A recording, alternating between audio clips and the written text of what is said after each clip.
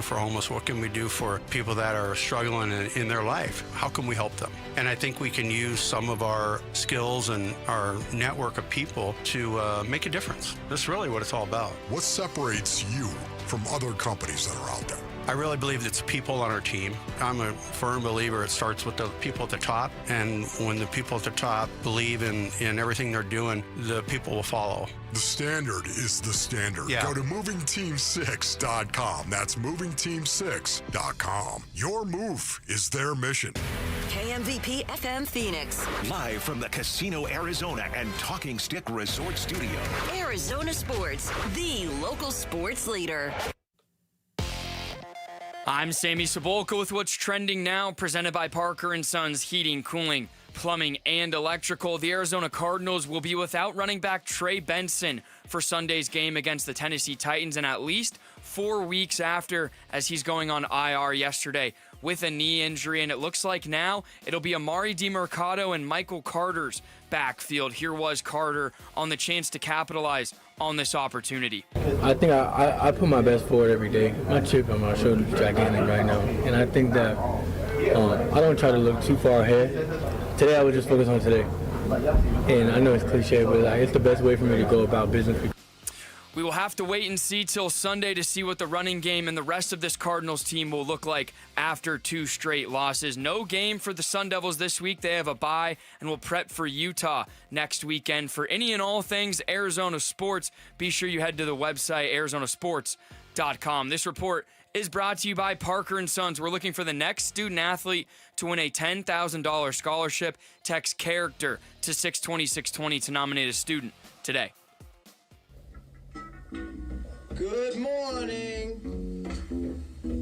Time to get up and go to work. The power-packed morning zoo. Are you kidding me? Fire. It's the greatest radio show ever. Good morning and welcome. Dan Bickley. When America needs real advice about real life, they turn to Dan Vince Marotta. And that's crushed. Deep right center field. And Vinny has a 2-home run, 6 RBI night in the first 4 innings. Jared Carlin. This is a ferret. That's a ferret. Ferret. That's a ferret. And Sammy Sabolka. Sammy, you're not going to sing for us, are you? Arizona Sports, the local sports leader. Bickley and Marotta mornings. Shout out to Dan Bickley, my boy. Him and Mr. Vince. Okay. Time to go to work. Time to go to work.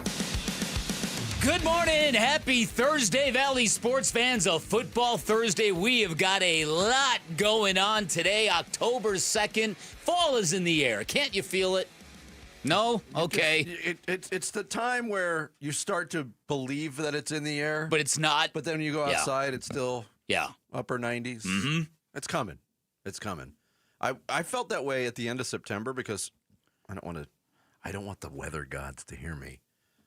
This summer was actually not horrible by Phoenix standards. No, I agree with that. And I was talking to some friends about it a couple weeks ago. And one of my friends reminded me, yeah, but remember last year, because he had thrown a party for his father's 80th birthday party. And it was an outdoor party. It was late September. They thought the weather would be great. On this Saturday, it was 117 degrees. It was the hottest day ever. Yeah. So it was like, just brace yourself. There might I think be it was one 110 degrees in November last year. One more wave could be coming, but let's hope not. I don't remember that. Did we really have a day that hot in November? Yes. 110 in November? I think we had, we broke, don't you remember we had like the hottest September, the hottest October, the hottest November. It was like bad every last month year. broke it. But that was following a very hot summer. So who knows? Today is going to be 98 degrees though, so let's not get too crazy. Underrated boy band. 98 degrees? I'm just joking. There's no such thing as an underrated boy band. Sorry. Touche. I'm rejecting that concept on principle They're right all away. properly rated according to Dan. Yeah, they're all properly rated indeed. All right, we got a big NFC. What? Today is also Yom Kippur, the Day of Atonement. Oh, right. I've been fasting now for 2.5 hours since I so woke we're up. going to get a real good effort from you today. Yeah. I usually have 2-3 meals by now. Can somebody send Jared a baguette? No. Let's test his religious conviction. Tomorrow. This is, believe me, in college, during Passover, like I'm not that religious, but I do celebrate the big holidays. So for Passover, I don't eat bread. For Yom Kippur, I fast for the day. All my friends could not be happier during these days. They just like order giant pizzas and just like just to make you jealous? Come to my room and just like eat them in front of me. Oh yeah. Well, good for you for standing on principle and standing on your faith. Stand on something. I'm very pious. I think I'm researching whether or not that weather fact from Jarrett was another Jarrett fact. It's weird. I've got records. Phoenix record high by day of the year. It only goes up to 2021 for some reason. Oh. But as of 2021, what kind of website is that? Phoenix had never had a 100-degree day in the month of November. Right. Except for last year. We got to find this out. In 2021, all the records mysteriously burned up for some reason. So you are claiming. I am claiming that it was over. No, I might be wrong about that, but it was a record. You got to be right about heat. that. It was over 100. Over 100 in November. Okay. I'll buy that one. All right. 110. Okay. All right. Somebody said Jared a pizza. This is going to be the day where they do it, too. Come so on. please don't do that. God. Sammy, you already and I think are I'm the eating, devil, Jared. Come on. We're going to be eating good this morning. All right, wait. I found 2024 November Phoenix weather graphs. Okay. Oh, good. Okay. So I'm not seeing anything in the 100 degrees. Jared facts. Wow. Jared facts. Ain't nothing like Jared facts. Can't really trust We need that jingle. modern website. Oh, we need that jingle so bad. Start the show, Jared. It was October. Yeah, that's the month. Splash. The stories making waves in the sports world. The Splash. Cannonball coming. The Splash, brought to you by Presidential Pools, Arizona's #1 pool builder. See why at presidentialpools.com. You know how I know I didn't believe that? Because if it was 110 degrees in November, I would have moved. Yeah, right? I think a lot of people would have joined me. It could have been 2 years ago. Like, seriously, I have no concept of. I know recently this happened. All right. We'll continue to research. The Cardinals back on the practice field on Wednesday. At least most team members were. Running back Trey Benson was not, the second-year back out of Florida State who just made his first start of the season last week against Seattle. Placed on injured reserve with a knee injury. ESPN's Adam Schefter reported Benson had arthroscopic surgery on his meniscus, will be out 4 to 6 weeks. Jonathan Gannon, the head coach, said that Benson was designated for return, so he'll have to miss at least 4 weeks, which would have him back for the Cardinals' November 9th matchup in Seattle in Week 10 at the earliest. A 6-week timetable could see Benson back around the Week 11 game against San Francisco or Week 12 against Jacksonville. Either way, not good. Cardinals defensive lineman Darius Robinson also missed practice Wednesday with a pectoral injury. Several team members, including Evan Brown, Greg Dortch, Will Hernandez, Will Johnson, Bilal Nichols, all limited participants. Week 5 of the NFL schedule kicks off tonight. 2 NFC West teams going at it at SoFi Stadium with the 3-1 Rams hosting the 3-1 49ers. San Francisco turning back to McCorkle Jones at quarterback after Brock Purdy ruled out once again with a toe injury. Purdy returned after a 2-game absence last week, and the Niners lost to Jacksonville, but aggravated it, unable to go tonight. Wide receivers Ricky Pearsall, Jawan Jennings also out for San Francisco. Oh, boy. That game gets started at 5:15 on Prime Video. So the Rams are going to be 4-1 entering the bye week. That's what they're going to be. There's no way the 49ers are beating the Rams with a backup quarterback and no wide receivers. Isn't that weird? Like, they bring him back from injury, and then they lose, and then he's out again. They brought him back too soon. Yeah. That was a weird time. And they lost with him, too. From, could be 5 weeks. Yeah. And he missed one. Then he might be playing against the Cardinals. Yeah. They screwed that up. Still don't have any word on whether Baltimore Ravens quarterback Lamar Jackson, what his status is for Sunday's game against the Texans. Jackson did not practice yesterday due to a hamstring injury he suffered in last Sunday's loss to the Chiefs. Cooper Rush finished the game for Baltimore after Jackson left the contest late in the third quarter.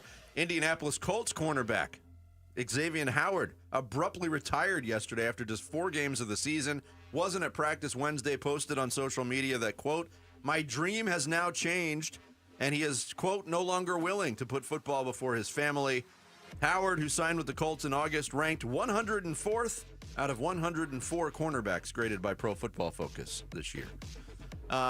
Late yesterday morning, we got word that ASU taking on an overseas game next year. The Sun Devils will take on the Jayhawks of Kansas at Wembley on Saturday, 19 September, in the Union Jack Classic, Bick. That's a very interesting London accent there. It's not as good as Jared's. That had a little bit of Austin Powers in it. Had a little bit of Ollie G in it too. I never know what. Yeah. I never know where to go with the accent. There's so many Right. of them. There's you're right. There's iterations. There's a lot of dialect in that tree. Second college football game ever played in England, first since 1988, when, of course, Richmond beat Boston University. I don't know why they were playing there. Also, the first international game for the Sun Devils since 1990, when they wrapped up their season in Tokyo, Japan against Houston and lost that game 62-45 to David Klingler and the run and shoot offense. Holy cow. By the way, if you want to go back and watch that game, the full game is on YouTube. I saw it yesterday. You didn't see the whole game, did you? I didn't watch the whole game, no. Tickets for that London game go on sale Monday at thesundevils.com. Wednesday in the Major League Baseball playoffs, Guardians evened up their wild card series against the Tigers with a 6-1 win in Game 2. Cleveland's Brian Rocchio homered in the 8th inning off Troy Melton to break a 1-1 tie. And the Guardians pushed across 4 more, including on a 3 on a home run by Bo Naylor. Deciding Game 3 at noon today in Cleveland. Slade Ciccone, remember him? He's facing off against Jack Flaherty. Yankees force a Game 3. 4-3 win over the Red Sox. Austin Wells single in the 8th. Scored Jazz Chisholm from, remember him? I do. First base, breaking a 3-3 tie. David Bednar nailed it down in the 9th for the Yanks, who will send Cam Schlittler to the mound in the deciding game against Boston's Connolly Early. First pitch is at 5 on ESPN. Padres and Cubs all evened up at 1-1 after San Diego's 3-0 Game 2 win. Dylan Cease, Adrian Morejon, Mason Miller, and Robert Suarez combined in a 4-hit shutout, and that quartet combined to throw 31 pitches of 99 miles per hour or faster, including Mason Miller, who dotted a fastball at 104.5 miles per hour. That to Carson incredible. Kelly in the He 7th was inning. filthy yesterday. Manny Machado had a 2-run homer for the Padres, who will send Yu Darvish to the mound at today's decisive Game 3 against Chicago's Jamison Tyone. That game gets rolling at 2 on ABC. Dodgers, the first team to move on from the wild card round. They doubled up the Reds 8-4. Big night for Mookie Betts, 4 for 5, 3 doubles, 3 runs batted in. The Dodgers will move on to face the Phillies in the NLDS. Elsewhere in baseball, the Braves, they're now on the list of teams looking for new managers. They announced skipper Brian Snitker will move into an advisory role next season. Snitker led the Braves for 10 years, helping them to 6 straight NL East titles and a World Series championship in 2021. And the Suns opening up their 4-game preseason schedule tomorrow night in Palm Springs against the Lakers, but we will not see one of the newest Suns on the court. Jordan Ott, the head coach, announcing center Mark Williams will not play. Williams has not participated in live 5-on-5 drills in practice and thus won't play tomorrow. And just a reminder, Williams has missed 140 games over his 3-year NBA career. Update me. Is he injured? I think it's a conditioning thing. Jordan Ott was talking about his lower body strength and getting him up to speed. That's right. They don't want to go through the injury litany that he's had, but so what they're trying to do, ominous. That's right. They talked about this at media day. They're having him go through their program to build up his lower body to prevent future injuries. Yes. That's what they're doing. And the evaluation will continue when they get back from training. And Jared, it's official. The hottest day ever in November, 99 degrees. I was wrong. However, Really? I was wrong. There were 37 days last year that set the all-time record for heat for that day. Okay. And it did That's get not up. At all what you said. It did get up to 95 degrees in November, but I was mistaken. That's a long way from 110. I was wrong. It's only a 15-degree difference. It all feels the same. There you go. There is your splash for this Thursday, October 2nd. Coming up next, the Cardinals already struggled to run the football this year, so what happens now that they're missing their top 2 running backs? It's all solved, right? We'll get into it next. It's Bickley and Murata Mornings, live from the Casino Arizona and Talking Stick Resort Studios of Arizona Sports, the local sports leader. The Cardinals host the Titans Sunday at State Farm Stadium. Both teams in last place in their division. One team at 500, one team at 0-4. Will the Cardinals send them back to Nashville 0-5? Huddle. Pre-game gets going early Sunday morning. Kickoff at 1:05 Sunday afternoon. The home of Arizona Cardinals football. Arizona Sports 98.7. The Arizona Sports app and Arizona Sports on YouTube. Hey everybody, Dan Bickley here. Nagging joint pain comes from a lot of places. Sometimes it's arthritis, sometimes it's years of hard work, sometimes it's an old sports injury that never healed. No matter where it comes from, it's a bad deal when it limits what you want to do in your everyday life. Good news is my friends at QC Kinetics here to flip the script for you. They use advanced regenerative medicine. These are cellular treatments that help your body heal and restore the damaged tissue in your joints, and that is what's causing you all those problems. And the results are long-term lasting relief.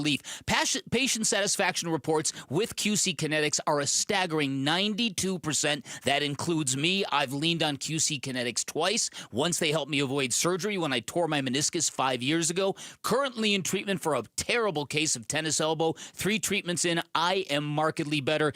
Emmett Smith also raves about what QC Kinetics has done for him to help him manage his pain after years and years in the NFL. There's no surgery, no drugs, no downtime. You walk in, you get your treatment, you walk back out the door. Go check out these cutting-edge options, see what they can do for you. You can find QC Kinetics in Phoenix, Scottsdale, Peoria, and Chandler. You can get on the books by calling 602-837-PAIN. That's 602-837-PAIN for QC Kinetics.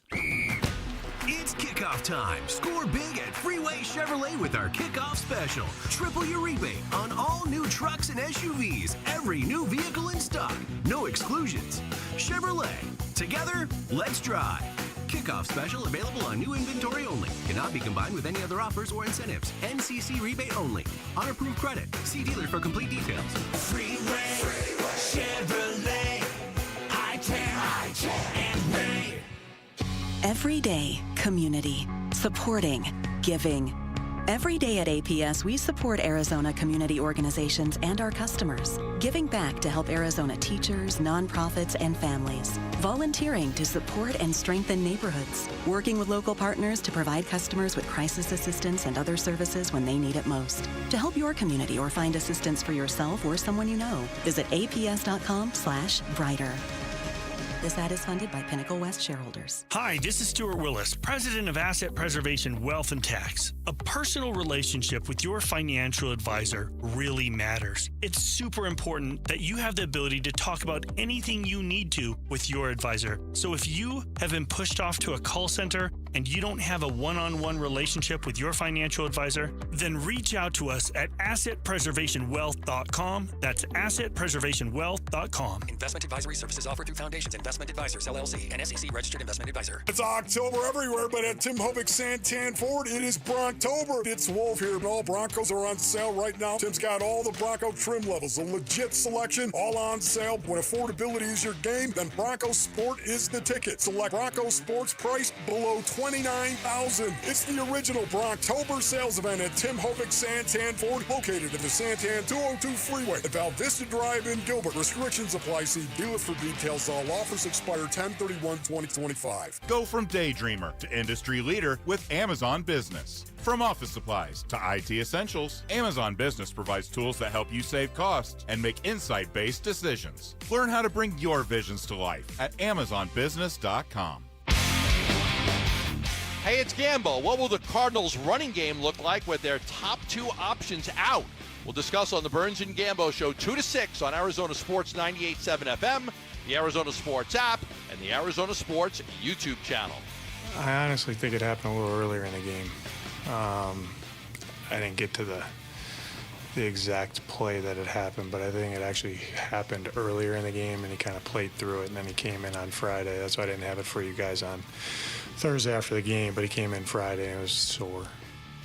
That is Jonathan Gannon, head coach of the Arizona Cardinals, talking with the media yesterday on when Trey Benson suffered his injury. We'll get back to that in just a second, but I want to start off the morning by welcoming and thanking our great listeners of Bickley and Murata Mornings out in the tiny town of Whitman. In Whitman, Arizona. The far West Valley. I've spent time in Whitman. My sister lives in Whitman. She's one of like 700 people, right? Yeah. It's that small. I've been referred to as a wit man before. A wit man? Well, no, you man and of wit. wit. You and wit don't go together at all. Shout out Whitman. Shut up, Jared. So Trey Benson, we got the news yesterday. Surgery, Adam Schefter reporting it, out 4 to 6 weeks.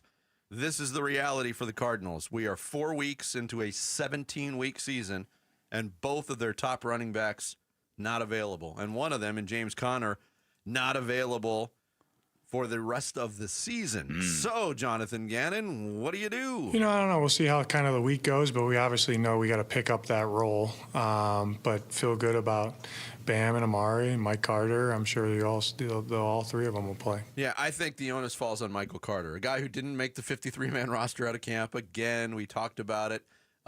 He was elevated earlier this week to the active roster. That was one of the signs that things were not right with Trey Benson.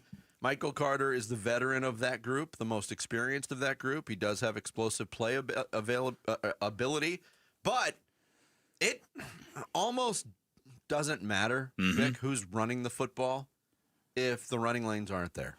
And to me, the onus still is on the guys up front. Will Hernandez still listed as limited in the Wednesday practice injury report. I think there's a lot of Cardinals fans that are waiting for that change to be made at right guard. And Isaiah Adams doing his best out there, but it hasn't been that great so far.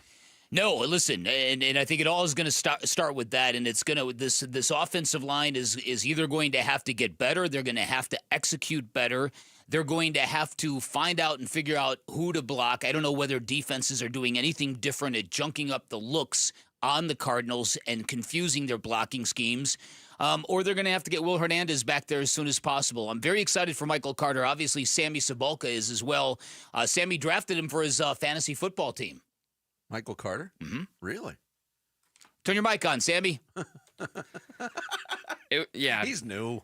I didn't draft him, but I went and picked him up. Right. Yeah, I know. At the end of the show, I was in need of a running back. Yep. And may just I picked up Amari DeMercado in 3 of my leagues. Did you really? Good job, I Jared. thought because he already sort of had carries this season, like he was already the backup last week, and then I thought he was going to be the first choice, but I have no idea how they're going to do it. All right, so 4 weeks into the year, I know I kind of scoffed at this when we talked about a similar thing because to me there's very, very little definition yet in the NFL season. A lot of the teams you thought were going to be good are struggling. You just don't know what you're looking at yet, I believe, in the NFL. A lot of it key injuries to key players.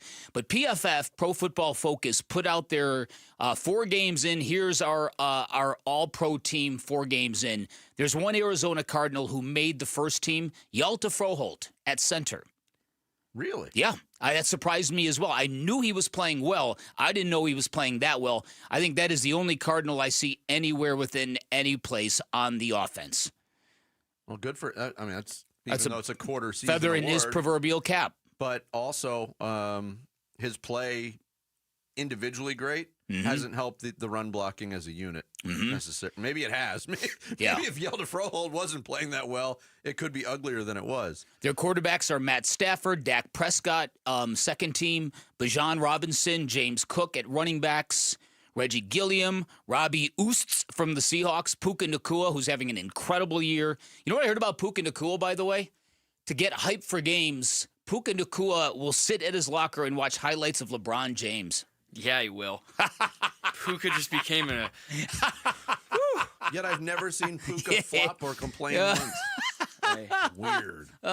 Just wait. Michael Carter of the Cardinals also spoke to the media yesterday, and he talked about the ability to capitalize on this new opportunity for him. I think the motivation is to be the best in general. You know what I mean? No matter what my playing situation is, I think I put my best forward every day. My chip on my shoulder is gigantic right now. And I think that I don't try to look too far ahead.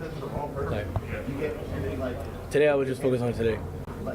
And I know it's cliche, but like, it's the best way for me to go about business because, you know, you worry about too far ahead and you miss out on the moment. And if you get, my old coach said, he used to say, if your mind's in the past, you're gonna get left in the past, you know? So trying to hang out there either. Try to stay in the moment. I got to bring this up, too, because I saw this, and I was tipped off to it. One of my sons texted me and said, I know what all of these people on social media are going to say. And I said, what's that? And he's like, that the Cardinals should have drafted Cam Scatterbo. And sure enough, he sent me like 5 or 6 different people that said that. And we had the discussions before the draft. Okay. I know you were really, really high on Cam Scatterbo. Absolutely. We all love Cam Scatterbo. But I was of the mindset, They like their running backs. They have James Conner locked up to a contract. They really, really like the development of Trey Benson. Doesn't make sense with needs on the team to spend a draft pick on a running back. You can't ask a general manager to scout, evaluate, draft, and oh, by the way, be able to see the damn future. That's not part of the job description. No, but part of the job description is using high leverage draft picks to draft players who are actually contributing. Big-time impact players. Yeah, and I think Monty Ossenford is starting to drift into dangerous territory I here. agree with that, but, I mean, injuries happen. Trey Benson was a quote-unquote high draft pick who was counted on to contribute and unfortunately suffered an injury. So my thinking on this is, okay, so the Cardinals, they were clearly very, very excited about Trey Benson, a kid who played at Florida State. I didn't know a ton about him when they drafted him. The reason why you maybe draft Cam Skattebo, even though you've got two guys that you really love at that position, is if you think Cam Skattebo is really that special, that he's going to not only galvanize the team, but galvanize the market and bring you all sorts of other value. They obviously didn't see that. And again, it's not like Cam Skattebo has set the league on fire. I know what you're saying, that it's too much of a hindsight deal, because who would have ever thought that both James Conner and Trey Benson would be injured before the 5th game of the season? Yeah.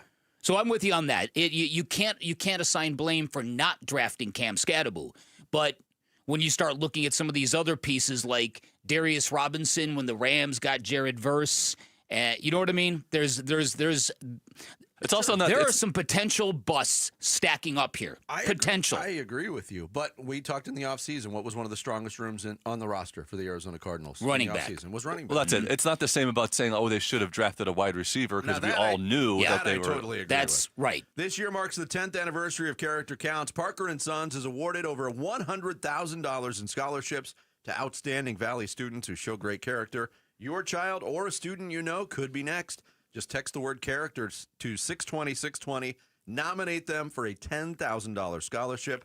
Once again, that's character to 620-620 to nominate a student for Character Counts.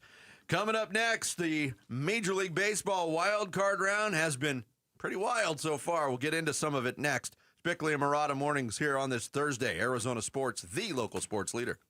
Wolf and Luke, middays 10 to 2. The Titans have scored 12, 19, 20, and 0 points so far this season.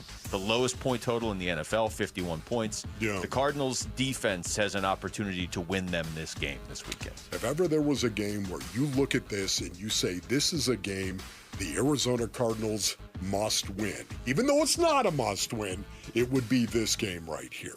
Wolf and Luke, middays 10 to 2 on Arizona Sports, the local sports leader.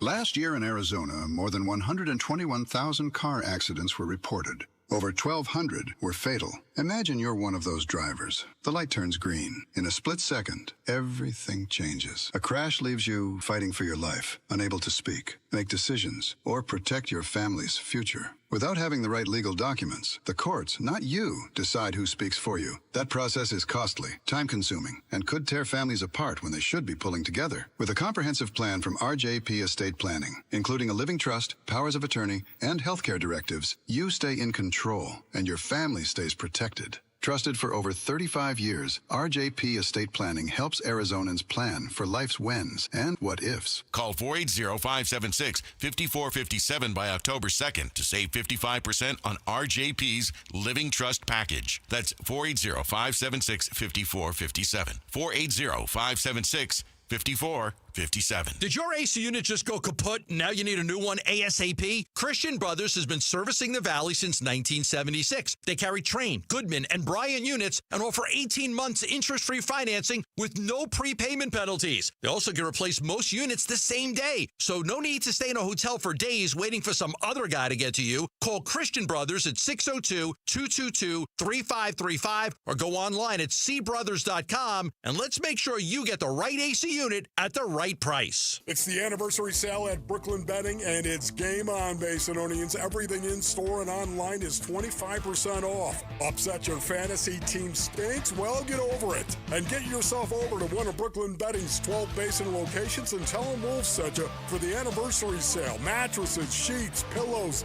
adjustable frames, it's all 25% off during the anniversary sale at Brooklyn Bedding. 30 years of the best sleep ever on the best mattress ever at Brooklyn Bedding. When it comes to Redbirds, your favorite team may dominate the gridiron, but Redbird Farms chicken rules the roost in flavor. With hand-cut, antibiotic-free, cage-free, vegetarian-fed chicken, Redbird Farms chicken is what real chicken tastes like. Our standards exceed the highest industry norms for quality. Find Redbird Farms chicken at Albertsons, Safeway, and Bash's. Grill it, fry it, put it in parm. As long as you make it Redbird Farms.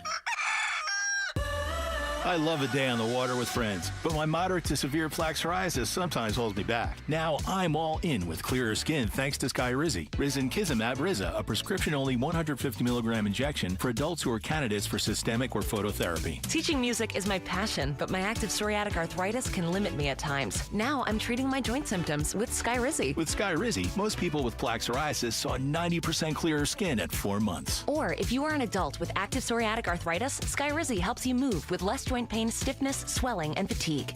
Don't use if allergic to Skyrizi. Serious allergic reactions, increased infections, or lower ability to fight them may occur. Before treatment, get checked for infections and tuberculosis. Tell your doctor about any flu-like symptoms or vaccines. There's nothing like clearer skin. There's nothing like better movement, and that means everything. Ask your doctor about Skyrizi. Visit Skyrizi.com or call 1-866-SKY-RIZZI to learn more. Workdays can be unpredictable, but your workwear shouldn't be. With the Cintas Apparel Plus program, you'll have freshly laundered garments for everyone on your team delivered every week. Cintas has workwear for just about any job imaginable, with high-performance fabrics and an uncompromising fit that stretches and moves with you. Don't leave looking and feeling good to chance. Visit Cintas.com. Oh, I'm ready! And get ready for the workday.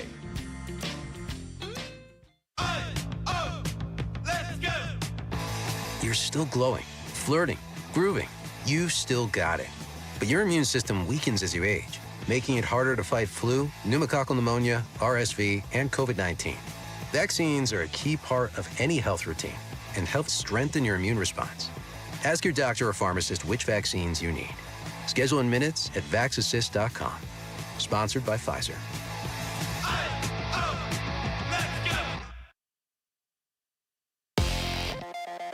I'm Sammy Sabolka with what's trending now, presented by Parker & Sons Heating, Cooling, Plumbing, and Electrical. The Arizona Cardinals continue to get ready for the winless Titans coming to town on Sunday, and the lack of explosive plays have been a talking point all week long. Here was quarterback Kyler Murray on if he thinks about needing more of said plays. All I'll say about that is, we definitely, it's frustrating, obviously. You want to be more explosive, so I think in turn that comes down to execution. When the plays are there, we got to make them. That offense this weekend will be without running back Trey Benson after he was put on IR yesterday with a knee injury. And this is what Jonathan Gannon had to say. If anything in the offense will have to change because of that. Not a ton to me. We will make some tweaks no matter who's back there moving forward, but to your guys' eye, probably won't look a ton different. Hopefully we have some more efficiency and run the ball a little bit better. And tomorrow night, the WNBA Finals will tip off between the Phoenix Mercury and the Las Vegas Aces. Game 1 of the best-of-7 series will be in Vegas tomorrow night, and that's what's trending now.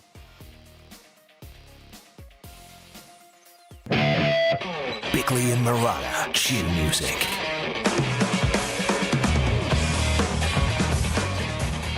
Line drive, fair ball down the line. That's going to get into the corner. Coming around is Rojas. They're going to hold Ohtani up. Betts high stepping into second. And Mookie with his third double of the night, his fourth hit.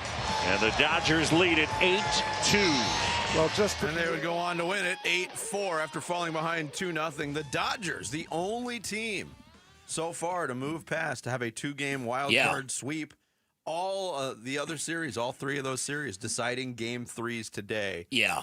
And let's, I guess, start with the Dodgers because they look like they are peaking at the right time. They're 16-5 now in their last 21 games.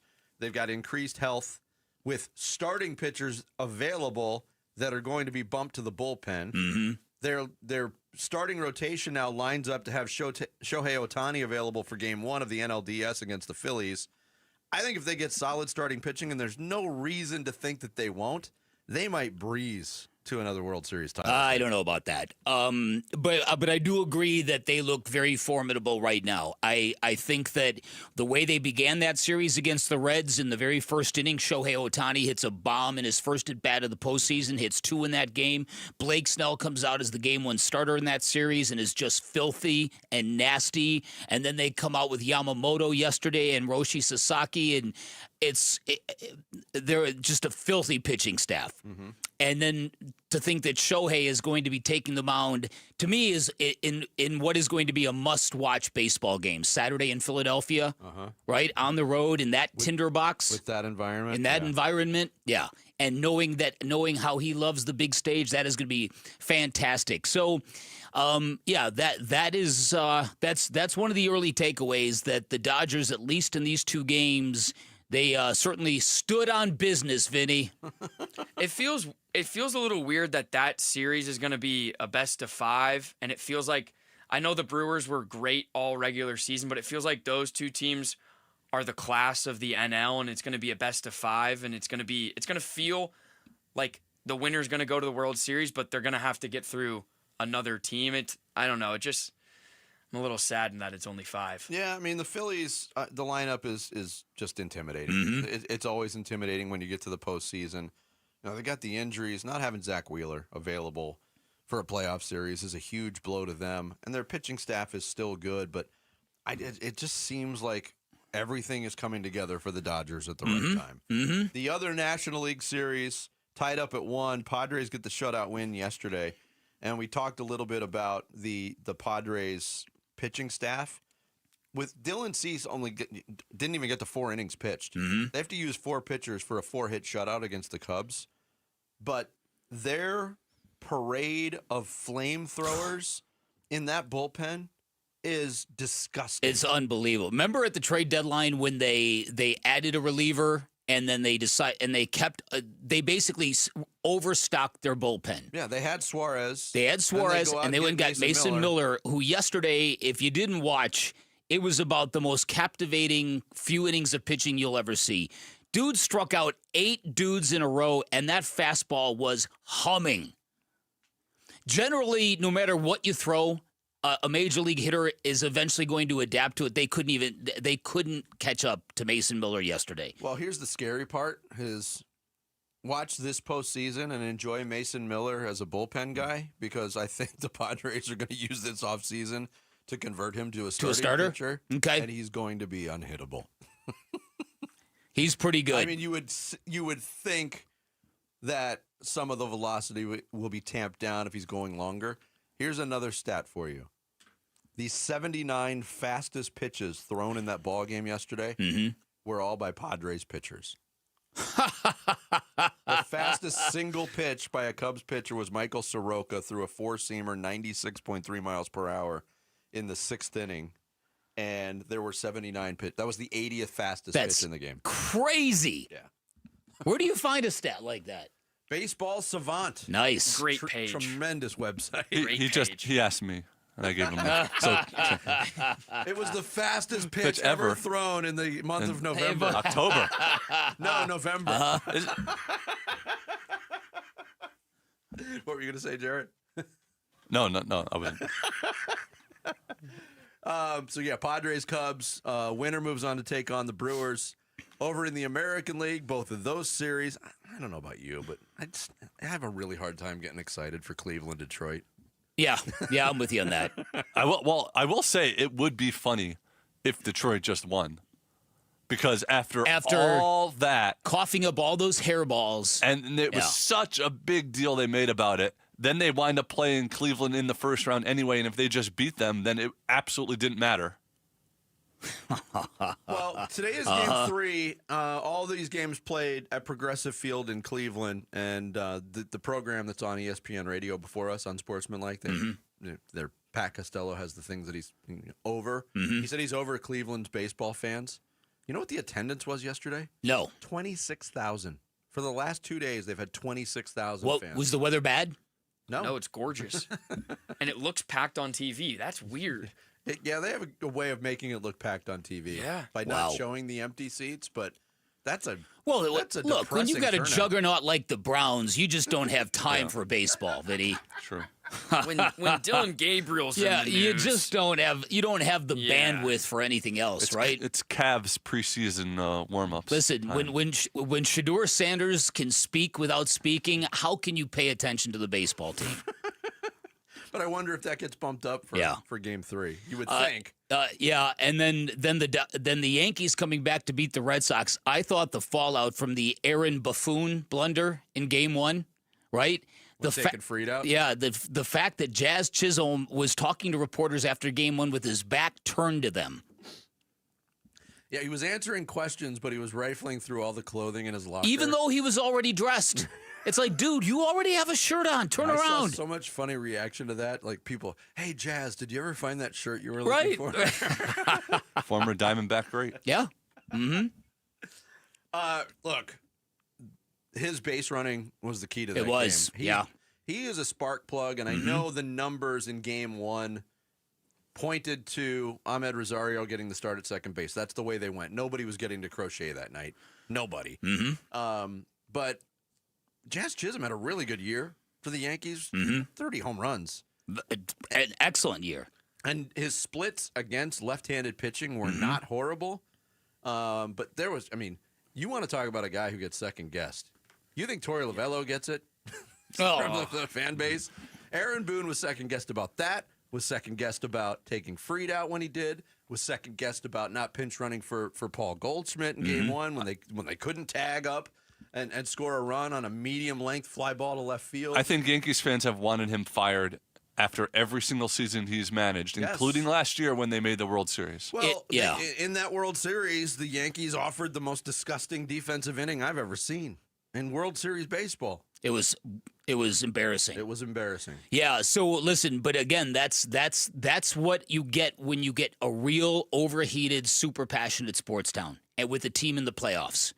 I will say, though, Yankees-Red Sox does not feel like it used to feel, right? No doubt about it. about For it to be a playoff matchup, it just feels like any other playoff matchup going on right now. I was thinking the exact same thing, and I don't know what that's about. I don't know whether Sunday Night Baseball bludgeoned that rivalry to death by showing it constantly. They do play each other 58 times on Sunday Night Baseball every year. And it's also maybe it's something like that players change teams so much now. It's not like the same core group against each other for 10 years. Maybe Johnny Damon broke the whole thing. Yeah. I don't know, but I had the exact same feeling. I was like, back in the day, a playoff matchup between these two teams, regardless of circumstance, would be a big deal. And civically between the cities, it doesn't seem to be that way. What about 03 and 04? Yeah, it's certainly a different feel. But those 03, 04 teams were Yankees teams that were coming off. They were on the back end of a dominant run. And it was Boston was still the plucky underdog. Yes, and Boston hadn't won a World Series in forever leading up to that. And look at these two teams. You have Aaron Judge, who is a massive superstar, maybe the best player in the sport. Other than that, there's not a ton of star talent, star power. That's an interesting point you bring up, Jared, because maybe it's because back in the day, it was always like Boston was the little brother trying to prove their worthiness to the big evil brother empire. And now Boston is by far the superior sports town. When was New York's last championship? 09. Yeah, that's it's right. The only one since the Dbacks. But the Knicks have floundered. The Nets, the Jets, the Giants, the Jets. Yeah. The Rangers and the Islanders. The Islanders. My bossy. Bobby Nystrom. Coming up next, it is in the history books, but there's more fallout coming out of this year's Ryder Cup. We'll fill you in on that next. It's Bickley and Murata Mornings here on this Thursday, Arizona Sports, the local sports leader.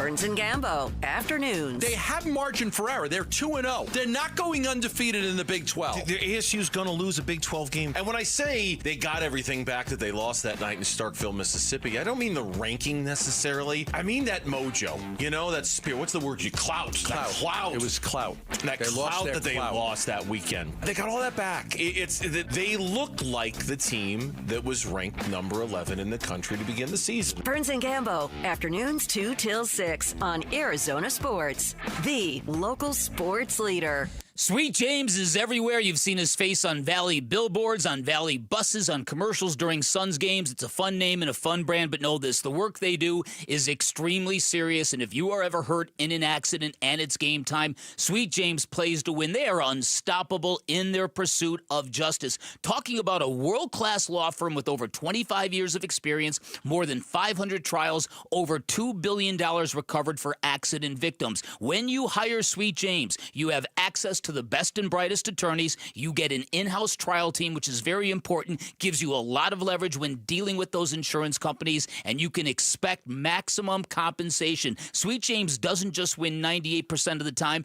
big cases and small, but they consistently deliver some of the largest settlements in this country, and that in-house trial team is a big reason why. And remember, having the right attorney on your side can literally mean the difference between a $2,000 check and a $2 million settlement. And if you are ever hurt in an accident, do not settle for less. Call Sweet James at 1-800-9-MILLION. Remember, the call is free and you pay nothing until they win your case. That's 1-800-900-0000, sweetjames.com. You're listening to Leaf Filter Radio, and the guru of gutter protection himself, Chris Coonahan, is here to take your most pressing leaf-related questions. Hey, everybody, Chris here. I understand we have Ron on the line. Ron, where are you calling from?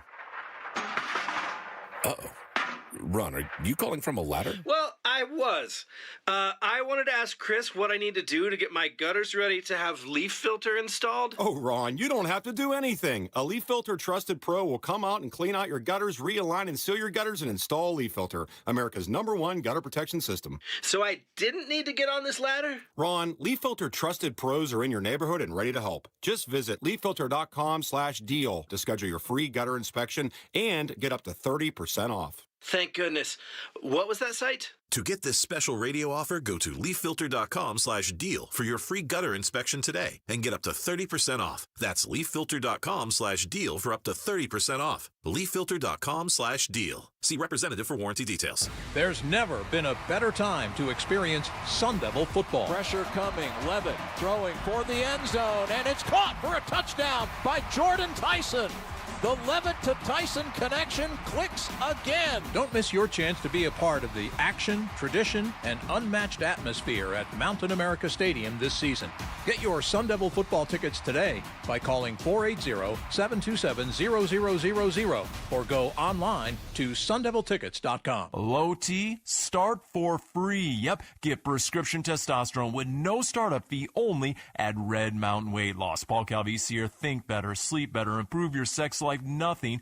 Boost testosterone like actual testosterone. Don't waste money on herbal supplements that don't work. Get the T levels you had in your 20s with prescription testosterone, and for a limited time, get started for free. Go to redmountainweightloss.com or dial #250 on your phone, keyword Red Mountain. Worried about market losses? If headlines are keeping you up at night, it's time to take control. Hi, I'm Jeff Jr. with Trajan Wealth, and I know you've worked hard to save, but in times like these, what if can turn into what now? If you're planning to retire or are in retirement, you need a strategy that helps protect your future. At Trajan Wealth, you can capture market gains, protect your account from losses, and guarantee income for life. Right now, you could receive a bonus of up to 30% or annual growth of up to 10% for retirement income. You heard me right.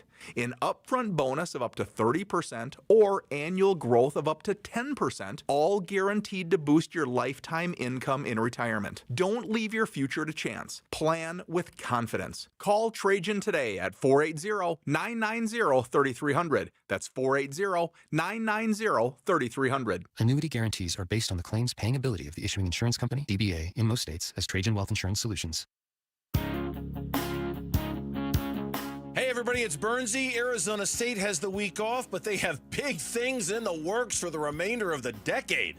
We're going to talk about all of it with ASU AD Graham Rossini at 2:30 on Arizona Sports 98.7, the Arizona Sports app, and the Arizona Sports YouTube channel. I haven't heard some of that. I'm sure it's happened. You know, it happens when we're over in Rome on the other side, and Rory understands. I thought he handled the press conference yesterday amazingly. But yeah, things are like that are going to happen, and I don't know what was said, but all I know is golf is the engine of good. That's PGA. Oh, man. Of America What a President disaster. Don Ray talking about the behavior of the American fans at Bethpage Black during last weekend's Ryder Cup, and the stories continue to come out. The videos continue to come out. Most people with any kind of, I don't know, logic or scruples will say, yeah, that's wrong. You can't do that. The behavior was way, way beyond the realm of the acceptable. And he comes out and says that. And then talked about this when dealing with the American fans. Well, you got 50,000 people there that are really excited, and heck, you can go to a youth soccer game and get some people who say the wrong things. You know, what we tell the fans is, listen, booing at somebody doesn't make them play worse. Typically, it makes them play better. And when our American players have to control the crowds, that distracts them from playing.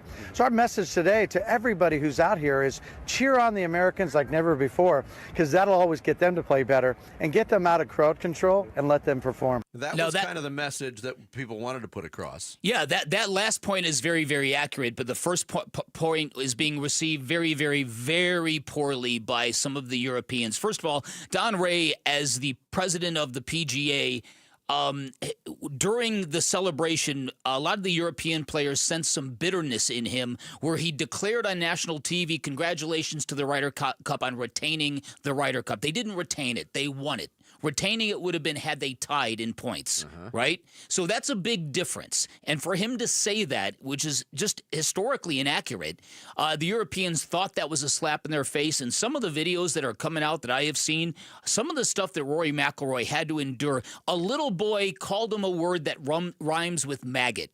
A little boy. And you're like... Yeah, but, you know, what Don Ray says, those things are going to happen. That happens at youth soccer games, Bick. And I get the mob mentality and where it leads people, but come on. Have we really lost the thread that much? Yes. Yeah. The answer is yes. Yeah. We have lost that thread. That's okay. It's really disgusting. So you've got this Don Ray dude trying to talk away this as if this was, hey, you know, go to a youth soccer game. It sounds about the same. Well, let me ask you. Let me ask Sammy, as guys who soak this stuff in. Yeah. 2023 in Rome. Did any of that happen? No. I don't remember that being any kind of storyline. No. European fans don't act like that. They do at soccer games. Hooligans and stuff? European golf fans. European golf fans. Yeah. We're not talking about soccer. We're talking about golf. Maybe we just didn't understand their Italian insults. No, Jared. No, that's not the case. Fangule. Oh.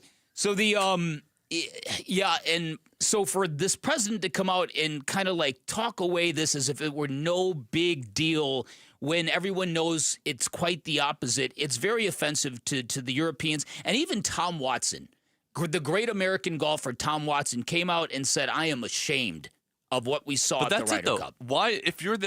Why not just say that? I don't know. You know, we're really sorry about the behavior. This is not represent how we are as fans and stuff. And this is supposed to be a great event, and we look forward to hosting it in the future. You know what I mean? Like, I say it all the time. Cruelty is not a virtue. And you can't normalize it and make it like, okay, that's okay. You can act like that. That's in the realm of acceptable fan behavior. Now, when you go to the WM Phoenix Open in years when they've jumped the proverbial shark, it never gets vile, but it gets deeply personal and very drunk. What happened at the Ryder Cup was just pure intent on trying to rattle the cages of the European players. Throw all civility out the window. We are here to try to say anything to get you off your game. And I think the New York crowd really took that personally. Hey, we're New York. We're tougher than anybody. I say this all the time, but when I go to New York City and you see tourists walking around, you can see a tourist a mile away in New York City. It almost feels when you're in New York like they want to let you know as a tourist you could never live here. You could never handle this place. And most tourists walk away with that same exact feeling. Yes, it's exactly true. So I think it was sort of their vibe. This is what we're going to do. We are going to make this the loudest, most angry, the most difficult, hostile environment these European golfers have ever seen. But the flip side of that is exactly true. When American players are looking at this going, this is messed up. And when Justin Thomas and all these guys are telling the crowd to please pipe it down, they shouldn't be worrying about that. Yeah. Another fallout was there was an MC who was in charge of riling up the crowd, apparently. It was a comedian named Heather McMahon. She ended up stepping down from the MC position on Sunday because on Saturday there was a chant that broke out that I can't say on the air towards Rory McIlroy. It was a blank you Rory chant. And you can hear footage of McMahon on the microphone as the MC employed by the Ryder Cup at Bethpage Black participating in the chant. Now, she's got a podcast, and she addressed it on the podcast. Quote, I would just like to say that I immediately did not like the energy and the vibe from when that started to happen. I will take full responsibility and sincerely apologize to Rory, Team Europe, for saying that. It was so foolish of me. I did not start the chant. I would just like that narrative to get out there. I did not start it, but any way that I participated in that, even just saying it once, was so foolish and so silly of me. It's golf. Do we really need an MC at the tee box? No, we don't. No. Maybe if it's live golf. In an international event. No, I don't. No, of course you don't. That's supposed to be at a different standard. Mm-hmm. There's supposed to be a civility in golf. Yes. That's the bottom line, and that's why people in the sport find it. Look, and golfers take it a little bit too seriously. The idea that you need total silence to hit a stationary ball, it's kind of absurd. Yeah, but I think they're equipped to deal with needling, especially in a competition like that. Mm-hmm. When it gets profane and it gets dangerous, and when you have, as evidenced by Rory McIlroy's wife getting hit in the brim of her hat by a thrown beer. Saw that. Ridiculous. Yep. And again, it's just what bothers me is when you see little kids sampling that behavior and exhibiting that behavior. You know what? It's New York. You don't like it? Go elsewhere. That's what we do here. You don't love New York? We don't love you. Yeah, get out of here. Rory McIlroy. That's good, Vinny. Coming up next, what does Mike Hazen think happened during the Dbacks season, and what does he think happens next? We will hear from the architect, the Dbacks GM, next. It's Bickley and Murata Mornings here on Arizona Sports, the local sports leader. One app gets you opinion, analysis, and inside information from Arizona's biggest sports personalities. Plus live streams, breaking sports news, and play-by-play. He's hit, he's sacked, it's Calais Campbell. Download the Arizona Sports app, presented by Ready Services Plumbing and Air Conditioning. Hey, I'm here with Tim Lee, the owner of Moving Team 6. Go to movingteam6.com. Why do you do what you do? We were talking earlier, and I was talking with the boys and talking about what's our purpose, what's our mission. Your move is our mission, but what's really our purpose in life? What are we driven to do? And our family is a family of faith, and what's God's purpose for us on this earth? Amen. And we have this business, and it's going well. What can we give back? What can we do? What can we do for vets? What can we do for homeless? What can we do for people that are struggling in their life? How can we help them? And I think we can use some of our skills and our network of people to make a difference. That's really what it's all about. What separates you from other companies that are out there?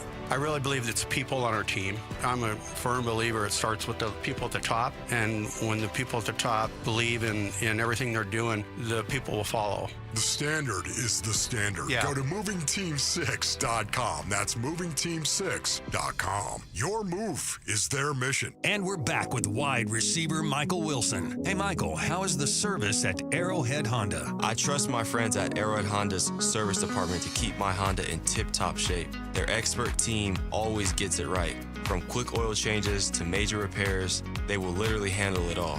Thanks, Arrowhead Honda. Visit Arrowhead Honda today at the 101 and Bell Road, or shop online at arrowheadhonda.com. Tell them Michael Wilson sent you. Go Red. On the CW, the NASCAR Xfinity Series playoffs get even wilder. Absolute chaos. My heart is pounding right now. The title is up for the taking. Survival is what it's all about in the playoffs. And nobody Contact made hard. Timbers are flaring. is going down without a fight. These guys are out of control. NASCAR Xfinity Series playoffs live on the CW. Live from Charlotte Speedway, Saturday at 1:30 on CW7 Arizona. Hey, Arizona sports listeners, it's Wayne from AMCO.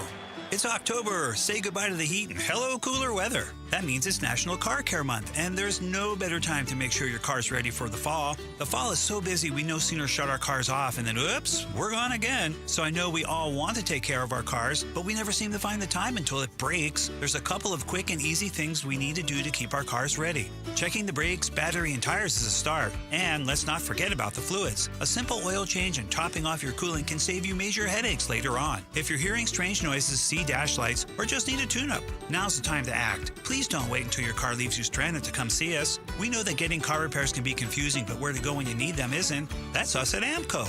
Remember, transmission repair is our specialty, but we do all repairs too, and we take the hassle out of getting your car repaired. So Google AMCO for your nearest location. That's AMCO, double A, MCO, transmissions, and a whole lot more. We're Right Way Roofing and we do it right. Hi, I'm Lori Clark, owner of Right Way Roofing, where we believe there's only one way, the right way. We only use the most durable, top-quality products at a fair price. As a third-generation roofing company, we believe that if you have a lifetime tile, you should have a lifetime underlayment, which is why we only use the best products and offer the best warranties in the business. Look us up at azroof.com for a free estimate. Always keep you watertight. Every day, reliable, comfortable, connected. Every day you rely on power. At APS, we work around the clock to deliver some of the most reliable power in the country. But with Arizona's extreme weather, outages can happen. Stay safe and informed with alerts by keeping your contact information up to date. And visit our outage center for updates online or on the APS app. For more ways to stay safe and informed, visit aps.com/Ryder.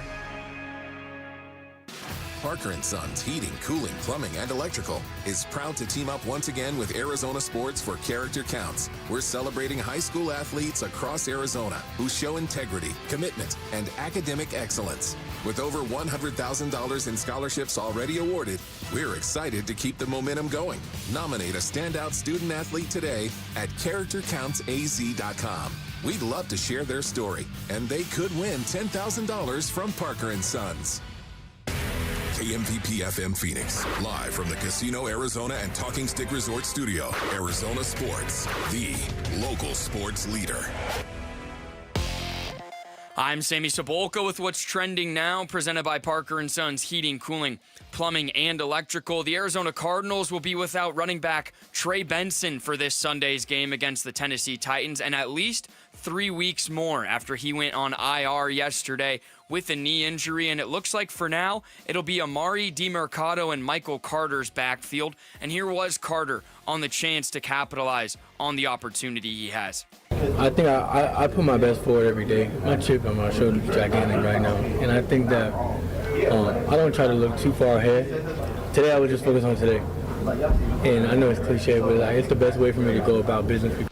We'll have to wait and see till Sunday to see what the running game and the rest of this Cardinals team will look like after 2 straight losses. No game for the ASU Sun Devils this week. They have a bye week and will start prep for Utah next weekend. And on ESPN 620 this afternoon, you can hear Yankees and Red Sox in a win or go home Game 3 in the wild card series. This report is brought to you by Freeway Chevrolet. It's kickoff time. Score big at Freeway Chevrolet with our kickoff special. Chevrolet, together let's drive. Freeway Chevrolet off the I-10 and Ray Road.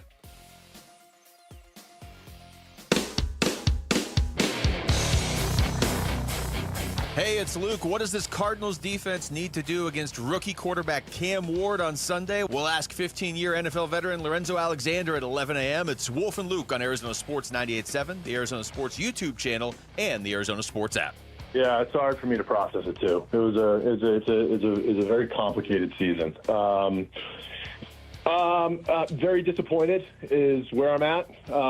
As you could imagine, we get paid to win and lose games, but like it all comes down to that. And so very much at the forefront, we know that's why we're here. How it all comes together and what happens is all just usually excuses to me. But if we're just dealing with what the dynamics were during the course of the season, certainly losing those 3 pitchers early had an effect on what was going to happen during the course of the season. I don't think most teams lose their number 1 starting pitcher and then their 2 best bullpen guys, and it doesn't leave a mark, and it certainly left a mark for us. Mike Hazen, general manager of the Arizona Diamondbacks, with his season wrap-up discussion with Wolf and Luke here on Arizona Sports about a tough season to process, pointing at the loss of the 3 pitchers. Those 3 pitchers, in case you don't remember, Corbin Burns going down early, Justin Martinez, A.J. Puck certainly did have an effect. And finally, at a certain point, and it came surprisingly after the trade deadline when the Diamondbacks were decidedly sellers for the now, sending out 5 veterans, they found their footing. Even though I don't think the bullpen ever came together, there were individual games where you'd get good bullpen performances or a string of good relievers coming in to protect a game. That was not necessarily the consistent thing. Biggest change for me, or the biggest thing that clicked in, was the improvement in the starting pitching, and the defense got better. The defense was not good in the first half of the season, and they took more pride in it, and they didn't play perfect. I don't think even when it was going well defensively for the Diamondbacks in the second half of the season, it was as clean as what we had seen in 23 and 24, but it got better. And look, Torey Lovullo talked about it. I'm sure everybody in the organization is talking about it. How to start out better, because this year there was a clear difference, at least optically, of what the Diamondbacks were putting out there that did not meet the standard that we had been used to. And it's because of all the shoddy defense we saw early. Base running errors. Yeah, listen, and so that's an organizational fail. That's a managerial fail. You're not setting the right vibe in spring training if that's the way your baseball team comes out of the gate. And so that, to me, when you take a look at the things that went wrong for the Diamondbacks, that's at the very top of the list. A baseball team that didn't have the requisite urgency we all believed they would have, given what they experienced in the last week and on the last day of the 2024 season. You thought this baseball team was going to report loaded for bear, like we are going to do anything we have to avoid missing the playoffs again in the manner that we just did, and you got a team that the vibe was exactly opposite. There are a lot of things that are in this mix. 2024, one of the reasons that team was good for a while is Jock Peterson came to this club very, very motivated to get paid the following year. So he gave the Diamondbacks the best year I've ever seen him play, and he certainly didn't follow that up in Texas. No. So that was in the air. I think Christian Walker and his impending free agency. I think there were a lot of things that kind of fueled the previous year that you thought was going to be duplicated, and it wasn't. We all thought, okay, Josh Naylor, Jock Peterson, it's probably about Christian. It's about the same. We probably can get as much slug out of Josh Naylor as we did out of one of those 2 guys, and I'm not sure that ever happened. But I do think the defense was very, very sloppy, and I think that what they found out is that really gets us away from who we want to be when we don't, as Torey Lovullo loves to say, when we don't pick up the baseball. Yeah. And look, that's one big question that a lot of Diamondbacks fans have going into this offseason is why was Torey Lovullo brought back? They wanted him out. It was a quick decision by Mike Hazen and company to retain him, to bring him back as, I hate this phrase, but as a lame duck manager. That's what it is. Yeah. He's going into the final year of his contract. Mike Hazen kind of reflected on Torey Lovullo and what he does bring to the job. I felt like he brings a lot to the table.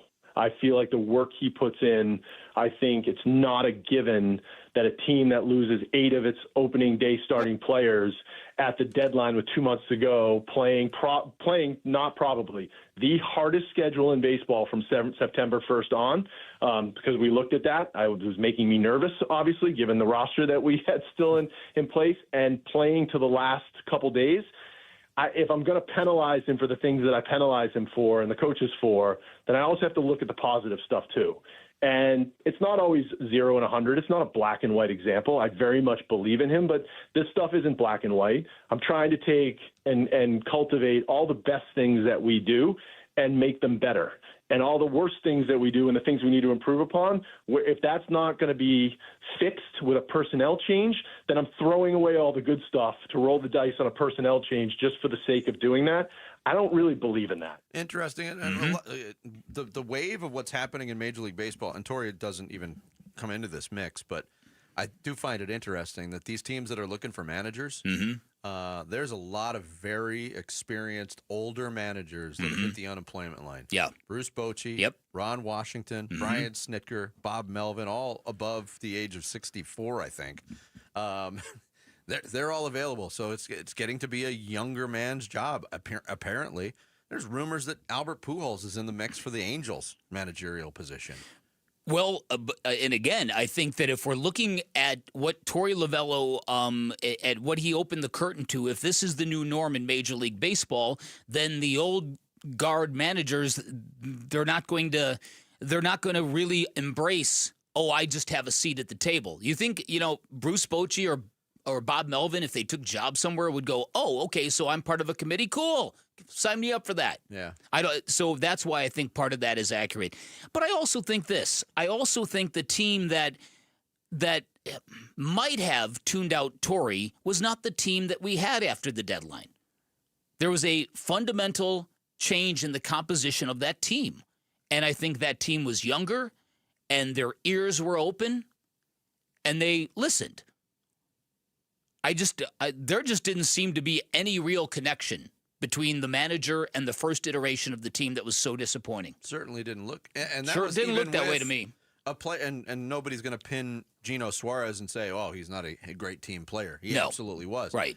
What he did before the trade deadline was remarkable, but it still didn't translate to wins. I mean, is there a better indicator of that than the 4-home run game early in the season against the Atlanta Braves, a game they lose? How do you lose a game when one guy on your team hits 4 home runs? It's a great question.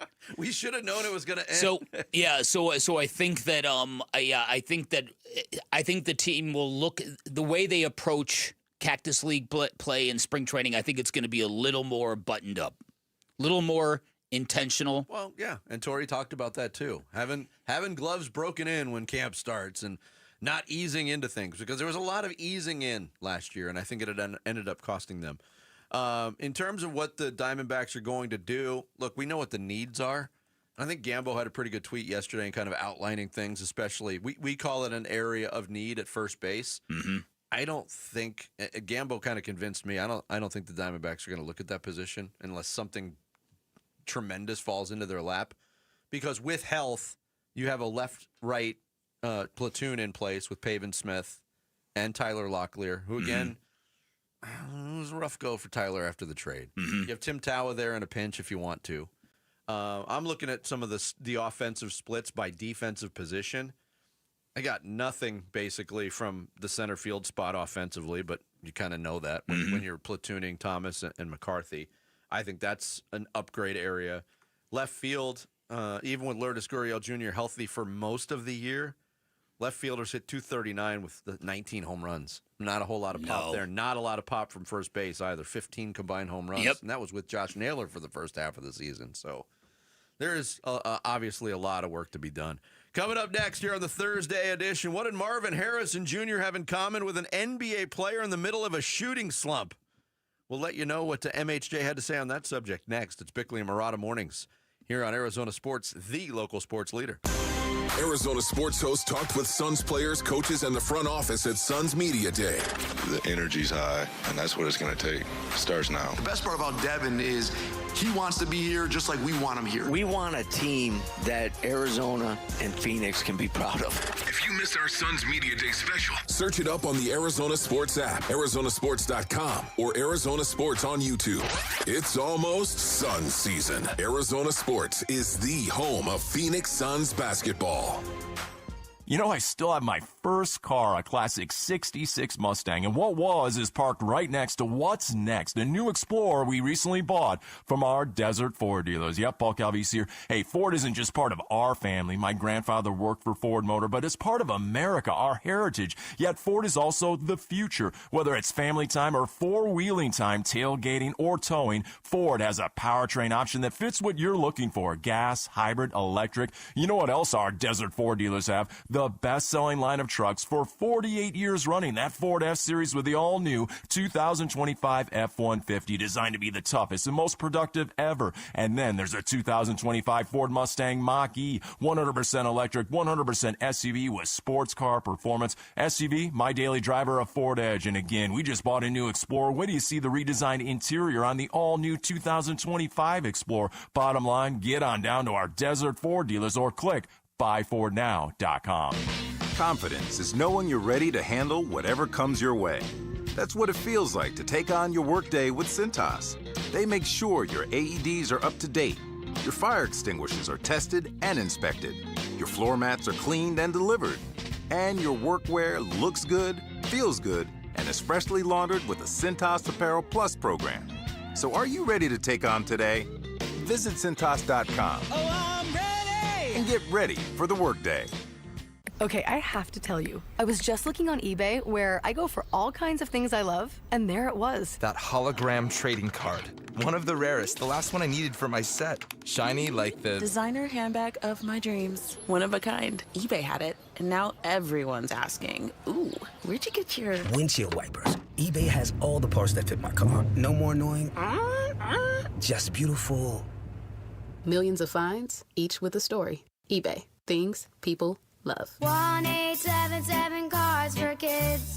KARS Cars for Kids. Ready to get rid of that old car? Donate it to Cars for Kids. Call 1-877 Cars for Kids to reach a friendly live agent. Donation's super easy, and your car can be picked up as soon as tomorrow. Call us now, 1-877 Cars for Kids. 1-877 Cars for Kids. Donate your car today. Did you know you can donate real estate too? Cardinals fans, football is back, and Kilt Lifter from Four Peaks has your game days covered. Whether you're posted up at home or cheering with your crew at Four Peaks 8th Street Pub in Tempe, Kilt Lifter is the ultimate game day companion.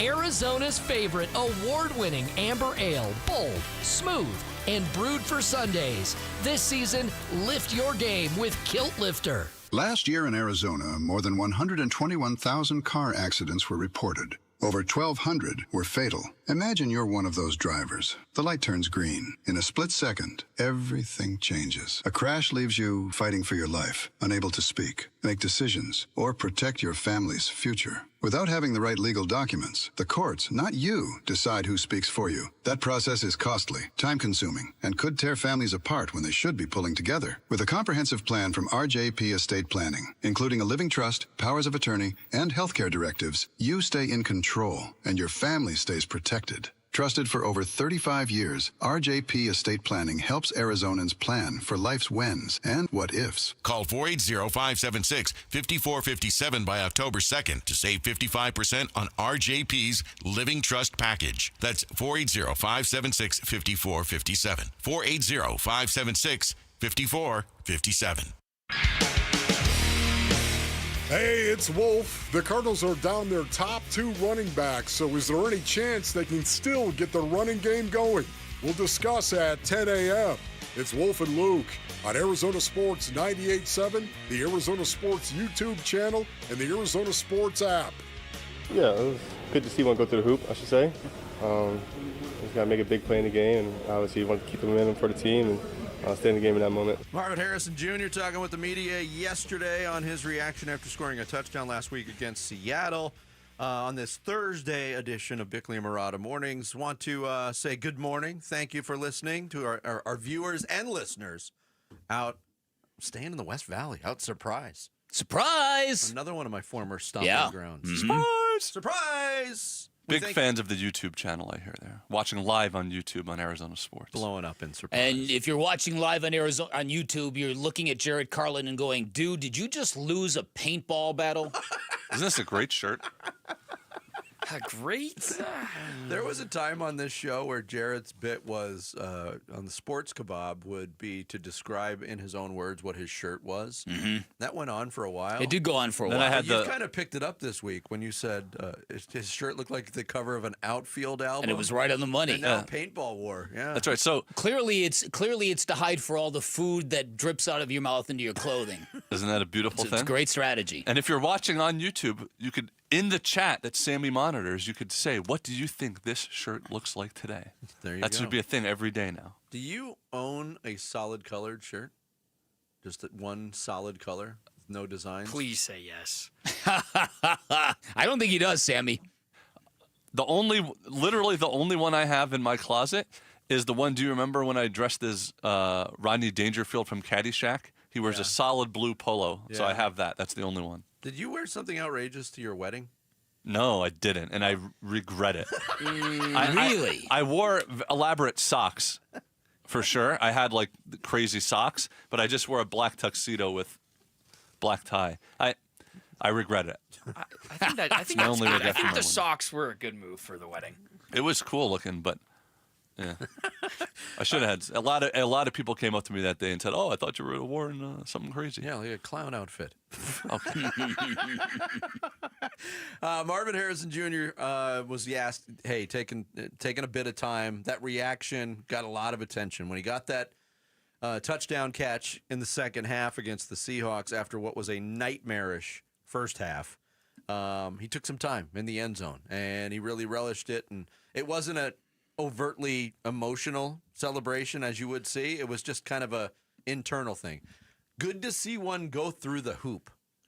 What do you make of that comment? And we talk about that with struggling shooters in basketball all the time, but that's an acknowledgement from MHJ. Oh, without a doubt. And the fact that he hung his head in a moment of just gratitude, and some people were trolling him, saying, "Oh, look how surprised he is. He came down with that football." I thought it was a heartwarming moment. I thought it was a moment that showed how much he truly does care. You know what I mean? I think that the fear that Marvin Harrison Jr. may not be all that we had hoped he was going to be had become pretty profound. And I think it matters to the kid. And I'm glad that it matters to the kid. Because there have been athletes like him in the past who have been blessed with a great name or great genetics or a great God-given talent. But I don't really like this at all. It's not that big of a deal to me. The fact that he cares that much is important to me. Now, again, he's got to stack these games, and he's got to start to become a real problem for other teams. And I'm curious why this connection with Kyler Murray is still failing when they've had all this time together, and when the quarterback himself said, "Oh, we're night and day compared to last year." Yeah, it hasn't looked that way. It hasn't looked night and day. No, certainly. I mean, one of them in the nighttime and one of them's in the day. That's how you can apply that particular saying. Right. We had Mark Schlereth on yesterday, and we started our conversation about it with Mark about Marvin Harrison Jr.'s weird Thursday night game. It was about as bad as it could get in the first half. He was good. He was formidable, and he looked the part in the second half of that game. They fell short, but here was Mark's comments about Marvin Harrison Jr. and how things change when you get to this level. You're going to get challenged. And you know, it's always interesting because the guys that play in the NFL, they're not scared of you. You don't threaten them. Every dude is a type A personality ready to fight. And you get overwhelmed. Like college, one of the things about college football coming to the NFL is there's very rarely a time when you were ever challenged. You get into the NFL and you're challenged every week. Yeah, and he went on to say it, and he ended it and punctuated with, "Time to take off the diaper and grow up." Right. And I don't know if that last line applies to Marvin Harrison Jr. because I don't sense any diva with him, but I do sense the former being very accurate. That Marvin Harrison Jr. he played at an elite prep school in Pennsylvania, I want to say, outside of Philadelphia. He played at Ohio State, where it was just basically open all the time, and it seemed to come very, very easy to him. And I think year one, you could see the discomfort that he felt. You could see it in the first couple games of this season, even with the additional biceps and the time he spent in the weight room, which is a cue at the lack of comfort he felt last year. So I think that's exactly what the issue is, that Marvin Harrison Jr. got into the NFL, and he's like, man, this place is wicked. Yeah, here was Harrison asked the question about the constant, or well, we won't say constant, we'll say lingering miscommunication with Kyler Murray. Drew Petzing said he's not concerned with the miscommunication between you and Kyler. I know that player is unique because of the tempo. Are you concerned with those miscommunications? No. I mean, I really, no. He was about to say something. No. Kyler Murray was asked yesterday. He spoke with the media as well about the turnaround performance in the second half by Marvin Harrison Jr. Was that sparked by adversity? I couldn't tell you, honestly. I couldn't tell you. I just know he was hooping. He was hooping. Well, I thought he said he was open. Oh, I thought he said he was hooping. I thought he said he was hooping too. Let's hear it again real quick. I couldn't tell you, honestly. I couldn't tell you. I just know he was hooping. Yeah, he was hooping. He was hooping. Okay, never mind. See, I think these guys think they're playing basketball. Maybe that's and baseball players think they're playing basketball. Maybe. They all round second and take a jump shot. Guys, don't worry. Basketball season's just a couple weeks away. I know, but man, Suns. See the ball go through the hoop. Yeah, He's hooping. See, that line is a line I like to use in my spreadsheet and my gambling ways. Just good to see one go in every now and then. You know. Haven't seen too many go through the hoop. And I'm going for an O for the second straight week in the spreadsheet later on today. Yikes. One more from Marvin Harrison Jr. on the other lingering topic, the lack of explosive plays. How can they create more? I tell you guys all the time, it just comes down to execution, man, from all 11 guys. No one person can generate 20 yards by themselves. It takes the whole O-line, pass protection, or either run the O-line. The receivers got blocking the run game to bring the big runs. Pass protection, obviously complete and catch the ball in the pass game, but it really just takes execution from all 11. I will say this. There is one element where the Cardinals' offense, top to bottom, is elite, Bick. It is consistency of message and saying the same thing over and over again. Oh, okay. That's not a shot at Marvin Harrison Jr., but look, this is an issue. You want to talk about giving us nothing.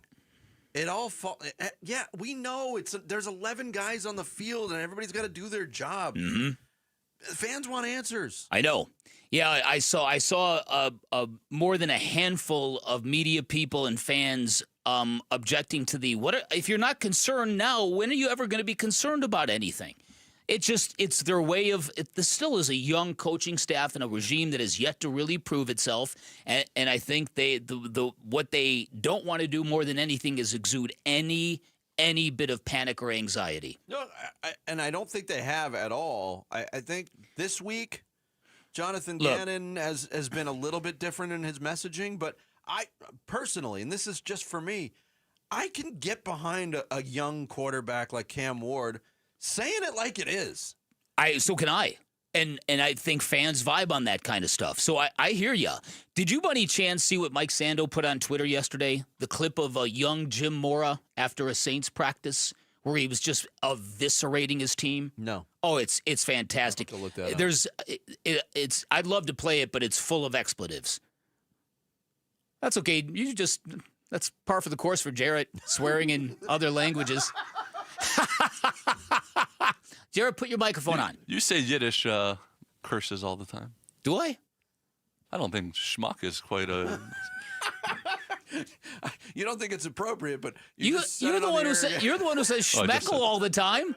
Not all the occasionally, only in context when it comes up and is necessary for the conversation. It's necessary. Yeah, because gung bob is always necessary. Jared, you look like you're hungry. Are you all right? You hanging in there? Don't stop mentioning it. It's still early in the day. Jeez.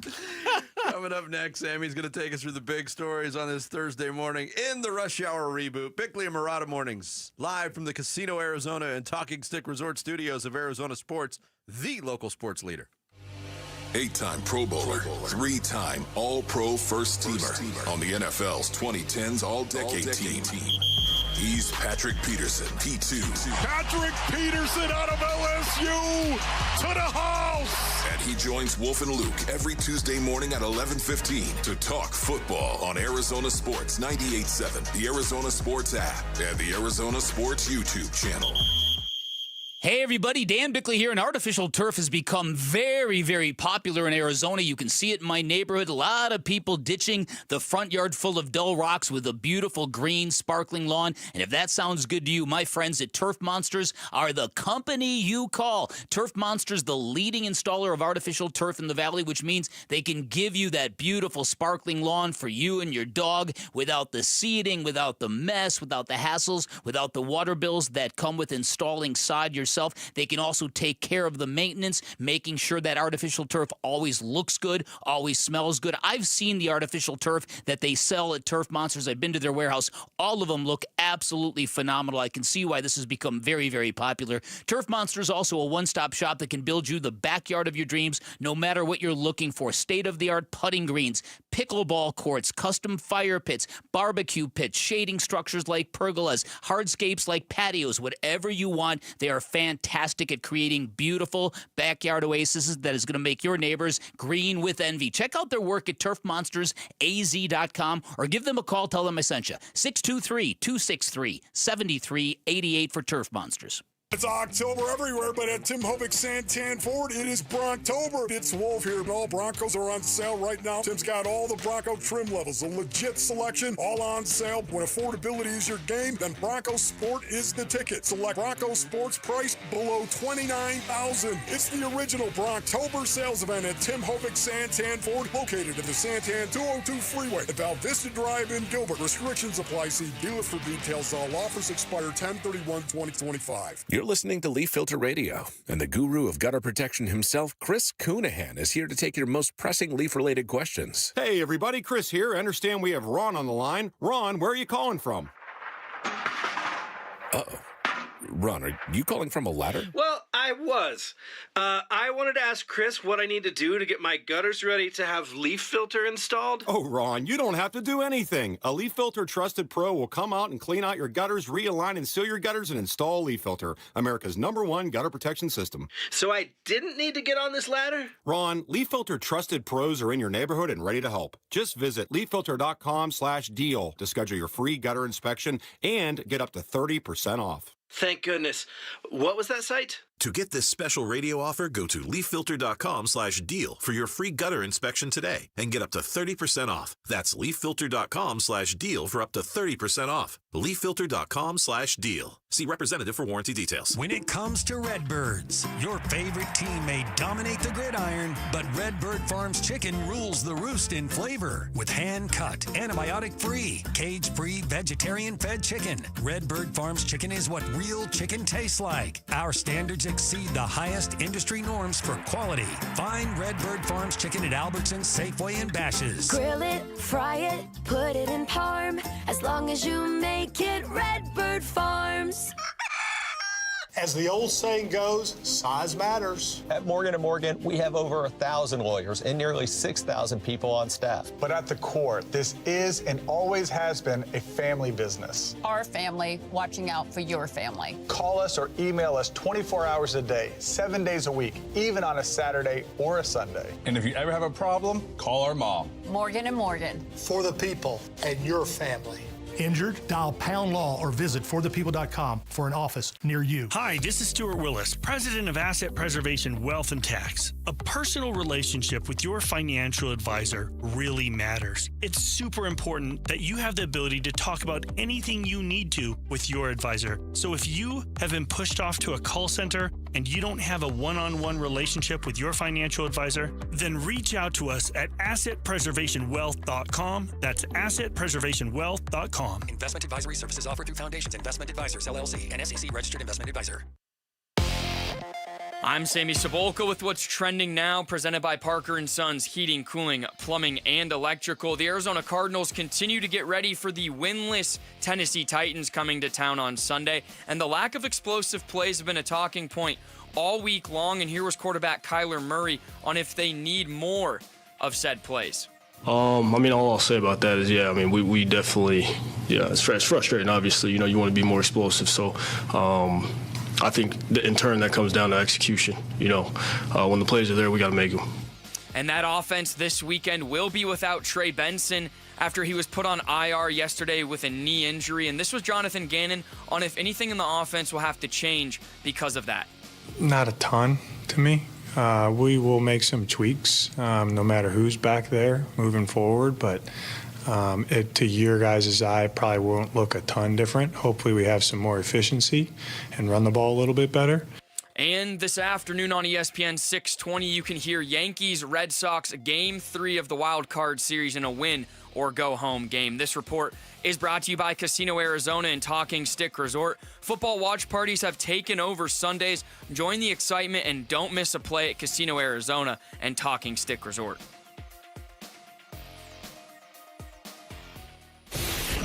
Arizona Sports, the local sports leader. Bickley and Morano Mornings. Rush Hour Reboot. Rush Hour Reboot. Getting you up to speed on everything happening in sports this morning. Brought to you by Brooklyn Bedding. For the best sleep ever, get the best mattress ever at Brooklyn Bedding. All the big stories on this Thursday in the Reboot with Sammy Saboka. What do you got, Sammy? Yes, good morning. It is a football Thursday. We are back. Week 5 of the NFL will get underway tonight, but we're here to talk about the Cardinals. And the lack of explosive plays for this Cardinals team has been a big talking point in this time off, this, quote, mini-bye. Here was Kyler Murray on needing more of said explosive plays. All I'll say about that is, we definitely, it's frustrating, obviously. You want to be more explosive. So I think in turn that comes down to execution. When the plays are there, we got to make them. So the Titans allow the 6th most explosive plays in the NFL. How important is it to see the ball pushed down the field, some chunk runs, big receptions on Sunday? Yeah, I think it's very important. I think, the Titans, their defense is better than their offense. Yeah. So I think that if the Cardinals aren't popping a little bit, they might have a struggle that they don't want, that none of us want. And I don't think it's going to be easy for them to run the ball. I think they're clearly going to stuff the box and make Kyler Murray prove that he can beat a team down the field. Isn't that how you would attack the Cardinals? I certainly would. So, and you're also talking about a Titans team that's 0-4. Yep. And so I'm a low key worried about this game, to be honest with you. Yeah, okay. I think it's, to answer your question, Sammy, I think it's very important because if you can't do it in this instance, you have to doubt that it's possible to be done. And I know they're marginalized at the running back spot and the offensive line is underachieved. But you got 2 levels of desperation in this game. You have that desperation for the Cardinals on trying to figure out these offensive issues because we all agree their defense has played well enough probably to have them at 4-0 at this point. And on the Tennessee side, you've got just an overall feeling of desperation. I think Brian Callahan is coaching for his job. Yeah, I would agree. So I don't know how this... It could go one of 2 ways. You could see this team absolutely just throw up its hands and say, "See ya, coach," or they might rally and fight for him. But we're going to have more on the whole subject of explosive plays and all that. We're going to have more on that after the Bickley blast coming up in the 8 o'clock segment. Yes. So do you think this Cardinals team has the ability just to take care of business against a lesser opponent, or do you expect another kind of nail-biter like we've seen the last 4 weeks? That's a great question. I want to believe that they can have... Right. Beating Tennessee by 8 points, is that thorough? Probably. Listen, anything more than a touchdown, that would be progress for me. I don't know if this team is capable of blowing anybody out right now. That's a good and I'll feel that way until I see it. Yeah, and listen, and the other reason why it's so important, after this, you've got a game at the Colts, which looks much more difficult in reality than it did coming into the season. Then you've got the Packers, and then you've got the Cowboys, and then you've got the Seahawks. Yeah. So the easy sledding for the Cardinals schedule ends this weekend. Yeah. All right, so listen, the opportunity is going to be there for Michael Carter and Amari DiMercado, and the offensive line performance is probably a major factor in their production, but how long is this runway? Is there a world in the next couple weeks where the Cardinals are in the market for a running back? Yeah, when's the trade deadline? Late October? I think late October. I'll look it up. I think it all depends on record and where they sit in the division standings. I don't know. I mean, the need might be pressing right now, but I don't know if you're going to get many teams willing to play ball and make a trade this early. But they are going to give it a shot, though, with these two guys. Of course. They are. Yeah. Absolutely. If they trade for anybody, trade for a wide receiver. Yeah, that too. That's where I've been. Yeah, but I honestly don't know. Again, I haven't seen it, so I don't know if this offensive line can produce room, or this running game can be productive with anybody back there. Sure. The way the run blocking has been. Yeah. November 4th, the NFL trade deadline. So just over a month. And, Bick, you talked about maybe trading for a wide receiver. One of the wide receivers in Marvin Harrison Jr., I'm going to keep it simple. What does a successful Sunday look like for him against Tennessee? No drops, no miscommunications, nobody wondering did he run the wrong route? Did Kyler throw the ball in the wrong place? Yeah. And respectable stats. Maybe make a couple first downs, maybe another touchdown. Yeah. Build on what was a good second half. As the Baja Men once said, who ran the wrong route? Who? Have you done that song? I did. You did. That's right. I knew it like triggered instant trauma in my brain. I'm like, I must have heard that before. Even the regular version of that song triggered trauma in my brain. I actually think I like Jarrett's better than the original. Yeah. The Who Let the Dogs Yeah. Out? Yeah, okay, cool. All right, so ASU does not have a game this weekend, but some things can happen in the Big 12 that can matter. Iowa State is at Cincinnati. Texas Tech is at an undefeated Houston. Is ASU this weekend rooting for Iowa State and Texas Tech to stay undefeated, or are they rooting for chaos to ensue and what could be a downfall of a very chaotic Big 12? Ooh. Because we talked about yesterday. Obviously, you would think they would be rooting for chaos. Yeah. But I also think if you asked Kenny Dillingham, he would say, we got to worry about our business. Sure. ASU continues to win their games. They're going to be in good shape, but a little help every now and then. Houston is. Who knows? They're not I don't think they're up to snuff to hang with Texas Tech. No, I don't think so either. What was the other game you mentioned? Iowa State at Cincinnati. Cincinnati. They're a good team at home. They're a little tricky, yeah. Mm-hmm. Yeah. Just because yesterday we talked about a possibly two-bid Big 12 scenario would have to be like a Tech or Iowa State running the table, and then ASU beating them in the conference championship to get two bids. So, interesting couple games this weekend, and interesting games in the NFL. There's like one or two really good ones, but what are some storylines or biggest questions you're intrigued to find out in the NFL this weekend? A couple of things. I'm looking at the Patriots-Bills, and Drake May's coming off a very good game. I'm curious if the Patriots can win at Buffalo against a Bills team that might be susceptible. That's a big deal to me. For me, it's tonight's game. Yeah. Can Kyle Shanahan and company scheme up a way to steal a win against the Rams? Because if they do win that game, it's going to be a scheme. They're going to steal it. Yeah. They are so marginalized by injury. Yeah. I'm curious about the Monday night game, this Jacksonville thing. Yeah, that's a good one. Oh, yeah. That's a tricky, sneaky good game. Because Kansas City looks like they've got their footing underneath them. Jacksonville, really good at stealing signals. Legally, of course. When Robert Saleh came out yesterday and kind of backtracked what he said about Liam Cohen and sort of threatening to kill him, you mean? Well, that too, right. Right. You guys aren't stoked about Spencer Rattler Jackson Dart in New Orleans?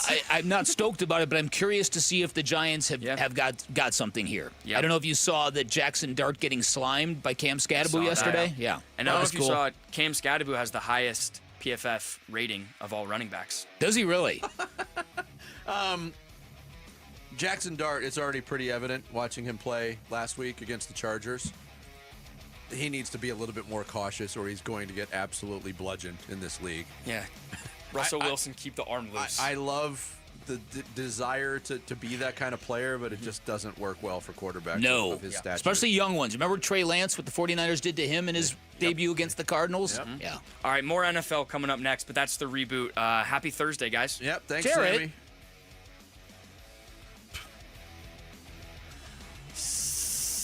Sammy.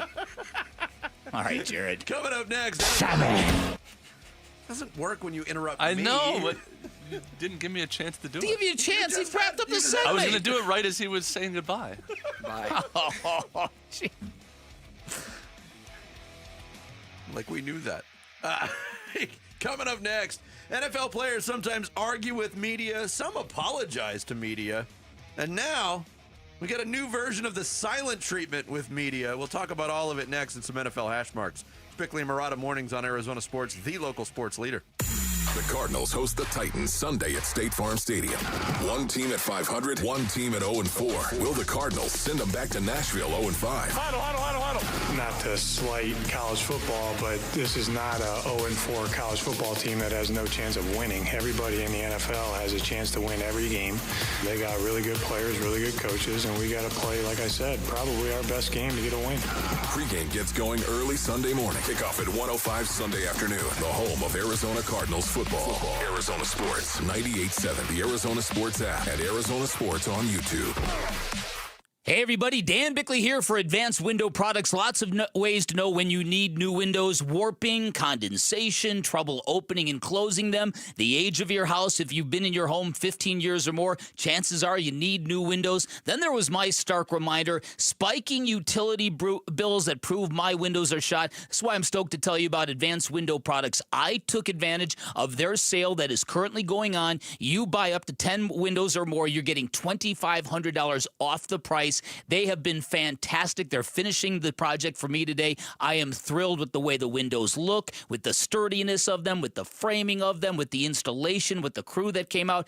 Couldn't be happier, surpassing all my expectations. Advanced Window Products, a local window and door manufacturing company that sells directly to the public, and that's important because there are no middleman markups at Advanced Window Products. You're going to get great pricing. They'll build your windows, they'll install your windows, then they're going to guarantee them for life. Once again, if you need new windows, if you think you need new windows, give them a call. Take advantage of this great special they've got going on right now. 480-764-2002, online at advancedwindows.com. Progressive Insurance. Progressive can help you protect your home, auto, boat, motorcycle, ATV, RV, and more. And if something wasn't mentioned that you had in mind, find out if it can be covered at progressive.com or 1-800-PROGRESSIVE, because it probably can be. How can you free your team from time-consuming office tasks? Amazon Business. Smart business buying tools enable buyers to find and purchase items fast so they can focus on strategy and growth. Free up your teams and focus on your future. Learn more at amazonbusiness.com. You still got it, but your immune system weakens as you age, making it harder to fight flu, pneumococcal pneumonia, RSV, and COVID-19. Ask your doctor or pharmacist which vaccines you need. Sponsored by Pfizer. Confidence is knowing you're ready to handle whatever comes your way. That's what it feels like to take on your workday with Cintas. They make sure your AEDs are up to date, your fire extinguishers are tested and inspected, your floor mats are cleaned and delivered, and your workwear looks good, feels good, and is freshly laundered with the Cintas Apparel Plus program. So are you ready to take on today? Visit Cintas.com. Oh, I'm ready! And get ready for the workday. Construction managers, you prioritize safety with hard hats and gloves and harnesses, but there's another tool to add to your first aid kits, naloxone. Naloxone reverses an opioid overdose and saves lives. Not only are construction workers at a greater risk of an opioid overdose than people in other occupations, but many overdoses occur in or near job sites. Provide access to naloxone and protect your workers. Together, we can build a safer future. Visit naloxoneaz.com. That's naloxoneaz.com. When you give a diamond, it's not just jewelry, it's a promise. My dad, Diamond Dave, has seen it again and again, how one diamond can change everything. I've helped people find engagement rings that start a lifetime together, anniversary gifts that reignite the spark, and holiday surprises that bring real tears of joy. Because it's not about the size of the diamond, it's about what it means when she opens that box. At Desert Wholesale Diamond, we make sure every piece tells a story, your story. Custom made or ready to go, you'll find something unforgettable. And if you've been waiting for the right moment, this is it. I'm Diamond Dave. Call, DM, or come see me, and let's create that memory that lasts forever. Call Diamond Dave at 480-397-2450. That's 480-397-2450. Or follow him on Instagram at Diamond Dave Cantor. That's at Diamond Dave, Kantor. Arizona Sports, the local sports leader. Bickley and Murata. Hash marks. Sunday after the game, I let my frustrations boil over. I didn't speak to the media. I had a chance to correct my frustrations, and I continue to let it boil over. That's on me, and I'll take full accountability on that. Unfortunately, I did it to myself. I won't even say unfortunately, I did it to myself. But this is my home, man. I love it here, But you just see frustration because obviously, we want to be great. And most definitely, I want to be great as well. That is A.J. Brown of the Philadelphia Eagles after he did it again. He wasn't involved in the offense very much at all in the Eagles' win last week against the Buccaneers. Then again, nobody was really involved in the offense. They had -1 yards of total offense in the second half of that win. And they've had bad offensive halves, and their offensive numbers are not good. But when you look at what A.J. Brown did and didn't, he was targeted 9 times in that game. Two catches for 7 yards. In 2 of the first 4 games this year for the Eagles, he's had, in the opener against Dallas, 1 catch for 8 yards on 1 target, and then last week, 2 catches for 7 yards. When you have weapons, does it make sense not to use them? No, it doesn't. No? It doesn't. So what I think is happening here with Philadelphia, and it really does bear watching, because A.J. Brown tweeted out a biblical verse to kind of express more frustration that he isn't being heard or seen in this offense. Then you just heard him in a very weird contradiction claim that, I'm sorry, I take accountability for what I tweeted out, but it wasn't directed at anybody. Yeah. Well, if it wasn't directed at anybody, what's the need to apologize for? It doesn't make any sense. So what this really tells you, to me, is this is not necessarily an A.J. Brown really mad at the organization or the offensive coordinator or the head coach. I think they got a real A.J. Brown, Jalen Hurts personality conflict on that team. And I say that because I think what Jalen Hurts is not doing is he's not taking chances with the football. I totally agree with you. And a lot of this applies. We're going to have this discussion coming up about the Cardinals offense. But Dan Orlovsky was on ESPN Radio and talked about what he thinks with Jalen Hurts. He's become risk averse, and that's I think a good word. That's becoming a trend in the NFL, not only with quarterbacks but with coordinators working with their quarterbacks. The Eagles are 4-0. They have, arguably, in terms of talent, top 5, top 3 wide receiver core.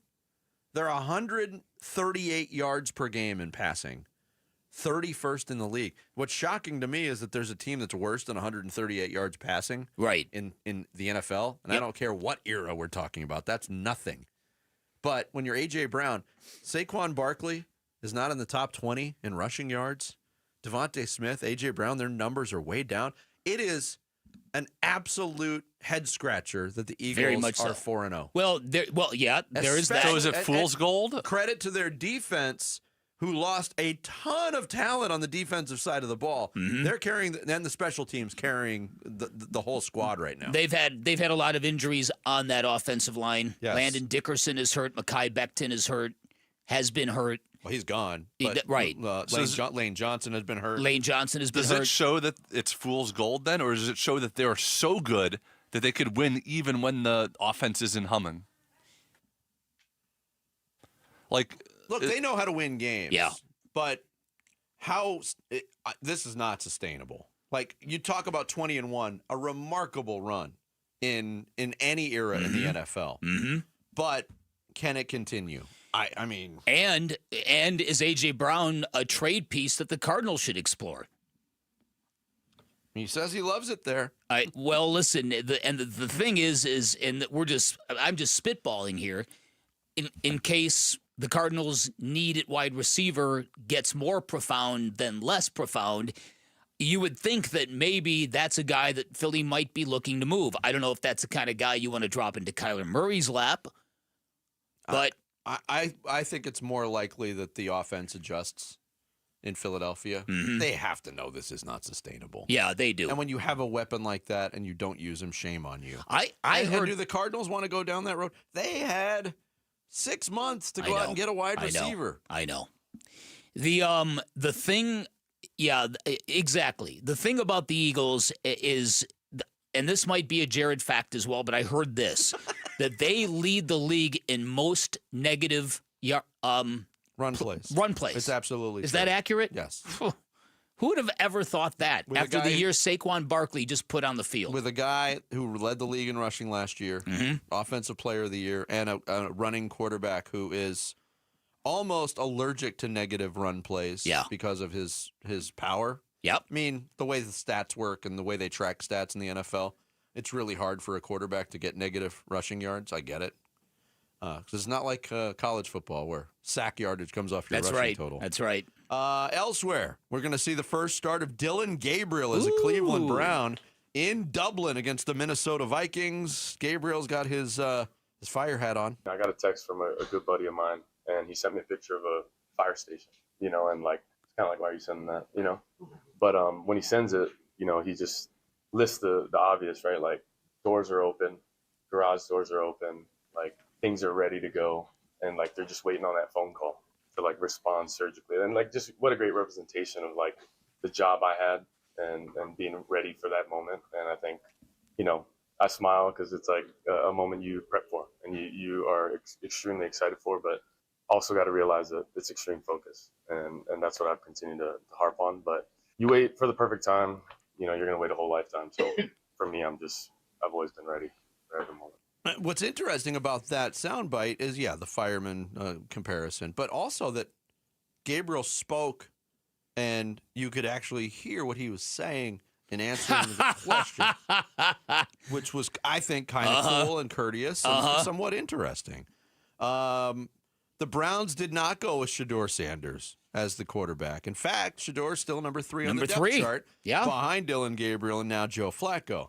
The media wanted to talk to Shedeur Sanders yesterday, and I can't play anything from it because it would just be questions. Right. Shedeur Sanders went through the process of answering the questions, but only by moving his mouth. Yeah, miming the answer. Miming the answer, basically. While smiling.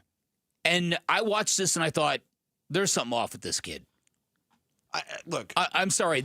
It was really, really weird. That is so clownish. Exactly.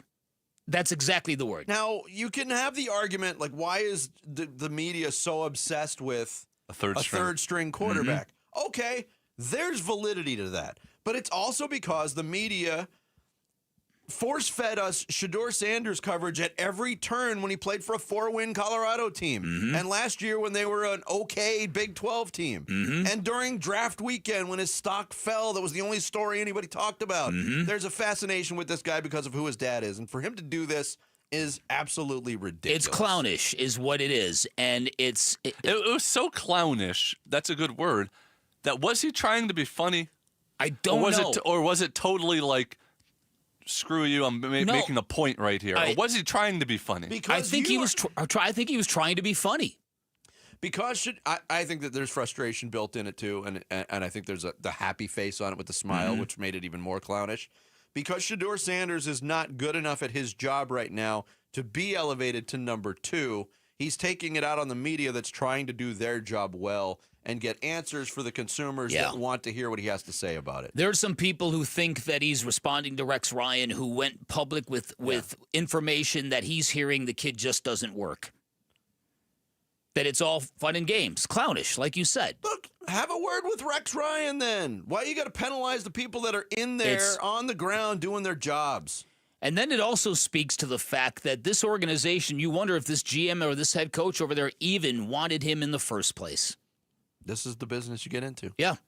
And the idea that Shedeur Sanders said no to the Baltimore Ravens, who called on draft day and wanted to draft him as a backup, and he said no because there's no playing time to be had in Baltimore. Guess what? Guess Lamar what? Jackson's hurt.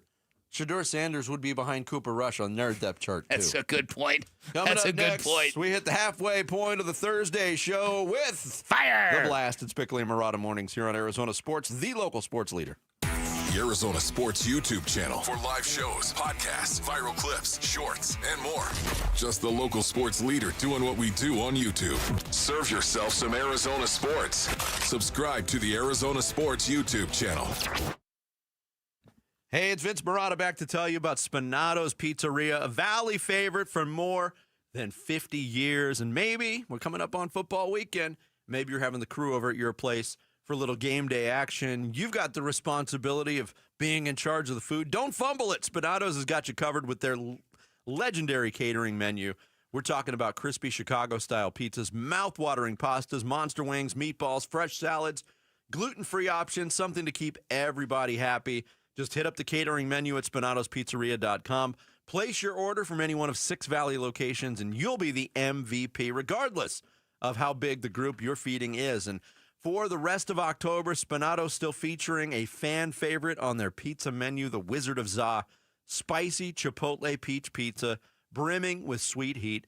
And you can pair it with a hazy peach IPA from 100 Mile Brewing. It is bold, it's different, and it works. So whether it's game day and you're taking care of the crew, pizza night for the family, or you're just hungry for something awesome, Spinato's delivers. I mentioned 6 Valley locations: Central Phoenix, North Phoenix, Tempe, Ahwatukee, Scottsdale, and Gilbert. And they're the official pizza of the Cardinals, Suns, and Mercury. Take care of all your game day catering needs. Order online at SpinatosPizzeria.com. We are back with wide receiver Michael Wilson. Hey, Michael, how's your new Honda? Man, I love it. It's so smooth, reliable, and perfect for my busy life. Whether I'm heading to practice or a game, my Honda from Arrowhead Honda gets me there in style. Visit Arrowhead Honda today at the 101 at Bell Road or shop online at arrowheadhonda.com. Be sure to tell them number 14, Michael Wilson, sent you. Go Red. Hey, Paul Calvisi here. Let's talk estate planning, because I think most people either ignore it or think they've got it covered with a simple will. I know I was that guy. That's why my guy is Matt Dagus from Bright Wealth Management. Matt. You're right, Paul. And ignoring it is like playing a football game with no defense. A will alone might not protect your family from probate, legal fees, or the unnecessary stress. All right, so what should people be doing instead? Well, they need a real plan, and we help folks in the Phoenix area build an estate plan and make sure that their assets go where they want them to go. It's about control, clarity, and protecting your loved ones, right? Exactly, and it doesn't have to be overwhelming. Just give us a call at 844-726-9116 or visit us online at brightwm.com and set up a legacy planning session today. Yeah, get your next move ready before the game changes. Call Bright Wealth Management at 844-726-9116. Investment advisory services offered through Foundations Investment Advisors, LLC, an SEC registered investment advisor. The content provided is for educational purposes only. Low T, start for free. Yep, get prescription testosterone with no startup fee only at Red Mountain Weight Loss. Paul Calvisi here. Think better, sleep better, improve your sex life. Nothing.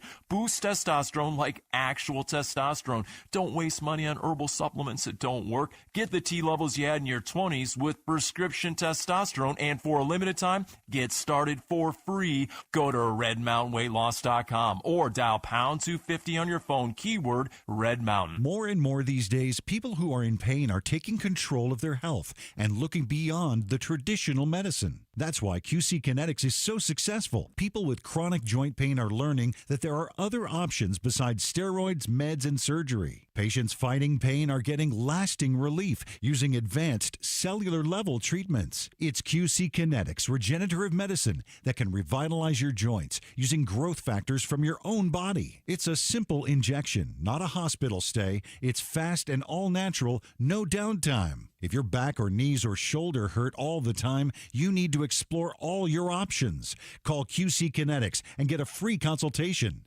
Look beyond the same old solutions. Find a better life with QC Kinetics' amazing regenerative treatments. Call QC Kinetics now with clinics in Phoenix, Scottsdale, Peoria, and Chandler. 602-837-PAIN. That's 602-837-PAIN. Oh, it's here, the best time of year. And no, I'm not just talking about food. football season. Wait, Wolf, what could possibly top football? Robert, it's shade season, baby. I'm at the compound, on my patio, cool, comfortable, no glare on the TV, thanks to All Pro Shade Concepts. That's exactly what we do. Our shade solutions block the sun, cut the heat, and keep your patio game day ready all year long. Make your season complete. Visit allproshade.com today for a free estimate, because you gotta have shade. KMVP FM Phoenix. Live from the Casino Arizona and Talking Stick Resort Studio. Arizona Sports, the local sports leader. I'm Sammy Cebulka with what's trending now, presented by Parker & Sons Heating, Cooling, Plumbing, and Electrical. The Arizona Cardinals will be without running back Trey Benson for this Sunday's game against the Tennessee Titans, and at least 3 weeks after that, he went on IR yesterday with a knee injury, and it looks like for now it'll be Amari DiMercato and Michael Carter's backfield. Here was Carter on the chance to capitalize on this opportunity. I think I put my best forward every day. My chip on my shoulder is gigantic right now, and I think that I don't try to look too far ahead. Today I would just focus on today, and I know it's cliche, but it's the best way for me to go about business. We'll have to wait and see till Sunday to see what the running game and the rest of this Cardinals team will look like after 2 straight losses. No game for the Sun Devils this week. They have a bye, and they'll start prep for Utah next weekend. And on ESPN 620 this afternoon, you can hear Red Sox-Yankees Game 3 of the Wild Card Series in a win-or-go-home game. This report is brought to you by CW7 Arizona. It's the NASCAR Xfinity Series playoffs live from Charlotte Motor Speedway this Saturday at 1:30 on CW7 Arizona, your home for NASCAR Xfinity. Bickley and Marotta Mornings. Arizona Sports. The local sports leader. Bickley Blast. Valley fans probably remember the breakout scene in Miami last season when the Cardinals' new regime posted their first 2-game winning streak since coming to Arizona. It was the day that Monty Ossenfort waited in the tunnel to joyously embrace head coach Jonathan Gannon. A great scene. Fast forward to the current, you sense a different vibe. Expectations have brought additional pressure. Injuries have complicated the mix like they do in every NFL city, but a lot of Monty Ossenfort's draft picks are either hurt, struggling to meet expectations, or failing to make any impact whatsoever. Darius Robinson, Walter Nolan, Marvin Harrison Jr., Jordan Birch, just to name a few, and that is troublesome because the Cardinals GM pretty much cleaned the house of all Keim guys, save for a few big names. He's drafted a whopping 28 players in 3 years, and while it's early, the results are iffy at best, especially when he thought the offense needed no reinforcements entering 2025. Remember the saying, let Monty cook? Well, let's hope the food starts to look a little more palatable this weekend before the Cardinals' schedule gets a lot more complicated. All right, today's Bickley Blast brought to you by my great friends at Chapman BMW. Make luxury attainable. Find them online at chapmanbmw.com. 28 players in 3 years. Yep. That's a lot. They had a whopping 12 in the 2024 NFL draft. That is true. I just pulled up the draft list. You're not speaking out of school here. No, I'm not. 2023 draft, Paris Johnson Jr., been an excellent pick. So the first pick out of the gate for Monty Ossenfort looks like a home run. Yep, B.J. Ojulari. Not so much. Hasn't been able to get on the field. Mm-hmm. Garrett Williams currently hurt. Michael Wilson, number 2 receiver. In name only. Mm-hmm. It's been an okay pick. John Gaines, backup. Clayton Tune. Gone. Owen Papo, special teamer. Keitrell Clark. PFF has Keitrell Clark rated as one of the top cornerbacks in football right now. For the last pick in that draft, that's turned out pretty good. They got Dante Stills was the last pick in and the Dante draft. Stills has been good. He's been good. The 2024 draft, Marvin Harrison Jr., we'll get more into that. Darius Robinson, we'll get more into that. Max Melton, good pick. Trey Benson was the starter, out. Isaiah Adams, starter for now. Tip Ryman in the 3rd round. Elijah Jones in the 3rd round. Rabbit in the 4th. Show some potential. And then not much to show for the rest of that. Yeah. Xavier Thomas, Christian Jones, Tejon Palmer, Jaden Davis. And then Nolan, still hasn't been on the field. He better hit when he gets on the field. Will Johnson has been good. Jordan Birch, jury's out. Cody Simon, jury's out. Denzel Burke pressed into way more duty than we expected him to be in. It's been decent. Yep. Will Johnson, good, but he also has been hurt. He's been hurt too. But when he's not been games. hurt, he's flashed in a very positive way. So what would you rate the 3 years? C minus? C minus. Yeah, listen, and when you compare it to like what the Rams have drafted and then what the 49ers have drafted this year and the impact they're getting from the rooks that they drafted this year, this is where this thing gets to, it might be sagging a little bit. Yeah. That all being said, the Cardinals trying to spark the offense, trying to get the explosive plays done. We both heard the same thing this morning. This is Dan Orlovsky from ESPN Radio, and he is not talking about the Arizona Cardinals, but we both listened to the same thing and independently of each other said, you could apply this to the Arizona Cardinals. Definitely. This is Dan Orlovsky. It's wild to me to watch the disparity of NFL offense right now. It really is. I got into it with some people this past week that are friends of mine that coach because I said some things and they disagreed and whatnot. And so, what did you say that they disagreed with? Not what they said. What did you say? I honestly believe that if you are a shotgun-centric offense right now, in the dominant of what you do, you're behind. Yeah. I think you have to play under center. I think you have to play drop back football from that. I think you have to try and create explosives via play action. And if you're not doing that, I just really believe you're behind because of the style of defenses that we are seeing. Eventually, you might beat up on bad teams, but the style of defenses that we're seeing, the best way to describe it is this. You can't allow defenses to have success playing it safe. And I think that there's offenses in the league that do because of the style of scheme they deploy. It sounds just like the Arizona Cardinals. It does on the play action front, or we'll start with the shotgun formation. Yep. The Cardinals still predominantly a shotgun team. Yep. The percentage, I don't have the exact percentage, but I was just looking at the game log, the game book from last week, and they have for every individual play, whether or not it was shotgun or under center, and it's predominantly shotgun. So you have that. The play action numbers, I think Kyler Murray, according to Pro Football Focus, is thrown for 122 yards off play action this year. 4 games. The shotgun rate for the Cardinals this season, 81.9. Wow. That's the 5th worst in the National Football League with the Commanders, Falcons, Giants, and Bengals. Not teams you want to be associated with. The 4th lowest shotgun rate, the Rams, Seahawks, Lions, Bills, all top-notch teams. Now, this has been a subject of conversation before because... Ask Wolf. Yeah, well, listen, and this is when they had a healthy James Conner. And the belief is, NFL defenses are going to respect James Conner. So how in the world do you take advantage of that? The only way that you can effectively take advantage of that is through play action. When you are in the shotgun, it's not the same deceptive thing when you fake a RPO to a handoff. The issue is for a quarterback who already struggles to see the field, for a quarterback who doesn't like to get hit, and that's every quarterback, but Kyler's been very open about it. He doesn't want to turn his back on the defense and then fake the handoff, then have to turn back around and make sense of the chaos that's now in front of him. And he just doesn't have – he grew up playing a certain style of football that didn't require these basic mechanics. There's also – I'm going to try to describe this, and I know you know what I'm talking about. When the Cardinals do employ play action, and yes, you need an effective running game for it to be at its best, but when they do, I don't see a lot of other teams employ it the way that they do with Kyler Murray, because not only when it is play action – it's legit. His back is to the defense.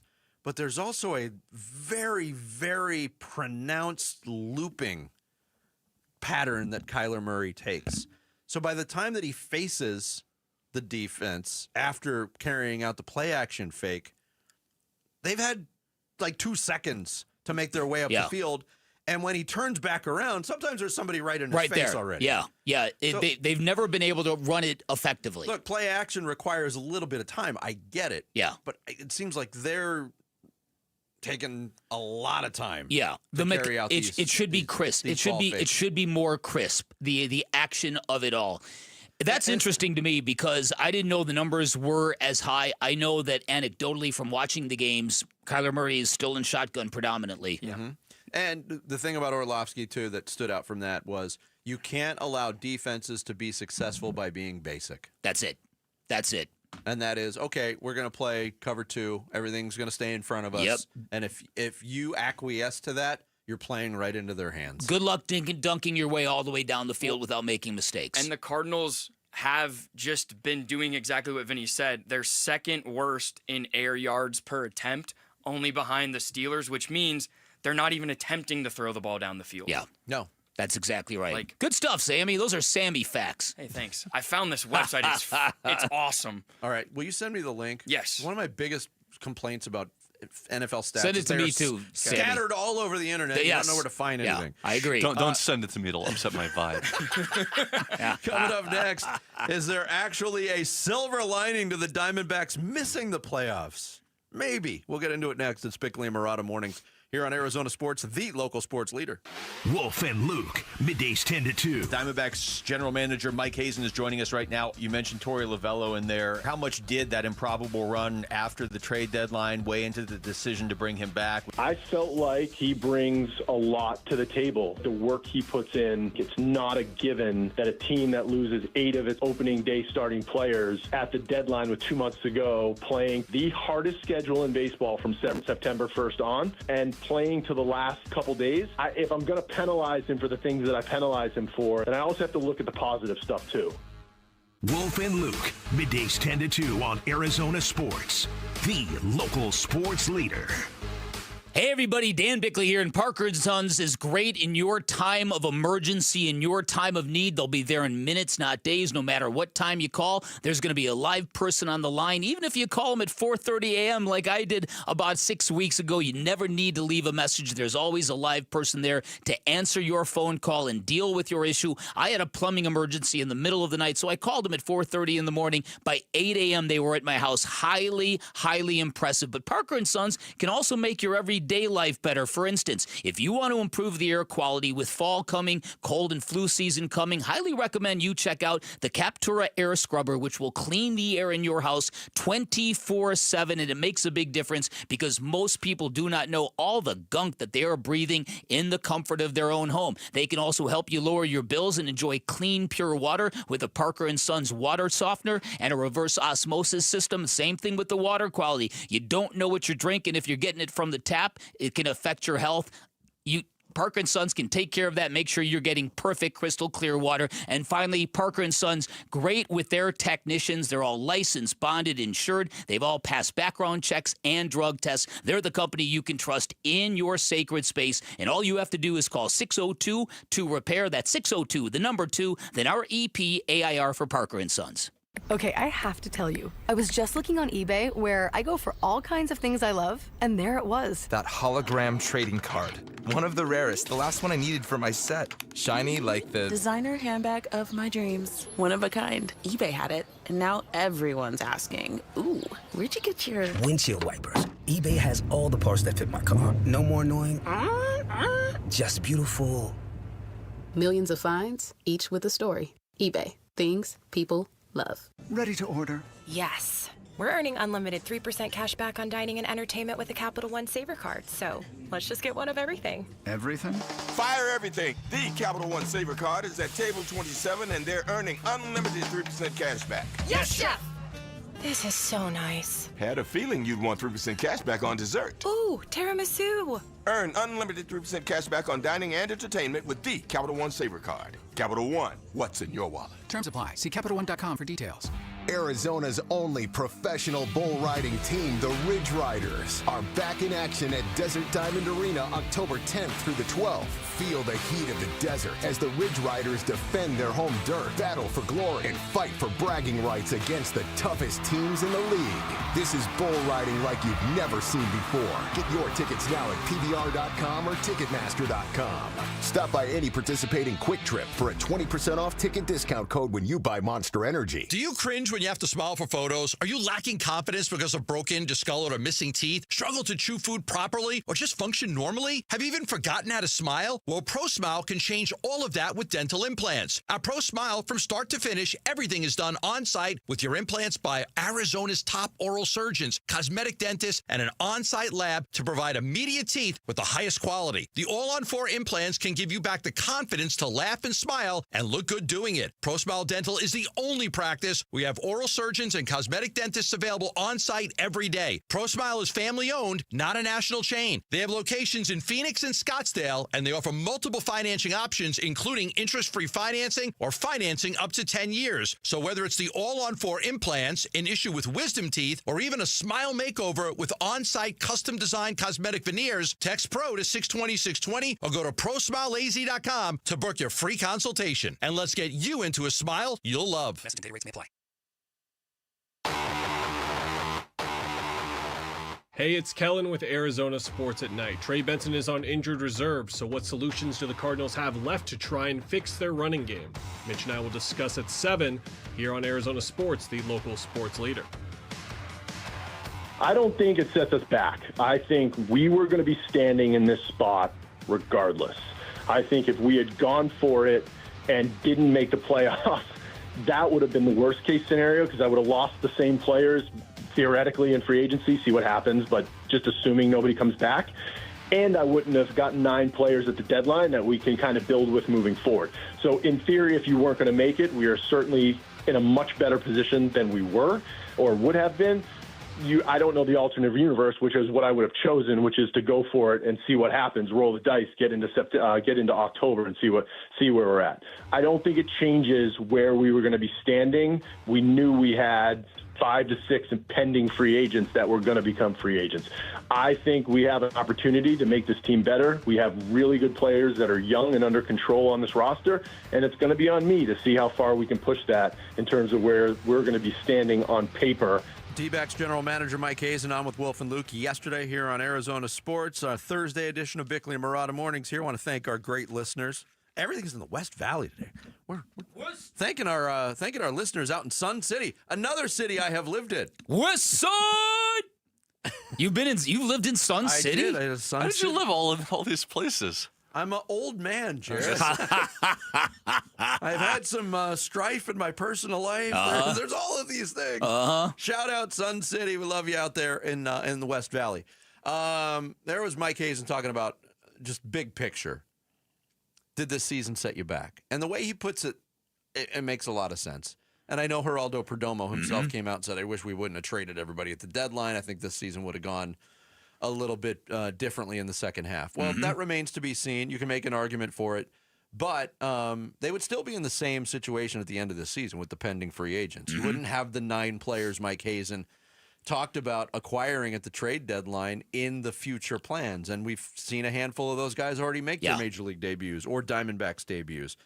But seeing the Los Angeles Dodgers basically, and it's hard to fully describe it as running roughshod over a team, but they dominated the Reds. Listen, in a best 2 of 3. It's a great point, Vinny, and I think when watching the Reds, that's the team that got in instead of the Diamondbacks. That's the team that got in instead of the Mets. And make no mistake, they earned their way in. They did. Yeah. And but in New York, if you're a Mets fan, if you want to play that great rant from yesterday, the great moments in New York sports radio, that's the city that had the roster and the payroll to feel like, darn it, we should have been there. We should have been playing that team, right? The Reds, they got steamrolled, like you said. The Diamondbacks have had an interesting history against the Dodgers, but that last series, those last 2 games against them did not go well. They would have had to have gotten into the playoffs and then gone back to L.A. and been the Reds and face that Dodgers team that, like I said, just seemed to have a different vibe about them. And it was just coming from Shohei with the bat, and it was coming from their 2 starting pitchers, Yamamoto and Blake Snell, who they started. Well, Mookie Betts was ridiculous. And so their talent came to the fore. And so you can't help but think, you know what? Had we gotten there and had we gotten boat raced by the Dodgers, what would we have felt about all of that? Would we have gone, all right, that was worth it? It's such a complicated discussion because because of the play of the second half, all the conditions around them as well, but the Diamondbacks had that carrot of a postseason appearance dangling in front of them. And I get it. You're attracted by the carrot. But if you remember, with about 2 or 3 weeks left to go in the regular season, and the Diamondbacks were making this real legitimate push, Bick, I asked you the question, is it even worth it? I mean, you're expending all this energy to get into the playoffs. It might last 2 games, and it might come at the hands of the Dodgers, which would discourage Diamondbacks fans anyway. Yeah. Yes, historically, the Cincinnati Reds get to credit themselves with another playoff appearance. Looks great on resumes and stuff, but they got to play 2 extra games. That's what's tough about the wild card. Oh, there's no doubt about it. I don't think, the Reds getting boat raced, I think, is not indicative of what the Diamondbacks would have put Not forth necessarily. on the field, because maybe you get a really good Zach Gallen performance, and then if it's Brandon Pfaadt, we've seen him pitch really good in big games, or if it's maybe a Ryan Nelson. Like, the thing is, we didn't watch the Reds a lot that season. We don't know how good. We know this Diamondback team post-trade deadline was one of the better teams in the MLB, and they didn't get in. It sucks, but I would have loved to see, even if it was just 2 games, to see them against the Dodgers, who they had beaten already in postseason play. Okay, before. while I acknowledge what you're saying about the Diamondbacks and how statistically they were post-trade deadline, I think what Vinny and I are kind of vibing on is it just looks like a different kind of Dodgers team showed up to Chase Field at the end of last season, right, when they had to clinch the division, which they did, and then they just felt like they were in a different league than the Reds. And I'm torn on it because obviously we got into this late season chase the Diamondbacks put on. You want them to make the playoffs. And the Diamondbacks won 6 of 13 games against the Dodgers this year. They acquitted themselves rather nicely against a really good baseball team. But would it have been worth the newest reminder of how big the separation is between the two when everything's on the line? Yeah, right, because this way Mike Hazen is still able to come out and say, I'm undeterred by their payroll. Had he gone up against them this postseason and had they gotten their doors blown off, might be harder to believe those words. I'll say this one more time because I think this is something that we don't appreciate. There's a lot of unfair outcomes in Major League Baseball when you play 6 months and you're eliminated in 3 days or 2 days. You can really go, wait a minute, this is counterintuitive. What happened? What happened? But the Arizona Diamondbacks were very lucky to win a 1-game playoff. It's the Archie Bradley game. Jarrett, you remember him? The Archie Bradley triple, where he did not poop his pants. That was one of the better games He kind of did when he got back on the mound after Well, that that's triple. a very good point. Nobody ever talks about that part. People forget about that. I pooped my pants. People forget. I pooped my pants. We get it, Jarrett. People forget that he kind of did that on the mound after that great triple. And so could you imagine losing a 1-game playoff? You really would wonder about the fairness and the equity of life. You would be, but the Diamondbacks didn't. And then when they went to the World Series, they had a 3-game series against the Brewers, and they tore through the Brewers. And the Brewer fans were the ones left going, the heck was that? You know what stinks is the 1-game playoff back in the day when it was for tie-breaking purposes was incredible. When it was game 163 and you needed a win. Now it's just, who won the head-to-head series? We'll determine it by tiebreakers, and let's just get right to the wild card series. That's a great point. Because we don't want to delay this anymore. That's a great point. I'm glad. Look, the 3-game wild card series is not ideal. It's at least 3 times better than the 1-game wild card. Yes, it is. Coming up next, we will talk some Cardinal football as they get ready for the winless Tennessee Titans on Sunday. Kent Summers joins us here on Bickley and Murata Mornings. Arizona Sports, the local sports leader. Here are the top 3 headlines on ArizonaSports.com. I'm Alex Weiner. Cardinals' Michael Carter eyeing start with key injuries impacting running game. ASU AD Graham Rossini says London matchup versus Kansas is about once-in-a-lifetime experiences. And who was the best Diamondbacks player and pitcher in 2025? Those are the top 3 headlines on ArizonaSports.com. Last year in Arizona, more than 121,000 car accidents were reported. Over 1,200 were fatal. Imagine you're one of those drivers. The light turns green. In a split second, everything changes. A crash leaves you fighting for your life, unable to speak. make decisions, or protect your family's future. Without having the right legal documents, the courts, not you, decide who speaks for you. That process is costly, time-consuming, and could tear families apart when they should be pulling together. With a comprehensive plan from RJP Estate Planning, including a living trust, powers of attorney, and healthcare directives, you stay in control, and your family stays protected. Trusted for over 35 years, RJP Estate Planning helps Arizonans plan for life's whens and what-ifs. Call 480-576-5457 by October 2nd to save 55% on RJP's Living Trust Package. That's 480-576-5457. 480-576-5457. Okay, I have to tell you, I was just looking on eBay where I go for all kinds of things I love, and there it was. That hologram trading card.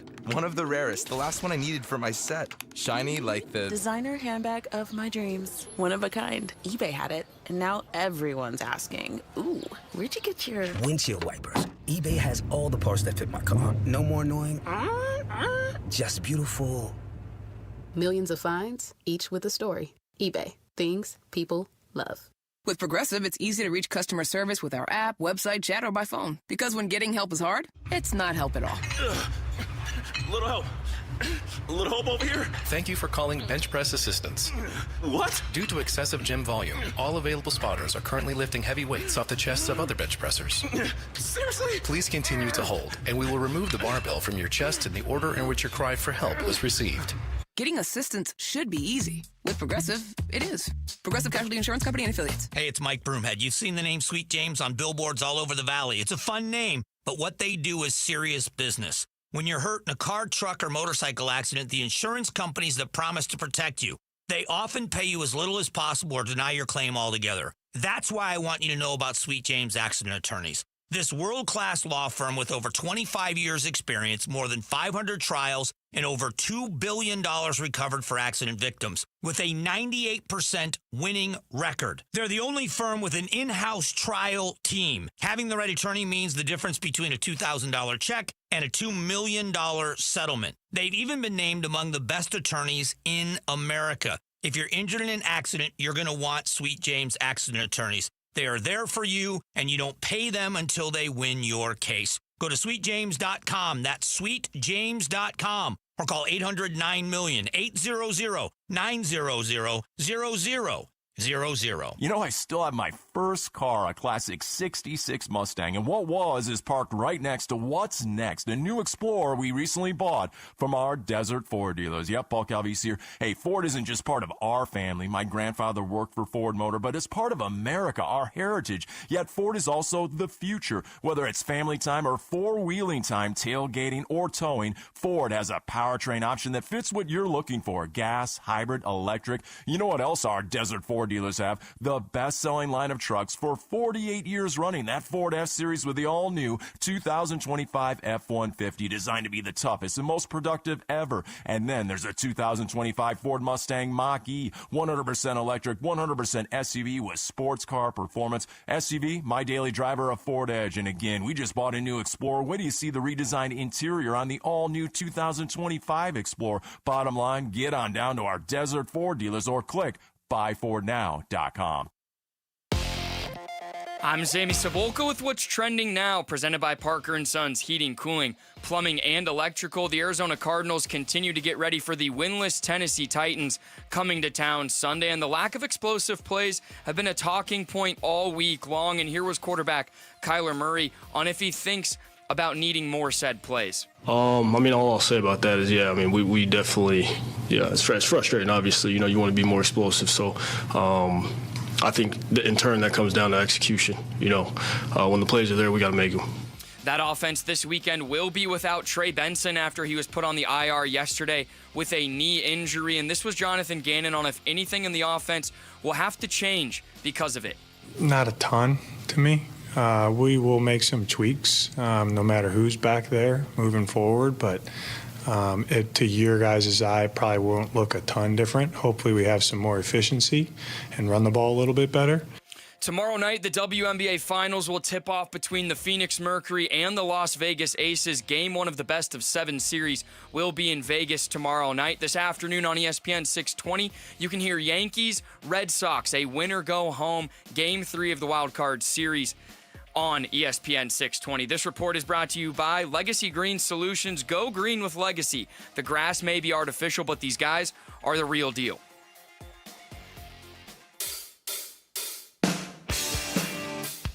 Hey, it's Wolf. The Cardinals are down their top 2 running backs, so is there any chance they can still get the running game going? We'll discuss at 10 a.m. It's Wolf and Luke on Arizona Sports 98.7, the Arizona Sports YouTube channel, and the Arizona Sports app. Yeah, that is the reality for the Cardinals, a team needing to get their running game going, doesn't have their top 2 running backs, and we're going to continue to talk about it with our next guest. He's covered the Cardinals for a long time, part of the Cardinals post-game radio show. These days, Kent Summers, our guest via video.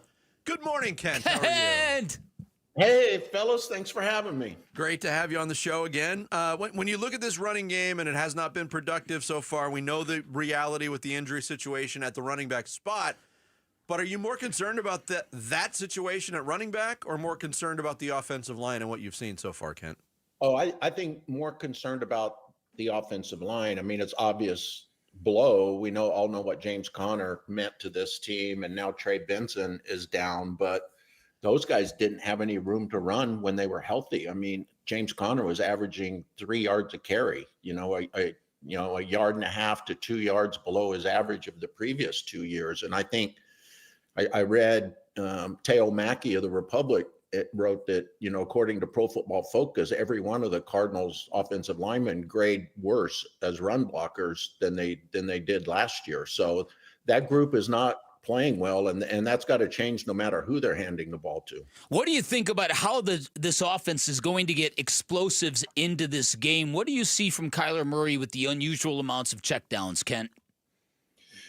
Yeah, I mean, it looks like, you would think guys aren't open. I thought 2 weeks ago, maybe it was the 49ers game, looking back at it, he had some people open, and I either he didn't, let the ball go, or he was just a fraction late in letting the ball go. I mean, I think he can do a better job at delivering the ball and getting some explosive plays. And, obviously he's been hurt by huge drops, most notably last week with Marvin Harrison Jr. I think they could bump up targets to Trey McBride from an average of 7 or 8 to 10 to 12. I like the way Harrison Jr. bounced back last week. I liked the fact that the Cardinals targeted him 10 times. I think that needs to continue to happen. But to do that, you also have to run the ball. You have to, keep moving, and they just haven't been able to do it.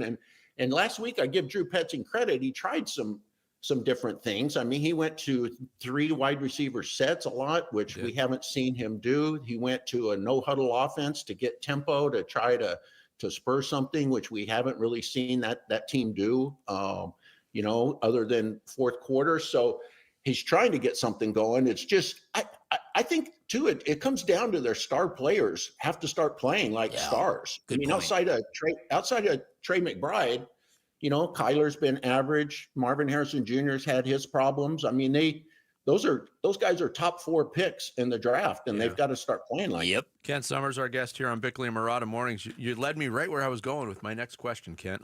On the Kyler Murray discussion, I think average is a good way to describe his performance this year. I think by and large, it's a good way to describe his performance in his first 6 years as an NFL quarterback. Yeah. I came to the conclusion finally this week that he's a decent to good NFL quarterback, middle of the pack. But there seems to be a lot of people, not only in the Cardinals fan base, but also around football, that are expecting or waiting for him to hit his ceiling. What do you say to those people in year 7 for Kyler Murray? Almost always, that's who a guy is in year 7. We have a pretty good body of work to judge that. We've seen moments of brilliance. We've seen a lot of moments where he's, just confounds us. I think he has grown as a leader. I think he's more mature. I've seen all those things take off. just keep waiting for that, that 2-month long stretch where he's brilliant, where he plays like the number 1 overall pick in the draft, where he plays at the level where where he meets the level of how Drew Petzing and Jonathan Gannon praise him all the time. I'd like to see him attack the middle of the field a little more often. I'd like to see him hang in the pocket just a fraction of a second more. Yep.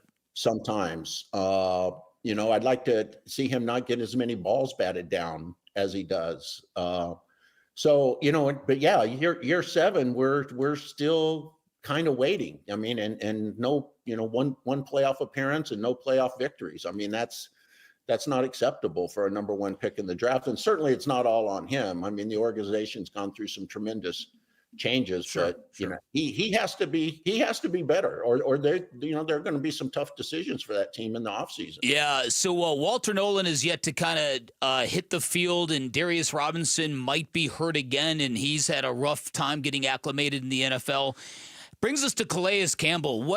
Isn't it amazing that he is playing at the level he's playing at, especially when the defense really needs him to?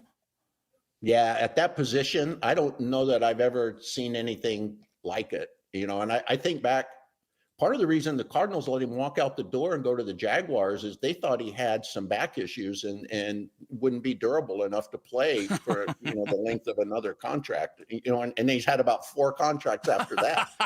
So, yeah. And I mean, to do what he did last week, to play so well in 2 games, 5 days apart at 39 years old is pretty incredible. And yeah, he might well be their best player on either side of the ball. Yeah. He might be their MVP through the first month of the season, which is pretty amazing. I thought he would strictly be a 20, 25 player, plays a game guy, a resource in the in the locker room, a mentor. Room. Yeah. Somebody guys could go to for investment advice. Yeah, right. How to handle their lives, where to live, how to discipline kids. Exactly. And now he's their best football player. Yeah, it is. It has been amazing, and this is coming from somebody who, when they brought him back, I said, "Look, this is not ceremonial. He could still play." I didn't expect this, but one player on the defense that I wanted to ask you about, Kent, is we know what type of player Budda Baker is. Pro Football Focus, I take it with a grain of salt. His numbers this year from Pro Football Focus are shockingly low. He's graded very low. What have you seen? Have you seen anything different from Budda Baker? The only thing I do notice or don't notice is sometimes he's just not around the ball as much as he was last year. But I read those numbers and I was shocked. You haven't seen yet the splash plays, and especially against the run or the short screen game, short passes where, he's flying from 20 yards off the ball, or you haven't seen that. I'm not worried about Budda Baker. I think those things will come.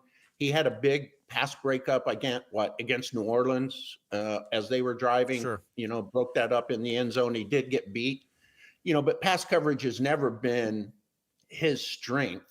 It's been as a tackler and I think as a run defender, but I think he'll be fine. I think, to look at anyone on the Cardinals defense and, is kind of a bit nitpicky. I mean, that group hasn't given up more than 23 points. I mean, it's played well enough for them to be certainly at least 3-1 and probably 4-0. I think Budda Baker will be just fine. I think we're going to see him bust out in October. I really do. He's just too good. All right. Lastly, Kent, they've got an opponent that they should be able to handle this weekend, knock on wood. After that, you've got the Colts, the Packers, the Cowboys, and the Seahawks. So schedule is going to get a little more toothy, a little more difficult going forward. What's your overall confidence level in the functioning ability of this football team to rise up and make a run at winning this division?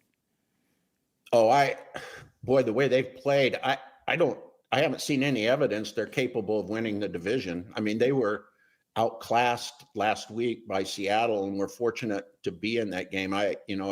They've admitted they were dominated up front on both sides of the ball. And the Rams look, they look fabulous to me in a lot of ways, and they're really not playing as well as they can on defense yet. The 49ers are all banged up, but yeah, I don't see the Cardinals making a run for this division. I think it's more of a, looking at a wild card, and the schedule early in the season was soft. I think it's disappointing they're not at least 3-1 right now. Although you could make an argument they could easily be 1-3 or 0-4, the way they've struggled on offense. But they're going to have to get a lot better in a short amount of time to contend in the division. And they're already 0-2. 0-2 in the division. Yeah. So, yeah. Kent, great stuff as always. Good to have you You're on the man, the show. Kent. All right. Thanks, fellas. See you, brother. Kent Summers, longtime writer here in the Valley. Also now part of the Cardinals post-game radio show. He joined us via video here on Bickley and Murata Mornings. Coming up next, we will put our hypothetical money where our real mouths are. Isn't that the way to do it? As we break down the Week 5 spreadsheet around the NFL next. It's Bickley and Murata Mornings here on Arizona Sports, the local sports leader. Burns and Gambo, afternoons. I think Calais Campbell has been maybe the best player on the Cardinals this year, and I don't think that's necessarily a good thing. I think it's cool that Calais Campbell is playing at this unbelievably high level.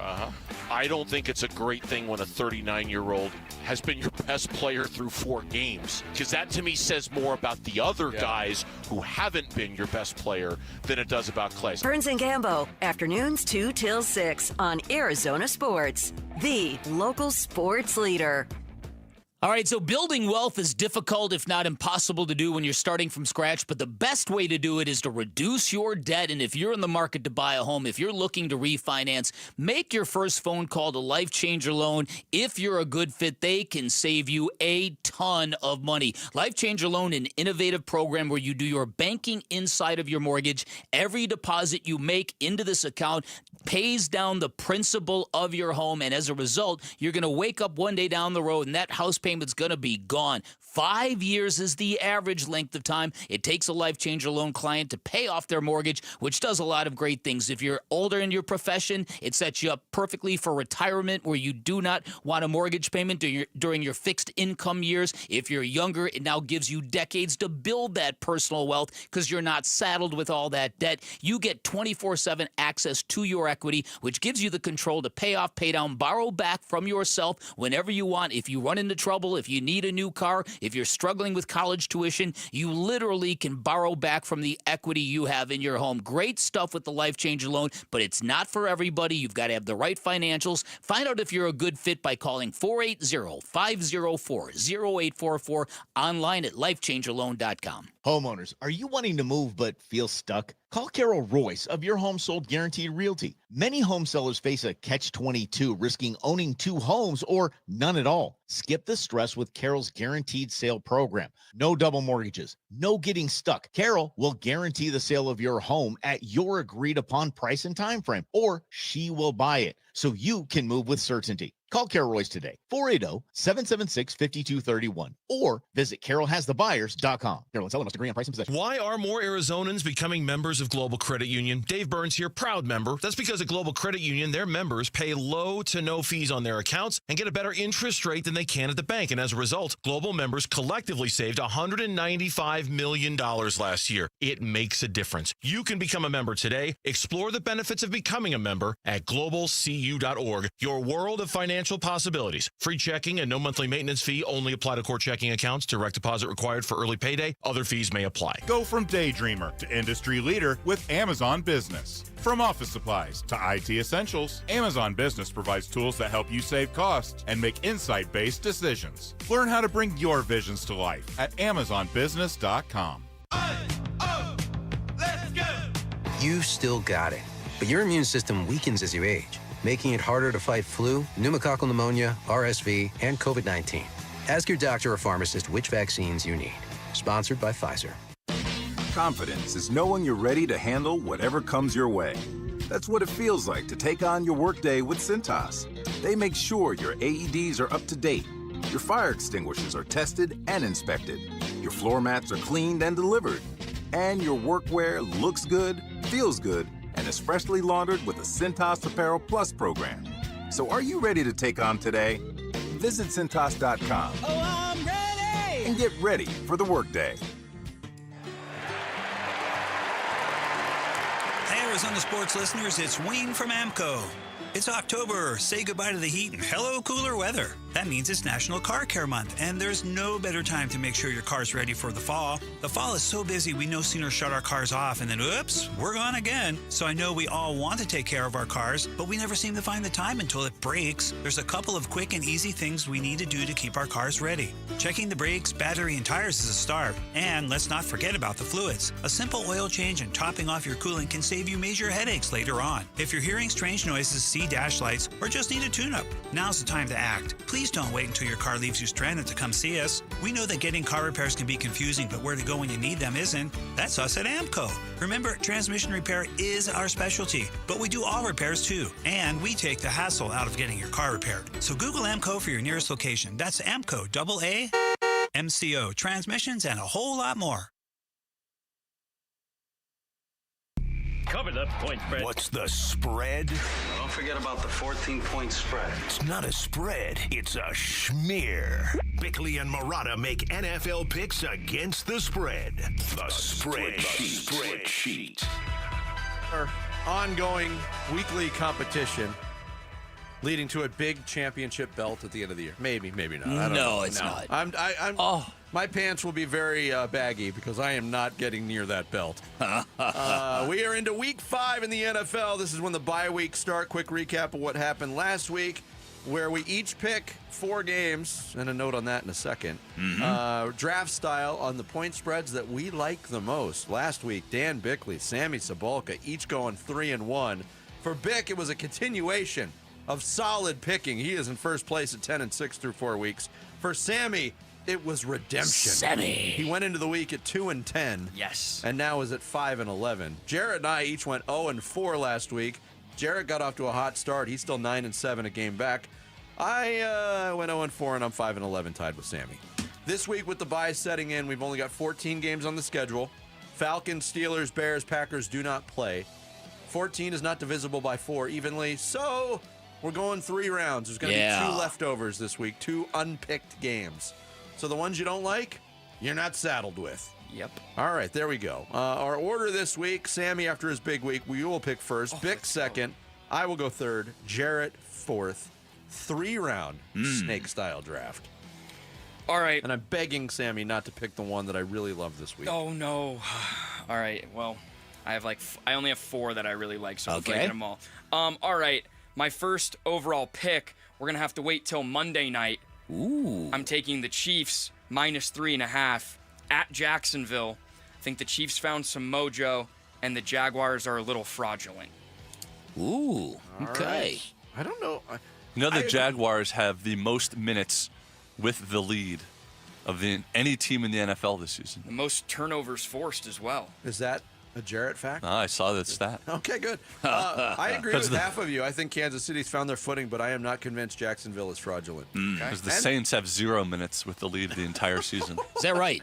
They've never led a game. And the Jaguars cheat, so. Yeah. Apparently.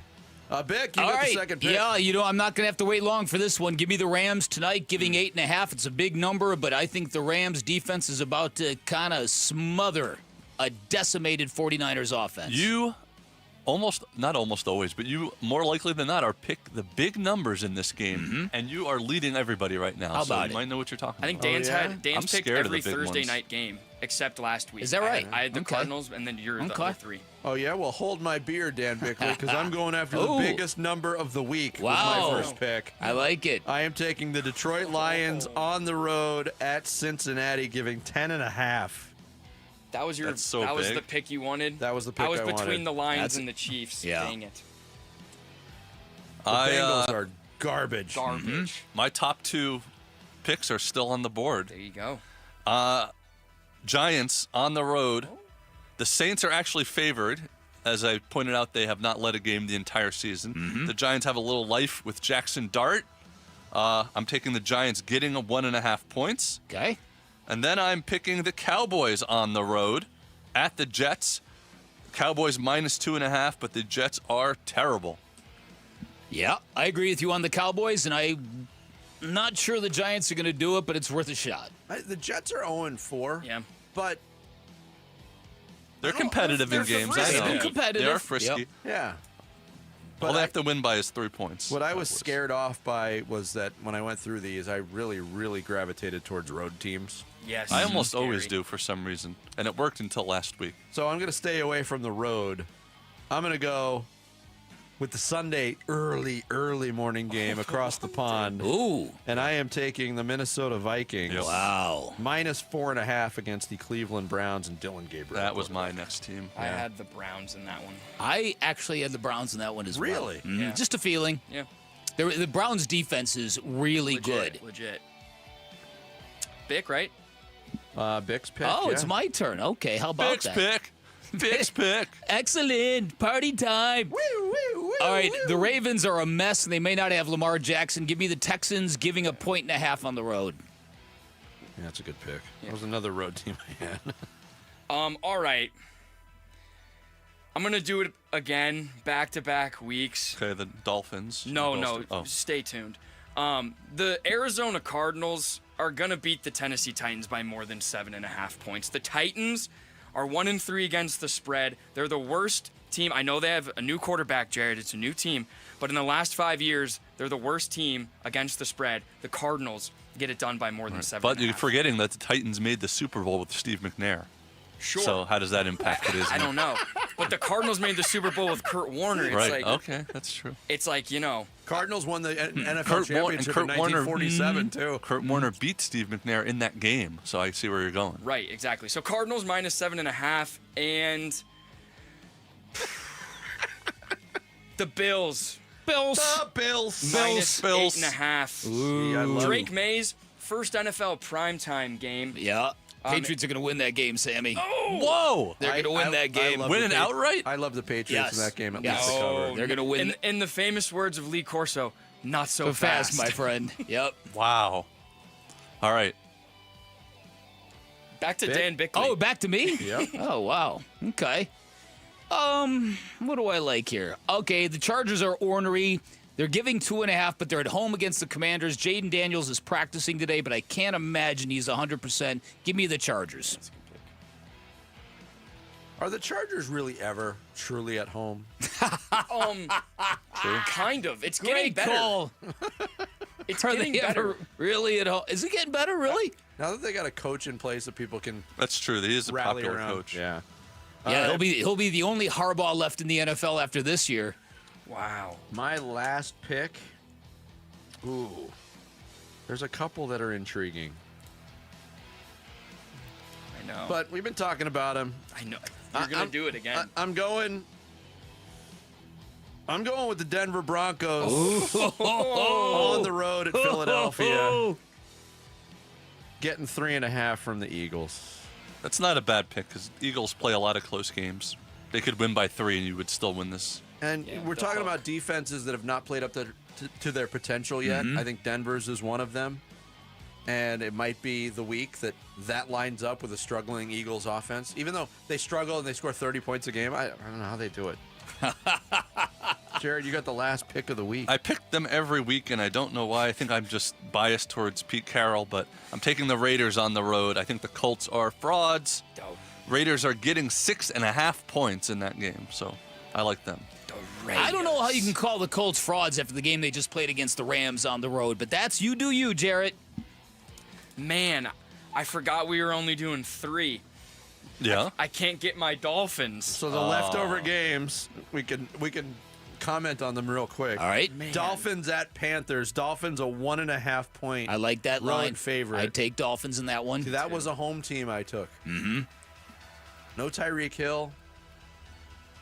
They're not wearing their cool black uniforms. Don't matter. Mike McDaniels is hot. Bryce Young is so bad. So bad. I didn't know what The Seahawks. That's a tough favored game. by 3.5 Well, at home. That was one of the toughest games of the week. It's a tough game because Bucky Irving might not play. That's why it's a tough not game. going to play from what I've he's Rashad not? White breakout game. Okay.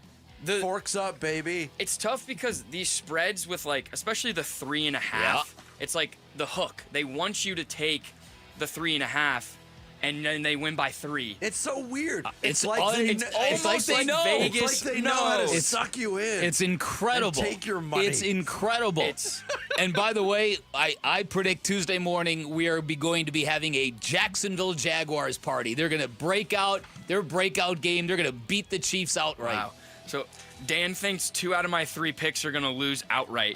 The Bills and the Chiefs. What about the Cardinals? You want to go 3 for 3? No, I'm gonna cling to my optimism that this is gonna be a good week for the Cardinals. All right, the picks have been recorded. We'll get them up on X, and you can follow along. Coming up next, want to remind you, My Chemical Romance is heading to Chase Field in September of next year.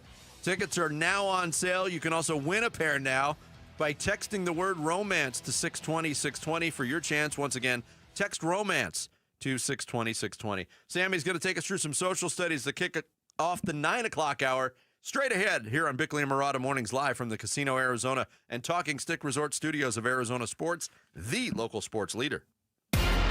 Who's on top in high school sports in Arizona and who's building up a powerhouse to unseat Arizona's best programs? Kevin McCabe talks with Arizona high school coaches and athletic staff Saturday mornings at 9 on The Kevin McCabe Show, presented by Brooklyn Betting. The Kevin McCabe Show, Saturday morning at 9 on the local sports leader, Arizona Sports 98.7 and the Arizona Sports app.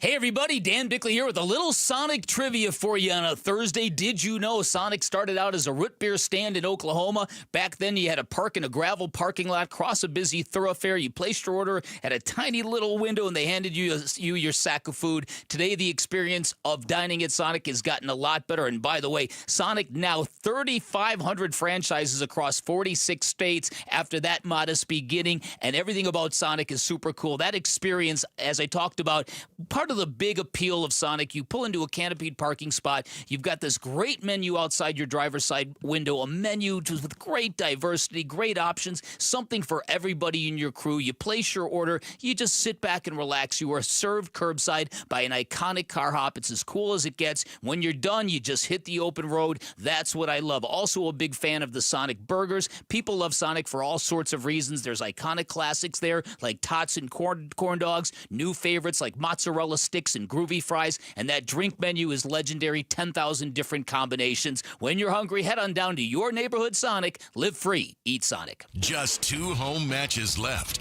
Don't miss this one. Phoenix Rising host regional rival New Mexico United on Saturday, October 4th at 7 p.m. for Breast Cancer Awareness Night. Grab exclusive Rising gear from a limited edition training top and merch line with a portion of proceeds supporting breast cancer research and treatment. It's a match with heart and high stakes. Tickets start at just $15. Get yours now at phxrisingfc.com. Rivalry, purpose, pride, be there. Every day, community, supporting, giving. Every day at APS, we support Arizona community organizations and our customers, giving back to help Arizona teachers, nonprofits, and families, volunteering to support and strengthen neighborhoods, working with local partners to provide customers with crisis assistance and other services when they need it most. To help your community or find assistance for yourself or someone you know, visit aps.com/brighter.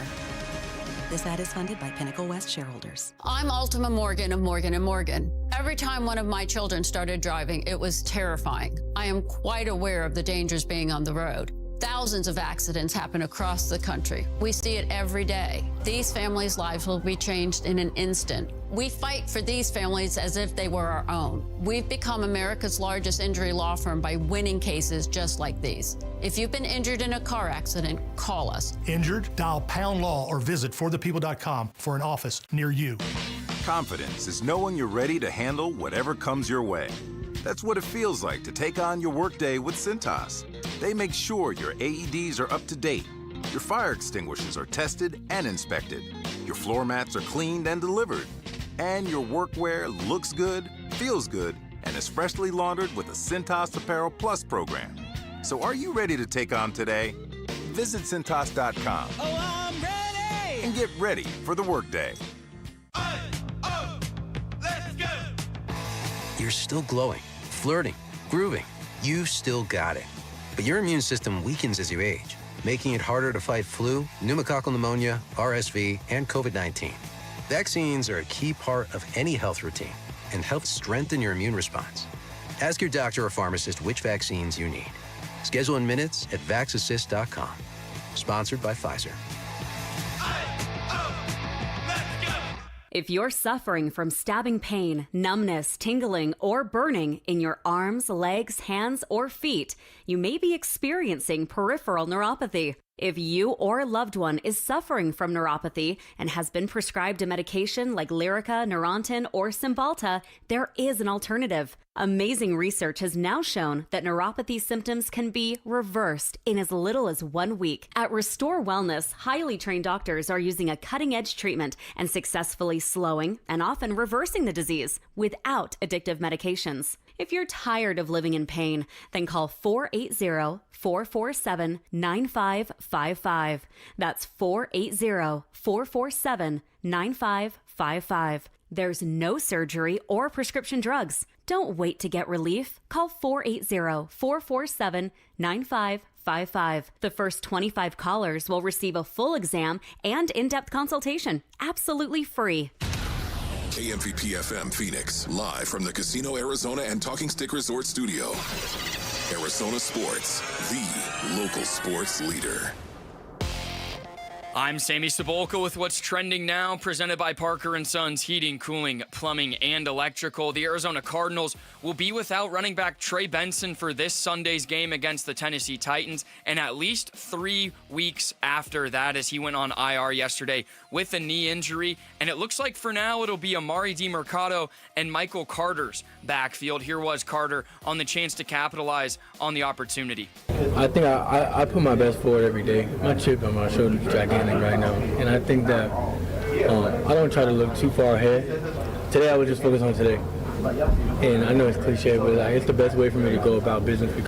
We'll have to wait and see till Sunday to see what the running game and the rest of this Cardinals team will look like after 2 straight losses. No football for the Devils this weekend. They have a bye week as they'll prep for Utah next weekend. And on ESPN 620 this afternoon, you can hear Yankees-Red Sox Game 3 of the Wild Card Series in a win-or-go-home game. This report is brought to you by Casino Arizona and Talking Stick Resort. Join the football watch parties every Sunday with special guests, food and drink specials, and more only at Casino Arizona and Talking Stick Resort.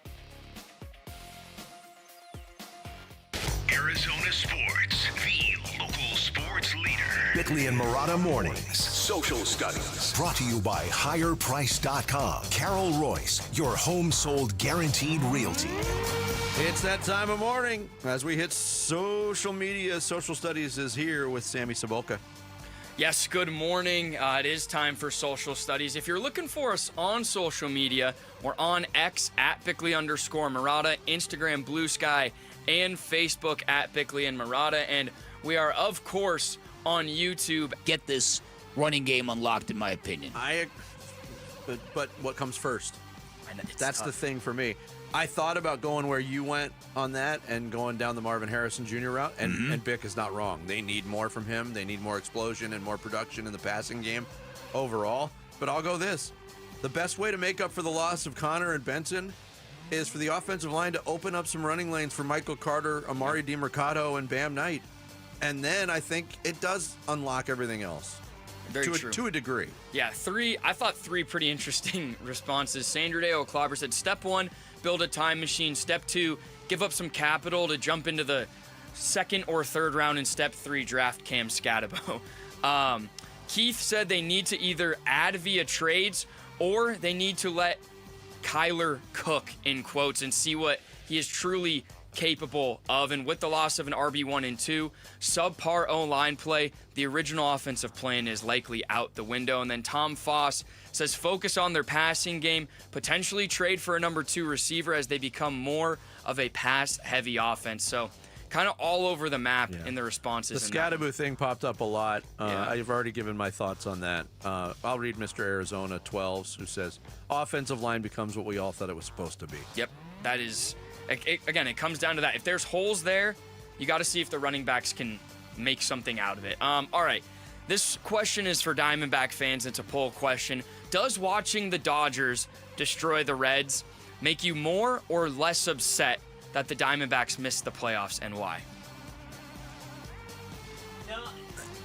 My feeling on that, Sammy, is there was a lot of stuff that happened at the end of the season that bothered me. The bullpen game, the machinations of it all, how it all ended.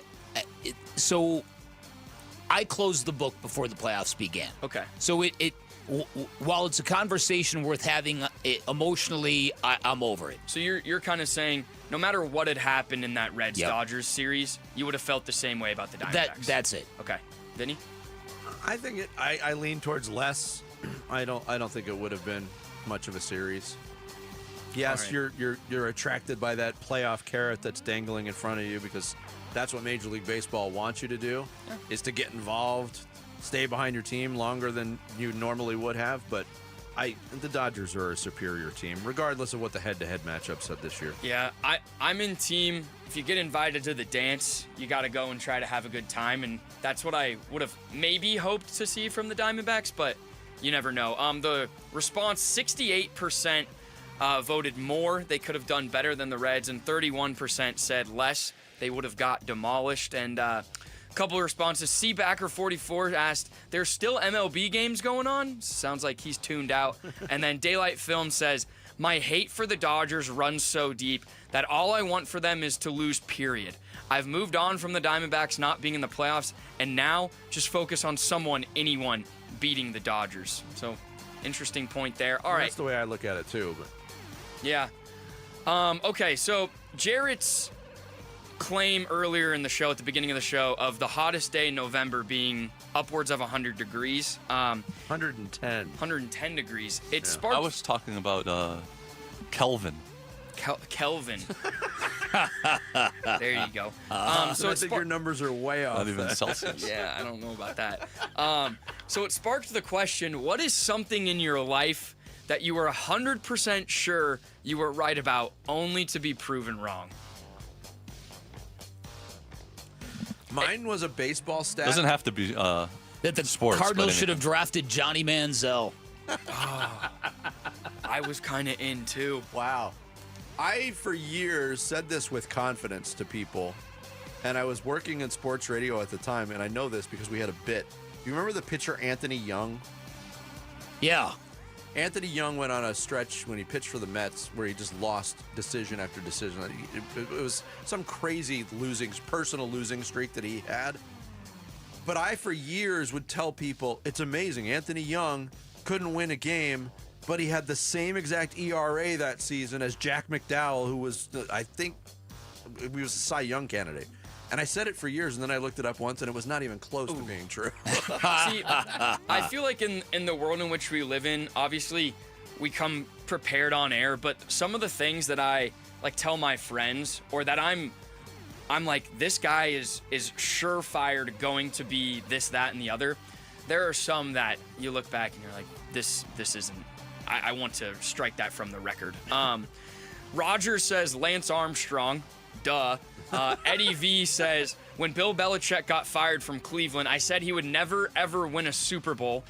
And he believed that. That is obviously not the case. Cbacker said, I absolutely thought it was a joke that the Cardinals put Kurt Warner in to start. I was sure he was washed up. And then he also said he would have loved to trade for Deshaun Watson. Like Bickley. Also, yes, in parentheses. Yeah. Like Bickley. Yeah. All right. Lastly, Now, to be fair, that was before we knew about all the weirdness. 100%. By the way, I had one on Lance Armstrong as well. I once said on the air that it was the most inspirational sports story in the history of competition. Wow. Oops. Is Wow. right. All right. Lastly, Jarrett threw this in, and then I'll get a Mock My World update. Who's your favorite Mookie of all time? Mookie Betts, Mookie Wilson, Mookie Blaylock, or Mookie Do the Right Thing? The Spike Lee movie. If I may, Stephen Ruiz said, how many times will Jarrett bring up Mookie Blaylock was the original name of Pearl Jam? Yeah, that's it. That's true. That's true. it. And then Justin Prestegard Also, said, in that thread, they are wrong about what the title Pearl Jam actually means. That's not how they got their name, you disgusting people. It was for some psychedelic thing that one of their grandmas used to make, right? That was a made-up story. That Was it? No, didn't it have something to do with Eddie Vedder and surfing? Isn't Pearl a surfing term? Originally, Eddie said that Pearl was the name of his grandmother, and this was like a psychedelic jelly that she used to make, but he said that was all BS, and he just made that up for an interview. They brainstormed a name, and they thought the name Pearl was a cool name. And then when they were at a Neil Young concert, they were jamming on a thing, and they thought, oh, let's put jam in it. Yeah, the psychedelic jelly thing was a way better story. Yeah, I know. Way better. The answer, wow, Mookie Betts is a cool guy and a great athlete, but he plays for the Dodgers. Can't vote for him. I know. It's got to be Mookie Blaylock, I guess. Yeah, that's the overwhelming Is result. Yeah. And then lastly, quickly on the way out, the Mock My World update from yesterday of the dumbest rules in sports. It's pretty close. Dan Bickley is currently leading 35% with the team of managers wearing uniforms, the fumble touchback, the NFL taunting rule, and all unwritten rules. Vinny, you're 4 percentage points behind with NFL tie rules, NBA 1-year draft eligibility rule, the NFL kick landing zone, and golf scorecard signings. I'm at 26% with the NBA draft hat rule, drop third strike rule, the divot rule in golf, and NBA continuation. And Jarrett, that leaves you 6% with PKs and World Cup. There was a problem with you put quarters instead of for college basketball halves. It was my problem. Oh. I don't know. But that's okay. I did bad enough that it didn't really matter. Do it yourself next time. But actually, I'm sorry. That's my bad. But there you guys go. And if you're wondering where you can find us, at Bickley_Murata X, Arizona Sports on YouTube, Bickley and Murata elsewhere. Thank you, Sammy. Coming up, one member of this show about 5 weeks ago predicted this would be the year of the kicker in the NFL. He might be right. We'll get into that and more next. It's Bickley and Murata Mornings here on Arizona Sports, the local sports leader. The Cardinals host the Titans Sunday at State Farm Stadium. Both teams in last place in their division. One team at 500, one team at 0-4. Will the Cardinals send them back to Nashville 0-5? Pre-game gets going early Sunday morning. Kickoff at 1:05 Sunday afternoon. The home of Arizona Cardinals football. Arizona Sports 98.7, the Arizona Sports app, and Arizona Sports on YouTube. Hey everybody, Dan Bickley here from my great friends at Waltz TV and Appliance, and sports fans know you have to go big, as in big screen televisions, because these sporting events that we love so much, you can't consume them on a laptop or a tablet or a phone. They've got to be bigger than life, and that is why you head on down to Waltz. They have got an amazing selection of big screen televisions, all the way up to 115 inches. If you've ever wondered what a TV that big looks like, you can check it out. They've got one set up in their theater room. With fall being here, it's also a great time to invest in an outdoor television. The quality of outdoor televisions have gone through the roof in recent years. There's no glare. They look fantastic, and with the weather turning for the better, that's a great addition to your backyard. Waltz will give you the expertise and an extremely knowledgeable staff that you'll never get at a big box store. That will come in handy. This is a family-owned business that has been serving the Valley since 1957. You're going to get that great selection, all the major name brands you're looking for, and you're also going to get great pricing as well. And to prove it, find a price you like, bring it to Waltz, watch them match it. You'll also get amazing delivery options, lots of great stuff happening at Waltz. And while you're there, make sure you drop my name. You get a little extra incentive. You get 10% off installation or a 3-year warranty for free. That is your call. You can find Waltz off the I-10 in Warner, right behind the IKEA. You can find them online at waltz.com. Shop local, shop Waltz. Two of the Valley's trusted HVAC and plumbing companies are now one. Hayes Cooling and Heating and Orangutan Home Services are now service experts. Celebrate with a $99 AC Precision tune-up. Call 866-EXPERTS or visit serviceexperts.com. License details online. You're listening to Leaf Filter Radio, and the guru of gutter protection himself, Chris Coonahan, is here to take your most pressing leaf-related questions. Hey, everybody. Chris here. I understand we have Ron on the line. Ron, where are you calling from? Uh-oh. Ron, are you calling from a ladder? Well, I was. I wanted to ask Chris what I need to do to get my gutters ready to have leaf filter installed. Oh, Ron, you don't have to do anything. A Leaf Filter Trusted Pro will come out and clean out your gutters, realign and seal your gutters, and install Leaf Filter, America's #1 gutter protection system. So I didn't need to get on this ladder? Ron, Leaf Filter Trusted Pros are in your neighborhood and ready to help. Just visit leaffilter.com/deal to schedule your free gutter inspection and get up to 30% off. Thank goodness.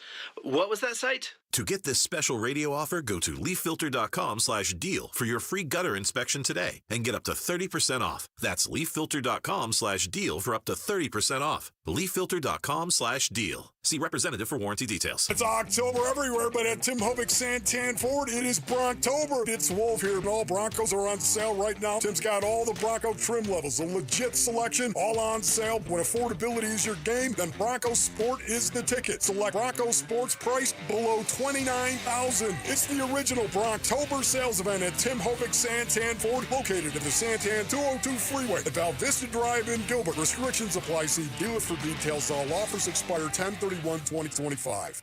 Arizona Sports, the local sports leader. Bickley and Murata. Hash marks.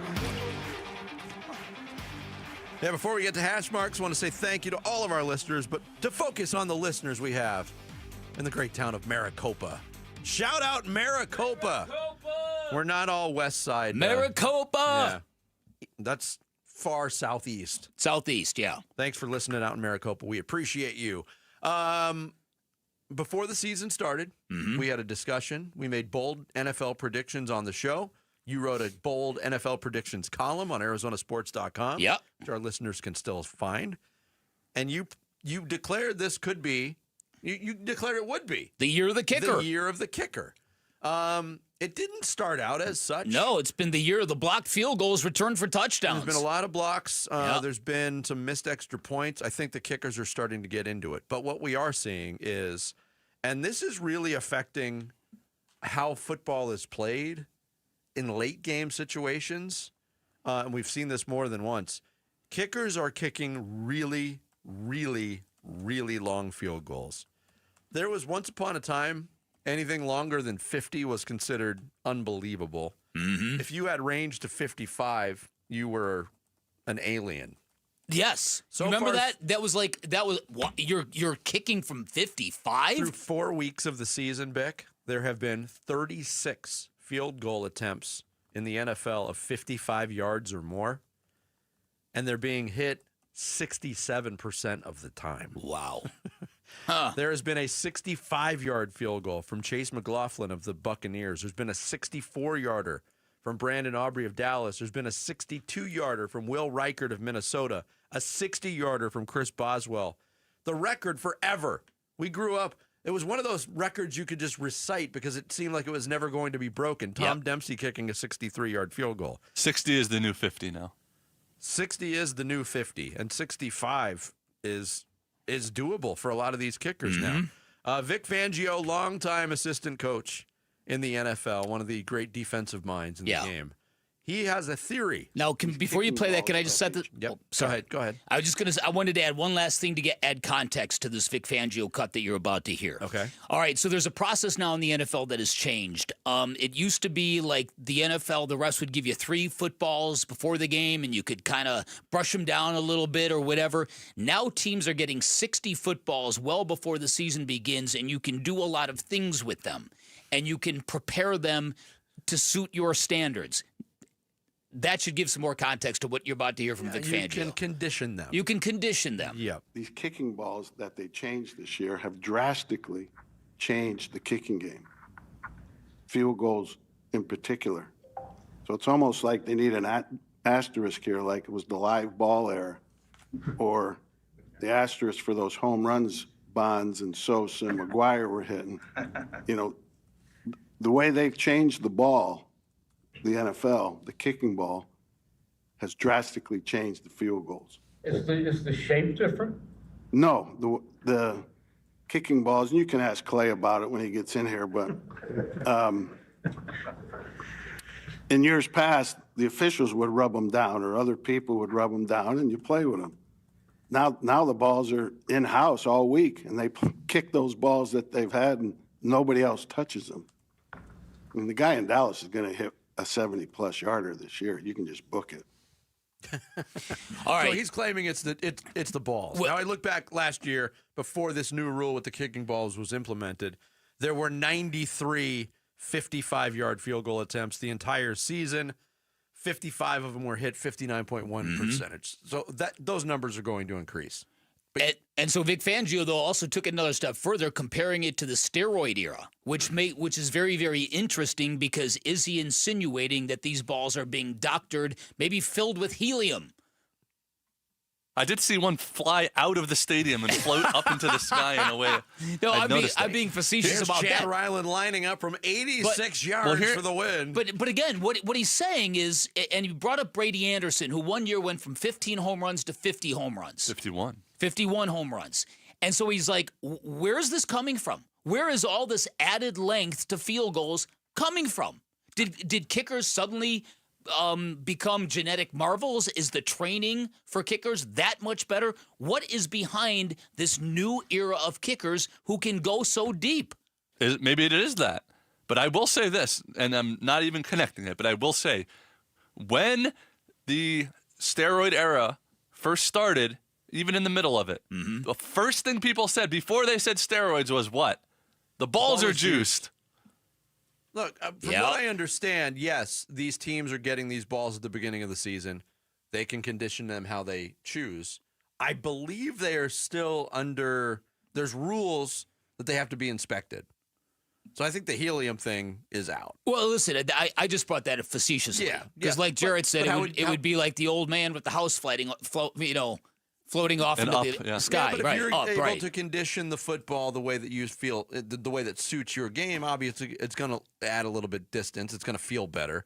Todd Bowles, the head coach of the Buccaneers, he's got a theory of his own. It makes it awfully hard when you get it at the 35 and then you're kicking it from the minus 48, and you better get 3 TFLs in a row. If not, they're either going for it on 4th down or they're kicking 65, 70 yards now. They make it awfully hard. So, as defensive coaches, you have that problem in the league right now. I'm sure scoring is up. With the footballs, you buy into that, or? Not yet. I mean, if the weather's nice and everybody's outside, they're coming out of college that way now. It used to be the 50-something yard kickers they're almost like original Terminators now. They got the T-2000s up and they're kicking 60 to 70 yards. So it seems to be the wave. I think Todd Bowles hits on something that's more likely. Is we've seen a shift in our lifetime, certainly, of player nutrition, workout habits, weightlifting, conditioning, all of these things. I think kicker was probably the last position where it was widespread, where these guys are true athletes now. I mean, go back and look at footage of Garo Yepremian kicking, or go back to that era. These guys were not athletic at all, but now they're taking it seriously. I mean, we mentioned earlier in the show, why are pitchers throwing with so much more velocity now? Because of this shift in analytics. Could you imagine what would have happened in 1980 if somebody would have thrown 104.5 miles an hour? They would have sent him off to get him checked to see if he was from this planet. Yeah, listen, I don't. That's the norm, almost the norm now. Right. Yeah, I get exactly. It's such a market jump though, because like you said, it was in our childhoods, a 50-yard field goal was considered a miracle. Yes. The question is, will this ever get so bad that the NFL will do something to change, narrow the goalposts? Yes, make the goalposts like actually moving. Well, that would be good, right? Literally move the goalpost. Vinny, you talk about new rules. You brought up something in just yesterday I couldn't get out of my head yesterday. The jump ball in the NBA being dropped from the scoreboard. I think that idea is genius. At least it would be an accurate throw. It would, right. And it could potentially lead to people mistiming it and the ball drops and they hit each other in the face as they're trying to jump up and get it. There'd be some slapstick to it. I love that idea. Anyways, it's very, very interesting because as what you said, Jared, I don't think the NFL wants kickers being this influential in the sport. Yeah, if they do something, it's because of that. Especially in end game scenarios. Yeah, it because takes the excitement out of it it. becomes very. If there's any time left, as we've seen on a few occasions, if there's any time left, it just becomes at least you're getting the attempt. Yeah, exactly. It's not that hard to get into field goal range anymore. Exactly. Coming up next, it is Thursday. We've got another round of everybody's favorite new game show, The Generation Gap. It's Bickley and Murata mornings here on Arizona Sports, the local sports leader. Wolf and Luke, middays 10 to 2. At least Trey Benson, it doesn't sound like he's going to be out for the year, but it could be a little while here. Those are significant injuries. The issue the Cardinals are having this year is when they get hit with a rash of injuries, they're all at the same position. Man, I'm ready to see Amari DiMercato. I thought Amari DiMercato would do a good job being put in a situation where he could stoke it, pound it, catch the ball coming out of the backfield, and actually pick up blitzing linebackers as well. I think Amari is capable of doing all of that. So I'm okay with Amari DiMercato getting a shot to run the ball. Wolf and Luke, middays 10 to 2 on Arizona Sports, the local sports leader. Luke Lipinski back to tell you about Orchard. Okay, so I just saw 2 houses for sale, same neighborhood, almost identical, but one had an Orchard sign and it sold for way more. So I asked my friends at Orchard why. Well, the first house used a traditional agent. After weeks of price drops and frustration, they just finally settled for less than they had hoped. But the second homeowner, they chose Orchard, and they got more. Their local Orchard agent didn't just list the home, they marketed it. They knew exactly which upgrades would attract serious buyers, and they brought in a pro to handle everything. And then even more, with Orchard's Move First, Sell Later program, that homeowner got to move into their new home before their old one even hit the market. They skipped all the hassles and showings, and you can too. Orchard will help you buy and move into your new home first on your timeline. No waiting around, no showings, no double moves. Then they'll make price-boosting upgrades and sell your home for top dollar. Never settle for less. Get more with Orchard, the smarter, faster, hassle-free way to buy your new home even before your old home sells. It's a great setup. So start with your free home valuation at Orchard.com. That's Orchard.com, Orchard.com. In baseball, numbers matter. Every stat is tracked, every play analyzed, but numbers alone, they don't win games. And they don't build a secure financial future either. Hi, I'm Jeff Jr. with Trajan Wealth, and we're proud to be the financial team behind a personalized plan for our hometown baseball manager, Tori Lavello. Tori here. You're spot on, Jeff. Good numbers help, but it's teamwork that wins. It's about building trust, understanding goals, and creating a legacy. At Trajan, we go beyond the numbers. We build real relationships and customize investment strategies so you can enjoy life today and feel secure about tomorrow. It's a relationship, and that's why I chose Trajan Wealth. Call today to build your personalized plan.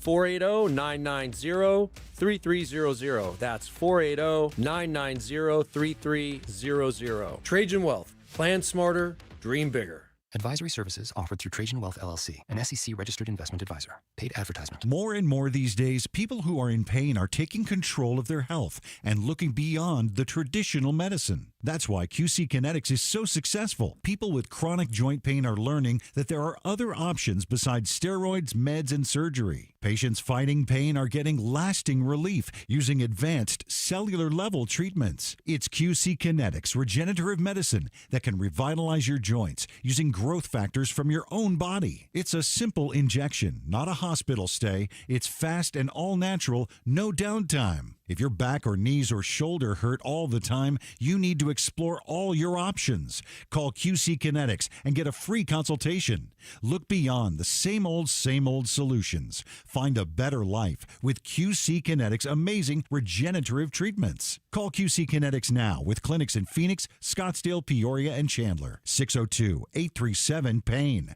That's 602-837-PAIN. In football, the best teams rise to the top. In medicine, the same is true. That's why Barrow Neurological Institute is consistently ranked among the nation's best in brain and spine care. From game day concussions to the most complex neurological conditions, Barrow delivers world-class expertise right here in Arizona. When it comes to your brain, your spine, your future, you want the very best on your side. Barrow Neurological Institute. It matters where you get your care. Visit barrowneuro.org. Hey, I'm Ron Wolfley, and I'm sitting here with Garrett Lee, co-owner of Moving Team 6. Garrett, I just saw where you guys actually have hit over 1,000 5-star reviews. That's absolutely true, and we don't do it without our team, and obviously to our amazing customers that are willing to trust us and support our team along the way. The thing that separates Moving Team 6, obviously, is our team. You need somebody to help you make that move happen, and we're the team for you. Go to movingteam6.com for more information. That's movingteam6.com. Your move is their mission. I'm Sammy Cebulka with What's Trending Now, presented by Parker & Sons Heating, Cooling, Plumbing, and Electrical. The Arizona Cardinals continue to get ready for the winless Titans coming to town, and the lack of explosive plays have been a talking point all week long, and here was Kyler Murray on the need for more of those plays. All I'll say about that is, we definitely, it's frustrating, obviously. You want to be more explosive, so I think in turn that comes down to execution. When the plays are there, we got to make them. Tomorrow night, the WNBA Finals will get underway between the Phoenix Mercury and the Las Vegas Aces. Game 1 of the best of 7 will be in Vegas tomorrow night. This report is brought to you by CW7. The race for NASCAR Xfinity Series Championship is on now, live from Charlotte Motorway Speedway this Saturday at 1:30 on CW7 Arizona. Time to take a look at the Arizona Sports Poll Question. Brought to you by Sanderson Ford. The best play is at Sanderson Ford.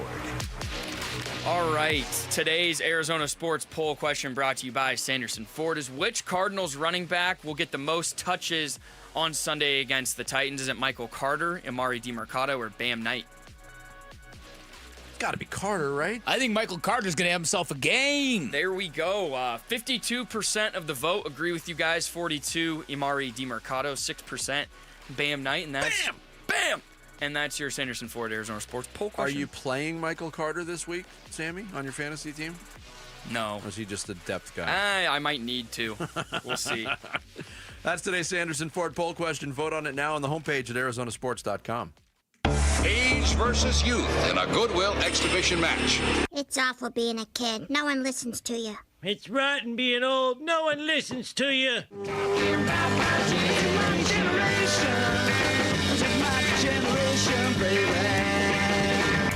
Okay, it is the return of the game that is sweeping the nation from elementary schools to old age homes. Jesus. The generations, the older people of the show, Vince Morata and Dan Bickley, will be taking on Sammy Cebulka and the midday show, Wolf and Luke assistant producer Jamal Gummo, in a trivia game that asks questions about the opposing team's generations. There are 4 categories: sports, music, pop culture, and slang. I will ask the older generation questions from stuff from the last 10 years. I will ask the younger generation questions from stuff that happened before they were born. The other teams can steal if they don't know it. All right. We'll do age before beauty here. So, all right. Bickley and Morata, which topic would you like to go with first? Go ahead, Vinny. Let's go music. Music. Let's get this one out of the way. Okay. Music. The world's biggest techno, house, trance, and EDM music festival occurs yearly in Las Vegas and is named what? This is a current festival in Las Vegas. And it's in Vegas. It is in Vegas, and it's the biggest house, techno, trance, and EDM music festival in the world. I have no idea. Yeah, Vinny, you got anything for me? Yeah. I think it's called Steve. Steve, the Steve Festival. No, it is not. No. Jamal and Yes. Sammy, do you know the answer to this? It is EDC. Which stands for? Electric. Oh, he is right. It is EDC, but should I take? It's the EDC Music Festival. Electric Dance. That's good enough. It's good enough. It is EDC, Electric Daisy Carnival. Yeah. Wow. Is what it stands for. So that is 1 point. We'll give them a point for them. All right. Let's go. Young people, Sammy and Jamal. Here we go.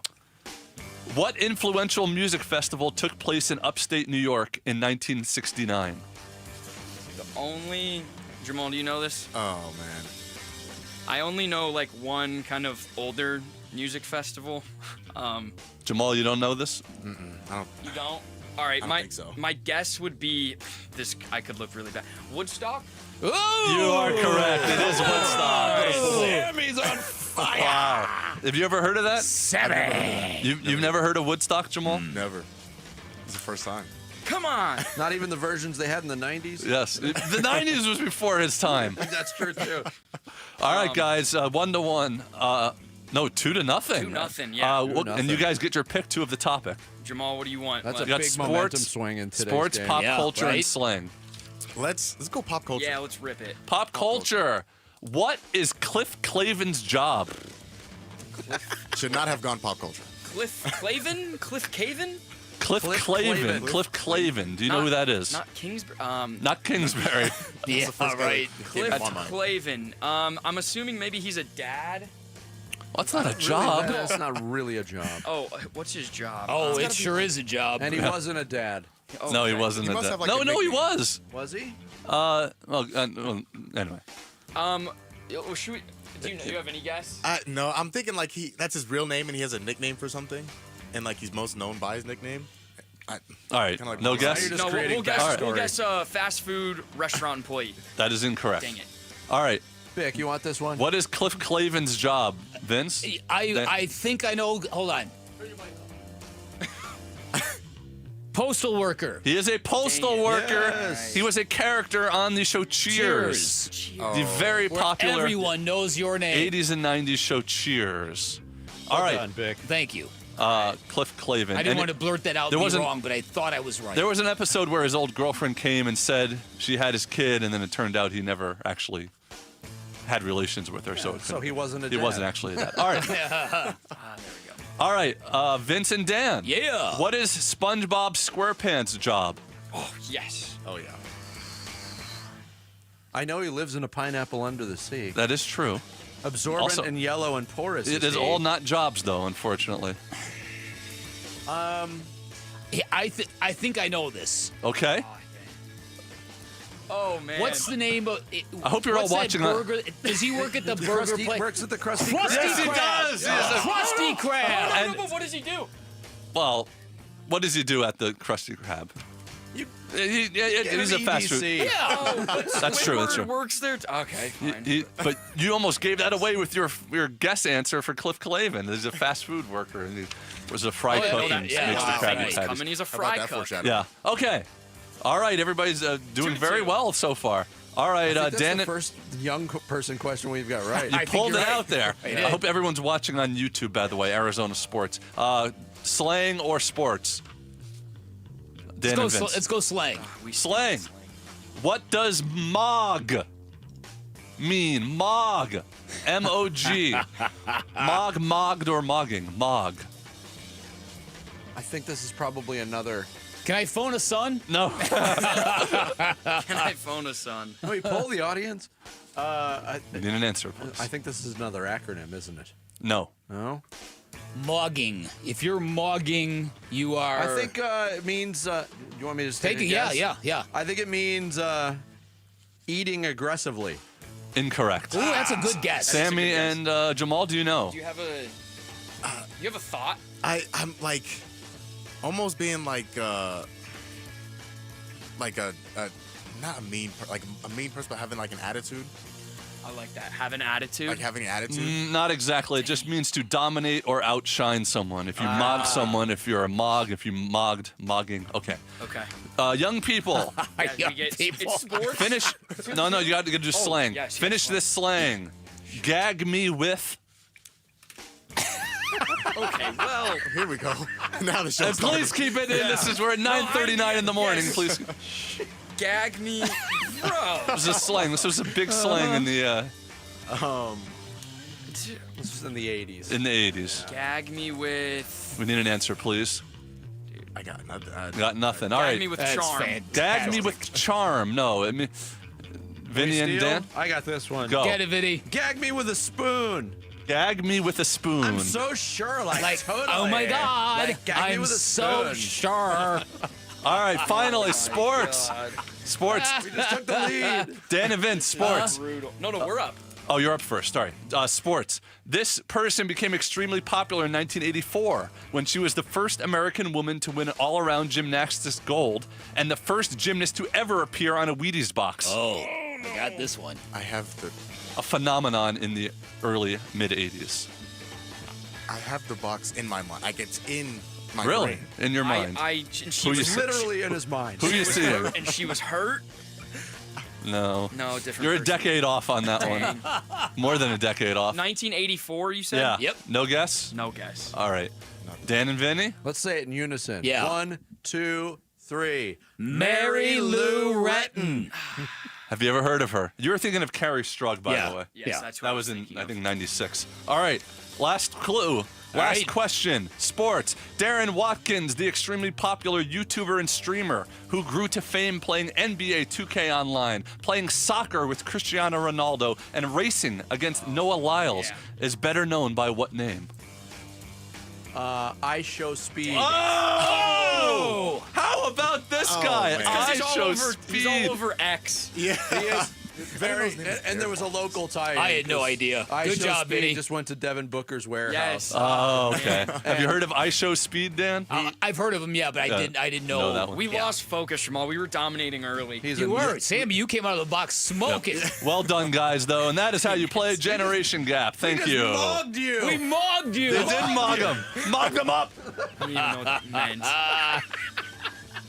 Final thoughts on this Thursday straight ahead. It's Bickley and Murata Mornings here on Arizona Sports, the local sports leader. Live streaming audio, podcasts, video highlights. The Arizona Sports app has all this and more from the local sports leader, including Cardinals play-by-play. Breaks a tackle. Heads for the end zone. Touchdown. Download the Arizona Sports app, presented by Ready Services Plumbing and Air Conditioning.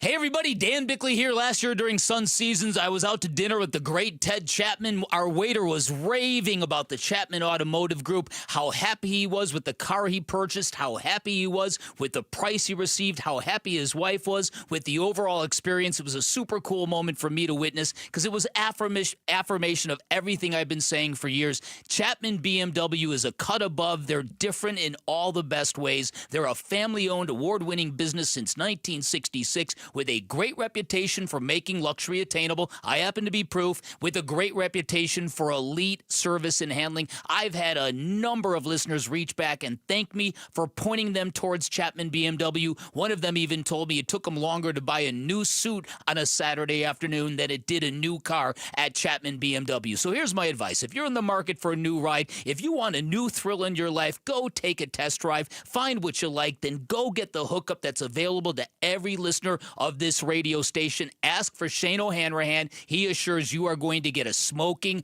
hot deal. You can always shop online at ChapmanBMW.com. That's Chapman BMW. 2 great locations, 1 great experience. I'm John Morgan of Morgan & Morgan. A question I get all the time is how did we become the largest injury firm in the world?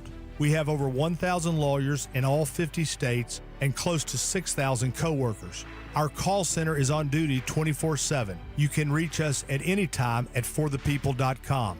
But the real reason is we won a lot. When you visit our website, go to our verdicts and settlements. There you will see what our clients were offered and what they were awarded at trial. All those verdicts help us resolve many cases fairly and early. You see, nothing beats reputation. The insurance industry knows who we are. We even have insurance adjusters call us for representation because they know too. We've made it easy. On your mobile device or computer, go to forthepeople.com and we will get busy. It's that easy. Call today. Morgan & Morgan, for the people. Injured? Dial pound law or visit forthepeople.com for an office near you. Hey, let's talk about your financial future. Paul Calvisi with Matt Dagas from Bright Wealth Management. As we know, the best football coaches, right? They make the best halftime adjustments, and that's a great analogy for people heading towards retirement. It's perfect. And if you're 5 to 10 years out, it's time to stop playing offense and start protecting the lead. All right, so what kind of adjustments should folks be thinking about? Risk, taxes, income planning, healthcare, the things that didn't seem to matter when you were just saving saving, and we help people create a full strategy for the next phase of life. And you're not just selling products, you're offering real planning. Exactly. And if you want clarity on what the next chapter of your financial life looks like, give us a call at Bright Wealth Management, 844-726-9116, or visit us online at brightwm.com. Again, halftime is a perfect time to get the plan right, and Matt's team can help. Call Bright Wealth Management today at 844-726-9116. Investment advisory services offered through Foundations Investment Advisors, LLC, an SEC-registered investment advisor. The content provided is for educational purposes only. It's the anniversary sale at Brooklyn Betting, and it's game on, Basinonians. Everything in store and online is 25% off. Upset your fantasy team stinks? Well, get over it and get yourself over to one of Brooklyn Betting's 12 Basin locations and tell them Wolf sent you for the anniversary sale. Mattresses, sheets, pillows, adjustable frames, it's all 25% off during the anniversary sale at Brooklyn Betting. 30 years of the best sleep ever on the best mattress ever at Brooklyn Betting. There's never been a better time to experience Sun Devil football. Pressure coming, Levitt throwing for the end zone, and it's caught for a touchdown by Jordan Tyson. The Levitt to Tyson connection clicks again. Don't miss your chance to be a part of the action, tradition, and unmatched atmosphere at Mountain America Stadium this season. Get your Sun Devil football tickets today by calling 480-727-0000 or go online to sundeviltickets.com. Are you ready for a smile makeover? Have you dreamed about a beautiful new smile that you can be proud of? If the answer is yes, then let's get you in for a free consultation with Pro Smile Dental, where they specialize in no prep or minimal prep cosmetic veneers. Have Arizona's top cosmetic dentists customize your smile with the Valley's only on-site cosmetic dental lab, where they custom create your designer smile with the exact color, shape, and size that you want. Pro Smile has locations in Phoenix and Scottsdale. Text PRO to 620-620 or go to ProSmileAZ.com. Message and data rates may apply. Arizona Sports, the local sports leader. Bickley and Murata, Song of the Day.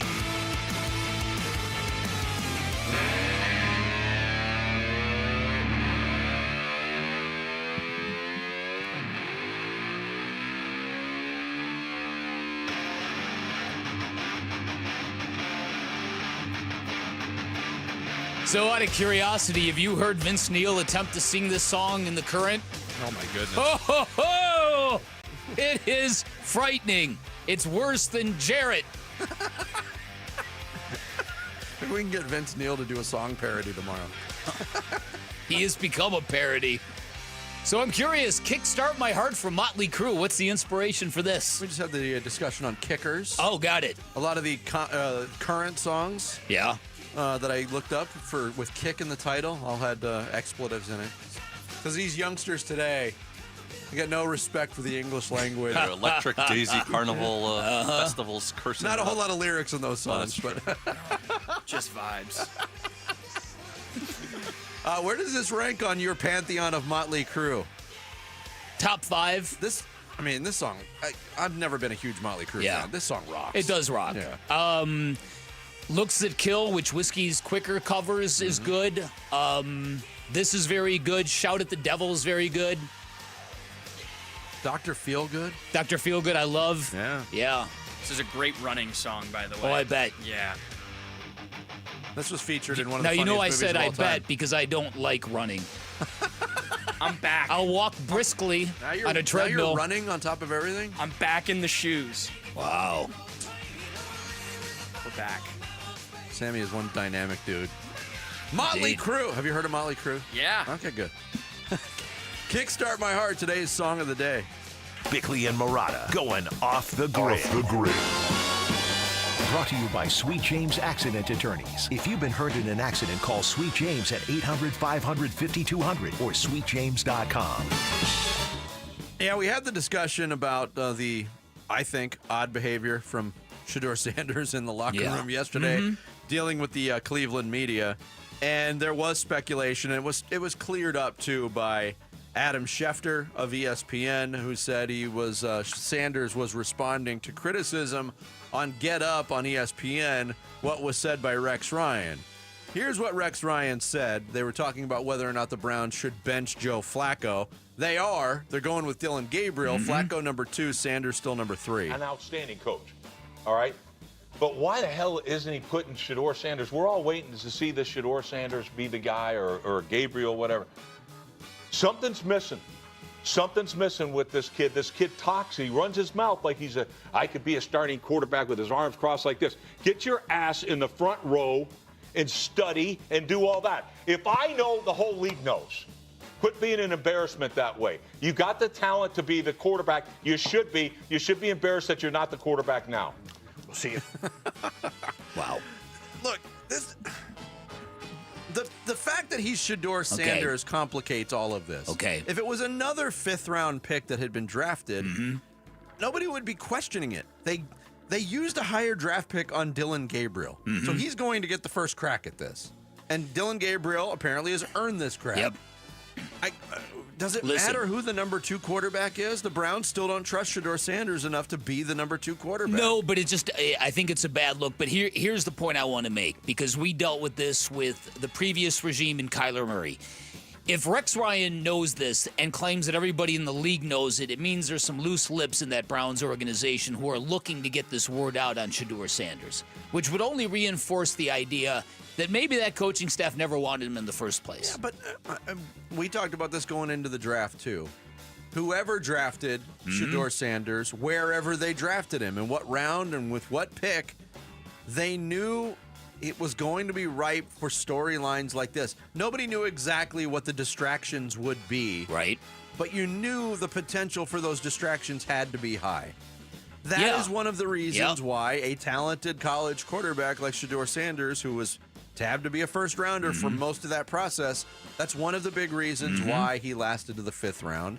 And it's why a dysfunctional organization like the Cleveland Browns went down that road, because they got the object got shinier in the 5th round. Yep. Yeah, Very few teams have ever drafted 2 quarterbacks in the same draft. Because it feels like the owner got involved for whatever reason, right? Who does that? Who drafts Dylan Gabriel then go, oh, you know what? Let's draft another. The Browns. Okay. I'm not saying it's right. It just doesn't seem coherent. And if you've got a guy, and if you've got a good GM and a good head coach, it just sounds like that's owner interference, is what it sounds like to me. Yeah. Just like Deshaun Watson was. Thursday night football tonight, an NFC West battle, Rams and 49ers, and 49ers really, really banged up. Here's Adam Schefter. The 49ers have ruled out their quarterback Brock Purdy and their 2 starting wide receivers, Ricky Pearsall and Juwan Jennings. That doesn't even include the fact that George Kittle already is on injured reserve. So Mac Jones will start his 3rd game this season for the 49ers. He'll be throwing to receivers like Kendrick Bourne and Demarcus Robinson, and the 49ers have a big challenge on their hands. Huge challenge. Mac Jones is 2-0 as a starter this year. Those wins came against the Saints and, of course, the Cardinals. The Rams are coming off a loss. Or, wait, no, I got my. They won. They beat the Colts. They beat the Colts. They lost the Eagles the week before. Yeah. I had that game still stuck in the back of my head. Yeah. And the Rams still haven't produced defensively the way they're supposed to. No, and this might be the game. This might be the game. Yeah. Or it could be the ultimate Kyle Shanahan flex if they find a way to scheme their way to victory. They are too limited. Probably a good night to have Christian McCaffrey in fantasy. This is true. So he's got to be their whole offense, you would think. Although, this did not come up in the week the Cardinals played the 49ers. And I know the stat line ultimately looked good from Christian McCaffrey in that game. He doesn't look like the same player to me. He had 2 or 3 drop passes in that game. The running numbers are at this point.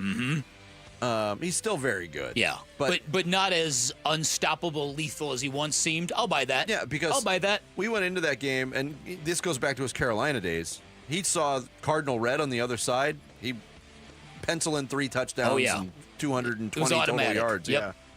Yeah. I'm glad I'm not the only one that thought that watching that game. Still didn't matter. 49ers still won.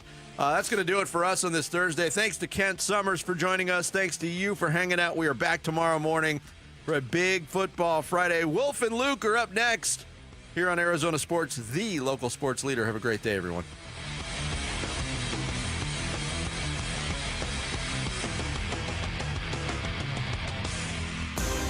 Arizona sports host talked with Suns players, coaches, and the front office at Suns Media Day. Yeah, the leadership aspect is going to be more important than ever this year. I believe in Devin Booker. He's our guy, and we're building around him. It's extremely exciting what we've done and also where we're going. If you missed our Suns Media Day special, search it up on the Arizona Sports app, arizonasports.com, or Arizona Sports on YouTube. Arizona Sports is the home of Phoenix Suns basketball. If you love to travel, Capital One has a rewards credit card that's perfect for you. With the Capital One Venture X card, you earn unlimited double miles on everything you buy. Plus, you get premium benefits at a collection of luxury hotels when you book on Capital One Travel. And with Venture X, you get access to over 1,000 airport lounges worldwide. Open up a world of travel possibilities with the Capital One Venture X card. What's in your wallet? Terms apply. Lounge access is subject to change. See CapitalOne.com for details. Let's go! You're still glowing, flirting, grooving.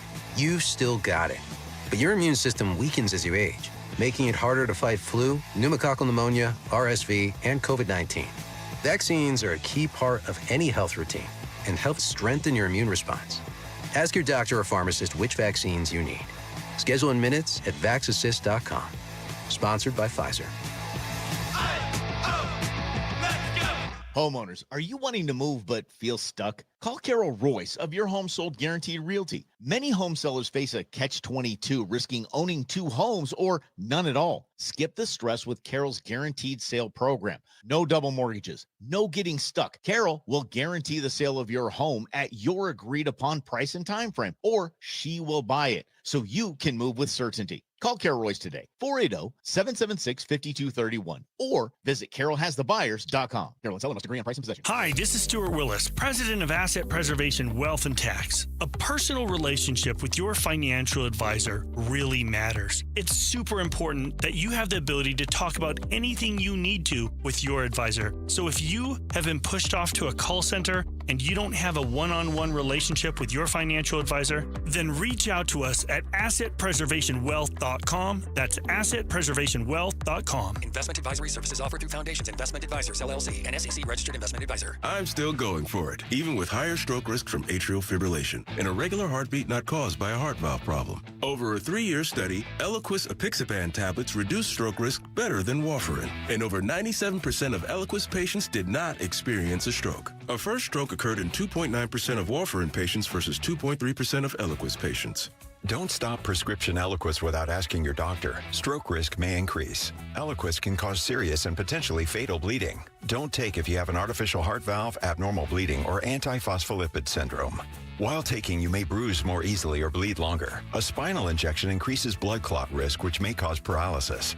Get medical help right away for unexpected bleeding or bruising, or back pain, tingling, numbness, muscle weakness, or incontinence. Aspirin products, NSAIDs, SSRIs, SNRIs, and blood thinners increase bleeding risk. Tell your doctor about planned medical or dental procedures. Learn more at Eliquis.com or call 1-855-ELIQUIS. Hey Arizona, Tom Chambers here. I've learned that great teams are built by hard work, ethics, and perseverance. That's exactly what you get with Right Way Roofing. Right Way Roofing is a 3rd-generation roofing company that has built trust in our community through their commitment to excellence. They use the toughest, most durable materials to handle Arizona's extreme weather. Take it from me, Tom Chambers. When it comes to your roof, choose the team that delivers excellence, because there's only one way, the right way. We're Right Way Roofing and we do it right. We'll always keep you watertight. Last year in Arizona, more than 121,000 car accidents were reported. Over 1,200 were fatal. Imagine you're one of those drivers. The light turns green. In a split second, everything changes. A crash leaves you fighting for your life, unable to speak, make decisions, or protect your family's future. Without having the right legal documents, the courts, not you, decide who speaks for you. That process is costly, time-consuming, and could tear families apart when they should be pulling together. With a comprehensive plan from RJP Estate Planning, including a living trust, powers of attorney, and healthcare directives, you stay in control, and your family stays protected. Trusted for over 35 years, RJP Estate Planning helps Arizonans plan for life's whens and what-ifs. Call 480-576-5457 by October 2nd to save 55% on RJP's Living Trust Package. That's 480-576-5457. 480-576-5457. KMVP FM Phoenix. Live from the Casino Arizona and Talking Stick Resort Studio. Arizona Sports, the local sports leader. I'm Sammy Sabolka with what's trending now, presented by Parker & Sons Heating, Cooling, Plumbing, and Electrical. The Arizona Cardinals will be without running back Trey Benson for this Sunday's game against the Tennessee Titans, and at least 3 more weeks after that. He went on the IR yesterday with a knee injury, and it looks like for now it'll be Amari DiMercato and Michael Carter's backfield. Here was Carter yesterday on the chance to capitalize on the opportunity. I think I put my best forward every day. My chip on my shoulder is gigantic right now, and I think that I don't try to look too far ahead. Today I would just focus on today, and I know it's cliche, but it's the best way for me to go about business. We'll have to wait and see till Sunday to see what the running game and the rest of this Cardinals team will look like after 2 straight losses. No games for the Arizona Sun Devils this weekend. They have a bye week as they'll prep for Utah next weekend. And on ESPN 620 this afternoon, you can hear Yankees and Red Sox Game 3 of the Wild Card Series in a winner-go-home game. This report is brought to you by Parker & Sons. We're looking for the next student-athlete to win a $10,000 scholarship. Text character to 620-620 to nominate a student today. Check 1, 1, 2, 1, 2, 3. Ha! Chaw! Arizona Sports, 98.7 FM. Oh, Luke, Wolf, hey, my brothers. Are you kidding me? This does not suck buttermilk, right? Ron Wolfley. Hey, I was a wedge buster. How are you? Luke Lipinski. Hey, guys, welcome back to the show. It's Wolf and Luke. Live from the Casino Arizona and Talking Stick Resort Studios on this Thursday morning. It is the Wolf and Luke Show. Wolf, what's up? Yeah, what's going on, Luke? How you doing, bud? Doing good. We got, what do we have, 3 game 3s in the best of 3 first round. You got to be kidding me, man. Baseball. How awesome was that playoff baseball on display for all to see last night? And we almost had 4. Can you imagine that? 4 game 3s. That would have been awesome. We also have Thursday night football tonight. Kind of a big game in the NFC West. Rams-Niners. Oh, man. How about that? This is going to be a bloodletting. Okay. This is Wolf's kind of game tonight. Just saying, Rams, it Niners. really is. You know, there's something about walking in between those white lines, Basonians. You walk out there and suddenly you look at another man and he wants to drive you into the ground. Literally, that's what he wants you to do. That's what he's getting paid to do. And you look at the other guy and you say, you're not going to drive me into the ground. I'm going to drive you into the ground. Somebody's getting driven into the ground. Can you imagine? Something has got to give, doesn't it? Lorenzo Alexander's going to join us next hour for the whole hour. Zoe knows all about driving dudes into the ground. Some NFL. We'll talk about the Cardinals game too. You know, we could just say we have Shedeur Sanders on as a guest because you wouldn't be able to hear him anyway since he mimes his answers now. Man, that's interesting. Yeah, Shedeur, can I talk to you for a minute? Honestly, Shedeur, what do you think about that? Oh, that's interesting. All right, cool. Yeah, and smiling while he was doing it as well. I don't know what he really was trying to accomplish at that point in time. Didn't answer any of the other questions either. Like I tried to watch the whole interview this morning, and when they started asking him other questions that weren't just about, hey, Dylan Gabriel's the starter now and you're still third, he didn't answer those either with actual words. So we can ask Zoe about that as well. Let's start in the NFL, though, Wolf. We don't have an ASU game this weekend. The Diamondbacks, unfortunately, aren't in the playoffs, but the Arizona Cardinals have what is suddenly a pretty important game coming up this Sunday against the Tennessee Titans. And they are not going to have either of their top 2 running backs, but they are in a spot where they really – it's not a must-win, but common sense says you need to win this game if you have any true aspirations of making the playoffs. Yeah, you know, if you're not going to win this game, it's really going to be a tough uphill climb from this point forward. Can you imagine suddenly being 2-3 on the season with the schedule that you have had so far and then losing the games the way that you have in very deflating ways, walk-off field goals. Yeah. Yeah, I can tell you it's a bummer. There's no doubt about that. I can't see the Arizona Cardinals losing this game. Now, I understand it's the National Football League.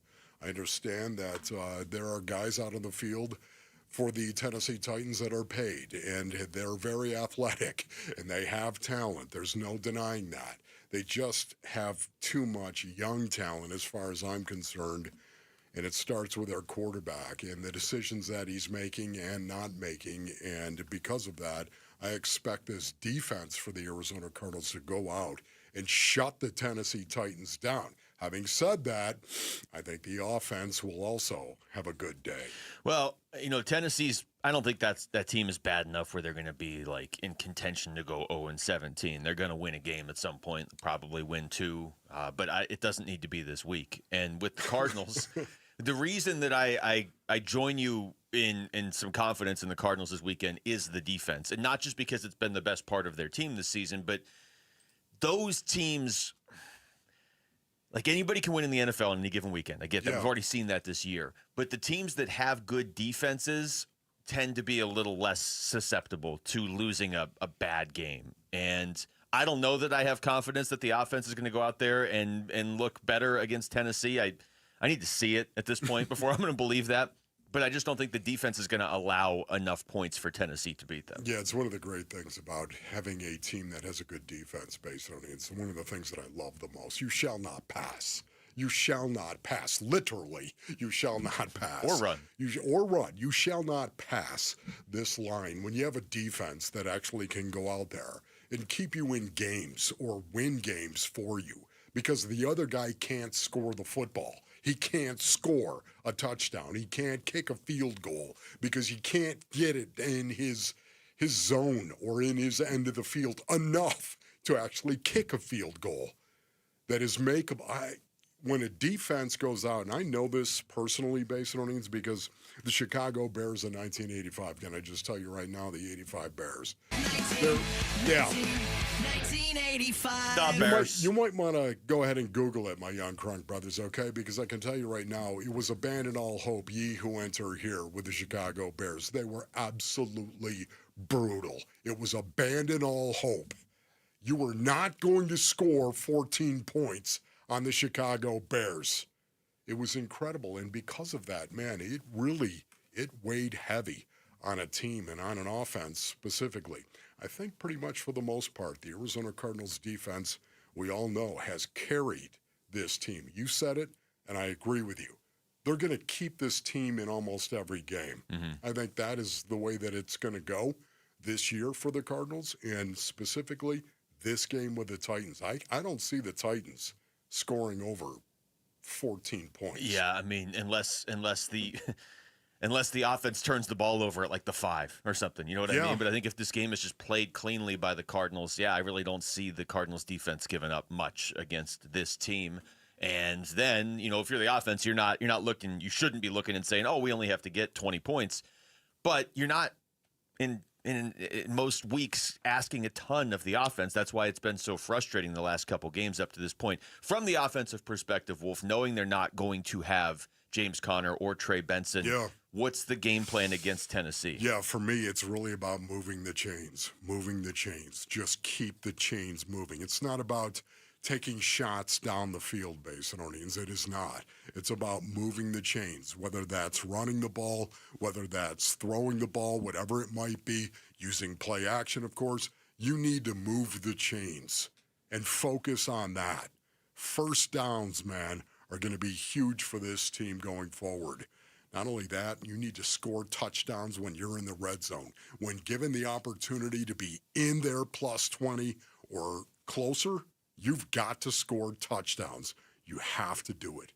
And I'm talking about 3 or 4, 4 or 5 possessions, red zone possessions, where you're scoring, you're converting touchdowns, not kicking field goals.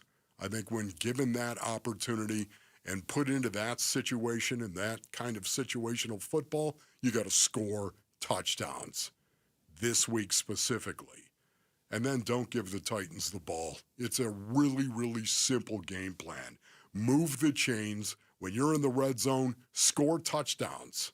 This is a team that is not good in regard to that. And don't give them the ball. Don't turn the ball over. Yeah, and you win. It's what you always say, where you don't have to go to the extraordinary this week to beat Tennessee. No. You shouldn't. Just be good at the ordinary. Just don't turn the ball over. Move the ball. Yes. I'm not expecting 8 amazing drives from the Cardinals offense, even against Tennessee, but just have let's say 4 really good ones where you march down the field and you control the ball and you get in the end zone on 3 of them and you kick a field goal on the 4th and then try to figure something else out on one of the other drives or something. So you're not asking your defense to do, ridiculously crazy things. But again, this is a Tennessee team that just came off a 26-0 loss to Houston. Houston was winless, and Houston can't score. Like, they can't score. They have Nico Collins, and they can't even get him the ball half the time. The only good thing I would say the Titans' defense does on a regular basis is they're okay at taking the ball away from you in terms of interception. They have 3 picks on the season right now, puts them number 13 in that category overall, and number 9 in red zone defense. That's why it's so critical. When the Cardinals get the ball in their red zone, they score touchdowns, not field goals. I think if you don't turn the ball over, you have obviously a great shot this weekend. That's the path. If you're looking for your path to how to lose to Tennessee, it's turning the ball over. All right, we come back. Let's get into baseball, and let's just dive right into this, Wolf. The top 5 questions that need to be answered this offseason for the Dbacks. Sort of an impromptu power poll, even though I'm giving you about 3 minutes warning right now. That's next. It's Wolf and Luke on Arizona Sports, the local sports leader.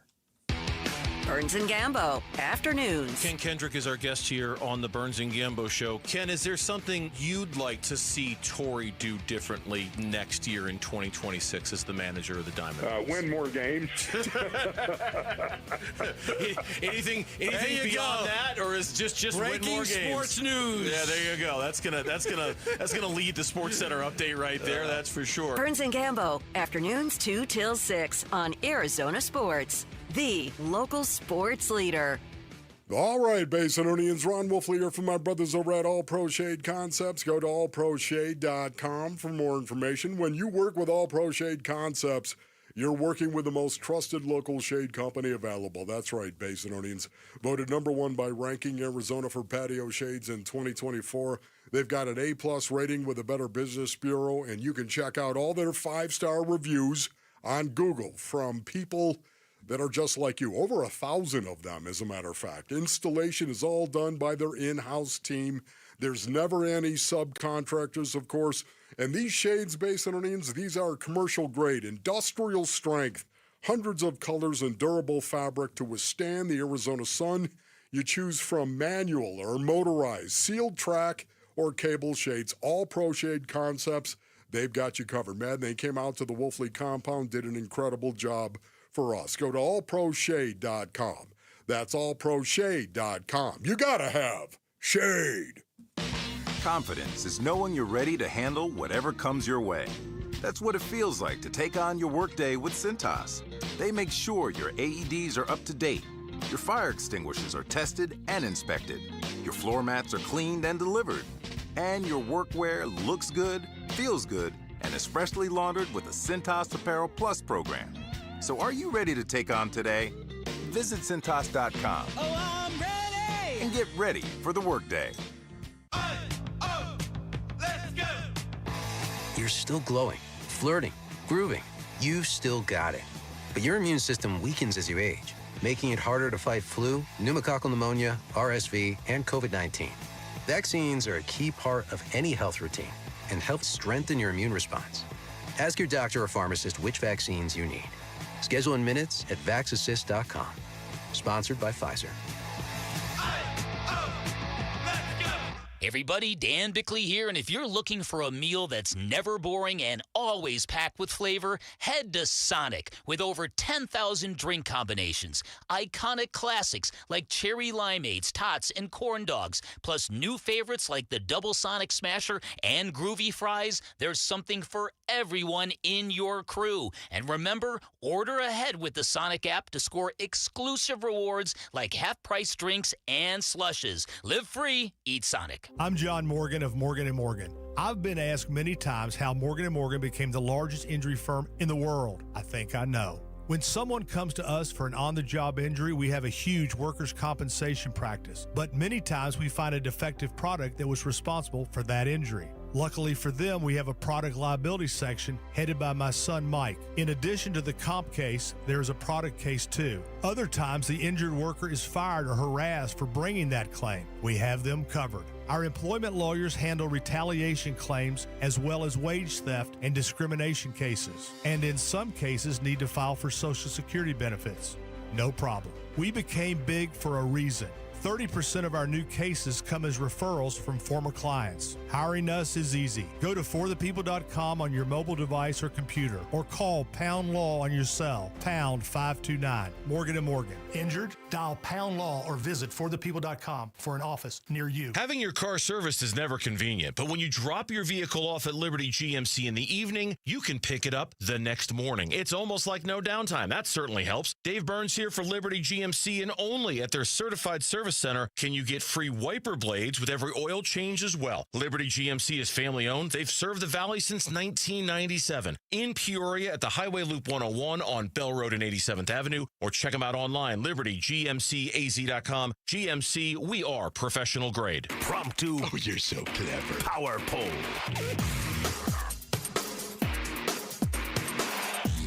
All right, well, before we get into this impromptu power poll that I gave you a 3-minute warning on, just want to shout out our listeners and viewers in Santan Valley. Santan Valley. Wow. Santan Valley, which has grown rapidly over the last What a great couple place years. Santan Valley is. I like how you looked right into the camera when you said that, but I think you looked into my camera. I said it with conviction as well. And certitude. And made eye contact with Rick. You did. At the same time. And everybody knows when you're talking up Santan Valley, you need to make eye contact with Rick. Well, who wouldn't want to live in Santan Valley? Santan Valley's where nice. Rowdy lives, one of our loyal listeners, Rowdy in Santan Valley. Yeah. What up, Rowdy? All right, let's jump into this power poll. It is the top 5 Dbacks questions that need to be answered this offseason. So you can take this any direction you want. Okay? What up, YouTube? And by the way, what up, YouTube, as Wolf says. Starting with number 5. Number 5. That number 5 just woke me up and I was already awake, I thought. Yeah. Number 5, Wolf. Boy, there's a lot of questions. There are a lot of questions. This one that I have at number 5, I acknowledge maybe there are other ones. Oh, yeah. But I want to know the answer to this. You think you have to figure out what the plan is now with Jordan Lawler? Just because the storyline changed so much over the course of the season, for better and for worse. Yeah. But I do think at the end of all of it, you expected to be, when your season ended, they expected to still be playing on October 2nd. I'll give you that. But whenever this season ended, I think the plan was Jordan Lawler is our third baseman of the future, which starts next season. He couldn't hit for a while. He couldn't get in any sort of rhythm. He was hurt. Then he came back at the end of the season. He was one of the reasons that they were on that run they were on. So maybe you have your starting third baseman. Yeah, this could be very similar here, so I might have to change it up. I also have Jordan Lawler as number 5 right now. What are you going to do with Jordan Lawler? What is the issue? Listen, he's going to play third base. Okay, that's where he's going to start in spring training next year. I understand that. That's what you're going to do with Jordan Lawler. Okay, great. Blaze Alexander had a really, really good season for the Arizona Diamondbacks, and seems like a guy the Diamondbacks really like an awful lot. I know he's versatile. I know you can move him all over the place. Yet at the same time, if he's better than Jordan Lawler, if Jordan Lawler does not come up and start looking like Jordan Lawler in the minors, you're going to start playing Blaze Alexander, or your other players inside the clubhouse are going to look at you like, why? Why is he not playing? Aren't we trying to win games? Yeah, that could be a problem. And they don't need any more problems inside the clubhouse. They just need a clean season. Here's number 4. Number 4. Number 4 for me is somewhat similar to that with Jordan Lawler, but it's broad in the sense of you can say it's Tyler Lockley or you can say whoever, but what are they doing at first base? And this goes back to the question that I asked Mike Hazen yesterday of, did this season set you back at all when you go big picture, when you look at 2026? And I liked his answer because his answer was you have to sort of assume all your unrestricted free agents that you're not going to have them past that year anyway. And we talked about this yesterday, Wolf, that basically gave you 3 scenarios where you're either still in the playoffs this year and you were buyers, so you're going to be kind of hurting in 2026, but it was worth it, or you were buyers and you missed the playoffs, which is the worst of both worlds. The Diamondbacks this season, now that it's over, was kind of in the middle. They didn't make the playoffs, which sucks, but they at least got to sell and add prospects for the future. But that all makes sense. But we don't know what Tyler Locklear is at first base. Gambo had a post on X yesterday that he doesn't expect that to be much of a priority for the D-backs, that they will kind of piece it together with Locklear and Tawa and Peyton Smith. But I still think it's a question. Yeah, that is a question. I would say the next 4 questions that I have for the Arizona Diamondbacks, they're not separated by a lot based on our needs. They are not. Number 4, the bullpen. By way of example, I'm sure you have the bullpen a little bit higher. It's a little higher, yeah. Once again, I think Taylor Rashi, I'm really encouraged with what I saw. Even Brandon Garcia, I think those 2 guys are going to be bullpen guys for the Diamondbacks next year. I think they're going to grow and develop a little bit and get better in that role. But the bullpen, I think we all understand it's got to be fixed, and we all understand why it fell apart because of injury. I'm sorry. You just can't have 3 of your closers, who were doing a good job, by the way, have 3 of them out because of injury, done for the year. I still can't believe that happened. They were literally on their 4th and 5th closer, trying to find somebody way over that. As a matter of fact, at the end of the season, they were going with pretty much anybody who was ready to go. They got to fix the back end of this bullpen. It was almost my top 5 here, honestly, was almost going to be who's your 7th inning guy, who's your 8th inning guy, who's your closer when he's out for the year, who's your closer when the first 2 closers are out for the year. That was almost my top 5 questions for the Diamondbacks. But instead, I went a little bit differently here. Number 3. Okay, number 3, I didn't know if I should put this at 5 or like 2 or just not even have it on the list. But I have the Ketel Marte question. I suspect it's maybe already been answered, which is why I don't have it any higher on the list. I'm gonna try to remain optimistic about this, that whole situation got worked out a month and a half ago, and it's no coincidence that they then went on a crazy run after that, and that they are just going to keep Ketel and everything. But, I think it's still a question to see how this offseason plays out. If he sticks around, if they already they're keeping Torrey, Ketel's signed, so if they keep him and we get into next season, it's then not a question for me anymore. But I just want to see, since it all boiled over about a month and a half ago and they've already said they're keeping Torrey, if that is all ironed out and he's staying. Yeah, for me, number 3, I have the first base question right here. I really do. I mean, what are you going to do with Tyler Locklear? Of course, you're really going to go Pavin Smith and Tim Tawa. Are you not going to address the first base position with somebody who's got a little bit more experience at actually doing that? Or are you going to go into training camp? Are you going to go into spring training, I should say, with Tyler Locklear as your guy and Tim Tawa and Pavin Smith also as pieces to your first base issue? It helps. I don't know if you can do that, Luke. No, I don't know if you can either. It helps to have guys like Tawa and Blaze Alexander that you can kind of play all over the place. But I don't know if I feel confident going into next season with Locklear as the starter. He doesn't get to play that much. He got hurt.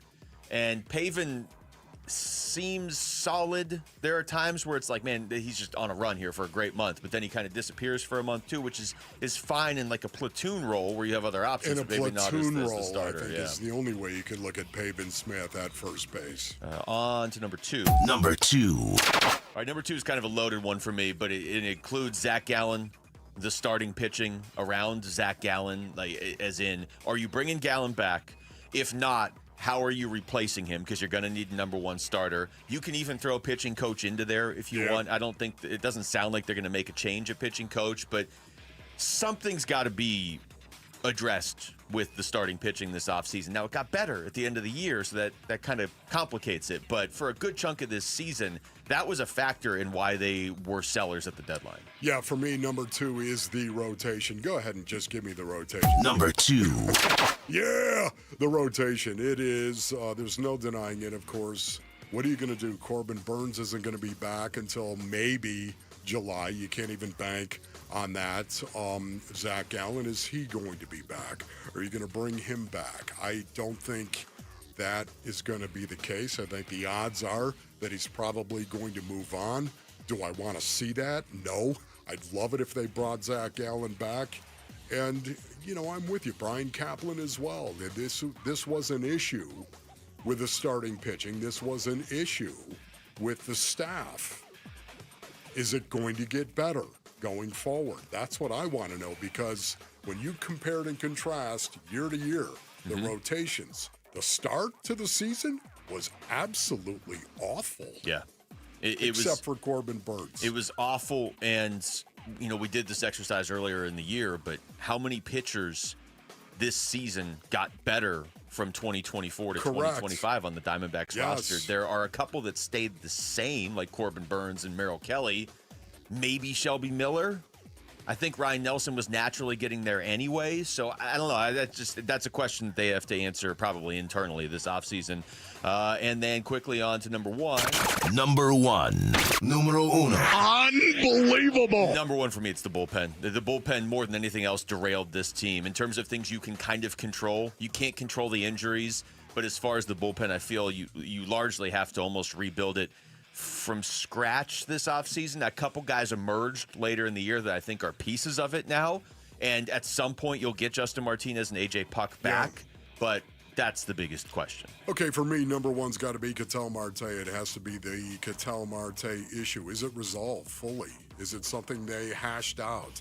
Hopefully that is going to be the case. I'm with you, because if it isn't something that is done, this will unravel that clubhouse once again. That's what I'm afraid of. Ketel Marte, number one.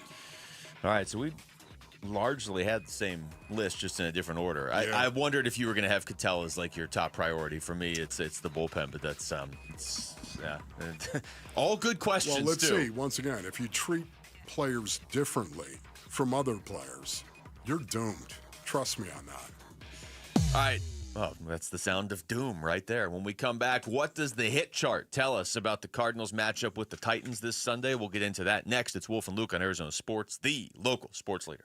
The Cardinals host the Titans Sunday at State Farm Stadium. One team at 500, one team at 0-4. Will the Cardinals send them back to Nashville 0-5? Not to slight college football, but this is not a 0-4 college football team that has no chance of winning. Everybody in the NFL has a chance to win every game. They got really good players, really good coaches, and we got to play, like I said, probably our best game to get a win.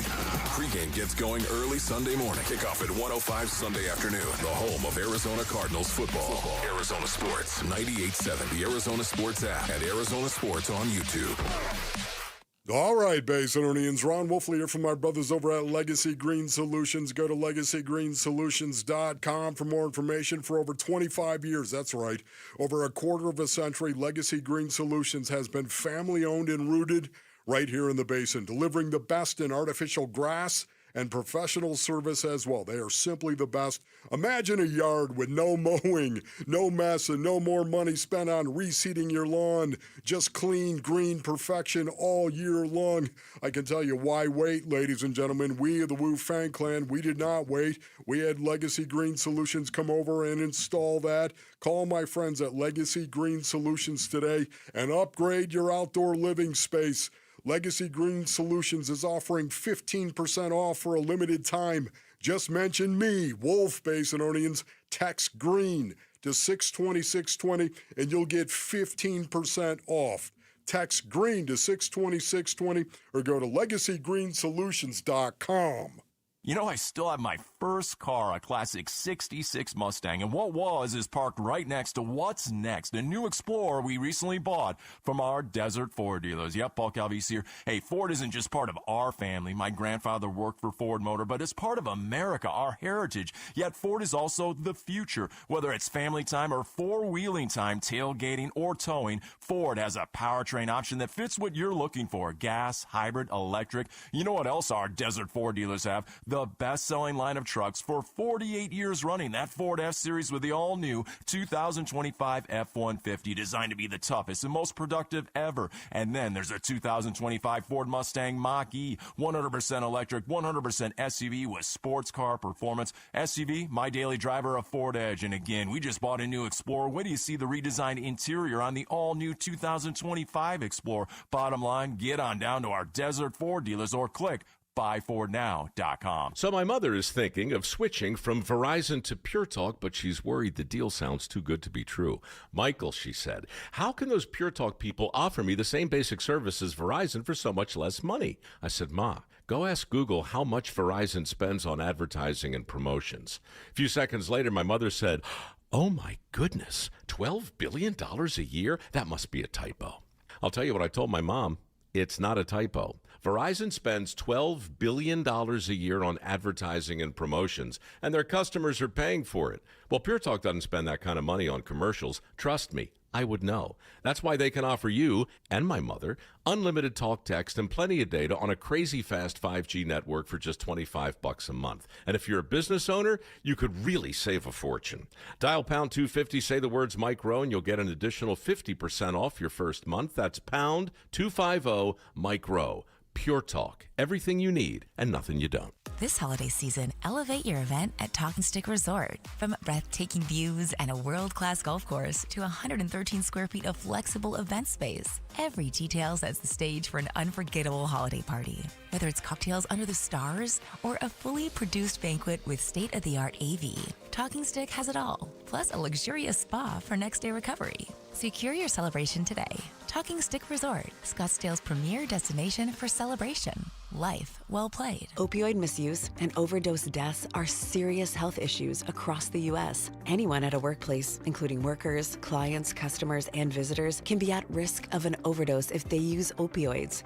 Are you prepared? Consider making non-prescription naloxone nasal spray a part of your workplace first aid kit. Naloxone reverses an opioid overdose and saves lives. Maintain workplace safety, offer training, and always call 911 for a suspected overdose. Visit naloxoneaz.com.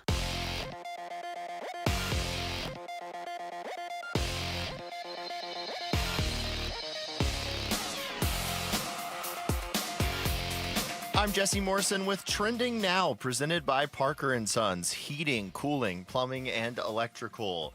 The Arizona Cardinals are gearing up for their Week 5 matchup against the Tennessee Titans, and yesterday, Cardinals quarterback Kyler Murray spoke on the Titans being better than their 0-4 record.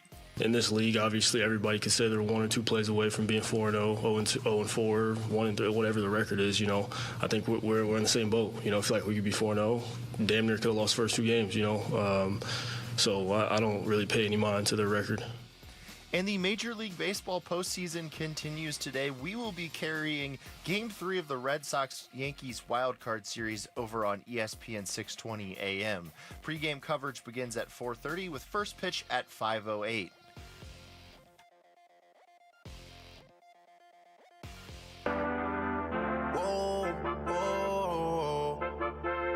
Yeah.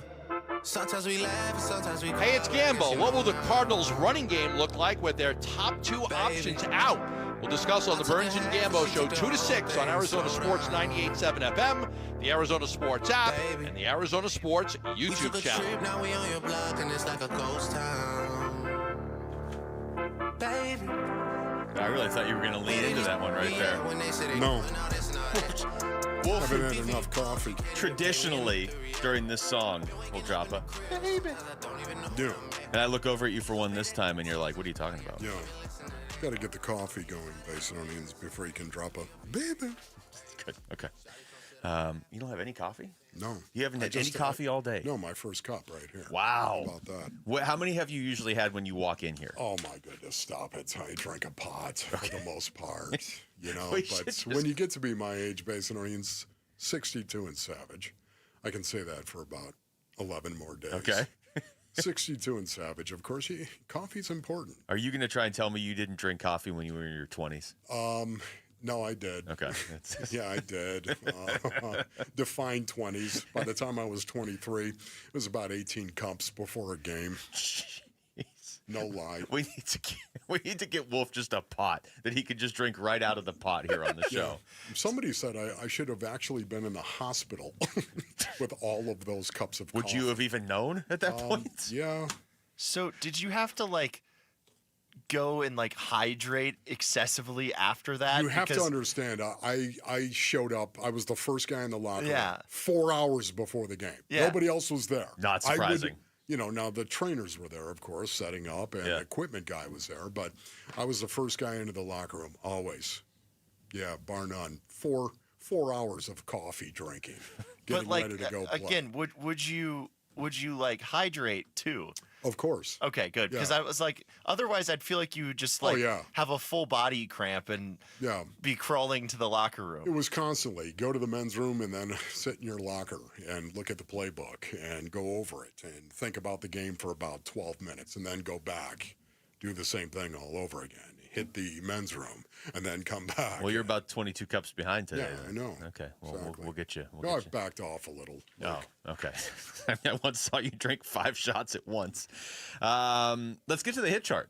Okay, that you put together. How long? Like, when did you start doing this? Do you think this was originally something you did for your broadcast when you were the color analyst for the Cardinals for 20 years? Yes. But you're still doing it this year. I honestly want to say 15, 16 years. Okay. If you go back and look at my computer, I've got years. Oh, you have all the old ones? Years and years. I have them all, as a matter of fact. Can you imagine that? The hit chart, it was just a quick way of being able to look at a matchup that the Arizona Cardinals would be playing based on its offensively and defensively, of course.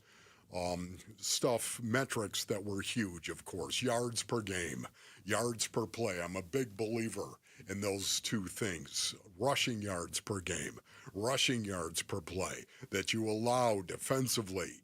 It would go on and on, both offensively and defensively. Big metrics that would help you just at a glance look at a team and say, what are they doing well? And it's never the amount. It's literally the ranking. It's all relative. What are they doing compared to every other NFL team that is out there? That, to me, is how I like to evaluate a team in regard to how well they're playing or not. Yeah. And that's how the hit chart started. And there's other pieces of information on it as well, like personnel and how often they use 10, 11, 12, 13, 14 personnel. 21 personnel, 22. How often do they use this? That, to me, was also a little cheat sheet.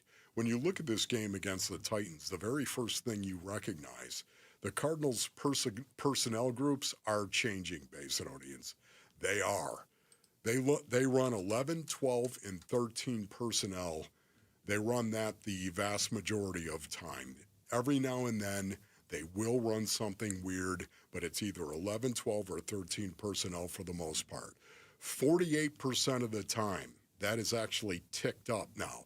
48% of the time, the Arizona Cardinals are in 11 personnel, 1 back, 1 tight end, 3 wide receivers. And then 35% of the time, they're in 12 personnel, which has ticked down. They were at 39%, 40%. Now they're at 35%. The run pass for them is still 59 to 41. 59% of the time out of 12, they'll run the ball. 41% of the time, they'll throw the ball out of 12 personnel in rundown situation, once again, which is 1st and 10, 2nd and 1 to 6. This is Kyler Murray talking about being in 11 personnel a lot, specifically against the Seahawks.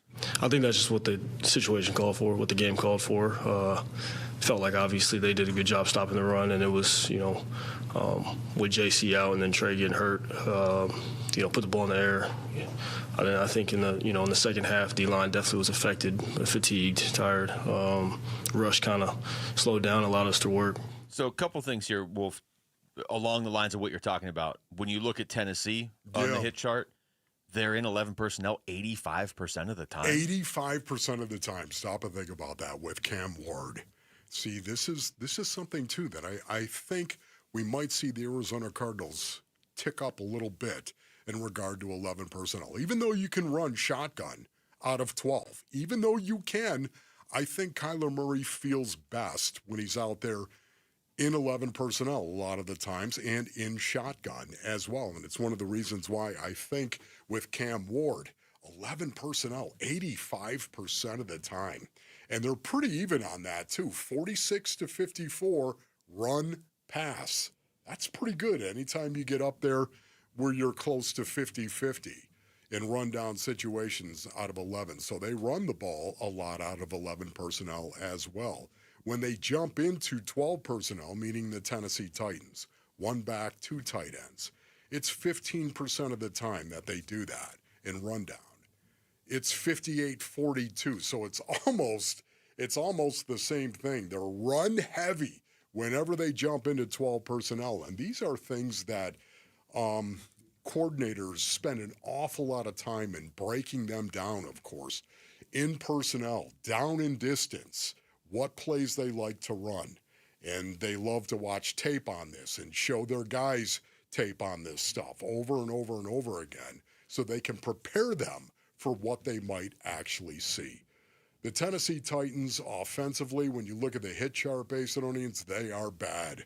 Number 31 and 32 respectively in total yards per game, and number 32 in total yards per play. Yeah, there's a lot of 32s on their side. Third down percentage, they're 32nd in the NFL. Yes, yes. I will say when you go down to looking at the Cardinals defense, 8th in red zone defense, 6th in points allowed per game. There you go. Two pretty good area, and 11th in third down percentage allowed.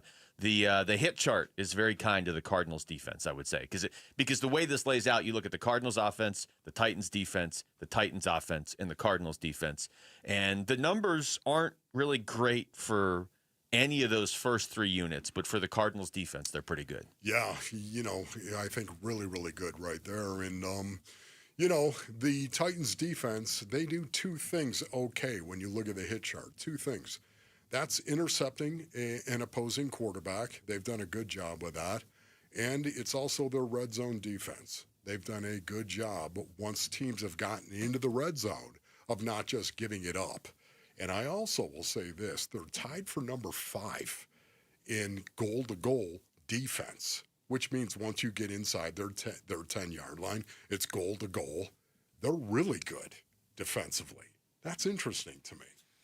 My Chemical Romance is heading to Chase Field in September of next year. Tickets are now on sale, and you can also win a pair now by texting Romance to 620-620 for your chance to win. Again, text Romance to 620-620. When we come back, that was the Diamondbacks front office reflecting on this season now that it's been over for a few days, and what changes do they plan to make in the coming months? That's next. It's Wolf and Luke on Arizona Sports, the local sports leader. Baby. High school athletes speak about their game, their preparation, competition, and sportsmanship. Every Saturday morning on The Kevin McCabe Show. Presented by Brooklyn Betting. Don't miss interviews with players from your favorite local teams when the Dean of High School Sports in Arizona hosts The Kevin McCabe Show. Saturday mornings at 9 on Arizona Sports 98.7 and the Arizona Sports app. All right, Basinonians, Ron Wolfley here for my brothers over at Aria Dental Implant Center. Go to ariadentalimplantcenter.com. Choosing dental implants, it's one of the most important health decisions you're ever going to make. That's right. At Aria Dental Implant Center in Phoenix, they're locally owned and proud to offer world-class care in their state-of-the-art facility, Basinonians, with decades of experience and thousands of smiles restored. Dr. Joe and their expert team, they deliver results you can trust. Unlike the gimmick dentistry that you might see elsewhere, bait-and-switch pricing, fake, limited-time offers, or surprise add-on fees, at Aria, you'll always know exactly what to expect. That's why they've earned over 500 five-star Google reviews from patients who felt truly cared for. Aria is helping patients regain their quality of life while saving thousands of dollars. Go to ariadentalimplantcenter.com. That's ARIA dentalimplantcenter.com. Keeping your engines healthy means protecting them in season and out. Experts trust Stable to do that, and third-party testing confirms it. Stable is the industry leader in preventing fuel-related issues, no matter if you use it in your car, boat, or outdoor power equipment. In season or out, at every fill-up or when you store, start with Stable. Let me tell you about this new pretzel cheddar club. Hey, I'm Carlos. And I'm Ebony. And a little thing we love about the Chick-fil-A Pretzel Cheddar Club is the tangy Dijon with the pretzel bun. It takes it to a whole nother level. It goes perfectly with the chicken and the cheddar cheese and the bacon. Man, you know how much you love bacon.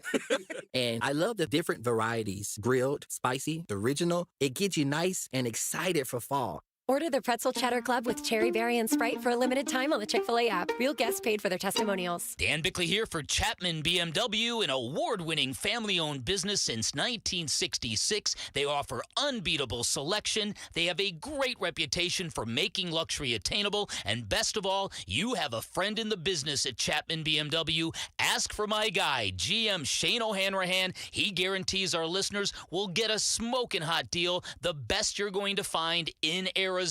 That's Chapman BMW. 2 great locations, 1 great experience. We're Right Way Roofing and we do it right. Hi, I'm Lori Clark, owner of Right Way Roofing, where we believe there's only one way, the right way. We only use the most durable, top quality products at a fair price.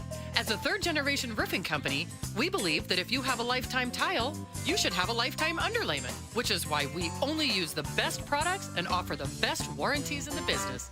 Look us up at azroof.com for a free estimate. Always keep you watertight. Protect your home and auto by bundling them with Progressive, and you'll have a little less to worry about. But we know you'll find other things to worry about. Like that text you just got from your boss. Hey, call me when you get a sec. Hey, call me when you get a sec. Hey, call me when you get a sec. Hey, call me when you get a sec. Yeah, this is bad. Oh, well, at least you protected your home and auto with Progressive, so you don't have to worry about that. Progressive Casualty Insurance Company affiliates and other insurers not available in all states.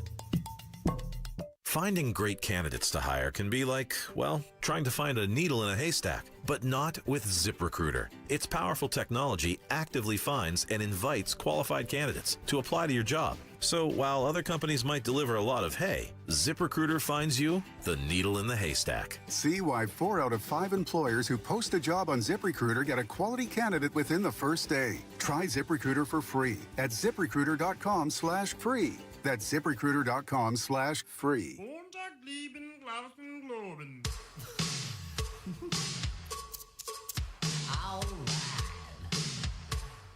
Hey, everybody, it's Bernsey. Arizona State has the week off, but they have big things in the works for the remainder of the decade. We're going to talk about all of it with ASU AD Graham Rossini at 2:30 on Arizona Sports 98.7, the Arizona Sports app, and the Arizona Sports YouTube channel. Yeah, thank you for that, David Charles. We appreciate you bringing us up to speed on that, of course, and never believe that it is better to burn out than fade away, Basin audience. Never believe that. Is that based on this song for people that weren't listening super closely to the music in the background? Oh, yeah, I think everybody out there, every brother understands it's better to burn out than fade away, knock it off. But they don't they don't understand, if they are not watching on YouTube, that when Wolf made that philosophical statement, he then took a sip of coffee to drive the point home. Yes, thank you. All right, back to Diamondbacks here, Wolf, and the dust settling on the 2025 season. There's some very compelling baseball going on today, as we were talking about earlier, with 3 of the 4 first-round best-of-3 series going to a Game 3. If you know anybody who's a fan of any of the 6 teams playing today, you know they're on edge. Maybe you driving around are a fan of one of the 6 teams playing today. You're probably on edge. The Diamondbacks were supposed to at least be in one of these series. They are not. We've talked a lot about all the twists and turns to get to that point, though. There was a lot of good at the end of the season. Talked to Mike Hazen yesterday, and we asked him how he's processing this season now that it is over sooner than expected, but then they almost made the playoffs anyway. Yeah, it's hard for me to process it too. It's a very complicated season. Very disappointed is where I'm at. As you can imagine, we get paid to win and lose games, but it all comes down to that. And so very much at the forefront, we know that's why we're here. How it all comes together and what happens is all just usually excuses to me. But if we're just dealing with what the what the dynamics were during the course of the season, certainly losing those 3 pitchers early had an effect on what was going to happen during the course of the season. I don't think most teams lose their number 1 starting pitcher and then their 2 best bullpen guys, and it doesn't leave a mark, and it certainly left a mark for us. It certainly did. Where do you think the Diamondbacks are now, Luke? Right now, at this point, where are they? Where's your confidence level? Oh, I thought you meant like Cabo or something like that. No, I didn't mean Cabo. I go back and forth on this. I think the biggest complicating factor for me is the injuries to start next season. I think if I was in the front office of the Diamondbacks, let's put it that way, and this season just happened, it's frustrating. It's all those things Mike Hazen just said. It is complicated. But I think at a certain point, you could write it off and just say, you know what? Wasn't our year. That's no excuse during the season. But when you're trying to get ready for next season, you can't linger on this season for too long, right? So I think I could look at this and say, had some injuries, underachieved in the rotation, way underachieved in the bullpen. The bullpen is we're in dire need of fixing that, but you start to move forward. I think where it gets complicated is some of your biggest injuries are carrying over into next year. Yes. That's where it's like, this is not just a normal offseason. Yes. Where are they now? This is what it says on the show sheet, basically. And so I'm going to say, where are they right now? Their rotation is in a state of flux. Is that a fair thing to say? Yes. Yeah. There's no doubt about that. Their bullpen is a mess. Would you say that is a fair thing to say? I think beyond a shadow of a doubt. Now, it's a mess for different reasons. We all get it, but it doesn't change the fact that it's a mess. They don't have their corner infielders figured out. The no-fly zone, that is dead.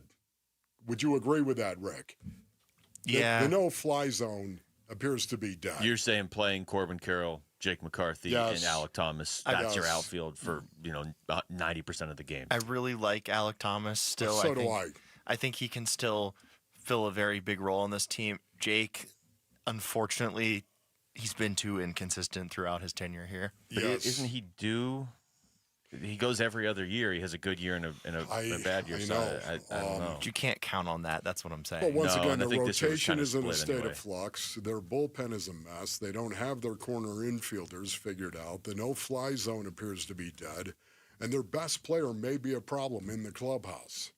I'm just saying. But other than that, everything's great. That's the state of it right now. Now, it doesn't mean those problems can't be fixed, basically. They can be, of course. But how quickly? But how quickly? Yeah, maybe that's the better way to put it. You just look at this team and you say, okay, what are you certain about right now? What do you feel really good about going into next season and beyond? You feel really good about Corbin Carroll. You feel really good about Geraldo Perdomo. I think you feel really good about Gabby Moreno. I mean, there's questions of if can you keep him on the field all season? Can he be healthy? Yes. Yeah, but he at least came back and finished the season strong. So I think you have those 3 guys that you don't have any questions about Corbin Carroll and Geraldo Perdomo, right? I mean, those 2, okay. Or Mike Hazen. Well, yeah, I don't. Or Mike Hazen. I think he's really, really good at his job. Don't at me, because I know you will. And yet at the same time, he is really, really good at his job. I was having this conversation with somebody yesterday. Even after a rough season like that, I feel like the vast majority of Diamondbacks fans are still 100% on board with Mike Hazen. Yeah. And I do think, I just think he's good at his job, and I think that's obvious. But I also think he is so accountable, and he doesn't hide from problems. I think it makes it easier to believe that, okay, maybe things didn't go right this year, but this guy will get it right. I also don't know how much of what went wrong this year was really his fault. Were you not going to bring in Corbin Burns because he might get hurt? The guy doesn't get hurt, and he got hurt. Never got hurt. So that's fair. So but Hazen, Carroll, and Perdomo in that top tier where you're like, I have no questions here. Then there's that next tier where I would put Gabby just because of the injury issues.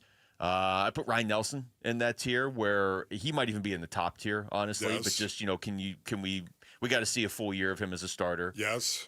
Do you put Cattell in that tier? Yes, okay. I would. I'd put him because of his incredible talent. Okay. Once again, though, I can't stress this enough. I cannot.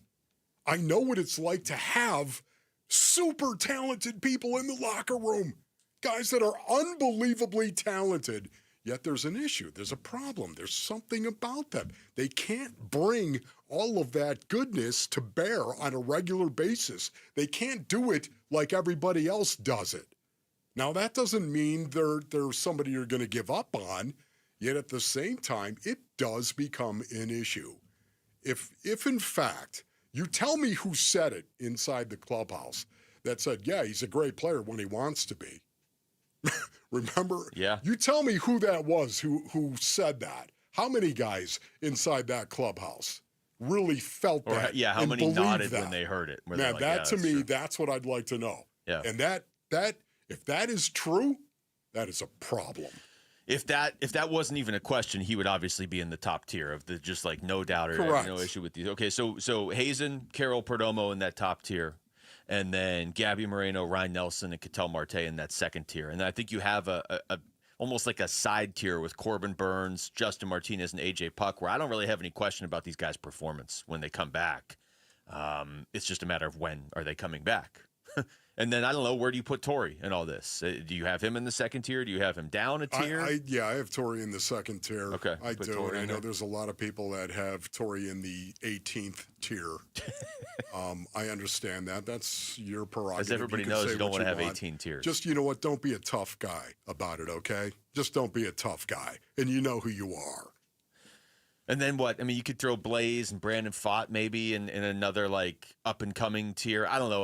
The whole point of this was just to what are the no doubters on this team where you're like, we're building around this going forward. You have these guys to start next year and you have them going forward beyond next year too. I think that just no doubters, you feel great about these guys are Hazen, Perdomo, and Corbin Carroll. And not every team even has that. And then you have a lot of guys in that second tier where those questions are easily answered. Maybe the Ketel question's already been answered. Gabby just needs to stay on the field. Nobody has any questions about the way he plays. No. And Ryan Nelson, I think, will quickly answer that question. Some people would argue he already has. I just like the fact you use the tier system. Oh, I knew who I was talking to. I know my audience. All right, when we come back, we'll get back into the Cardinals and how their offense looks and how their running back room looks and how Michael Carter might actually be their starting running back. We'll get into all that with 15-year NFL vet Lorenzo Alexander. He joins us in here next. It's Wolf and Luke on Arizona Sports, the local sports leader. The Arizona Sports YouTube channel. Just the local sports leader doing what we do on YouTube. Serve yourself some Arizona sports for live shows, podcasts, viral clips, shorts, and more. Subscribe to the Arizona Sports YouTube channel. Hey, I'm Ron Wolfley, and I'm sitting here with Garrett Lee, co-owner of Moving Team 6. Garrett, I just saw where you guys actually have hit over 1,000 five-star reviews. That's absolutely true, and we don't do it without our team, and obviously to our amazing customers that are willing to trust us and support our team along the way. Talk a little bit of the importance of Moving Team 6 and the teamwork that goes into it. The thing that separates Moving Team 6 obviously is our team. We can all go to work every single day and feel like, hey, we got to get a job done, but they've got to know that they're part of something bigger than themselves. Our team at Moving Team 6 believes that every single day they walk into a home, it's bigger than what they think, and they're making a big impact in someone's lives and taking away stress that they can't deal with that day, and we want to take it on for them. You can't pick up a dresser and carry it up and down stairs, and the whole word pivot of taking a big couch up the stairs, so you need somebody to help you make that move happen, and we're the team for you. Go to movingteam6.com for more information. That's movingteam6.com. Your move is their mission. Every day, reliable, comfortable, connected. Every day you rely on power. At APS, we work around the clock to deliver some of the most reliable power in the country. But with Arizona's extreme weather, outages can happen. Stay safe and informed with alerts by keeping your contact information up to date. And visit our outage center for updates online or on the APS app. For more ways to stay safe and informed, visit aps.com/Ryder.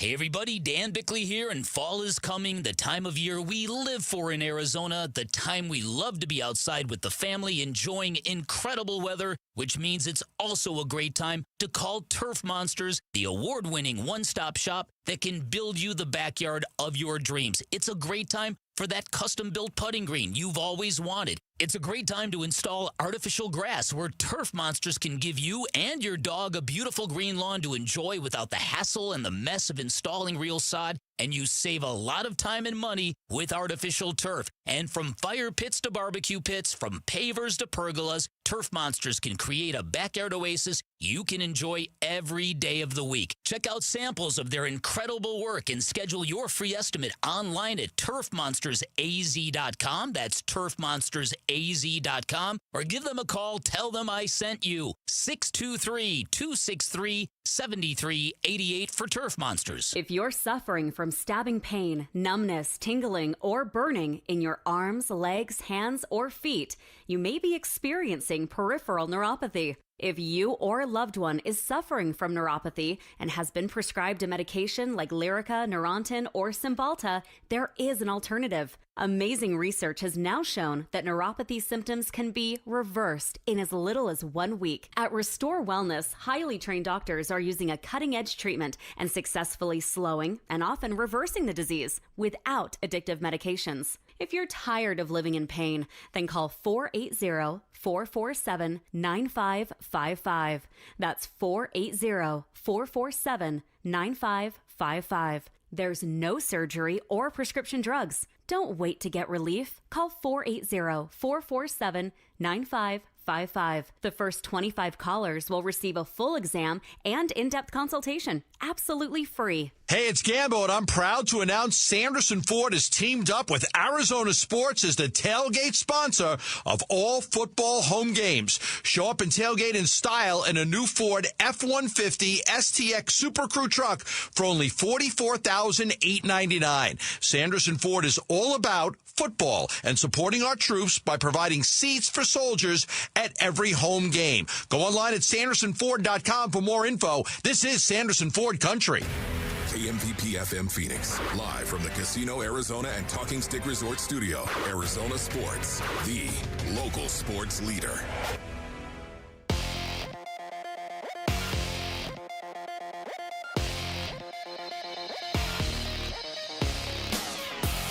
I'm Jesse Morrison with Trending Now, presented by Parker & Sons, heating, cooling, plumbing, and electrical. PHX Arena is no longer PHX Arena. The Phoenix Suns, Phoenix Mercury, and United Wholesale Mortgage announced a 10-year, $115 million naming rights deal with United Wholesale Mortgage's consumer-facing brand, Mortgage Matchup. The arena will now be known as the Mortgage Matchup Center. And the Major League Baseball postseason continues today. We will be carrying Game 3 of the Red Sox-Yankees wildcard series on ESPN 620 AM. Pre-game coverage begins at 4:30 with first pitch at 5:08. This report is brought to you by Pro Smile Dental. Start your smile transformation with the pros. Visit ProSmileAZ.com today to book your free consultation.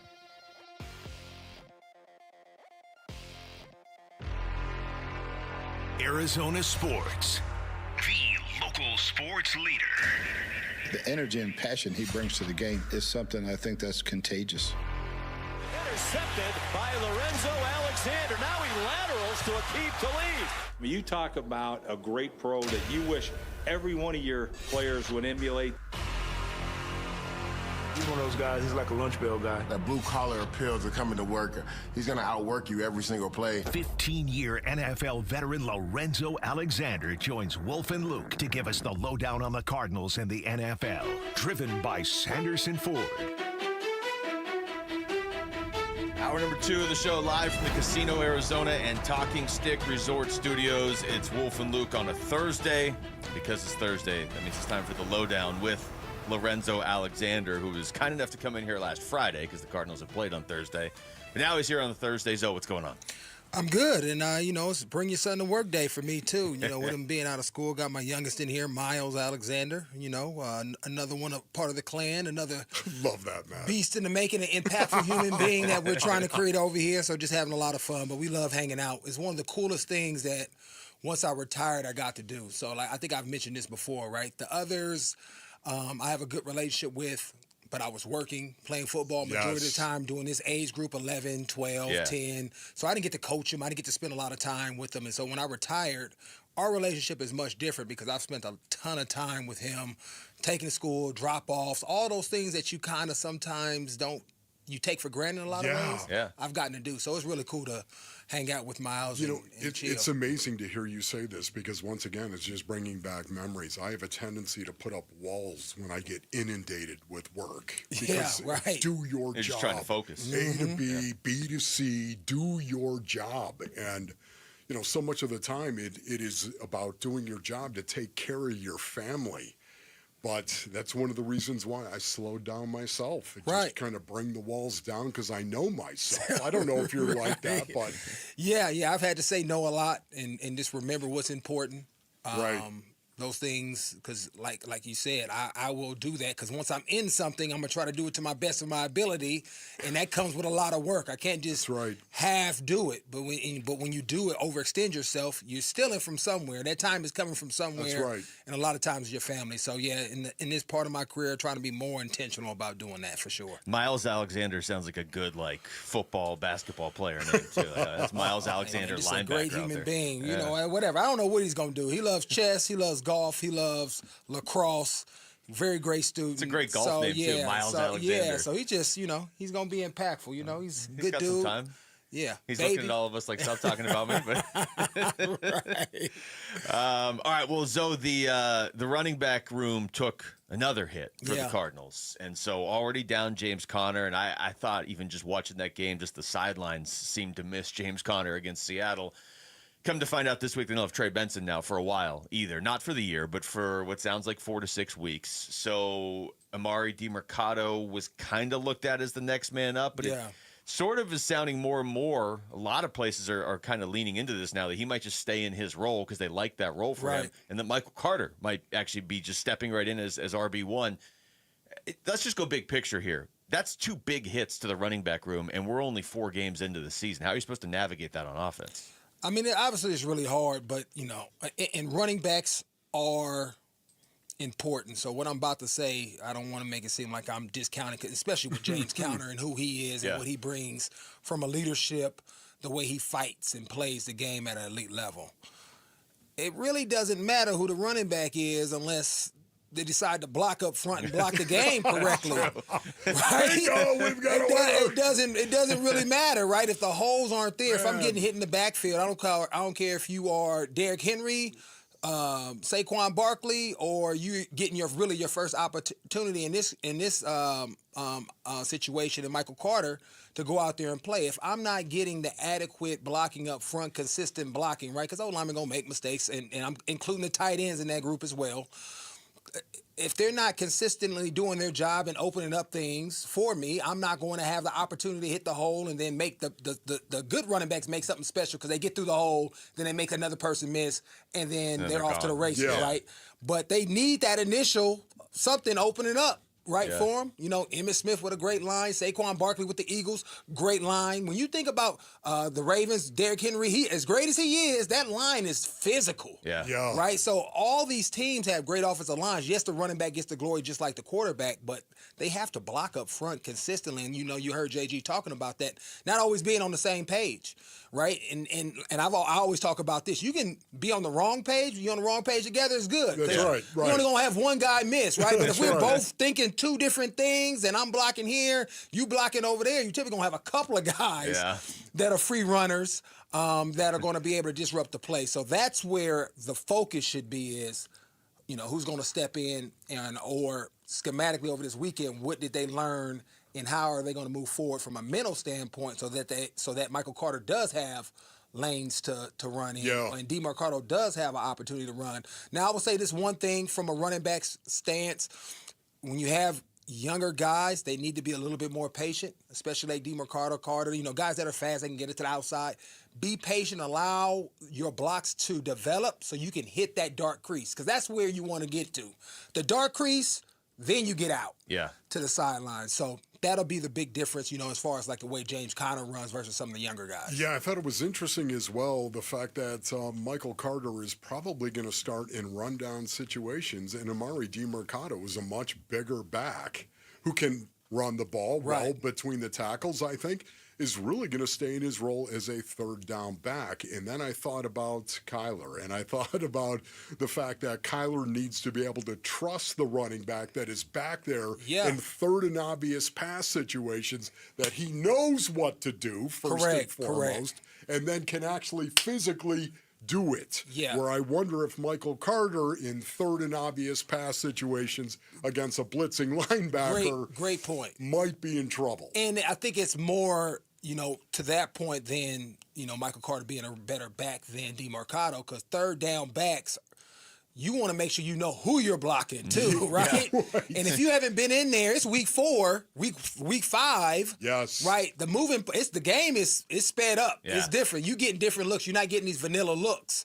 And even though, yes, I've watched film, I've seen it, I haven't seen it in live in color yet, which is a total different game, going from the film room to the practice now. I'm seeing it in games. And so, yes, obviously, I think that's always, anytime you talk to any OC, that third down back, you can make a living in the NFL. If you can be a third down back and step up and block the people the right way, and you don't have to have no other stats.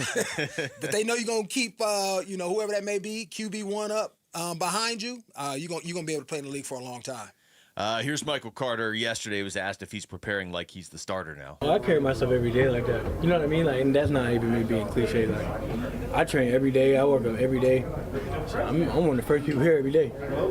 So I think it's less about who rolls out there first versus the week of preparation. How do I prepare? Yes, I prepare like the starter no matter what. Doesn't matter. Even if I'm, sitting on the P squad, I'm gonna get up and I'm gonna prep just like I don't get 20 carries on Sunday. It doesn't matter, because when you really think about it, you could be on a practice squad till Friday, and someone tweaked the ankle on Fast Friday, and you got to play Sunday. So if you wasn't paying attention, you cooked. You know what I mean? So the week of preparation means more than people think it does. So that's not really up to me. I carry myself like that regardless. That's a guy who was pretty open about, how tough it is to keep going down to the practice squad at the start of the year. That's where he keeps finding himself on this team, because this team was deep at running back before everybody got hurt. So now he's actually getting a chance to step in and play. And Wolf's talked about this a lot. We got to see what he can do consistently, but a lot of times you see Michael Carter get the ball, he does do something with it. It's just a matter of if he can do it now consistently. When we come back, how should the Cardinals defense attack a rookie quarterback in Cam Ward on Sunday? 15-year NFL vet Lorenzo Alexander sticks around for that next. It's Wolf and Luke on Arizona Sports, the local sports leader. NFL record for most punt return touchdowns in a season. Played 10 of his 13 NFL seasons for the Cardinals and officially retired a Cardinal this summer. He's Patrick Peterson, P2. Patrick Peterson out of LSU to the house. And he joins Wolf and Luke every Tuesday morning at 11:15 to talk football on Arizona Sports 98.7, the Arizona Sports app, and the Arizona Sports YouTube channel. Luke Lipinski back to tell you about Twin Peaks. What a great time for sports. I'd argue this is probably actually the best time of the year. Football all around you, college and pros. Follow along with all your favorite teams at Twin Peaks. It's like one big indoor tailgate with great food and great people right now. And with all their TVs, you can keep up with your fantasy football lineups as well. Plus, the baseball playoffs are going all month long. Anything can happen. Step up to your plate and watch every game with scenic views on deck. Basketball and hockey are starting now as well. So call some friends, get to Twin Peaks, grab a table, order up some food and drinks. That way you are good to go. And with all those TVs, you won't miss 1 second of the action. Plus, while you're there, you can enjoy their outstanding food selection. They've got an entire menu made for MVPs. Burgers, wings, loaded fries, flatbreads like the Italian, the OG pepperoni, or the backyard barbecue brisket. Plus, nobody does happy hour like Twin Peaks either. 3 to 6, 10 to close every weekday. You don't even have to wait for the weekend. Never settle. Stop by and experience the great scenery and lodge mentality at Twin Peaks. Baseball is all about stepping up to the plate when it matters most. And when you've been injured, you need a heavy hitter in your corner.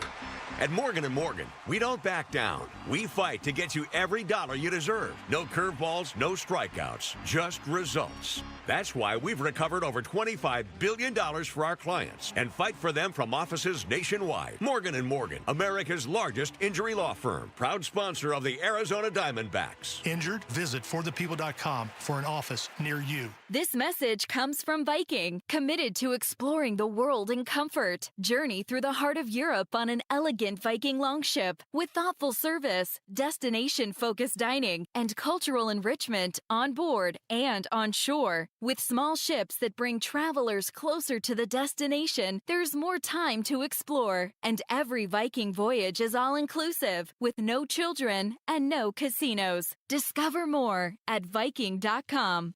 Ryan Reynolds here from Mint Mobile. I don't know if you knew this, but anyone can get the same premium wireless for $15 a month plan that I've been enjoying. It's not just for celebrities. So do like I did and have one of your assistants switch you to Mint Mobile today. Visit mintmobile.com/radio. Upfront payment of $45 for 3-month plan, equivalent to $15 per month required. Intro rate first 3 months only, then full price plan options available. Taxes and fees extra. See full terms at mintmobile.com. If you're 55 or older and into that whole saving money thing, T-Mobile has an exclusive phone and internet bundle just for you. Right now, get 2 unlimited phone lines plus 5G home internet for just $30 each per month with AutoPay, plus taxes and fees. And with 5G home internet, setup is easy with just 1 cord and no technician needed, which is great if you're also into that whole keeping it simple thing. Switch now and experience the best mobile network in the U.S. Visit your local store to start saving. T-Mobile, it's better over here. Based on analysis by Ookla of speed test intelligence data Q4 2024 to Q1 2025. Ookla trademarks used under license. Unlimited on our network. Customers on voice plan may notice speeds lower than other customers and further reduction if using more than 50 gigs a month due to data prioritization. Video streams and SD on this plan. Home internet pricing after $20 a monthly bill credit plus $5 per line without autopay. Debit or bank account required. See 5G device coverage and access details at T-Mobile.com. Arizona sports. Here we go, fellas! 15-year NFL veteran Lorenzo Alexander joins Wolf and Luke. A guy who epitomizes class, integrity, and is a true gentleman. The Lowdown, driven by Sanderson Ford. All right, welcome back to the show. It's Wolf and Luke on a Wednesday morning. Like shouting out some of the listeners. Thanks to everybody listening in Youngtown today. Oh, Go Youngtown. Go West Valley. What up, Youngtown? YouTube in Youngtown. I kind of like that. YouTube in Youngtown. You get the alliteration going and everything. Lorenzo Alexander is here. And so I'm going to play a cut for you, actually, from Patrick Peterson when we had him on earlier this week. We asked him, you obviously play defense in this league. Pat P played defense in this league. What it's like that week leading up to and then on game day when you're facing a rookie quarterback. And the Cardinals are facing the number 1 overall pick. And, Tennessee has a lot of high hopes for Cam Ward, but this is only his 5th NFL game. This is what Patrick Peterson said. When we was playing defensive coordinators, always wanted to, force the rookie quarterback to beat us. So we never really did anything too exotic. So we played and really put the ownership on the front four to apply pressure on the quarterback, because the more eyes you have on the quarterback, the better chances you get the better chances you have of picking them off. So we always did things like that. Maybe showed him that we was in man and popped into a zone, but we didn't do anything too exotic as far as pressures. Because at the same time, maybe we talked about this a couple of weeks, Wolf, as well. Like those fire zones and those zeros and things like that. You have to make sure that you're on the same page, and you never want to give a rookie quarterback an easy read or easy touchdown. So that's what we used to do when I was playing. So just your thoughts on Pat P and his coach's approach when you're facing a rookie quarterback like that. Everybody has their own flavor as far as how they do it. I've also seen guys light rookie quarterbacks up, right? Depending on what the situation is. Because he doesn't know where to go with the ball, right? Yeah. Especially after you've showed him coverages like Pat P is showing him, right? Or talking about different coverages throughout the game. You look like you're blitzing, you drop back and, it's cover 3 or maybe even dropping 8, showing too high, rotating to a single high coverage with the safety now, just one safety in the middle of the field. You're doing all these different things that typically like a veteran quarterback, like a Tom Brady, I always bring him up because he used to just tell you what you were doing and be like, man, what are y'all doing out there? I already know what you're doing because it's always tails, and rookie quarterbacks don't have enough enough experience to understand what those tails are. Some are better than others, but for the most part, don't know what those things look like. And then when you couple that with this offensive line of the Tennessee Titans, I'm definitely going to probably fall more so with Pat in this instance, because you don't need to rush 5. You don't need to send 6. You can beat them with the 5 or the 4, I should say. When you think about Calais, Browning, when you think about Sweat, those guys are going to get to Cam Ward, I think, just on their own, because his offensive line isn't very good.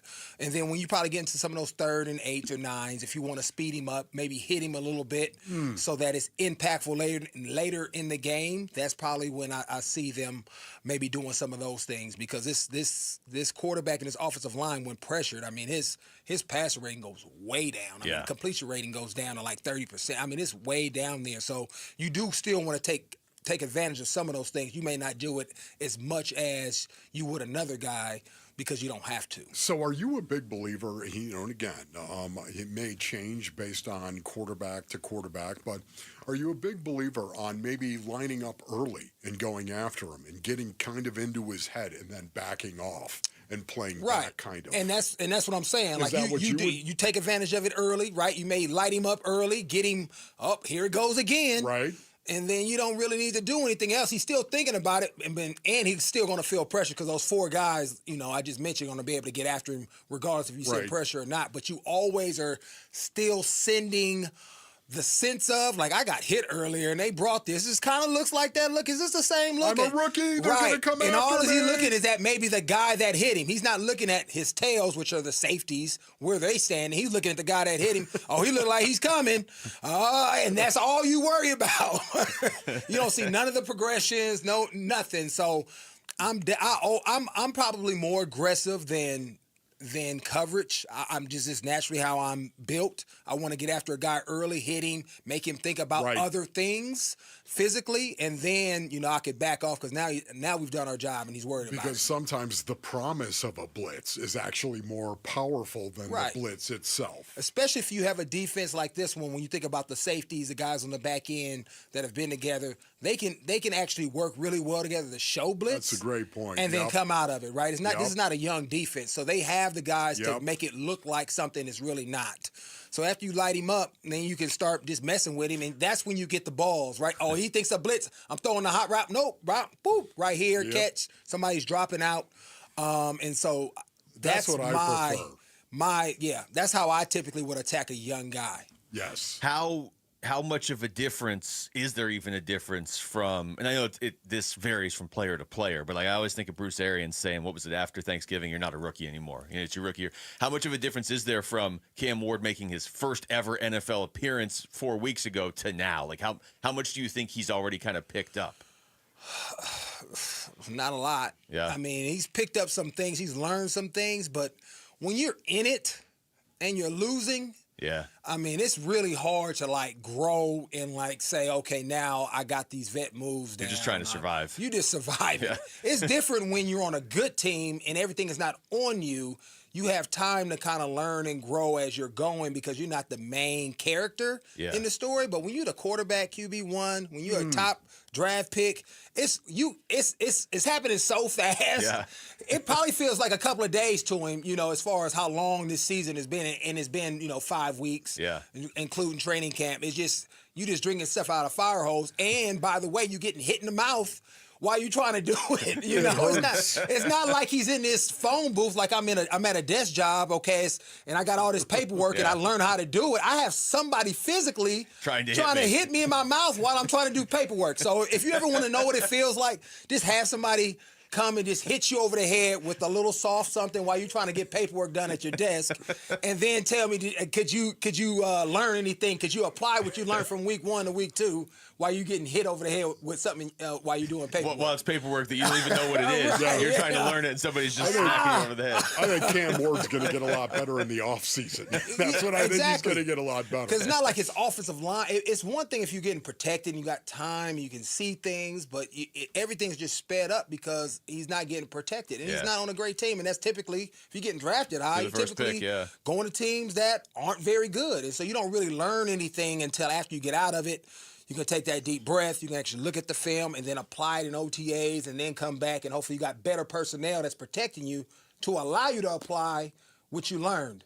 Because it does still take, time to process what you're seeing. And if I don't have that, you're never going to be able to implement it in a real game-like situation. Nick Rallis must love this. Yeah, absolutely. You have to wonder what Nick Rallis might have up his sleeve. And once again, it's one of those situations where maybe the promise of blitz is actually more powerful than the blitz itself. We'll have to see. But Josh Sweat, when you watch Josh Sweat, what are you seeing from this guy?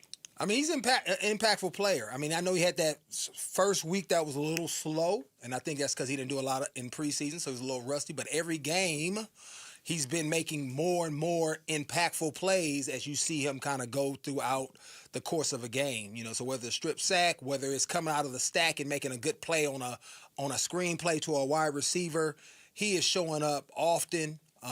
In various ways that is really contributing to the success of this defense.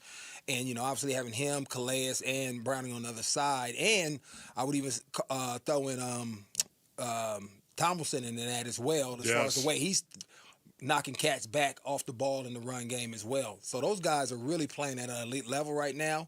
And so it's really fun to watch these guys, get after guys. But Sweat is doing what he needs to do and what he was asked to do as coming over here in free agency. What are teams like Tennessee typically doing in a spot like this or to try to help their rookie quarterback? Or are they just, because their roster's deficient compared to other NFL teams anywhere, are they just kind of like, sorry, buddy, we'll try to get open for you? Right. Well, the smart teams, you want to keep it simple. Try to get the ball out of your hands. You want to make some adjustments and see, based on your personnel, how can we put him in the best situation? That's what smart coaches do. Some coaches, and I'll give an example. I was at my son's high school game last night, and the long snapper could not snap it the 12 or to 14 yards. You need to snap it to the punter. He was literally like halfway getting it there. So a good coach would say, hey, punter, scoot up to 6 yards so we can at least catch it and kick it. Because we can get the ball. They turned the ball over like 5 times on that alone, right? So if you keep doing the same thing, you're going to get the same result. Yeah. So that's what I'm saying. Good coaching, realize, okay, we're not as good as we thought. We brought in certain guys at the receiver position, at the running back position that we thought were going to be explosive, but our offensive line is not allowing us to maybe operate what we think Cam Ward may be best at. So you have to coach to the lowest common denominator. And if your offensive line, I got to get the ball out of my hands quick. Got to be able to run the football, play action boot. You have to do other things. You can't sit back and ask the number one pick or top tier pick to throw the ball 40 times, right, with that offensive line. So you got to find ways to get the ball out, be productive, stay ahead of the chains, so he doesn't have to feel that weight and all that pressure that's going to be coming at him in these situations. So that's what they have to do. But, right now they kind of in this free fall when you're 0-4. Yeah. When we come back, how big is tonight's NFC West battle on Thursday Night Football? And Wolf, we got to get Zoe's thoughts on what is going on in Cleveland with the Browns. Oh, no. That's next. Lorenzo Alexander's going to stick around. It's Wolf and Luke on Arizona Sports, the local sports leader. Bickley and Marana mornings. ASU football, it's easy to come out and say, we want to be the team of the decade. We want to be the next big thing in college football. We want to be the kings of this newly formed Big 12. But then you have to execute it on a week-to-week basis, and it's exhausting. You're dealing with one super competent team, well-funded team, large-staffed team, after another. These are really good vested football programs, and you've gone toe-to-toe with 2 of them in successive weeks and found a way to win both games. That, to me, is tremendously impressive. Bickley and Murata, mornings on Arizona Sports, the local sports leader. Worried about market losses? If headlines are keeping you up at night, it's time to take control. Hi, I'm Jeff Jr. with Trajan Wealth, and I know you've worked hard to save. But in times like these, what if can turn into what now? If you're planning to retire or are in retirement, you need a strategy that helps protect your future. At Trajan Wealth, you can capture market gains, protect your account from losses, and guarantee income for life. Right now, you could receive a bonus of up to 30% or annual growth of up to 10% for retirement income. You heard me right. An upfront bonus of up to 30% or annual growth of up to 10%, all guaranteed to boost your lifetime income in retirement. Don't leave your future to chance. Plan with confidence. Call Trajan today at 480-990-3300. That's 480-990-3300. Annuity guarantees are based on the claims paying ability of the issuing insurance company, DBA, in most states, as Trajan Wealth Insurance Solutions. I'm still going for it, even with higher stroke risk from atrial fibrillation and a regular heartbeat not caused by a heart valve problem. Over a 3-year study, Eliquis apixaban tablets reduce stroke risk better than warfarin, and over 97% of Eliquis patients did not experience a stroke. A first stroke occurred in 2.9% of warfarin patients versus 2.3% of Eliquis patients. Don't stop prescription Eliquis without asking your doctor. Stroke risk may increase. Eliquis can cause serious and potentially fatal bleeding. Don't take if you have an artificial heart valve, abnormal bleeding, or antiphospholipid syndrome. While taking, you may bruise more easily or bleed longer. A spinal injection increases blood clot risk, which may cause paralysis. Get medical help right away for unexpected bleeding or bruising, or back pain, tingling, numbness, muscle weakness, or incontinence. Aspirin products, NSAIDs, SSRIs, SNRIs, and blood thinners increase bleeding risk. Tell your doctor about planned medical or dental procedures. Learn more at Eliquis.com or call 1-855-ELIQUIS. Arizona sports listeners, it's Wayne from AMCO.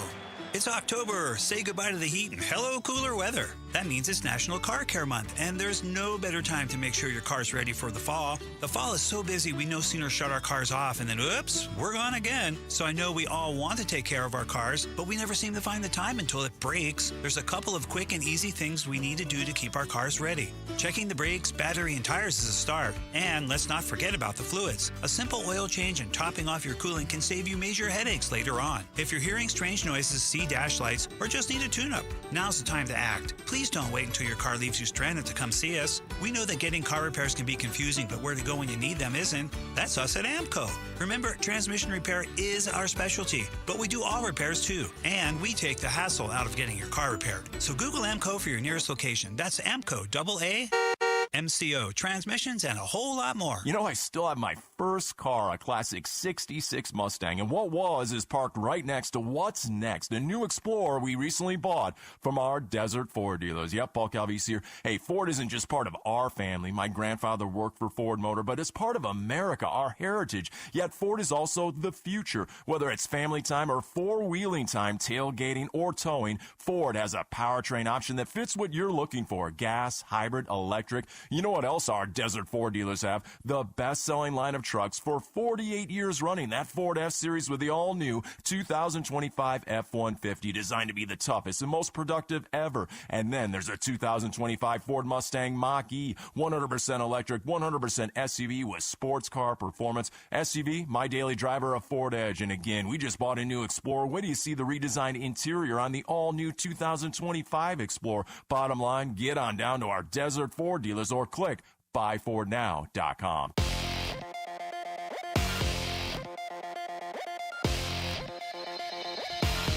I'm Jesse Morrison with Trending Now, presented by Parker & Sons, heating, cooling, plumbing, and electrical.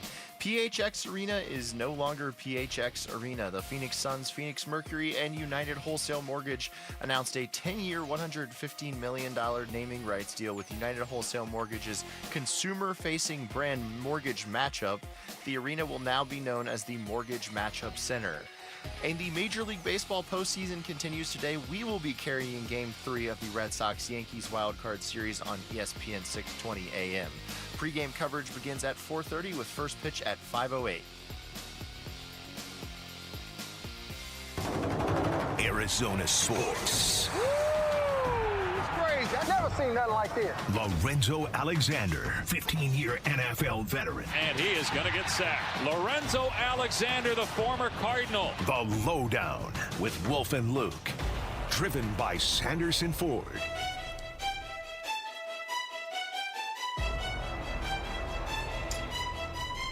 All right, Lorenzo Alexander is here. It is the Lowdown.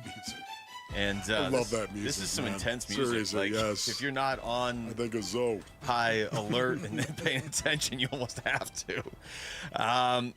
Look, there's a big Thursday night football game going on tonight, and we're going to talk about it. But I want to start with the Shedeur Sanders stuff and everything going on in Cleveland. For people that haven't seen it, so Dillon Gabriel's going to start now for the Cleveland Browns. No more Joe Flacco as the starter, but they didn't move Shedeur Sanders up the depth chart. He's still the number 3. And I would love to play you audio since this is a radio format. Right. But his answers, he didn't answer. He answered with facial expressions and as if he were talking on mute. Like, he looked like a mime. There's no other way to describe it. There are live questions. He just smiled and mouthed words, but he didn't actually say anything. What was that? You know, and I think Gamble and them were talking about it yesterday too, and I hit him, you know, because he's like, he should make, and I get it. I would, but this is not me. It's not like your normal person. It's Shedeur Sanders, right? Yeah. You got to understand where he's coming from in this, and so he said he made it about himself. So it's a couple of things. I don't think it was directed at Dylan at all, right? And even if it was, you know, Dylan took some shots at him early in the year. So why would we expect him, right, to be the bigger man and understand the moment and him get his first opportunity to now say, okay, I'm not gonna throw shots at Rex Ryan or respond to Rex Ryan. He just, I mean, it's just not in his, I don't know, in his character right now. Just based on what I've seen this for. Can we not say something about Rex Ryan? Well, I played for Rex. I know. I love Rex. Yeah, I love Rex too. Yeah, but his dad, Buddy, I had a problem with. Did you? Okay, all right. That's a little personal there. It got personal. I'll tell you in the not so beautiful part of the program. See now, so right, he has a problem with Rex's dad. Not even Rex. Not even Rex. You know, and we want Shedeur to be a bigger man with Dylan, who actually has probably some issues with in the locker room, right? And how long ago was this, Ron Wolfley? It was a long time ago. Don't worry about it. He's still fired up about it. So people are people, right? We understand it. Hey, some people just run us the wrong way, and we just, you know, that was back in the day when you had bounties. Imagine Wolf miming answers about he wasn't miming nothing. No, he wasn't. He was talking. Well, he was talking with something else. He wasn't talking with his mouth. I was always respectful. Talking with his hands. Right. You know, some of us like to talk with our hands. That's you know, right, buddy. You're gonna put a bounty on me.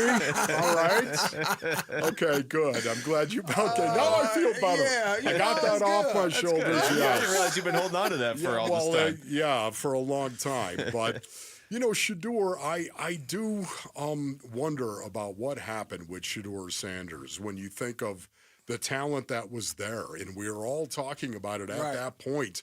What in the world would allow him to drop to the 5th round?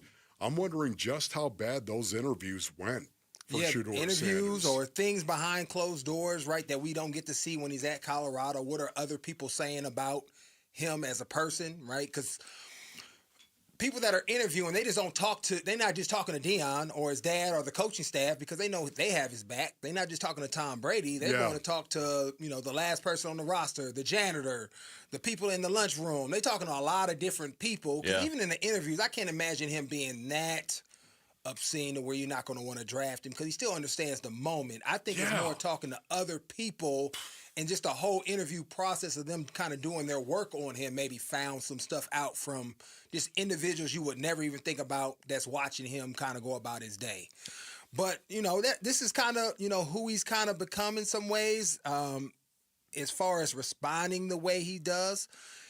And so sometimes you just got to just let the noise be the noise. People are going to say what they're going to say about you and just go to work. And I think at the crux, that's what Rex was saying. And he just responded in the wrong way. Don't worry about Rex. Actually, just apply it. Because sometimes there's a lot of truth in what people are saying. And I used to kind of, when I would read like media, because you can't get away from the social media, you would see some stuff. My first response would be, okay, is there some truth in this? Is there, you know, can I not cover a guy before I got upset? I had to learn to do this because the first reaction, like, man, you a media dude. You ain't never covered nobody. Yeah, what do you're you not know? on the field, exactly. And then, you know, once you get past that, you're like, well, can I cover a guy out of the backfield, right? And so there's some truth. And so look at yourself, right? So can I grow from this? If multiple people are saying the same thing, it can't just be. It has to be. I have to have some culpability in what's going on here too. So for him, it's at this point with all the stuff that's happened, getting the interview process, not getting drafted high, Dylan being, you know, having a better preseason than him in some ways. Let me just be quiet, stay out the way. Let me just go to work, do up, be the model citizen, and not create any additional distractions for myself. Because then now he's got to answer questions about why were you miming or just miming words, you know, and then that's the news cycle. Everybody's going to see that.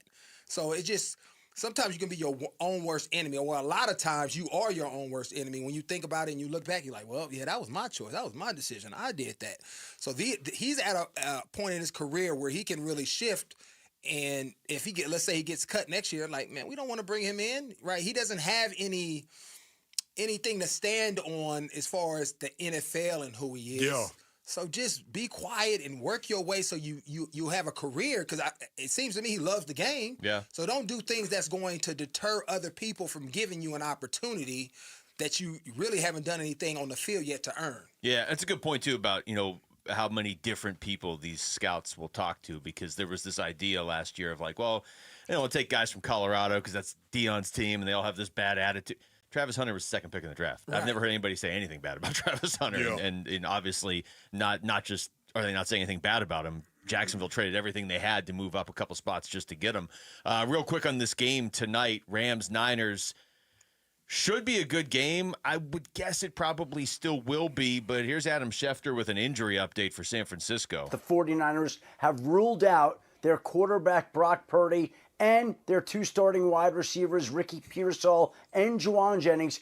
That doesn't even include the fact that George Kittle already is on injured reserve. So Mac Jones will start his third game this season for the 49ers. He'll be throwing to receivers like Kendrick Bourne and Demarcus Robinson, and the 49ers have a big challenge on their hands. That seems like a problem. Short week on the road against the Rams.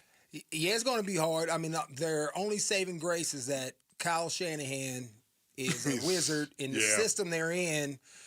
For the most part, I'm not going to say everything, right? Because their offensive line is fairly intact, right? I would imagine players are almost replaceable. From running backs throughout the years in the Shanahan scheme, you know, I always talk about it because he used to always put that up. Rest of the NFL, Shanahan scheme.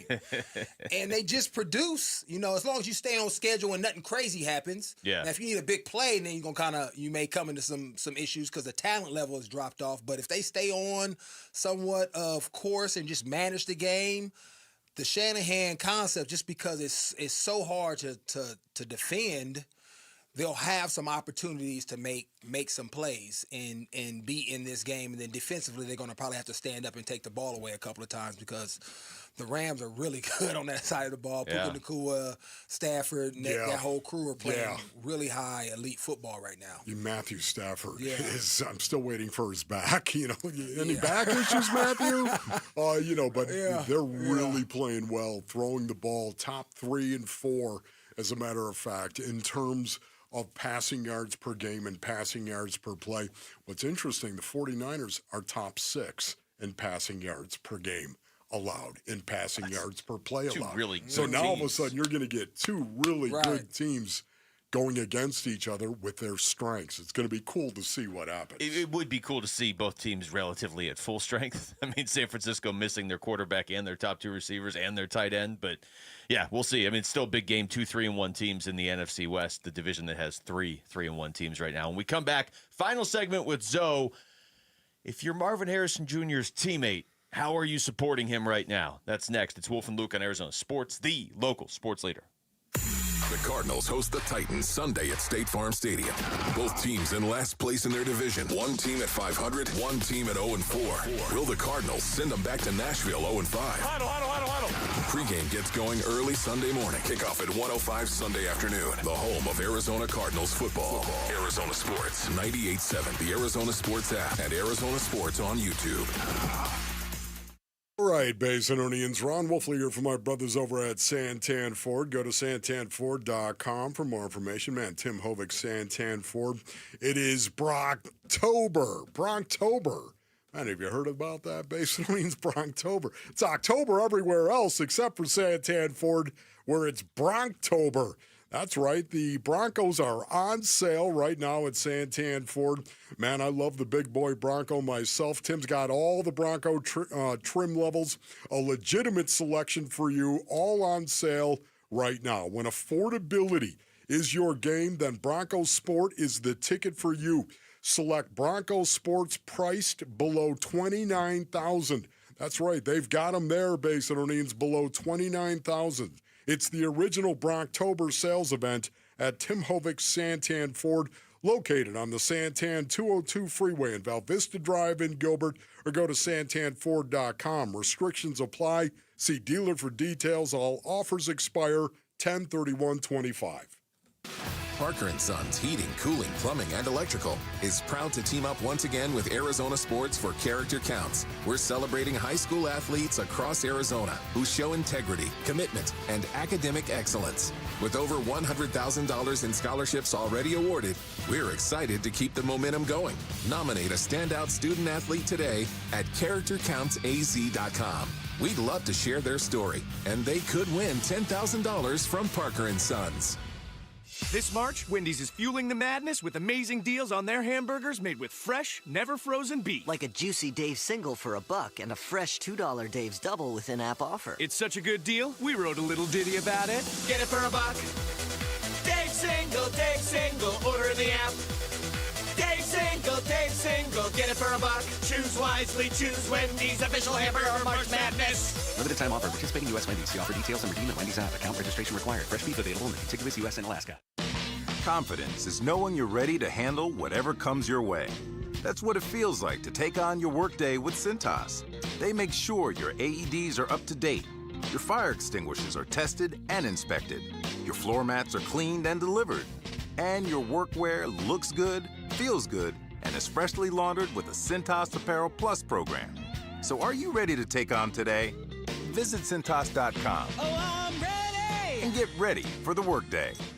Hey, it's Gambo, and joining me today is Stuart Willis from Asset Preservation, Wealth, and Tax. Stuart, let's cut right to it. Why do people here in Arizona need a living trust? Because, Gambo, without a trust, your estate goes through probate, which means it's the courts that decide who gets your money, not you. It's expensive, it's public, and it can drag on for months or years. What else does a trust do? A trust also maintains your family's privacy, helps reduce estate taxes, and most importantly, makes sure the right people inherit your assets exactly the way you intended. Our trusts are an estate planning portfolio that include durable power of attorneys, healthcare POAs, living wills, and pour-over wills. And just for my listeners, if you allow Asset Preservation to do a portfolio review with $250,000 or more of investable assets, they will set you up for a trust for just $9.99. Call 602-877-PLAN or go to AssetPreservationWealth.com. Investment advisory services offered through Foundations Investment Advisors, LLC, and SEC registered investment advisor. Hundreds of collector cars and millions of memories. Join Barrett Jackson this October at the Scottsdale Fall Auction. Presented by Gila River Resorts and Casinos. Special pricing available for seniors, military, and students. Free admission for children 12 and under. Tickets on sale now at barrett-jackson.com.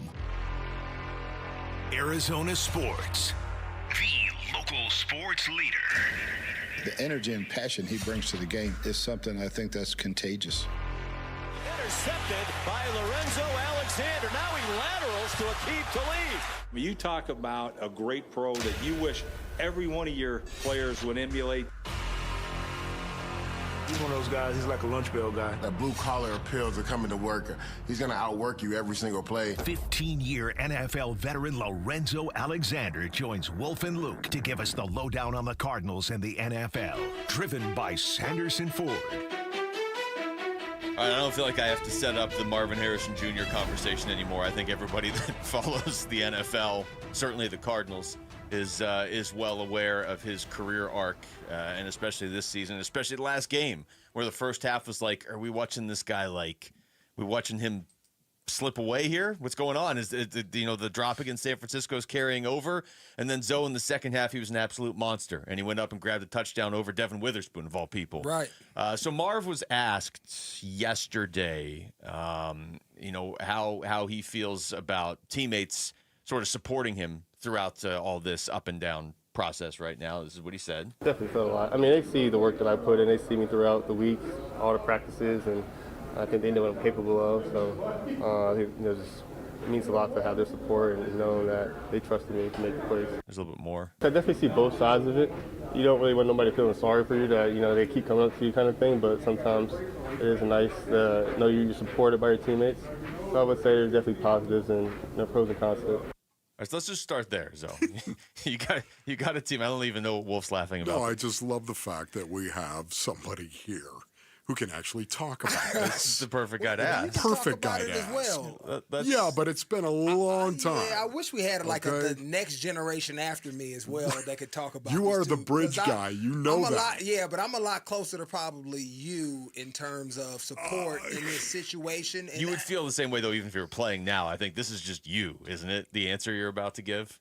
I don't know that it's like a era of playing. I mean, I think the type best way, right? I don't need everybody in the building doesn't need to come up to him. That's going to be okay. That's going to make it worse. That's going to make it worse. It's going to make it worse. All right. Can I talk to you? You're going to be all right, big guy. How's it going, Mark? So, and he has enough. I would assume his dad. I know him and Larry have some type of relationship. I've seen him out at Brophy games, right? And so. Whoever that is on the football team for him, I don't know who that may be, but that relationship has to already have been established, and it's just, hey, man, what's going on? Hey, get out of your head. Man, you're great. That hype man, right? That's exactly what you want to do, but it doesn't need to be at practice, after practice, right? He's a grown man. He gets it, right? He just probably needs somebody to kind of talk through, like, all the pressure he may be feeling, whoever that may be again. And just go out there and do what he does, because he's getting the support because people see the work that he's putting in.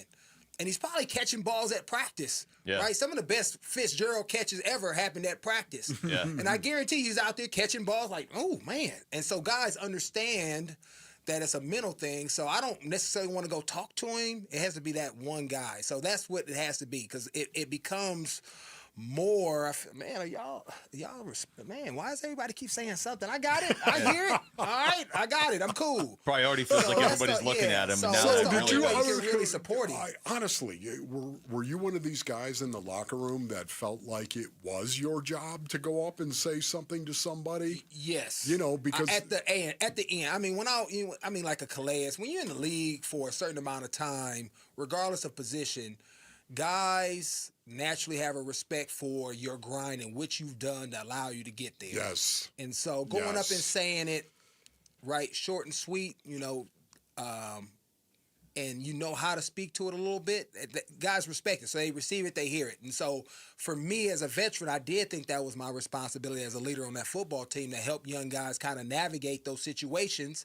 And if I couldn't relate to them, I'm trying to find who in this locker room has a similar experience that I can maybe kind of, hey, man, go talk to him, share your experience, just like, Tre'Davious White is doing with some of the young first-round corners that are there with him now in Buffalo, right? I was able to speak to Tre'Davious. Now he's passing that forward. Now, I wouldn't be able to speak to that first-round corner, but I know Tre'Davious in that locker room, okay, you was there too, and you experienced this. Hey, man, go share your story.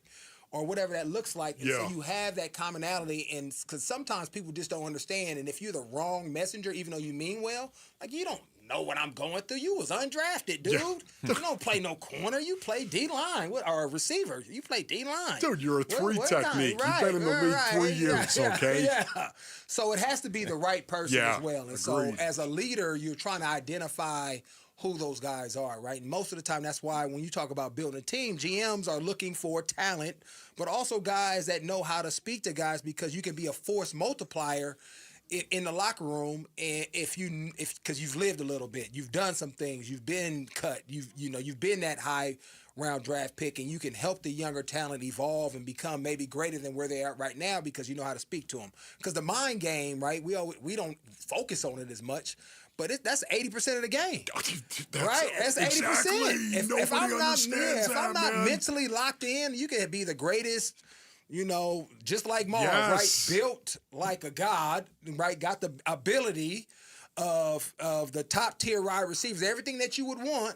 But if it's not clicking, right, for whatever reason right now, it just doesn't work. Mm-hmm. And so it was really good to see that second half, as Fitz talked about him having that somewhat of a breakthrough moment, but he's had them. So we got to I want to see the consistency now of doing it, because he's made some great catches. Yes. Yeah. So why is it I'm great and then I forget? Why doesn't it stick? Right, yeah. Like just a consistent, and it doesn't have to be consistently high, but just somewhere in that middle, right? Yeah, why does it have to be here or here? Yeah, just somewhere in the middle, be nice and productive, solid, and grow into who we know you already are right now on a more consistent basis, having those highs a lot higher and minimizing the times that you are dropping balls and whatnot. I think it's really going to be important to watch Marvin Harrison Jr. and watch how he produces from this point forward. I do think that is going to, because it could become something that is really a mental. It was the two extremes in one game, too. Right, yeah. Two extremes in one game. I don't know that he's had extremes like you were saying, Zoe. I don't know if he's had them in the same game where in the first half it was like something's wrong, like something is wrong. He's like, he looks like he hates football. And then the second half, he's like unstoppable. The cut you were talking about with Larry Fitzgerald on Sirius XM NFL radio, this is what Fitz said. I think that second half of that game on Thursday was the best thing that could happen to him. You know, you think about, he had the two drops early in the game, one that led to an interception. He could have very easily put his head in the sand, and that could have gone really bad, right? But he came back and he made play after play when his number was called in that second half, and it really showed me like this guy he's got a lot of fight. He's got a lot of high football resolve character, and it's in his DNA. And so, you know, I hope the positivity of that second half can carry on. And when I talk to people in the organization, in the facility, I mean, there's nobody that works harder than he does. I mean, the balls that he catches off the jugs machine, I mean, he's putting in the time, he's putting in the work, he understands the assignment. And you know, the one thing is like, it's like catching the football, you know, you do it routinely and often enough to build the confidence, you know, you'll do it at a higher level. But he checks the boxes, and I think his ability to continue to improve and get better is still really good. What's up, Fitzy? Love you, man. Even though you did go to Pitt. Your thoughts on that? I mean, I think he hits, you know, the nail on the head. But I think the disconnect, because you can do a lot of work, but what is Marv's, you know, you get into psychology a little bit with this. What is Marv's last thought as the ball is coming? Is it, ooh, I dropped that ball last week and it turned to interception? Or, hey, man, I caught 1,000 balls on the jugs machine. I got this. I got to go get it. Right? That whatever his last thought is, that typically is what happens. Don't drop it, you drop it, right? Yeah. And he doesn't say, I'm catching this thing regardless of what's happening, right? Oh, don't drop it. That shift is everything. And so that's what he has to overcome, because he has some reps that have been talked about so much, like it's hard to forget them. Yeah. Right? There's baggage that he's carrying on. Yeah. He hasn't moved on to the next play, and he's carrying it with him. And sometimes he's able to overcome, but then it rears his ugly head at the wrong time. And so that's where he has to get to. Regardless if he's dropping it, he caught it. Some way in his mental mind, like a receiver think he's always open, he got to think, I've always caught the ball, like even before it. And so that's the mental game that he has to work through. And there's going to be some time to kind of grind his way out of that because of the inconsistencies that we've seen. And you get him to think like A.J. Brown. Yeah. Right now, that's what was great about not having much talent, based. No Can I just tell you right now? Everything you did was this was really just run into him. Run into him as hard as you can. Hit him right in the face. Well, that was your talent. That was your superpower, because most people didn't want that. Most people don't want that. I call that a talent and a skill to be able to run somebody and hit him in the mouth. That's also a burden, though. That's your superpower. Point well taken. Here's your superpower, Wolf. Yours is to run into people full speed. You didn't have to think about it. Just do it. You don't have to have any last thoughts before you hit the guy. Like, wait, what am I going to do when I hit him? Does this become mental for a wedge buster? No. Zoe, always great to have you in here, Thank man. you, Zoe. Thank you, Yes, Miles sir. over there. Miles, the most well-behaved 11, 12-year-old that I think I've ever met. We just did a whole. He's been in the studio. Nobody heard him, but he's been in the studio the whole time. Remember the name, Miles Alexander. Whatever he does, remember that name. All right, thank you, guys. When we come back, we'll take you through the top stories of the day with Wolf and Down Your Lunch. It's Wolf and Luke on Arizona Sports, the local sports leader. Live streaming audio, podcasts, video highlights. The Arizona Sports app has all this and more from the local sports leader, including Cardinals play-by-play. Hit by Josh Sweat and dragged down for a sack. Download the Arizona Sports app, presented by Ready Services Plumbing and Air Conditioning. So my mother is thinking of switching from Verizon to Pure Talk, but she's worried the deal sounds too good to be true. Michael, she said, how can those Pure Talk people offer me the same basic service as Verizon for so much less money? I said, Ma, go ask Google how much Verizon spends on advertising and promotions. A few seconds later, my mother said, oh my goodness, $12 billion a year? That must be a typo. I'll tell you what I told my mom. It's not a typo. Verizon spends $12 billion a year on advertising and promotions, and their customers are paying for it. Well, Pure Talk doesn't spend that kind of money on commercials. Trust me, I would know. That's why they can offer you and my mother unlimited talk, text, and plenty of data on a crazy fast 5G network for just $25 a month. And if you're a business owner, you could really save a fortune. Dial pound 250, say the words Mike Rowe, and you'll get an additional 50% off your first month. That's pound 250 Mike Rowe. Pure Talk. Everything you need and nothing you don't. When I was in Iraq, our convoy was hit. It was bad. After I came home, I could still hear booms and see tracer fire. Makes it hard to be a good mom. As America's veterans face challenges, DAV is there. I'm Naomi Mathis, Air Force veteran. With the right support, more veterans can reach victories, great and small. With help from DAV, I was able to begin to heal. DAV provides a lifetime of support to veterans of every generation, helping more than 1 million veterans each year. Today, I'm part of DAV. We're veterans helping veterans to get the benefits they've earned.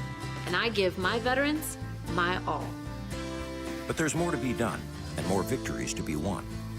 My victory is being able to be here for my children. Naomi Mathis, thank you for your service.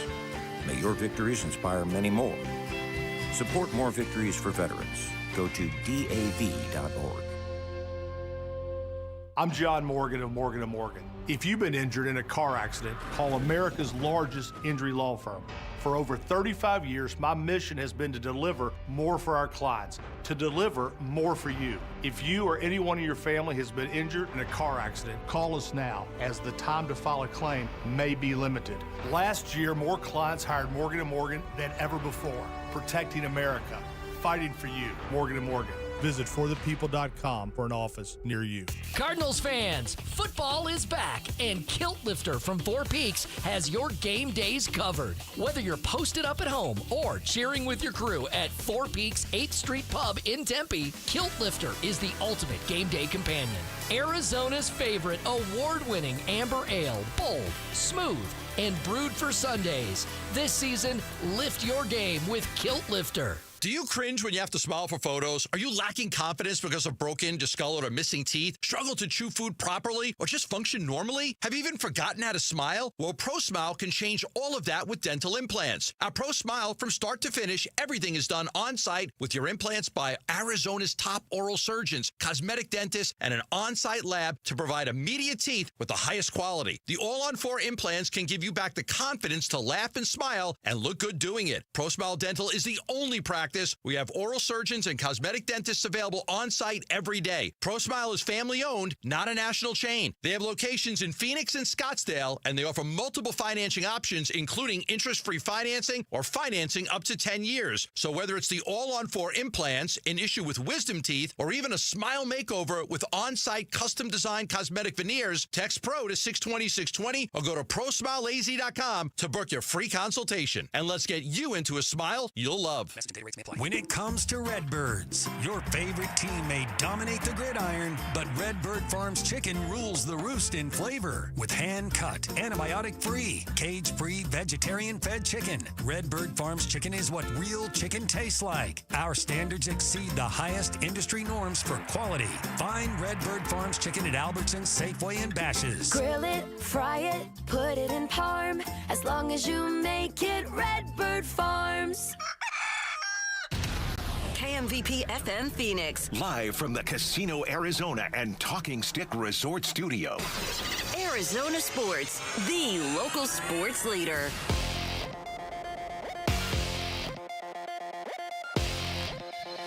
I'm Jesse Morrison with Trending Now, presented by Parker & Sons, heating, cooling, plumbing, and electrical.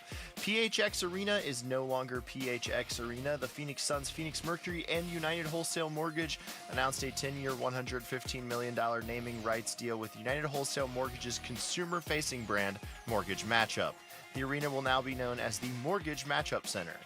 And the Major League Baseball postseason continues today. We will be carrying Game 3 of the Red Sox-Yankees wildcard series on ESPN 620 AM.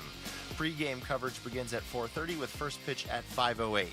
This report is brought to you by Casino Arizona and Talking Stick Resort.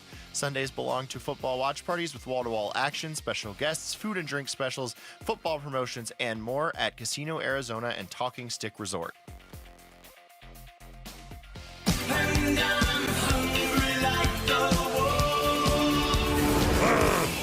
Arizona Sports, the local sports leader. Yeah, can I have a number 3 with cheese and a large coffee?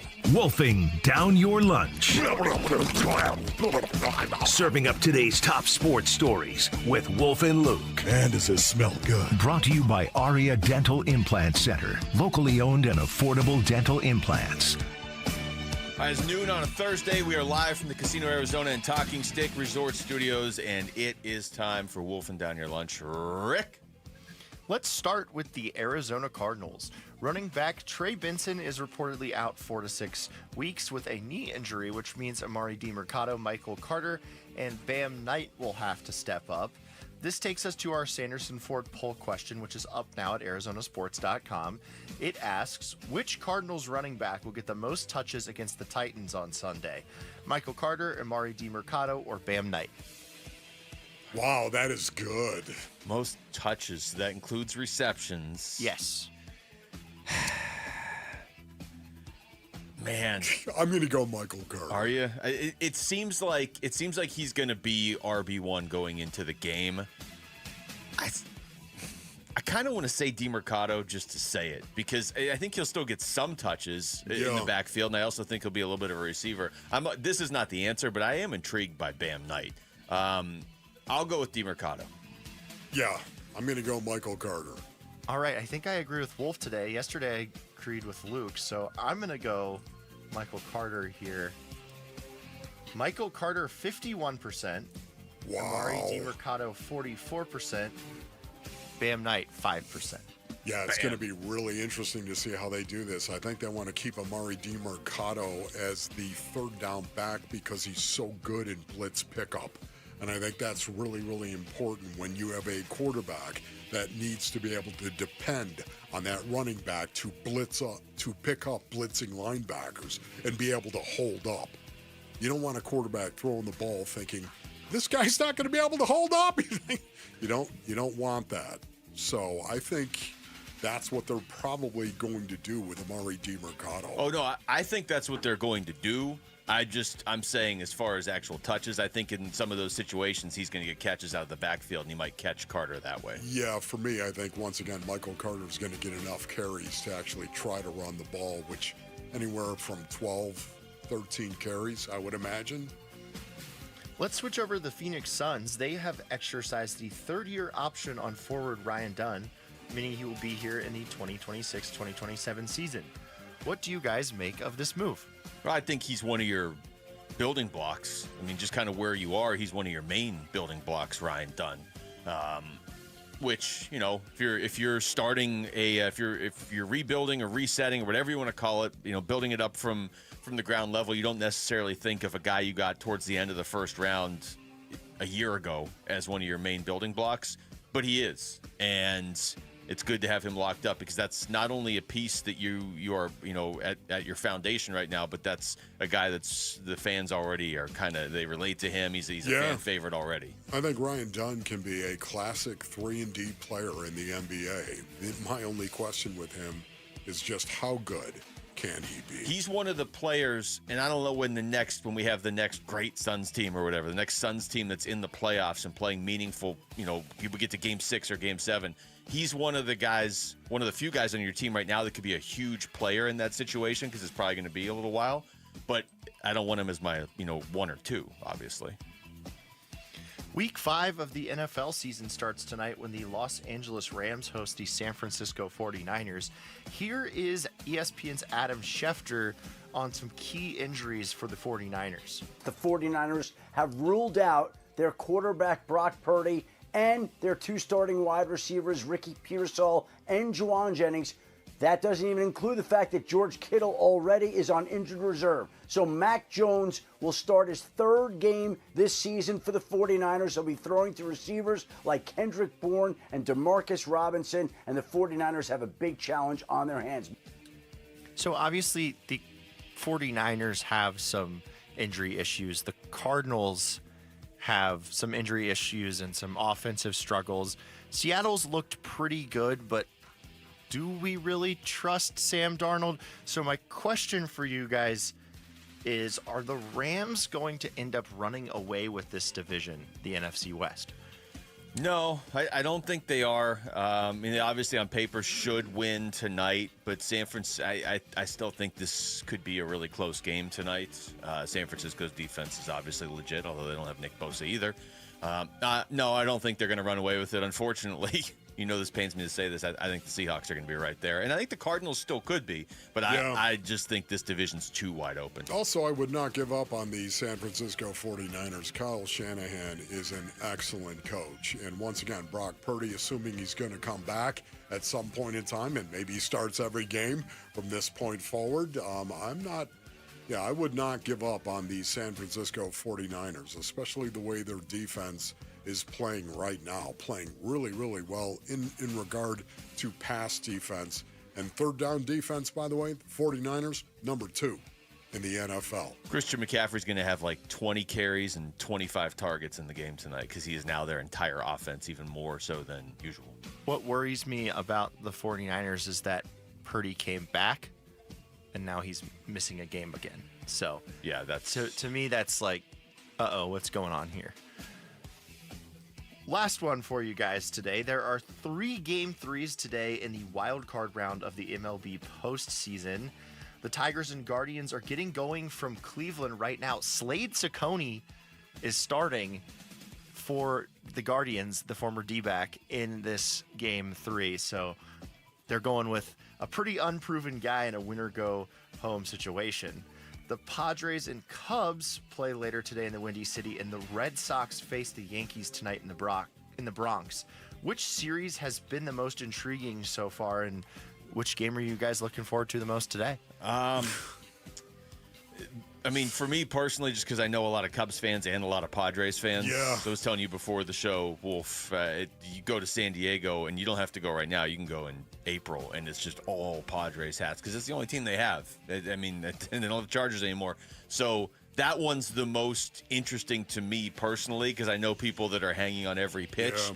But Red Sox, Yankees this time of year, you can't beat that. Thank you, and that's where my mind went as well. Red Sox, Yankees, and the fact that it's all tied up, and here we go, Game 3. And how awesome was yesterday's game as well? 3-3 game in the 7th inning. And you thought, this could go down as a classic. And the Yankees bullpen, as we all know, has been the issue all season long for them, which was one of the reasons why I think Aaron Boone stayed with Rodon as long as he did. Mm-hmm. Yeah. You see some of these teams that doesn't have a bullpen. But, then to see David Bednar come out and get the save at the end to seal the deal for it was a great game. It was playoff baseball. Man, I love that. You just know to see more of it. How much those fan bases hate each other, too. And you're talking about an elimination game. Somebody's season ends tonight, Red Sox or Yankees, at Yankee Stadium. And your pitching matchup is crazy because it's Cam Schlittler, who's started 14 career games for the Yankees. They're like, dude, you're throwing out a guy who's only started 14 career games? Man, that's a dangerous last name. It is. My goodness. So we're only going to say it once. Broadcaster. And then you get to Boston's throwing Conley Early, who's only started 4 career games. So you have 2 starting pitchers, Red Sox, Yankees elimination game, who have started a combined 18 career games. That'll be fun tonight. That's awesome. All right, when we come back to football. That was Wolfing Down Your Lunch, by the way. Thank you, Rick. What has a better chance of getting going against the Titans this Sunday? The Cardinals run game or the Cardinals pass game? We'll get into that next. It's Wolf and Luke on Arizona Sports, the local sports leader. Arizona Sports Host talked with Suns players, coaches, and the front office at Suns Media Day. The energy's high, and that's what it's going to take. It starts now. The best part about Devin is he wants to be here just like we want him here. We want a team that Arizona and Phoenix can be proud of. If you missed our Suns Media Day special, search it up on the Arizona Sports app, arizonasports.com, or Arizona Sports on YouTube. It's almost Suns season. Arizona Sports is the home of Phoenix Suns basketball. All right, Basinonians. Ron Wolfley here from my brothers over at Moving Team 6. Go to movingteam6.com for more information. You know, the one thing you don't want is to have to ask a friend to bring his pickup truck over so you can move your stuff, and it's back and forth, and, you know, it's really tough. So you know what I would say to you? You need Moving Team 6. If you've got a move that is coming up, you need Moving Team 6, Basinonians. It's difficult to move. Moving Team 6, they understand that. You can trust the professionals to pack your belongings safely and move your most important possessions safely and securely. You're going to be glad you worked with Moving Team 6 and not your buddy who's got a pickup truck. Moving Team 6, they strive for excellence. They are the moving and storage pros right here in the basin, whether it's long distance or it's local, commercial, or residential. Go to movingteam6.com for more information. That's movingteam6.com. Your move is their mission.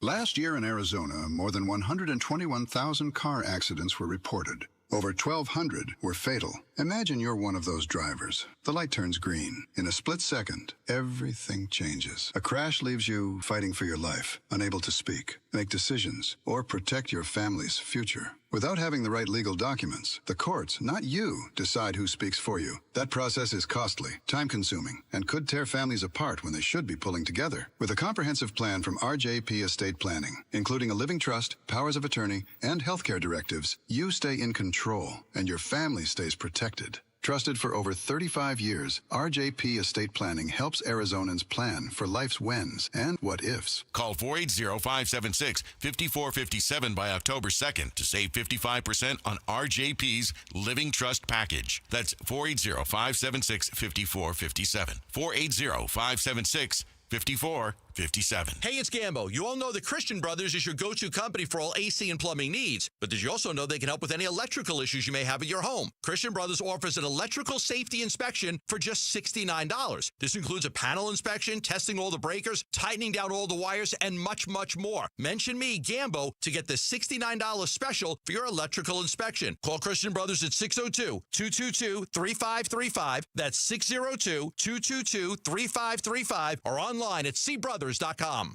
There's never been a better time to experience Sun Devil football. Pressure coming. Levitt throwing for the end zone, and it's caught for a touchdown by Jordan Tyson. The Levitt to Tyson connection clicks again. Don't miss your chance to be a part of the action, tradition, and unmatched atmosphere at Mountain America Stadium this season. Get your Sun Devil football tickets today by calling 480-727-0000 or go online to sundeviltickets.com. I'm retired, newly retired, so this was my first summer not working again. But I had problems with my shoulder. I mean, it was just like 1,000 needles going into my shoulder. Mike didn't want surgery. 6 months in a sling was not how he planned to spend retirement. That's when he heard about QC Kinetics regenerative treatments. It's a free appointment. And after the first treatment, the next day, I went out and played golf. The pain just wasn't there. No drugs, no surgery. Just your body's own natural healing power. Orthobiologic concentrated and placed exactly where you need them to go to work. I couldn't have asked for a better experience. I don't want to take on Mike Tyson, but he'd know I was there.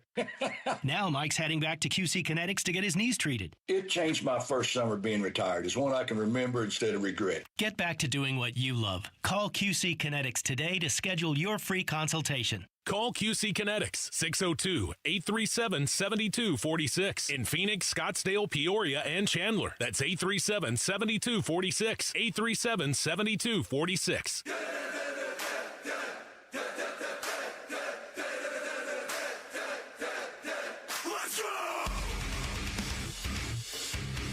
Here are the top three headlines on Arizonasports.com. I'm Alex Weiner. Cardinals' Michael Carter eyeing start with key injuries impacting running game. ASU AD Graham Rossini says London matchup versus Kansas is about once-in-a-lifetime experiences. And who was the best Diamondbacks player and pitcher in 2025? Those are the top three headlines on Arizonasports.com. All right, back to the show. Wolf and Luke on a Thursday. Special thanks to our listeners in Peoria. It's possible we could have a Peoria World Series this year. Padres and Mariners both still in it right now. In Peoria. How cool would that be? Yeah. You get the spring training facility out there for the Padres and Mariners. Look, everybody, it's Peoria. Wolf should be on the Chamber of Commerce. All right. No secret here that the Cardinals need to get the offense going on Sunday against Tennessee, and that is the passing game, and that is also the running game. It's not like either side's really clicking right now. So, Wolf, when you look at this matchup with the Titans, which side do you think is more likely to get rolling on Sunday? Rhymes with euphoria. Okay, Peoria, just calm down. They seem calm. What up, YouTube in Peoria?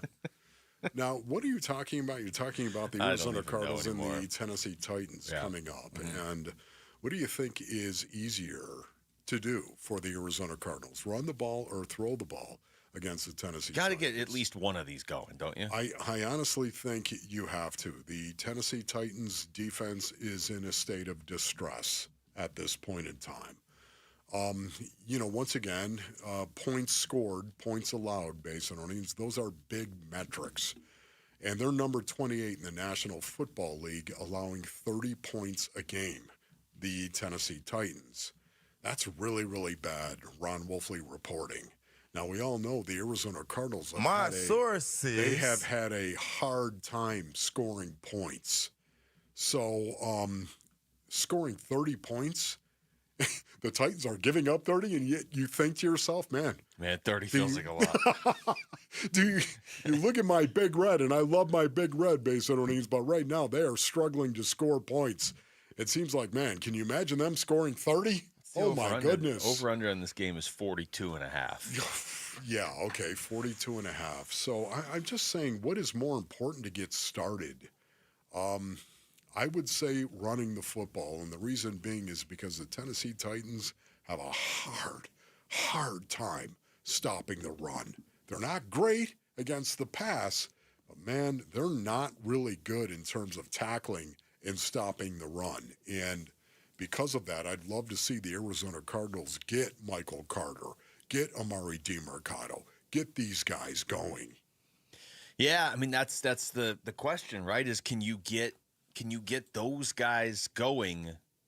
You've got a great matchup. Like, look at this, Wolf. I know you always see things through the lens of fantasy football. Look at this. Like, you could starting a running back against the Titans. Thank you. You would love that. But you don't even really totally know who the starter is. I think we all agree it's going to be Michael Carter, but Amari DiMercato is going to be a huge part of this too. So now you're kind of splitting that production. You're splitting it against a defense that has proven to be easier for running backs to have success against, but you're talking about two fairly unproven guys here, at least in these roles. Yeah, no, you are. It was one of the reasons why I assumed Amari DiMercato was actually going to be the guy. He was going to be the guy. He's been on your 53-man roster. He was going to be that guy. He is big enough, got a little butt to him where he could run the ball and do it well in between the tackles. We've seen him actually do this. So that's one of the reasons why I thought it was going to be him. Yet, at the same time, I know Michael Carter has a hard time in blitz pickup based on earnings because he's not the biggest guy on the planet. And you need your quarterback to be confident that that guy picking up the blitz is not only going to know what to do, first and foremost, but be capable of executing what to do, if you know what I mean. Well, and what's the other part of this, too? When you lose somebody, you want it to be as least disruptive as possible. Yes. Right? So if you have to move Amari DiMercato to your RB1 and Michael Carter has to be your third down back, you're actually disrupting two different spots on the field.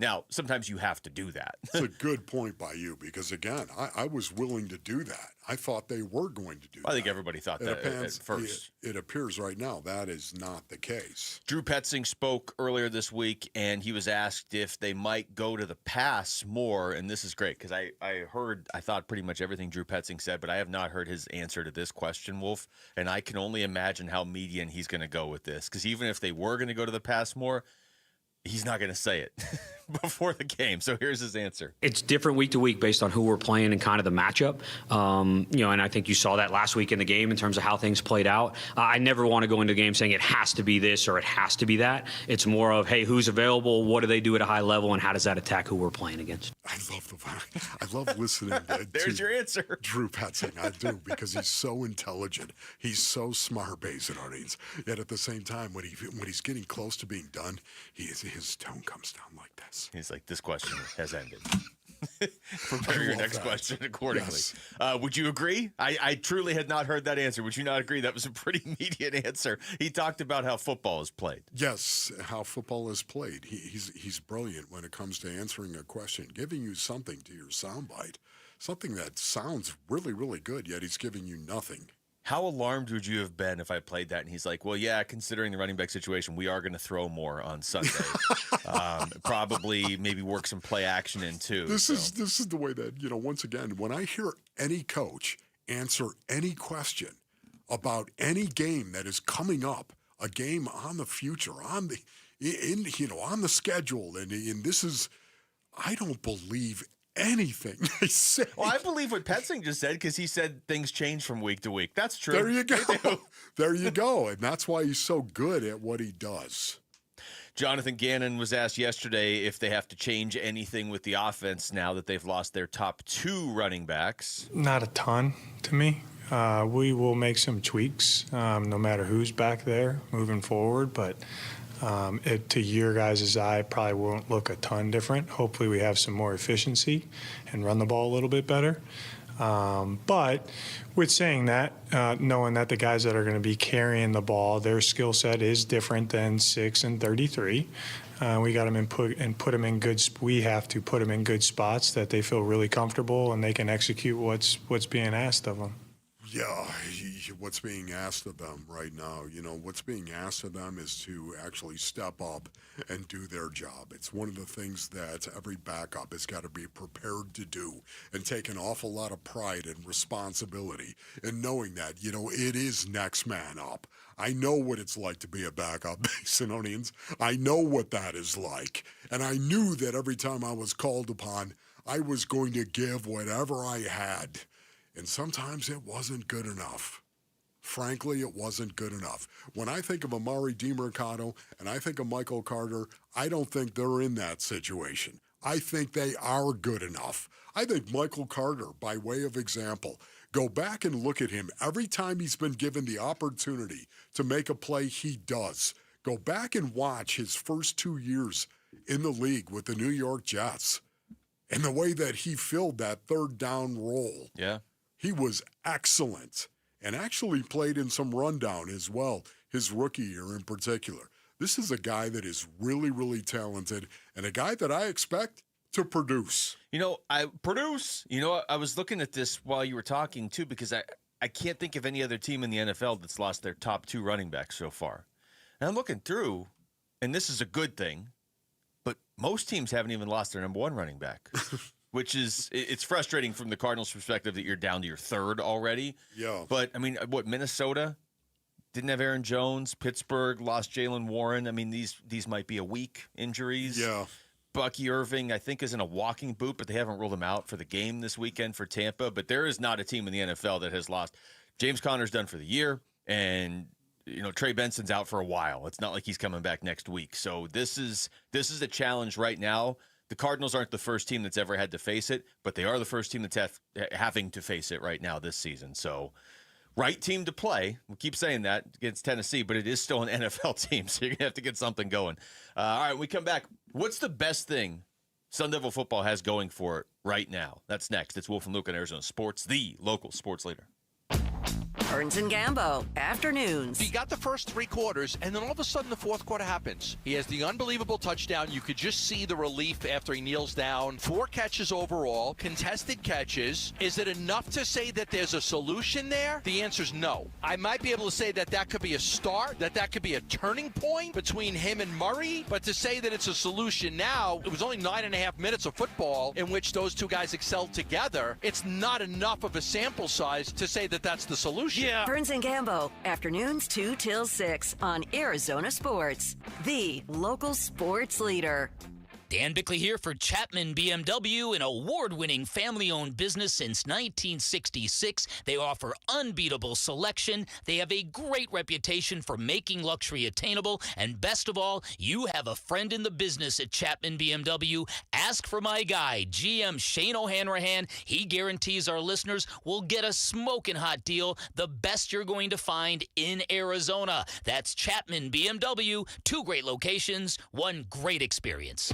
Every day, community, supporting, giving. Every day at APS, we support Arizona community organizations and our customers, giving back to help Arizona teachers, nonprofits, and families, volunteering to support and strengthen neighborhoods, working with local partners to provide customers with crisis assistance and other services when they need it most. To help your community or find assistance for yourself or someone you know, visit aps.com/brighter.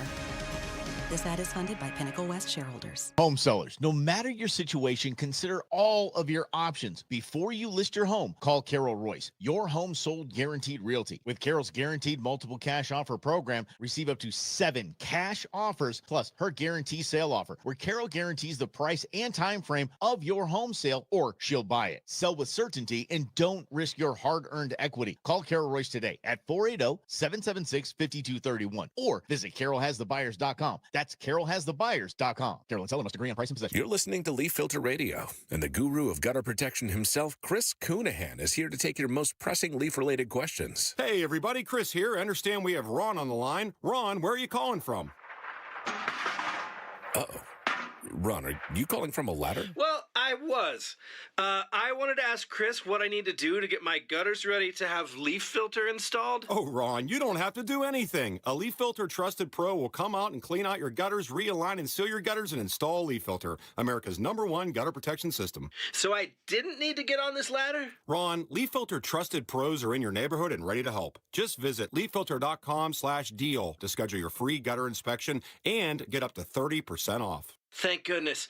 What was that site? To get this special radio offer, go to leaffilter.com/deal for your free gutter inspection today and get up to 30% off. That's leaffilter.com/deal for up to 30% off. leaffilter.com/deal. See representative for warranty details. This March, Wendy's is fueling the madness with amazing deals on their hamburgers made with fresh, never frozen beef. Like a juicy Dave's single for $1 and a fresh $2 Dave's double with in-app offer. It's such a good deal, we wrote a little ditty about it. Get it for $1. Dave Single, order in the app. Dave Single, get it for $1. Choose wisely, choose Wendy's official hamburger March Madness. Limited time offer. Participating U.S. Wendy's. See offer details and redeem at Wendy's app. Account registration required. Fresh beef available in the contiguous U.S. and Alaska. Workdays can be unpredictable, but your workwear shouldn't be. With the Cintas Apparel Plus program, you'll have freshly laundered garments for everyone on your team delivered every week. Cintas has workwear for just about any job imaginable, with high-performance fabrics and an uncompromising fit that stretches and moves with you. Don't leave looking and feeling good to chance. Visit Cintas.com. Oh, I'm ready! And get ready for the workday. Ready! Hi, this is Chris with Ready Services, Air Conditioning and Plumbing. I've been with the company for going on 15 years. What you're going to get is not only get your problems fixed, but you're going to leave with peace of mind knowing that it's done right and done well by a qualified technician. Ready Services won't ever take advantage of any of our customers. Our goal is always to be the most accurate in diagnosing and providing top-flight service for any service, air conditioning or plumbing. ReadyServices.com. Ready.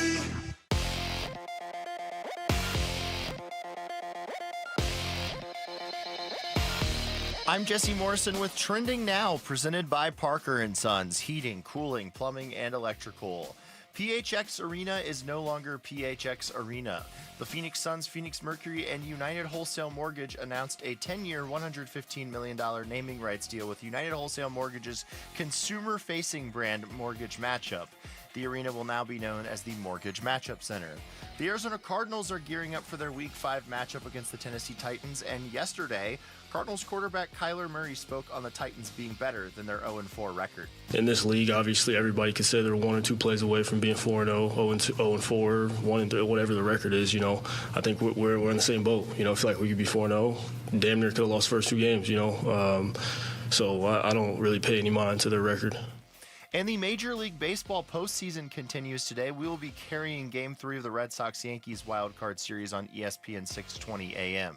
Pre-game coverage begins at 4:30 with first pitch at 5:08.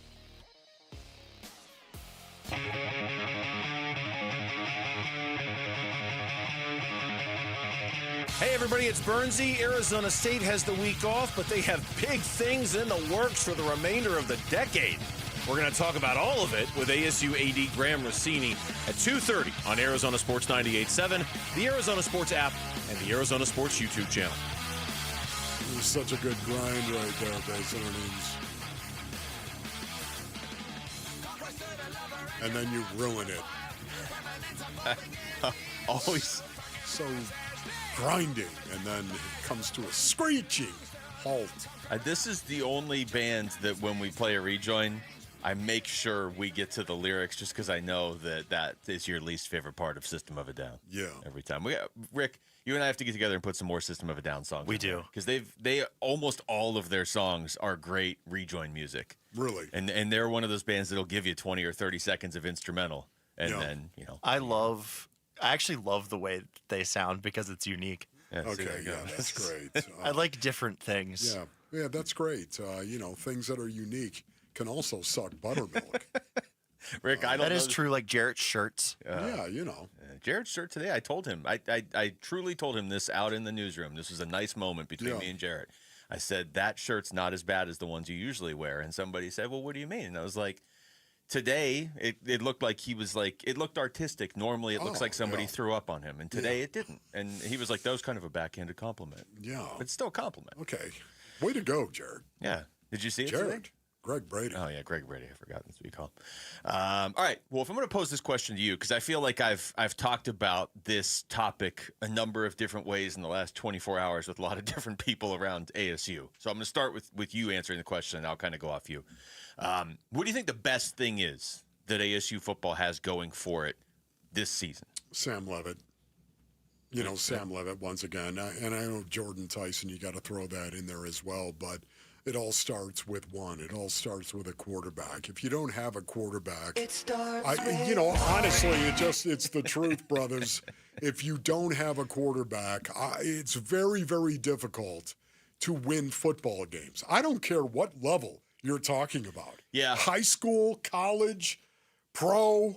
If you don't have a quarterback, you got Jack for the most part. Even if you have a great receiver, if you can't get him the ball, he's just blocking. That's exactly right, Luke. Yeah, I'm glad you said that because I think that is the right answer. I mean, we get so deep into the weeds on this stuff with ASU, and we're like, look at the defense, look at the depth of the defense, and look at the continuity. The red zone offense. Well, no, it's definitely not that, but yes, I hear what you're saying. But you take a step back and you're like, yeah, okay, they have one of the best quarterbacks in the nation. They do. I know his numbers aren't necessarily amazing to the point where people were hoping they would be. They're not bad. But, compare him to guys like Cade Klubnik that were supposed to be better, and they are not. So just jumped all over Klubnik. Well, because I did think Cade Klubnik was going to have a monster year, and he's having a monster year, but like in a negative monster sort of way. So Levitt is the answer. And the next answer is Jordan Tyson. And you could throw Kenny Dillingham in there too. But since you already said that, I'm going to throw in this notion that they consistently adjust and get better in the second half of games. I'd have to go back and rewatch every game from last year. Yeah. Maybe there are a couple where it wasn't as noticeable, but it just feels like you go back all of last year and so far all of this year, and it just feels like every game, win or lose, they get better in the second half. And a lot of times it is like jarring how much better they are in the second half. I would agree with that assessment, and you know the way I feel about this. It starts with a thought, brothers. You have to go, okay, you know what? Things didn't go really well in that first half, and suddenly the coaches get together and go, what do we got to do? What do we got to do? It starts with a thought as to what you have to do. Sometimes it's not a big adjustment. Sometimes it's rather small. Maybe it's just more, we're going to run this play out of this personnel group as opposed to running it out of a different personnel group. Sometimes it's very small, the adjustment. Other times it's a big deal. Regardless of what the situation is, it starts with a thought, And then you have to pass that along to your players. And then your players have to go execute it. That is the thing. It is, you can't have one without the other. The thought has to be there. Coaching does matter. It has to be there. But your players have got to absorb what it is you're telling them and then go execute it out on the field. That's where I think Sam Levitt, once again, is so good. Because he does look like he gets better in the second half. And the other thing I want to say about it as well, Sam Levitt, and the reason why I said Sam Levitt, Basinonians, I did wonder about his leadership abilities. I did wonder about that because I know a quarterback has got to be a leader. Sometimes it doesn't come natural for a guy to be a leader, even though he does play quarterback. But with Sam, this is what I love. Watching this guy compete and how he goes about competing, this guy is exactly the leader that you're looking for. Seems natural to him. It's natural for him. The fact that he sits there and admits, I don't like it when people praise us. I don't like it. I like being the underdog. I'm paraphrasing what he was saying. That to me is that is perfect leadership. That's the way you want your players to feel. And not only that, when you watch him play, oh man, he fills you with a passion and desire to play the game and play it with all you have, regardless if the coaches are telling him, stop getting tackled. Don't run the ball as hard as you run it. Don't do it. He just keeps competing. He is who he is. And competing is, I'm glad you said that because he's one of those guys that body language is never an issue, even if he's not playing well. I mean, the Mississippi State game, he wasn't playing well. And his response was to come out in the second half and with the help of his running backs. But a lot of those runs were Sam Levitt, too. And he took some hits. And his body language was never like, well, we're done. I mean, they've come back from down 17-0 in 2 games already this season. They won one, and they should have won the other one. So that's never a question with him. But I've brought up the leadership, that component with a lot of his teammates, and not unanimously, but almost all of them say it's his competitiveness.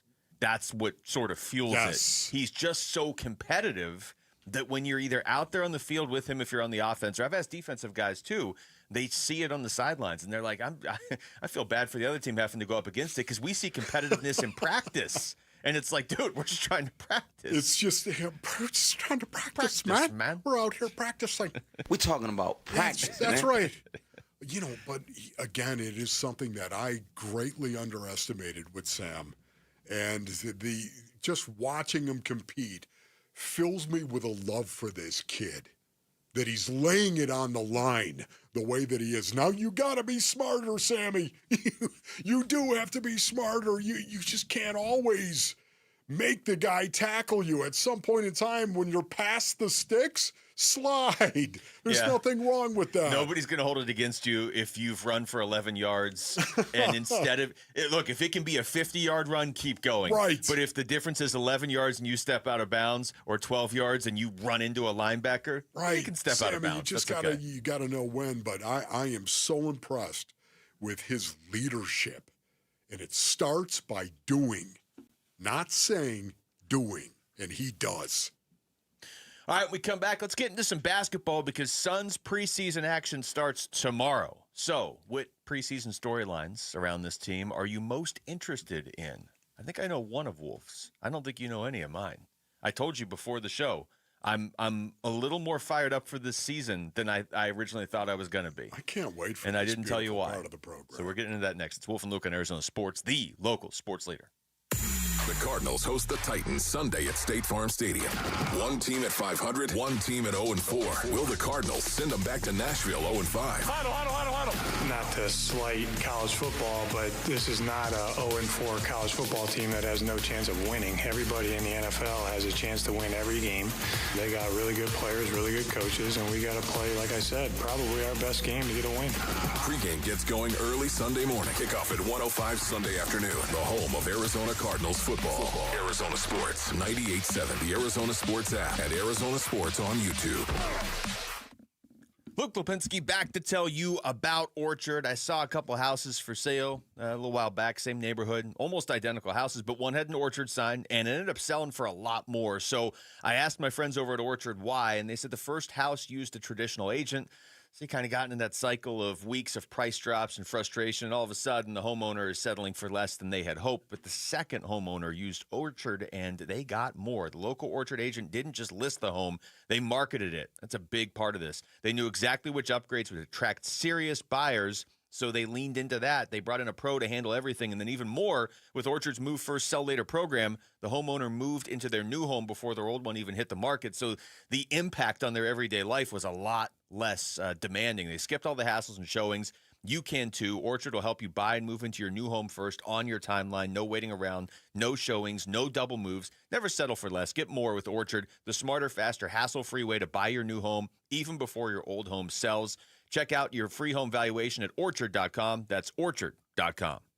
Pioneer Landscape Centers is now part of Site One, bringing you more inventory, better prices, and 14 Arizona locations. From hardscape to irrigation, we've got it covered. Visit pioneerco.com and order today. Again, that's pioneerco.com. For more than 50 years, the Fiesta Sports Foundation has been known for world-class events and unmatched hospitality.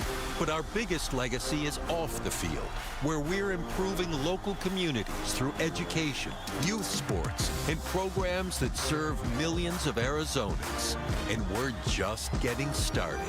Fiesta Sports Foundation. Our season never ends. Learn more at fiestasportsfoundation.org.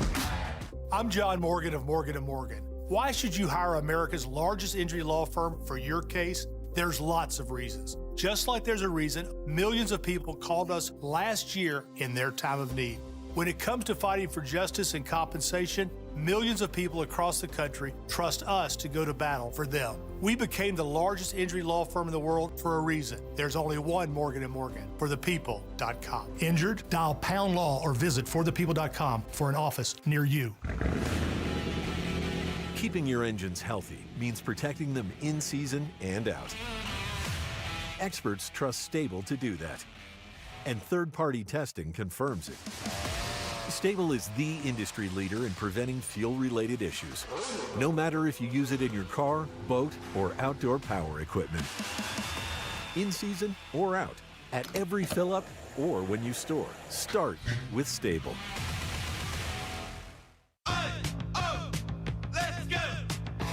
You're still glowing, flirting, grooving.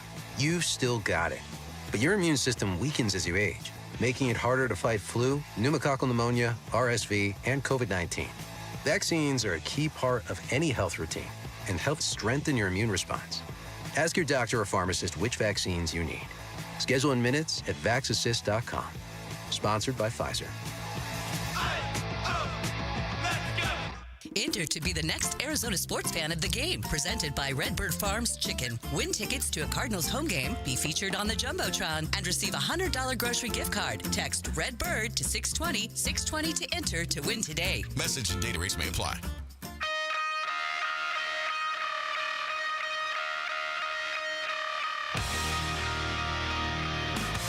Hey everybody, Dan Bickley here. Join us for a rocking Football Friday. We'll recap the NFC West showdown tonight, and we'll preview the Cardinals' important game on Sunday. Shenanigans begin at 6 a.m.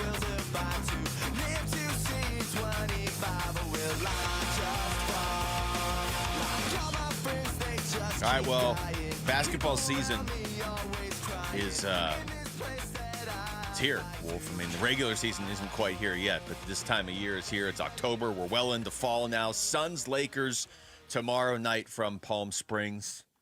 Preseason beginning for the Suns. Then they go to China. But starting tomorrow against the Lakers. And, yeah, you and I were talking before the show, and we purposely didn't get into it until we were on the air, so we're going to do it now. I'm more fired up for this season than I expected to be. I think last season just kind of beat me and everybody down on the Suns, because last season you finished with 36 wins, and I heard what you were saying at the end of last year, because you were already excited for this year at the end of last year. You're like, okay, we're going to see, some different, we're going to see something different from the Suns. by the end of last season, I was so beaten down, and all of the talk going into the offseason was, okay, well, who are they going to get rid of? Well, they're going to get rid of Kevin Durant. All right, well, he's top 10 player of all time. You're going to get rid of Bradley Beal. Okay, well, he's not available enough, but he is a scorer. They're going to change coaches. Okay, well, I mean, I'm on board, but the conversation was never about who you're going to bring in. Now here we are. They've brought a lot of new guys in.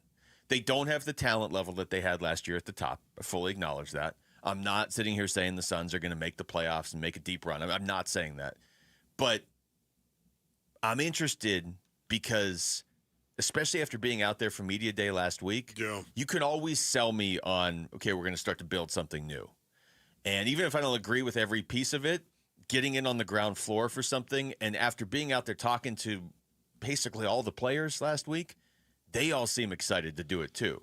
So I don't know what that looks like as far as wins. I really don't. And we may get to February, and I'm not so excited about basketball anymore. But right now, I do want to see what they can build. Yeah. You know, for me personally, Basin Orleans, I'm sorry, but being a professional athlete had a great impact on my life in regard to what it was like to experience getting better, developing. And, you know, maybe you're at work, whatever it might be, Basin Orleans, whatever your hand finds to do, that you're getting better at your job. You get better at your job. I think that would be something we all would want to collectively strive for, that we would be better at our job. And when you think of competing, there is a direct response you get from going out and competing in any professional sport, really in any business, going out and competing. You get daily feedback. The same thing applies to the NBA. The same thing applies to a young guy trying to make his way at the highest level our species can generate. And to me, this is what I'm fascinated about. It's not how good can the Phoenix Suns be this season for me, Basin Orleans. It's how competitive can they be. That expectation has changed. Can they actually be competitive enough to actually have a 500 record or better than a 500 record? Can they actually compete that well to that degree? It's not, unfortunately, for me, it's not a question of how good they can be. It's more about how competitive they can be. And for me, watching somebody develop when they compete, and it's right in front of your face for all of us to see, that is one of the most exciting, exhilarating things that I can watch for me. Yeah, I think I'm there with you for this year. You know, there is a shelf life for that with me. Agreed. With a specific team, with any one specific team. Like it's this year. It's this year. Point. Yeah, I mean, if for 3 years from now being like, well, you know, they're winning 28 games a year, but they're competitive, then obviously that'll wear thin. But it just felt like last year, and I don't know when this was, but it wasn't very late into the season, honestly. I don't know. It was like December, whatever. For me, I think it was early January. It was the Portland games, actually. I can go back and look exactly when that was. I think that was January, the back-to-back losses to Portland. That team became oddly predictable. And I think everybody at some point last year felt the same way. Like, yeah, got all this talent, but it's not going anywhere. Like, you just knew it wasn't going anywhere. Yeah. And so, like, I've heard a lot of people have the conversation of could they win more games this year than last year? Maybe. And they won 36 games last year. I think the over-under is probably about 30.5, I think, this year. Vegas isn't saying that they're going to, but could they win 37, 38? Yeah, it's not inconceivable. But the thing to me is more they're going to have some direction, and we're going to see what that direction is. And we don't have to hear them talk about it anymore. They can finally just go start to do it. Like, how many times has Matt Ishbia had to say, yeah, we're changing the culture and we're doing. He was having to say it last year during the season. Now we're going to see it. We're going to see what it actually starts to look like. And the biggest thing to me is what direction it's going in. Yeah, you know what I think of, Basin Orleans? I think of the Houston Rockets. That's exactly what I think of. Ironically enough, no, Alanis. Boy. We don't need it, but ironically enough, I mean, yeah, that's where KD went. I get that. Yet at the same time, the Rockets, when you think about the Rockets 3 years ago, 2022, 2023, they were 22-60. Mm-hmm. It was a bad year, man. It was a rough year for them. And then, of course, 2 years ago, in 2023, 2024, they were 41-41. And then last year, 52-30. you see this arc. You see them getting better. Now, it took 3 years. It was a 3-year process. But, man, I think of the Rockets when I think of what could possibly happen to the Phoenix Suns. And it starts with one season of doing it and maybe changing your expectation to, man, how competitive can they be? Just who might they be able to beat on a given night, on some Wednesday night in the middle of the season? Who might they be capable of actually beating? How are they going to grow? Individually, of course, and then collectively as a team. How much better can they be? This is stuff that is exhilarating to me, but I understand as a fan, you're paying really good money and you want wins. Well, yeah, I think as a fan that's paying to go to these games, it's different for everybody, right? But this is the team that was here long before most of us were in this city. This is the first team here. This is the one that I've given this example before. I feel like if you asked 10,000 Valley sports fans, hey, you can have one team win the championship this year or whatever. You can have one team win the championship in the next 5, whatever. I feel like the highest percentage would be the Suns, and I'm not sure it would be close, honestly. I still believe the NFL is king. Yeah. But you have a lot of football fans here that are Bears fans or Cowboys fans or whatever. Yep. The Suns, man, that's the one. And so I feel like your fan base will buy into a rebuild or whatever you want to call it. Every team feels the need to call it something different. I feel like they'll buy into it for a year and maybe even 2 if it's clear that it's going in the right direction. We've seen Cardinals fans buy in, I think, pretty patiently the last 2 years, by and large. True. And it helps to have Devin Booker here because he's buying in, which makes it easier for you to buy in.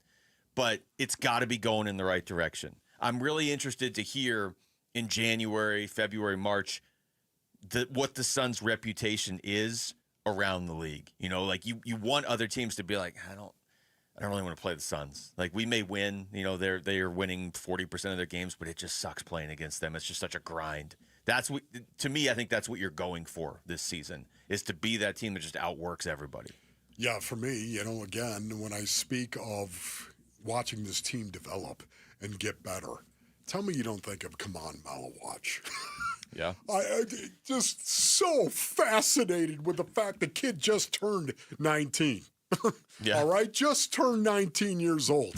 I am absolutely awestruck by the fact that you can have somebody like that, especially at the 5, Basin Indians, a guy who is going to grow and develop, but a guy that is going to have to be physical in the paint. He's going to have to be. And he's a 19-year-old kid.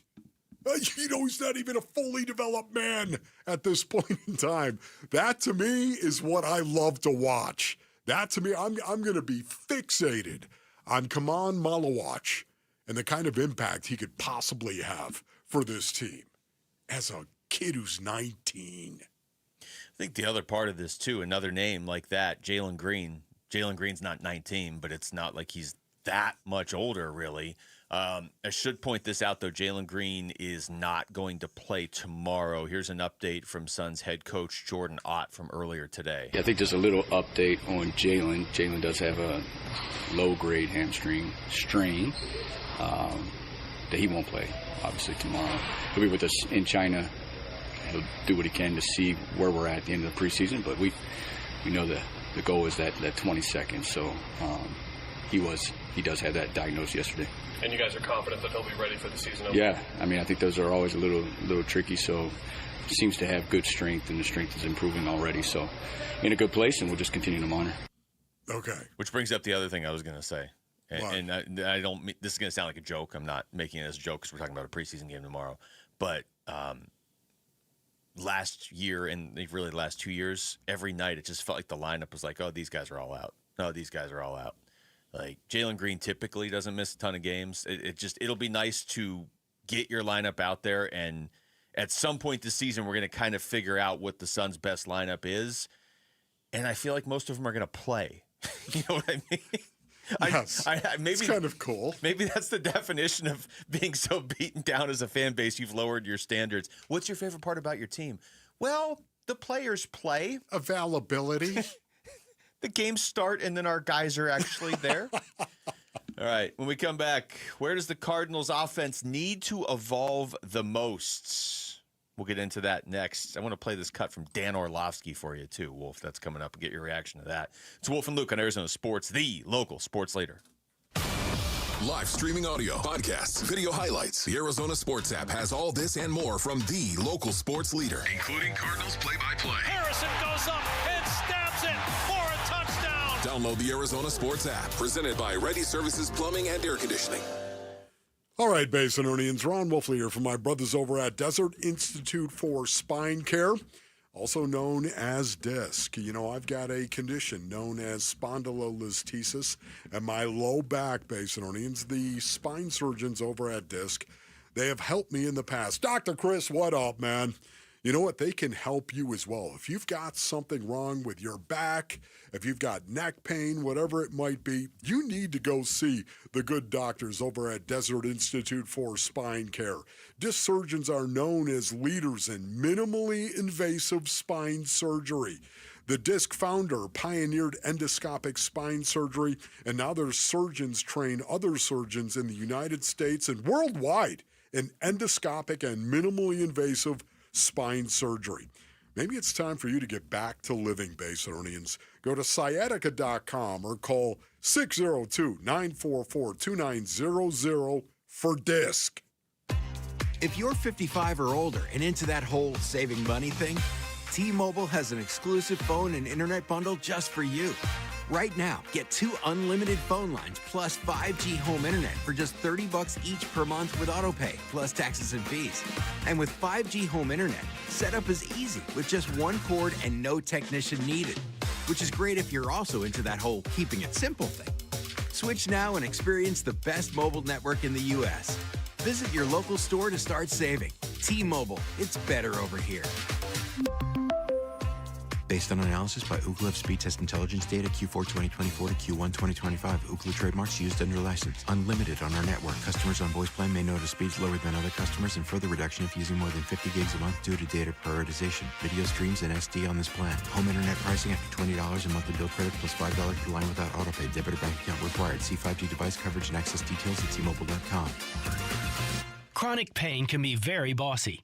What do I mean? It tells you what you can or can't do. Sometimes it even has the audacity to keep you from working. I missed almost 3 weeks of work, and I was no longer able to play tennis. The pain was really debilitating sometimes. I missed Thanksgivings. Abby was ready to put the bossy bad back in her past. And that's when she discovered QC Kinetics and their non-surgical treatments for pain. QC Kinetics is the nation's leader in advanced regenerative medicine with tens of thousands of satisfied patients, people who have experienced real lasting relief without drugs and without surgery. It has just been the most life-changing, amazing experience. Not only life-changing, but career-saving. I get to continue to do the career that I love. I'm playing tennis again. Stop letting that joint pain boss you around. Start with a free consultation at QC Kinetics. Call QC Kinetics, 602-837-PAIN. That's 602-837-PAIN. 602-837-PAIN. Let's go!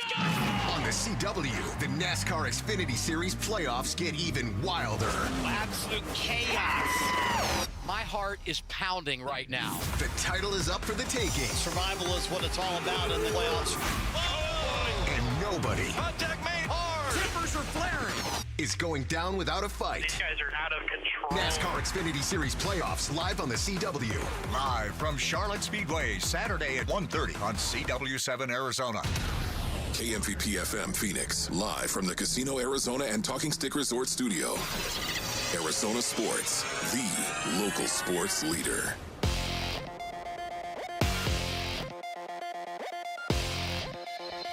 I'm Jesse Morrison with Trending Now, presented by Parker & Sons, heating, cooling, plumbing, and electrical.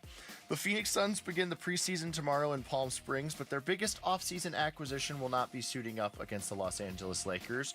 Guard Jalen Green is out with a hamstring injury per head coach Jordan Ott. The Arizona Cardinals are gearing up for their Week 5 matchup against the Tennessee Titans, and yesterday, Cardinals quarterback Kyler Murray spoke on the Titans being better than their 0-4 record. In this league, obviously, everybody can say they're 1 or 2 plays away from being 4-0, 0-4, 1-3, whatever the record is. You know, I think we're in the same boat. You know, I feel like we could be 4-0. Damn near could have lost the first 2 games. You know, So I don't really pay any mind to their record. And the Major League Baseball postseason continues today. We will be carrying Game 3 of the Red Sox-Yankees Wildcard Series on ESPN 620 AM. Pre-game coverage for that one begins at 4:30 with first pitch at 5:08. This report is brought to you by Red Mountain Weight Loss. Get real testosterone from real doctors now at Red Mountain. Boost your energy, focus, and your sex drive. Have low T start for free this month only at redmountainweightloss.com. That's redmountainweightloss.com.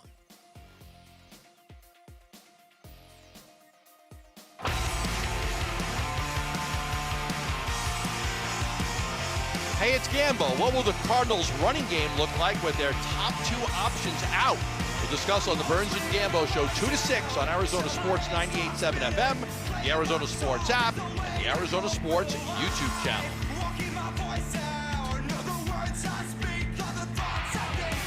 It's the final hour of the show, live from the Casino Arizona and Talking Stick Resort Studios. We still got to make picks here at 1:30, Wolf, so get ready for that. Get your tier system in place for that. Oh, yeah, I can't wait for that. All right, it's good. That's good for you. I'm going to play this cut. I saw Wolf doing his tiers this morning, by the way, so does that surprise you that he doesn't do it like 15 minutes before? You've already done your tiers? Oh, yeah. Yeah, he was making his tiers this morning. That's I was not like, every day, though. That's not every week. No, sometimes it's right before. Yeah, Yes. There are definitely I've said this before, but the quietest commercial break we ever have is right before the football picks during football season on Thursdays. Usually we just sit here and talk through the entire break, but you could walk in here and hear a pin drop the break before the picks. Thank you. I appreciate that. But apparently not today. Wolf already made his. He's good to go. So Had a little time in prehab.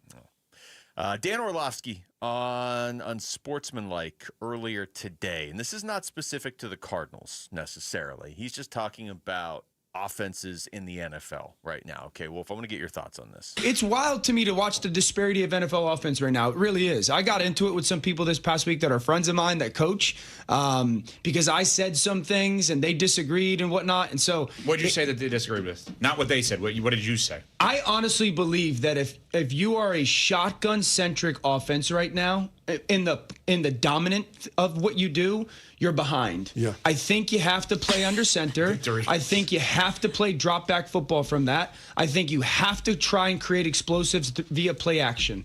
And if you're not doing that, I just really believe you're behind because of the style of defenses that we are seeing. Eventually, you might beat up on bad teams, but the style of defenses that we're seeing, the best way to describe it is this. You can't allow defenses to have success playing it safe.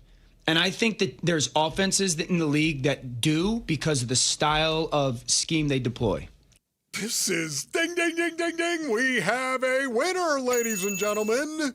Yes. Listen, I've been talking about this for a long time right now, and don't at me, all of you people out there that were, Wolf, what are you talking about? It's all about the shotgun. Knock it off. I've been saying this for years. Why would you limit anything that you could possibly do? Why would you ever have you heard that before? I have. I'm just adding you. Don't mind me. Okay, fine. I'm just saying, why would you ever limit what you could do? What you need to be able to do is whatever you need to do to beat your opponent. And if that means this week we're going to line up in 12 personnel and we're going to run the ball 40 times this week and we're going to do it from under center because they don't have a good defensive front and we're going to use play action to throw the ball because of that, so be it. If it means you've got to go ahead and get into the spread and go 11 personnel, I don't care, 10 personnel. Because they can't tackle, they can't cover in the open space, then you know what? That's what you need to be capable of doing. Be whatever you need to be to beat your opponent. Does that make sense? It's one of the things. Why limit your options? That you say that I don't know that I could agree with more, honestly. You never need to limit yourself. We had this conversation a lot. Previous regime for the Cardinals. And you were bringing this up to your credit even when they were having success on offense. You're like, I don't know how sustainable this is when they're doing this. Anything you're doing, get out of your own way first. Man. That's the simplest way I can say it. There, especially in professional sports, there are plenty of things the opposition's going to try to do to get in your way. and slow you down or stop you, and some of it's going to be very effective. You don't need to slow yourself down. It's funny, while you were talking, I was trying to pull up the shotgun frequency by team. I wanted to see if anybody out there had this. They don't have, well, maybe they do. I can't find it while we're on the air. But it pulled up one, but it's for 2022. I was like, oh, thanks. Sharp football? I don't know I just found this one on Reddit. Okay. Guess who the team that was in shotgun the most in 2022 was, though? Because that's the one that popped up. The Arizona Cardinals. Oh, yeah, the Arizona Cardinals. That makes a lot of sense. Because it popped up, and I was like, they're not in shotgun that much, and then I realized it was 2022. So, yeah, I think the general philosophy there, though, is I agree with that. You don't need to tell the other team what you're doing. You don't need to put yourself – there are times where you see this. I'm not talking even just about the Cardinals. You see teams in shotgun where you're like – it doesn't make any sense that you're in shotgun right now. You better have set this up for the last 3 quarters. Yes, there's no doubt about this. There is a time and a place for shotgun. You want to be capable of doing everything. You want to be your opponent's worst nightmare. And if that means you're going to line up in 13 and lower the plow and hit the gas, so be it. This is going to be a shotgun game, I think, for Kyler and the Cardinals offense. Okay? Specifically against Specifically Tennessee. This game against Tennessee. This is just a guess. I mean, Drew Petzing might have heard this. He might be rolling around laughing. Maybe they just turned the show on just to laugh at us. But Michael Carter does a nice job running the ball out of shotgun, specifically, when you watch him. Not so much when his feet are at 7 in the queue. James Conner, when his feet are at 7 in the queue. Oh, my goodness. He's so good. Now, he's not bad running the ball out of shotgun either. I still feel like Conner could pick up 3 yards if you gave him the ball right now, completely injured. Yes, but let me just say, you can still, even if the Cardinals are going to go with a lot of shotgun, you can still go 12 and 13 personnel. You can still do that out of shotgun. If you don't believe me, just look at the Philadelphia Eagles and what the Eagles do. They do an awful lot of that. I think we're going to see more 11 personnel in this game, specifically against the Titans, than we have seen in the past. The Tennessee Titans, they struggle to stop the run, but they aren't great at stopping the pass either. And I think that Kyler is more comfortable in the shotgun, and that's the reason why I think we'll see him do that a lot in this game because of Michael Carter being the guy who's going to be RB1. Or at least appears to be. You know, this came up on the show earlier this week, but we've seen 4 games from the Cardinals. When has this offense looked its best this season? I mean, and the reason this came up is because it really just might have been at the end of the game against Seattle last Thursday. There was a stretch in the middle of the game against Carolina that I remember where they went down and scored. Then it was halftime. They got the ball and came right back and scored. That's true. Good memory. That was the other one. I know Rick brought up the other day, maybe the start of the New Orleans game, maybe. I mean, the point is there's not like there's not some stretch where, the second half of that game they put up 31 or they just went off and they just dominated to begin that game against San Francisco. There is none of that. There are patches where you can string together like 2 drives where it's looked good. So obviously that's going to have to get better. Kyler Murray was asked yesterday what is to blame for the slow starts offensively so far. Yeah, we got to come out faster. I wish I could tell you. I wish I could tell you what it was, as far as in the moment and even hindsight. Like we got to show up to the stadium ready to play. Because it's putting us behind the 8-ball. Against good defenses that we've played so far. We can't. It won't suffice going forward. No, it will not. And once again, the Will Hernandez watch is on. I can't help it. Week 5 now. Just wondering what is going on with that. And I think the Arizona Cardinals as well. They got to be more 50-50 in rundown situation and less 60-40. That's just me. We got to get the break, but there's a cut here that's 1 second long, so I feel like I need to play it just to hear what 1 second sounds like. Kyler was asked if the offense can consistently look like they did in the fourth quarter against Seattle. I believe so. All right. It's 1 second. I didn't know. Nice. I didn't know if he was just, I don't know. All right, when we come back, some crazy baseball playoffs going on today, starting really right now. How awesome has this MLB postseason been so far, and how crazy could today get? That's next. It's Wolf and Luke in Arizona Sports, the local sports leader. Bickley and Marana mornings. Geraldo Perdomo talking about what happened at the trade deadline and how he wishes it didn't happen at the trade deadline. There was no reason for the front office to keep that together at the trade deadline. No, I agree. The way that they were playing, I don't think I've ever seen a team as affected by trade rumors. Had they been playing competent baseball around the deadline, I don't think Mike Hazen is as quick to do it. Well, listen. And we might be previewing a wild card series right now. Absolutely. But they played their worst baseball right around that time. They made it an easy decision. They sure did. Bickley and Murata, mornings on Arizona Sports, the local sports leader.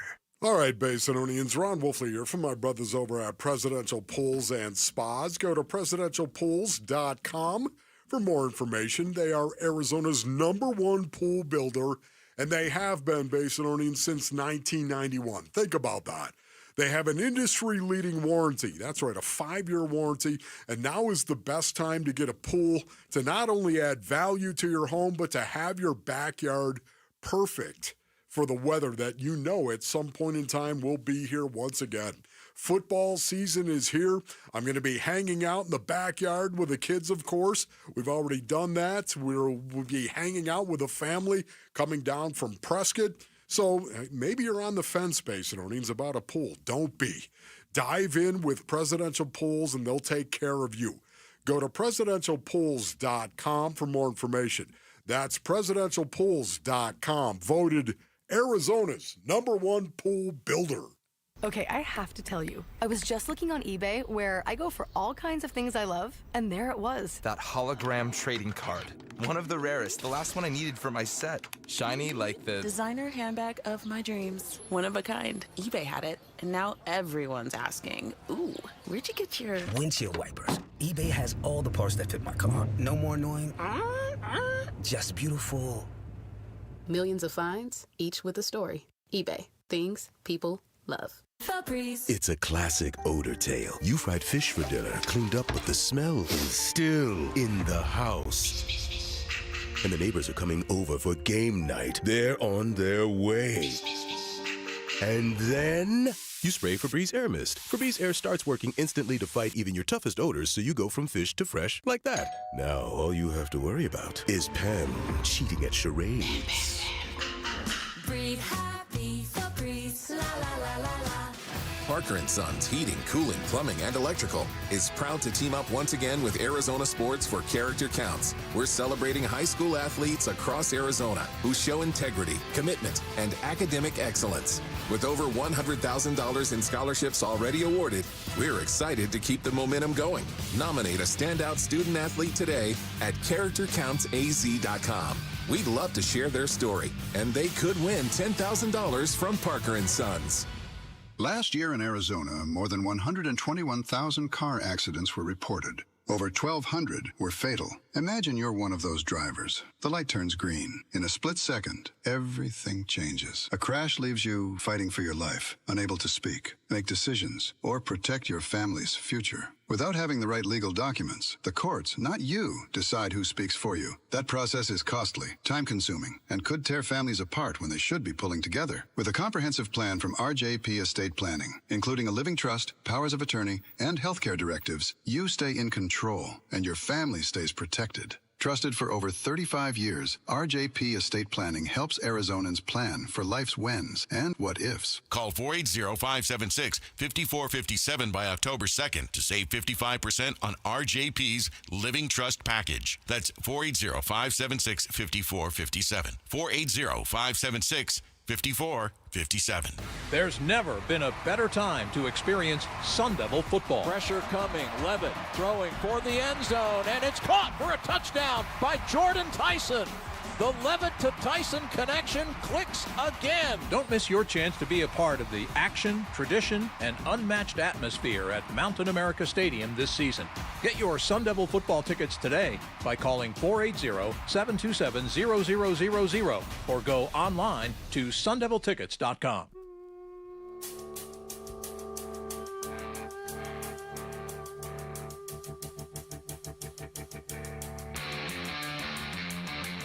Hey everybody, Dan Bickley here. Join us for a rocking Football Friday. We'll recap the NFC West showdown tonight, and we'll preview the Cardinals' important game on Sunday. Shenanigans begin at 6 a.m.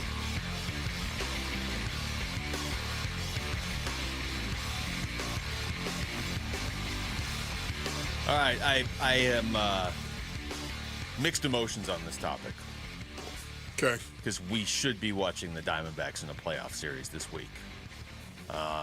Now, realistically, if they had just played to their potential all season, didn't have the injuries, I think that they would be playing beyond this week. If it was what we saw in the second, whatever that was, I guess the final third of the season after the trade deadline, if they had managed to sneak in, they would have played the Dodgers in the first round. Yeah. That didn't go so well for Cincinnati. I don't know if it would have gone better for the Diamondbacks, maybe. It did not go well at all for Cincinnati. Yeah, it's hard for me to look at the Arizona Diamondbacks based on everything that happened and say they were a playoff team. My expectation was that they were a playoff team. Maybe coming into the season, yes. But you have to remember as well, they were underperforming, even in the beginning of the season, to me. That's true. And then the injuries hit, and that pretty much sealed the deal. Then we all know what happened at the trade deadline. Man, they started becoming a better team and winning games at a 600 percentage. You've got to be kidding me. And yet, the last 5 games, we all know what happened. They fell apart. All right, so before we get into the actual series that are going on right now, I want to shout out the listeners in Levine. Levine? Nice to be heard in Levine. Wow, Levine. I've always wondered, what was it like to live in Levine? Oh, I know 2 people that one currently lives in and one used to live in Levine. Yeah, I know someone that lives in Levine and calls it a paradise beach town. A paradise beach town? It's a joke. I was not ready for that. It's a joke. Okay. But all right. He's being facetious. That's shout out Res Devil on. Okay. There we go. Oh, okay. Jamal, I feel like, is about to weigh in. Jamal, I could just hear Jamal laughing, not saying anything else. I heard Beach Town and I started laughing, but I live like 10 minutes from Levine. Yeah, I was going to say, Jamal's basically our Levine expert. I mean, does Levine, does it have a downtown? I mean, Levine. There's not like a downtown. There's like a plaza. Like there's a few plazas. Oh, a few plazas. Okay. And that's all Wolf needs is a plaza. And a lot of resorts for its beach. Nice. All right. Yeah, I was at a gym in Levine 2 days ago. Look at this. All right. Wow. Okay. This is gonna I don't think I've ever been to Levine. Oh, really? I've been to Levine. Not as recently as Jamal, but yeah. There's 3 series still going. In fact, there's 1 game going right now, and it looks like Cleveland just scored to tie Detroit in the 4th inning. So you've got Tigers Guardians going on right now. Somebody gets eliminated today. You've got the Padres Cubs series coming up in about an hour. Somebody gets eliminated today. And then you've got Yankees Red Sox later on this evening. Somebody gets eliminated by their hated rival today. Boy, can you imagine right now the intensity level in the streets of New York? The Bronx, that's where the game is being played, right? Yes, the Bronx, of course. Can you imagine the intensity level right now? It was dripping. It was just dripping last night in Game 2 as well. 3-3 in the 7th inning. And I'm thinking to myself, oh, my goodness. The Boston Red Sox and the New York Yankees in October, 3-3, and here's the 7th inning. Does it get much better? That was really, really cool, knowing it was an elimination game as well. Yeah, there's definitely the school of thought of like, dude, we're sick of seeing the Red Sox and Yankees play, but I don't think that. That's not for me in the postseason. I don't think that extends for anybody into the postseason. It's more as a baseball community, we're sick of just seeing them on national TV every weekend during the regular season.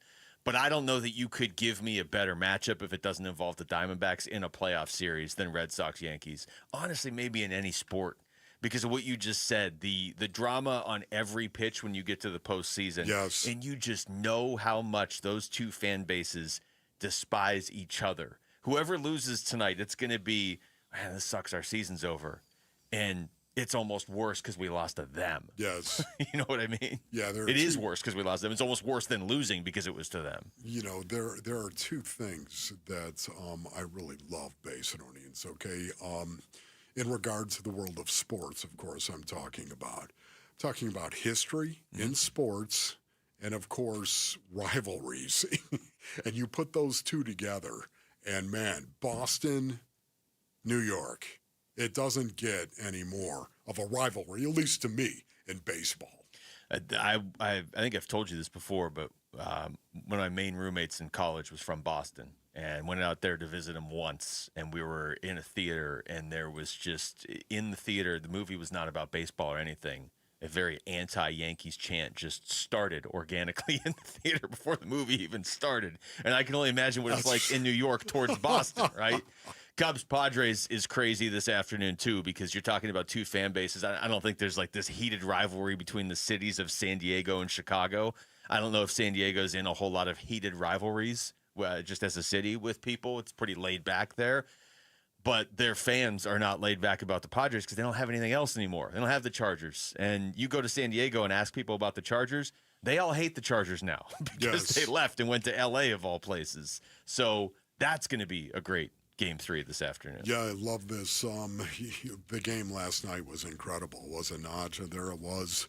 Manny Machado, 1-0 game after the Padres had scored in the top of the first inning. But after that, it looked like, oh, no, this is going to be a pitcher's duel. Mm-hmm. This is going to be whoever falls apart on the mound first is going to lose this game. And then Machado hit that 2-run shot, that bomb in the 5th inning, I believe it was. And suddenly it was 3. It just, sometimes to see great players come through, even though personally I'm not a Manny Machado fan, personally, to see a great player go do what he does when it matters the most, that to me is really exhilarating. Yeah. Let me play this cut from Manny Machado first. We had opportunities today. We capitalized on him. We got to tip our cap to Dylan. He went out there and did a tremendous job. Got us 4, and Morejon came in, did 3. Mason after that, Suarez. I mean, what our bullpen did today was outstanding. So, we're able to give them the runs early on in the game to be able to do it. You referenced Dylan Cease, who has had a really good career up to this point, certainly, but this year wasn't the best for him, a 4.55 ERA. But if you look at his postseason career ERA, like last year, he pitched 2 games, a 14.40. The year before, he got into one with the White Sox, right, a few years before, but his last time, a 16.20 ERA, like a guy who has struggled in the postseason when he's been called upon. And it's not like he pitched 9 innings yesterday. I think he went 3 2/3, but he got it done when he was out there. That's the other great part about the baseball playoffs. I would say more so than I don't feel like it happens as much in the NBA for sure. It happens to a certain extent in the NFL, but I would say in the NHL it does, and maybe more than ever in baseball. You'll get guys who struggled all season. They'll step up to the plate. Oh, this guy hit 220 this year. They'll come up with the biggest hit. Or they'll come up with a huge series. It won't even be just one swing. Like, they'll just catch fire for a week in the playoffs, and all of a sudden somebody really good is out. Look, the Dodgers just swept through Cincinnati. I get it. It didn't look like it was very difficult for them.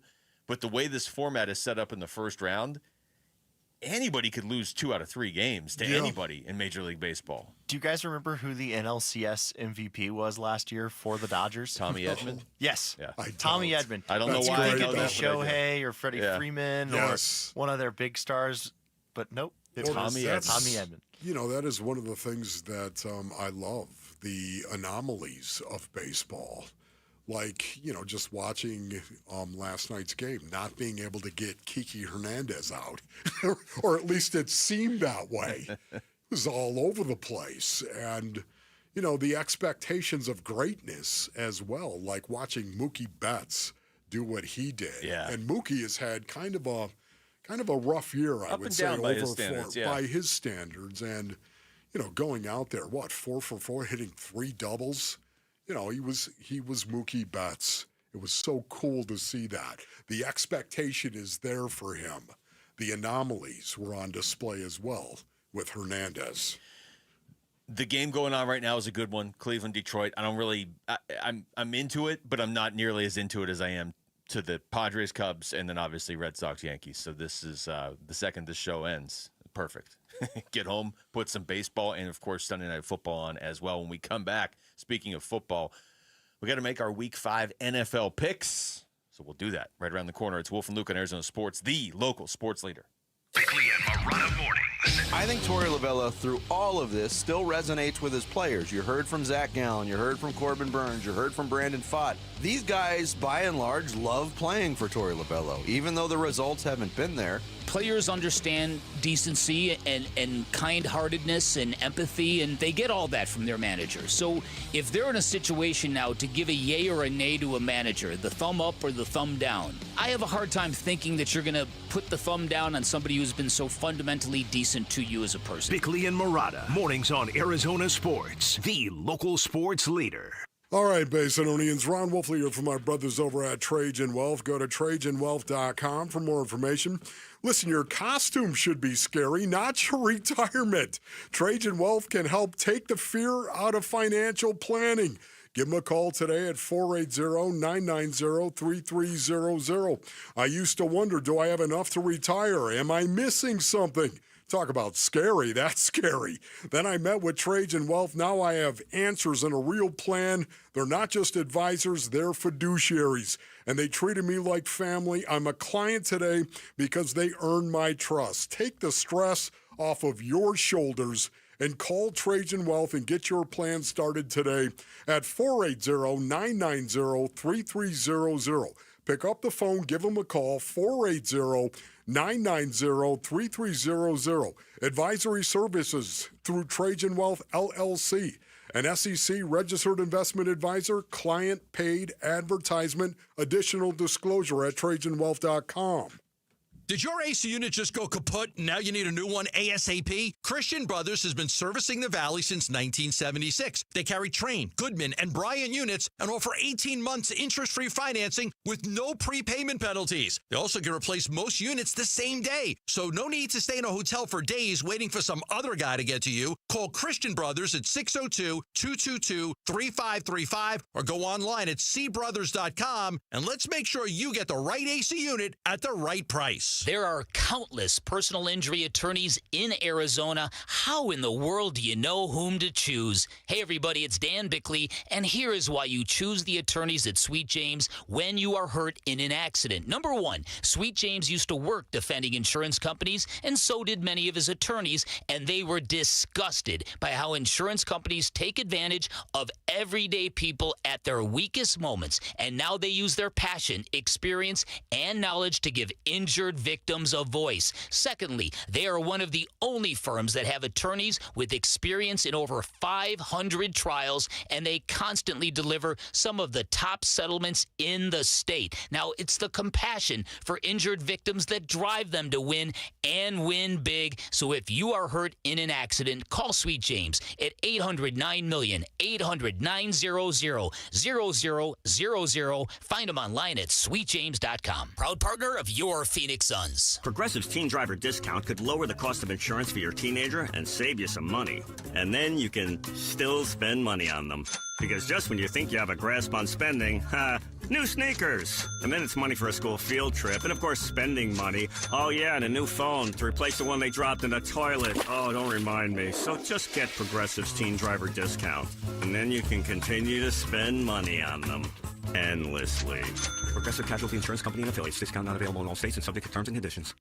This March, Wendy's is fueling the madness with amazing deals on their hamburgers made with fresh, never frozen beef. Like a juicy Dave's single for $1 and a fresh $2 Dave's double with in-app offer. It's such a good deal, we wrote a little ditty about it. Get it for $1. Dave's single, order in the app. Dave's single, get it for $1. Choose wisely, choose Wendy's official hamburger March Madness. Limited time offer. Participating U.S. Wendy's. See offer details and redeem at Wendy's app. Account registration required. Fresh beef available in the contiguous U.S. and Alaska. Why are more Arizonans becoming members of Global Credit Union? Dave Burns here, proud member. That's because at Global Credit Union, their members pay low to no fees on their accounts and get a better interest rate than they can at the bank. And as a result, Global members collectively saved $195 million last year. It makes a difference. You can become a member today. Explore the benefits of becoming a member at globalcu.org. Your world of financial possibilities. Free checking and no monthly maintenance fee only apply to core checking accounts. Direct deposit required for early payday. Other fees may apply. I'm Jesse Morrison with Trending Now, presented by Parker & Sons, heating, cooling, plumbing, and electrical. The Phoenix Suns begin the preseason tomorrow in Palm Springs, but their biggest offseason acquisition will not be suiting up against the Los Angeles Lakers. Guard Jalen Green is out with a hamstring injury per head coach Jordan Ott. And the Major League Baseball postseason continues today. We will be carrying Game 3 of the Red Sox-Yankees Wild Card Series on ESPN 620 AM. Pre-game coverage begins at 4:30 with first pitch at 5:08. This report is brought to you by America Roofing. It's been raining and windy. If you need your roof checked, save 12% and get a free evaluation with Arizona's largest roofer. Call 602-960-ROOF or AmericaRoofingCo.com.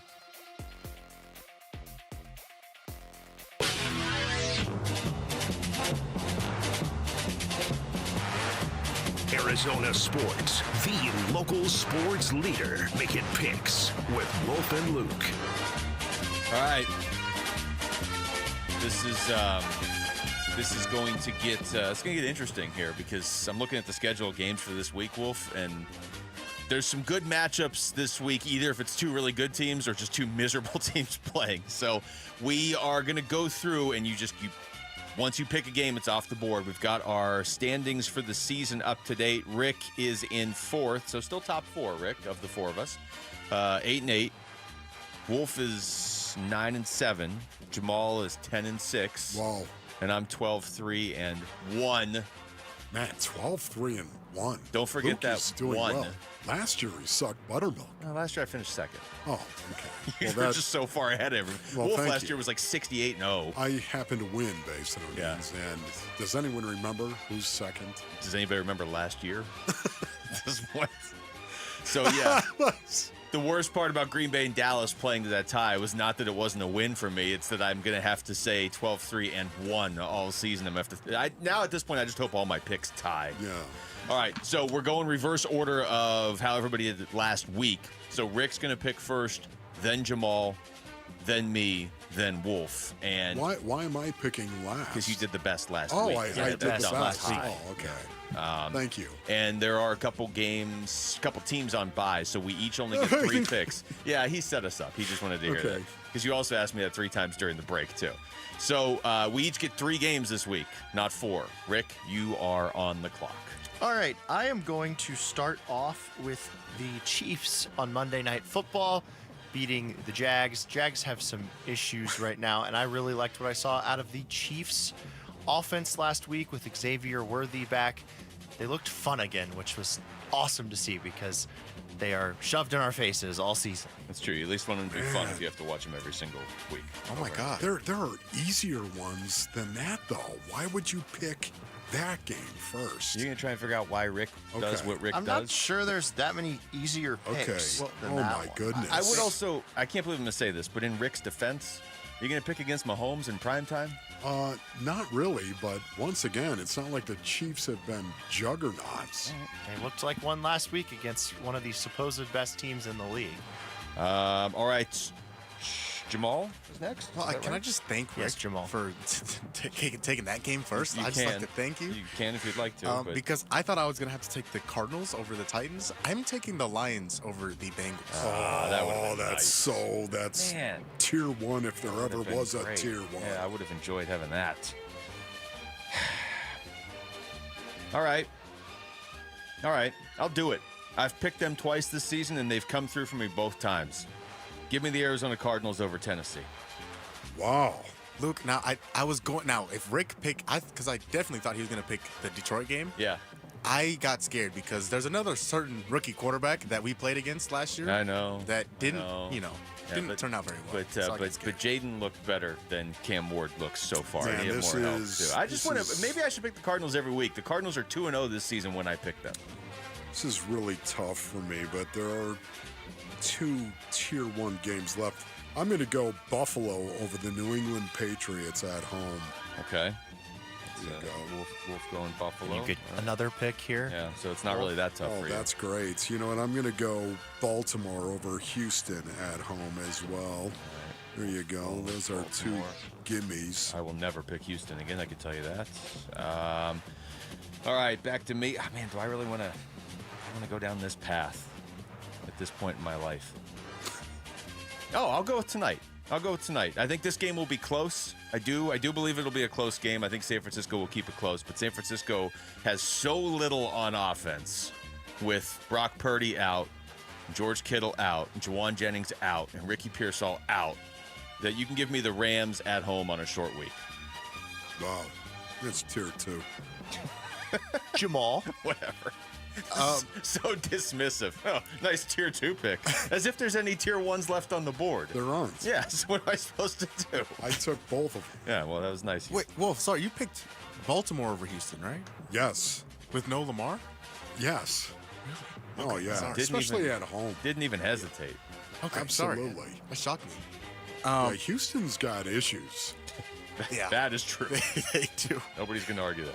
I am going to take the Cowboys over the Jets. I love the Cowboys, Jamal. Just always picking the Cowboys. I do have fun watching their offense. You picked them. I remember you picked them over Chicago. I don't know if you picked them any other time. I was hoping you wouldn't bring that up, but since it's out there now. Since everybody can hear these picks. Are we back to 2-pick Rick? Rick, Yep. how are you 2-pick Rick again? Okay. Because I'm apparently not very good at picking games. These are your last 2 picks, so All right, make them count. I'm actually going to take them again because they looked okay, and I know Tyreek Hill's out, but maybe Jalen Waddle gets a little bit more involved here. Don't like what the Panthers are doing. So I'm going to go with the Dolphins over Carolina. Okay. And then I'm also Vegas looks woof.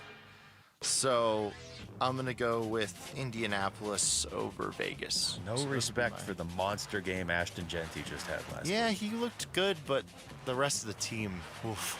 Okay. Not great. What was the other They game should you have won, picked, though, Rick? actually. What was the first one you picked? Miami, Carolina, Las Vegas, Indianapolis, and Kansas City, Jacksonville.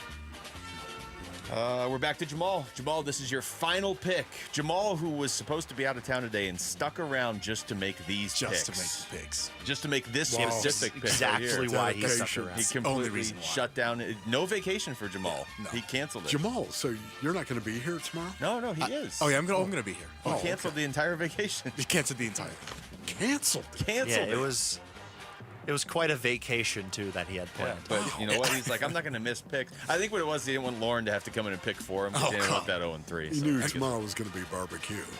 Well, that's actually a smart one. Now, last time I picked against them, I didn't have the pleasure of doing it in front of Rick. Okay. But I'm going to take the Chargers over the Commanders. Yeah, it's not a bad pick. The Commanders run a lot of shotgun. Cliff Kingsbury is their offensive coordinator. I was screaming from the top row of Lambeau Field while I was there about why they aren't under center more. Man, there's It's a valid question. There's 2 games I'm looking at here. It feels weird to leave this team on the board, but okay. You know what? I'll take the team that we banished to the other side of the globe, and their response is to make Carson Wentz their quarterback. But Minnesota's been over there. They played in Ireland last week, so they're not going to have to do the travel that Cleveland just had to pull off. And I guess I'm just picking against a lot of rookie quarterbacks this week. Give me the Vikings. Wow. Where'd you have that? Tier 17? No. Oh, okay. I didn't know if the tier system extended over to the UK or not. There's also no drama in Cleveland ever. No, So not at all. Just bring that right over to England with you. Yeah. All right, Wolf, the last pick of the day goes to you. Wow. Did anyone take the Denver-Philadelphia game? No, that's the one I was looking at. Yeah, I'm looking at that, and let's see, is that in Philadelphia? It is in Philadelphia. It is in Philadelphia. Boy, that's an easy one. All right. I'm taking Philadelphia over Denver. It is tough to leave Philly on the board. So I'm glad we didn't. So At some point, they're going to lose. I just don't think it's going to be this week. And they've lost once in the last year, so they might not lose anytime soon. So the 2 games we left out there, because there's bye weeks. Giants, Saints. Anybody have a gut one way or the other on that? I kind of think the Giants. Scat Pack. Yeah. Saints are favored, but I kind of like the Giants. Giants. And then Tampa Bay, Seattle, I just think is going to be an amazing game. That is going to be a great game. I had Tampa marked down, but they're the road team. That would kind of be where I'd lean. Do you have any leaning there? Yeah, for me, I think it's going to be Tampa Bay, although Seattle is playing very, very well. Mike McDonald. Irritating. Sit down and be quiet, Mike. I feel like when Mike Evans plays, the Bucks are at like another level. When he doesn't play, they're good. Yeah, that's fair. And I mean, if they were playing a so-so, although they almost came back against Philly last week. Yeah, again, like I think they might have won that game if Mike Evans had been out there, but he wasn't. He was not. All right. So we each got 3 picks there. When we come back, how is Buda Baker planning to attack that Titans offense? You're going to hear what Buda just said. Next, it's Wolf and Luke on Arizona Sports, the local sports leader. One app gets you opinion, analysis, and inside information from Arizona's biggest sports personalities. Plus live streams, breaking sports news, and play-by-play. He's hit. He's sacked. It's Calais Campbell. Download the Arizona Sports app, presented by Ready Services Plumbing and Air Conditioning. All right, Rick, what do you say you bring me that Brooklyn beat if you don't mind? That's what I'm talking about. It's the anniversary sale at Brooklyn Betting. And that means it's game on, Basinonians. Everything in store and online is 25% off. That's right. You go to brooklynbetting.com and you'll see 25% off. Upset your fantasy team stinks? Well, get over it and get yourself over to one of Brooklyn Betting's 12 Basin locations and tell them Wolf sent you for the anniversary sale that is going on right now. We are the Woo Fan Clan. We love our Brooklyn Sedona hybrid mattress from Brooklyn Betting. Mattresses, sheets, pillows, adjustable frames. It's all 25% off during the anniversary sale at Brooklyn Betting. You head on over there. They've got 12 Basin locations, like I said, and you're going to see 25% off. 30 years of the best sleep ever on the best mattress ever at Brooklyn Betting. Go to brooklynbetting.com. You're still glowing, flirting, grooving. You've still got it. But your immune system weakens as you age, making it harder to fight flu, pneumococcal pneumonia, RSV, and COVID-19. Vaccines are a key part of any health routine and help strengthen your immune response. Ask your doctor or pharmacist which vaccines you need. Schedule in minutes at vaxassist.com. Sponsored by Pfizer. Confidence is knowing you're ready to handle whatever comes your way. That's what it feels like to take on your workday with Cintas. They make sure your AEDs are up to date, your fire extinguishers are tested and inspected, your floor mats are cleaned and delivered, and your workwear looks good, feels good, and is freshly laundered with the Cintas Apparel Plus program. So are you ready to take on today? Visit Cintas.com. Oh, I'm ready! And get ready for the workday. Hello, everybody. Eric Bryan, owner of Precision Air and Plumbing. When it comes to your comfort, results matter. That's why Precision has been voted the #1 ranked AC company in the Valley for over a decade, delivering the best installation in the state. And now's the perfect time to upgrade. Get $2,500 off a new AC unit, plus receive the Valley's only 10-year workmanship warranty. Protect your home, lower your stress, stay comfortable all year long. Make the Precision decision today. Call us at 602-FIX-MY-AC. You're listening to Leaf Filter Radio, and the guru of gutter protection himself, Chris Coonahan, is here to take your most pressing leaf-related questions. Hey, everybody, Chris here. I understand we have Ron on the line. Ron, where are you calling from? Uh-oh. Ron, are you calling from a ladder? Well, I was. I wanted to ask Chris what I need to do to get my gutters ready to have leaf filter installed. Oh, Ron, you don't have to do anything. A Leaf Filter Trusted Pro will come out and clean out your gutters, realign and seal your gutters, and install Leaf Filter, America's #1 gutter protection system. So I didn't need to get on this ladder? Ron, Leaf Filter Trusted Pros are in your neighborhood and ready to help. Just visit leaffilter.com/deal to schedule your free gutter inspection and get up to 30% off. Thank goodness. What was that site? To get this special radio offer, go to leaffilter.com/deal for your free gutter inspection today and get up to 30% off. That's leaffilter.com/deal for up to 30% off. leaffilter.com/deal. See representative for warranty details. I get those goosebumps every time you come around, yeah. You ease my mind. Hey, it's Gambo. What will the Cardinals' running game look like with their top 2 options out? We'll discuss on the Burns and Gambo Show 2 to 6 on Arizona Sports 98.7 FM, the Arizona Sports app, and the Arizona Sports YouTube channel. All right, so a couple things. Wolf was looking over our picks during the break. Yeah. I think I may have realized a pattern with my picks. Really? Here's the quarterbacks I picked against this week, okay? Cam Ward, Mac Jones, Dylan Gabriel. Okay. I may have figured out what's driving my picks. Yeah, you went out on a limb. Is that what you're saying? And all of them are on the road. Technically, Dylan Gabriel's the home team, but they're playing in London. So quarterbacks like that on the road. We'll see. Well, that was no wonder why you're 12-3-1. Just pick against quarterbacks like that. The bigger thing is we were watching the video during the break. You know how social media teams for NFL teams, or I mean they do it in other sports too, but they'll kind of set up a camera and they'll be like, "Hey, you're walking off the practice field. Answer Hold on, this Luke. question." Hold on. Real you quick. Just have it real quick. No. Let's go. Oh.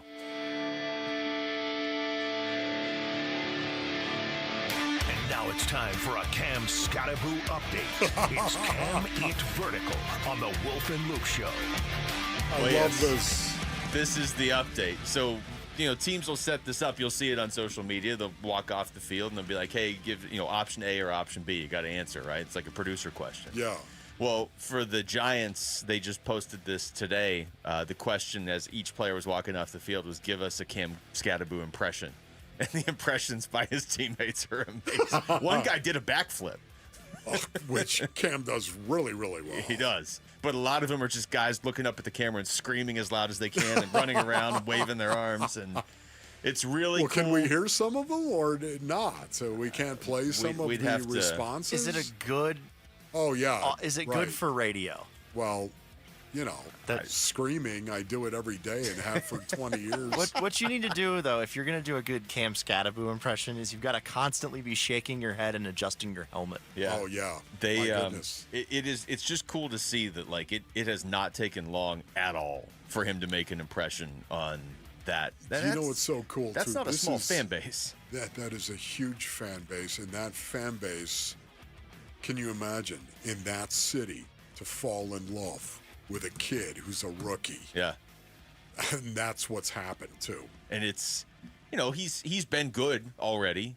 It's not like he's ripping off 150-yard games, but it's the way he plays football. It's kind of cool if you're an ASU fan because you're getting to watch another fan base go through what you went through 2 years ago, basically. And it's like, oh, they're having the exact same reaction in New York.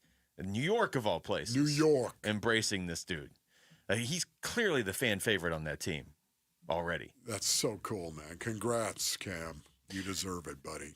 All right, Buda Baker spoke earlier within the last probably hour or so while we were doing the show about the game coming up against Tennessee. He was asked what he sees from the Titans' offense so far this season. Yeah, you got the number one pick in Cam, and a guy who has a very strong arm, can make all the throws inside the pocket, outside the pocket. They got some lethal weapons at wide receiver, even tight end.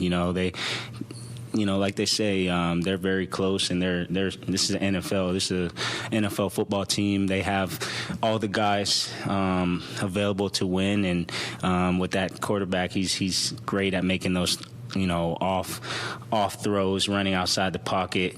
Sometimes throws that a quarterback wouldn't really make. He has the arm talent to make those throws, and that is definitely hard as a DB. You got to be plastering at all times because he can throw the football at all points. So great team that's coming in trying to get a W, and we're playing at home. Very excited for the opportunity to go against a good team. Yeah, once again, it's the professional athlete thing. It is the National Football League and the fact that the Tennessee Titans have NFL players on their roster. And I understand many of them are young and developing, yet at the same time, Buddha is absolutely right. It doesn't matter. This is the National Football League, and you're going to have to go out, and you're going to have to be prepared, and you're going to have to try extremely hard in order to beat the Tennessee Titans. Well, and if you don't have that attitude, what are you doing? Yeah. Get out. Well, and Buddha's going to have that attitude. Buddha always has that attitude. Yeah. It doesn't matter. You know what gets Buddha going? White lines. The white lines. That's what gets Buddha going. Not the team he's playing against. Not the logo. White lines. He's been pretty consistent with that through his entire career. Tennessee, the thing to remember, obviously, if you're just trying to figure out things the Cardinals have to be careful is not the right way of saying it, but you know what I mean? Like, just be aware of this. We talked about this earlier. I mean, the fastest way to lose to anybody is to turn the ball over. So you just don't turn the ball over this week. And the other thing is Cam Ward was the number 1 overall pick for a reason. Now, this is only his 5th NFL game. I thought Zoe did a great job when he was in here earlier, kind of breaking down what a rookie season is like, especially for a quarterback. And when you're a rookie quarterback on the team that had the 1st overall pick for a reason, like, he is just running for his life. Yeah. And he's probably not even really getting a chance to let a whole lot of this sink in because he doesn't have a whole lot of talent around him either. And the opposition knows that. And in this case, the opposition is the Cardinals. They got to take advantage of that. But he is talented, Cam Ward. There's a reason he was the 1st overall pick. So you just can't let him get comfortable because he doesn't have to be great for the next 3 months to beat the Cardinals. He only has to be great for 3 hours. So you just can't let him get to that point where he even feels that. You know, here it's going to be interesting to see what the Tennessee Titans actually do to Josh Sweat. They're not really good in terms of protecting Cam Ward. Now, a lot of that also goes into Cam Ward holding onto the ball. And this is something that he'll learn as he develops, of course. But the Titans are 30th in sacks per attempt allowed. So it's a situation where, you know what, Josh Sweat stepping up and getting after it. I'm very interested to see early on if Nick Rawlis does bring a lot of 5-man pressures, complex pressures, or blitzes even, or if he's just going to go ahead and look like he's going to do that and then bail on the snap of the ball. I always, and this is something Zoe agreed with, I would always like going after him, delivering it, showing him, oh, we're coming after you. Are you kidding me, Rook? This is what you're going to get all game long. And then you just kind of back off. You just think about this for the next 3 hours. Yes. Because it's coming again, but not on every play. My specific prediction for the game on Sunday, Wolf, because you just kind of touched on it. Josh Sweat sack in the first quarter. Wow. Okay, he's been starting these games really well, and why not put him in the backfield and see what he can do? I'm going to go better than Luke. Oh, wow. I'm going to go with a multi-sack game. The first multi-sack game for Josh Sweat as a Cardinal. Okay, multi-sack. I guess you've one-upped me. Well done. Not bad. Command and Control just put this in here, so I'm going to play it. And granted, it's just audio. There's no video. Wolf, you can reenact it for YouTube if you want. Okay. These are all the Giants players walking off the field doing their Scatterboo impressions. Okay, cool. You haven't gotten to hear it yet, so here it is. The best Scatterboo impression. Yo, what up, Big Blue? It's 4-4 and 6 in the trap. Hey, let's go! Oh! Didn't they say no backflip? Oh, actually, get up. He do one of these right here. He shake his head. Boom! Boom! Oh!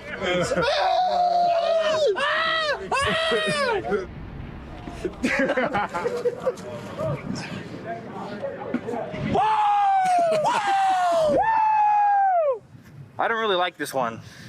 It's really mean, and I don't like the people who are mocking me, and this is not okay. I'm just kidding. Okay, was that Cam at the end right there? Oh, that's good. I like how every player that walked by felt the need to scream, except the one who actually did land the backflip. It was pretty good. It's amazing the way veteran players will rally around a rook whom they love because of how physical he plays. Yeah. That's in any position. You see how New York is taking to him, and there's not a city in the NFL that wouldn't have taken to him. You know what I mean? Like it's cool. It's cool to see that. See if there's anything else here from Buddha talking about trying to create more turnovers this weekend against Tennessee. The game's about the football, so no matter who we play, that's the number one goal is to get the football. Of course, there's different scenarios and different situations where we can go after the ball versus not going after the ball and just getting the tackler down. So we preach that every day, and that's a main focus. That's something we're trying to do. Buddha and white lines. The white lines get him and make him Buddha. That's the other side of this too. We're talking about how the Cardinals, you probably win this game if you don't turn the ball over. Well, the flip side is if you can turn Cam Ward over, you're almost certainly going to win this game. Wolf's tearing up all the show notes, so I think it's time to go. Thanks to Rick and Jamal behind the glass. For Wolf, I'm Luke. He really did tear up his show notes if you're watching on YouTube. Burns and Gambo next in Arizona Sports, the local sports leader. Peace and strength. The Arizona Sports YouTube channel for live shows, podcasts, viral clips, shorts, and more. Just the local sports leader doing what we do on YouTube. Serve yourself some Arizona sports. Subscribe to the Arizona Sports YouTube channel.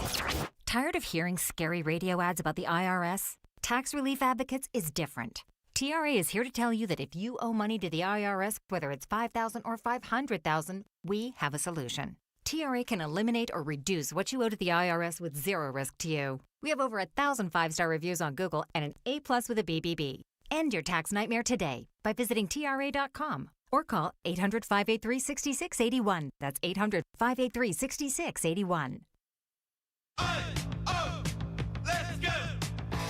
You're still glowing, flirting, grooving. You've still got it. But your immune system weakens as you age, making it harder to fight flu, pneumococcal pneumonia, RSV, and COVID-19. Vaccines are a key part of any health routine and help strengthen your immune response. Ask your doctor or pharmacist which vaccines you need. Schedule in minutes at vaxassist.com. Sponsored by Pfizer. Arizona's only professional bull riding team, the Ridge Riders, are back in action at Desert Diamond Arena October 10th through the 12th. Feel the heat of the desert as the Ridge Riders defend their home dirt, battle for glory, and fight for bragging rights against the toughest teams in the league. This is bull riding like you've never seen before. The most exciting, heart-pounding sport in America. Get your tickets now at PBR.com or Ticketmaster.com. As the old saying goes, size matters. At Morgan & Morgan, we have over 1,000 lawyers and nearly 6,000 people on staff. But at the core, this is and always has been a family business. Our family watching out for your family. Call us or email us 24 hours a day, 7 days a week, even on a Saturday or a Sunday. And if you ever have a problem, call our mom. Morgan & Morgan. For the people and your family. Injured? Dial Pound Law or visit forthepeople.com for an office near you. When I was in Iraq, our convoy was hit. It was bad. After I came home, I could still hear booms and see tracer fire. Makes it hard to be a good mom. As America's veterans face challenges, DAV is there. I'm Naomi Mathis, Air Force veteran. With the right support, more veterans can reach victories, great and small. With help from DAV, I was able to begin to heal. DAV provides a lifetime of support to veterans of every generation, helping more than 1 million veterans each year. Today, I'm part of DAV. We're veterans helping veterans to get the benefits they've earned. And I give my veterans my all. But there's more to be done and more victories to be won. My victory is being able to be here for my children. Naomi Mathis, thank you for your service. May your victories inspire many more. Support more victories for veterans. Go to DAV.org. Looking for premium golf without the premium price? Verado Golf Club is your premier 36-hole destination, offering stunning mountain views, 2 award-winning courses, and top-tier hospitality, all at an unbeatable price. Whether you're here for the challenge or the scenery, Verado delivers the ultimate desert golf experience. So grab your clubs and book your tee time today. Verado Golf Club, where championship golf meets everyday value. Visit VeradoGolfClub.com to reserve your round now. KMVP FM Phoenix. Live from the Casino Arizona and Talking Stick Resort Studio. Arizona Sports, the local sports leader. I'm Mitch Vareldis with Trending Now. It's presented by Parker & Sons Heating, Cooling, Plumbing, and Electrical.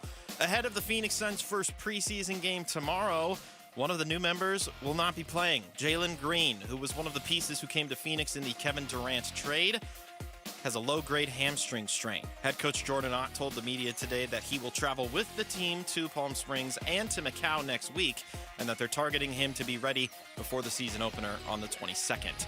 In other Suns news, the team announced that they've picked up Ryan Dunn's third-year option, and there will be a new name on the downtown Phoenix arena. The home of the Suns and Mercury will now be known as Mortgage Matchup Center starting today. Mortgage Matchup is the consumer-facing brand of Matt Ishbia's United Wholesale Mortgage. And in the MLB playoffs, we got 3 do-or-die games today in action right now. The Guardians and the Tigers going head-to-head. Tigers currently with a 2-1 lead. That one is now going to the 8th inning in Cleveland. The winner of that game will advance and face the Mariners in Seattle. Just about to get underway in Chicago, the Padres and the Cubs. Lauren, everything's going to be okay, I promise. The winner of that series will advance to face the Brewers in Milwaukee. And then tonight on ESPN 620, Red Sox and Yankees in the Bronx. Winner advances to Toronto to face the Blue Jays. That one starts at 5 over on ESPN 620 AM. And that is what's trending now. Arizona Sports, the local sports leader. Burns and Gambo starts now.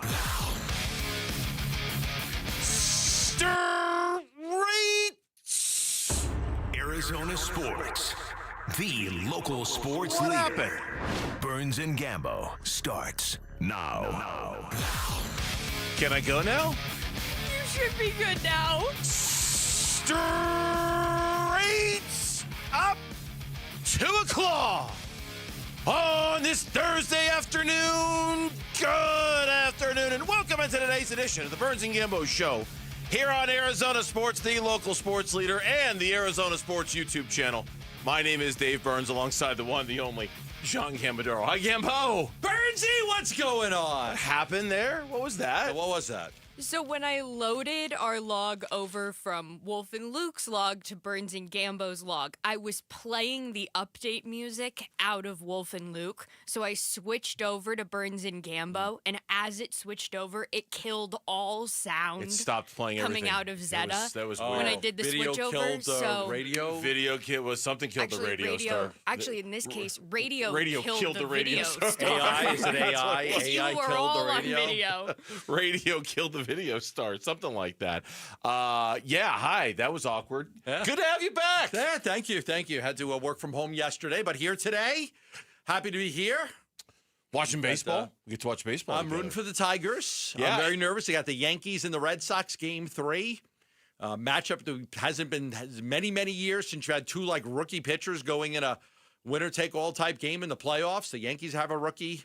And the Red Sox have a rookie, and so we'll see what that happens Today's there. the anniversary, the Bucky Dent anniversary, I think. I know, it is. I actually posted something about it. It is my absolute favorite memory. If you could play that for me later, Lauren, that would be great, if you're not listening. That is my favorite sports memory in my lifetime, is that. And I remember it, and I put this on Twitter. I was 12 years old. The Yankees were playing a one-game playoff. They each had like 98 wins or 99 wins. And they tied. It was the Yankees had come way back to tie the Red Sox and force a playoff, including what's widely known as the Boston Massacre, when they went into Boston and demolished them in a 4-game series. And it came down to a one-game playoff, and Bucky Dent hit the 3-run homer using Mickey Rivers' bat, choked up, hit it over the green monster. Bucky never hit home runs, so it was a shock. And then Goose comes in, he gets Yastrzemski to pop out to Nettles. But during that, I was so mad that I took my 12-year-old self out and just started to throw a ball against the stoop. You know, in where I'm from, we had stoops. We played a lot. That's why we're all good defensively in baseball. We had a stoop to teach us. You didn't have to play catch with anybody. The stoop was the stoop was the person. The you stoop were was the playing person catch you with? playing catch with. You throw the ball against the stoop. The ball comes back. You never know where it's going. You got to dive for it, catch it. So it's my favorite sports memory. Bucky Dent's home run against the Red Sox. Today is the anniversary of that, and isn't it funny that the Yankees and the Red Sox are playing in a winner moves on, loser goes home game. We'll keep you updated on all the playoff baseball. Right now, it's the Tigers 2-1 over Cleveland in the top of the 7th. Just getting ready to get underway. It's the Padres and the Cubs, and then later tonight, it's the Red Sox and the Yankees. Let's weigh in on our top story of the day here on the Burns and Gambo Show.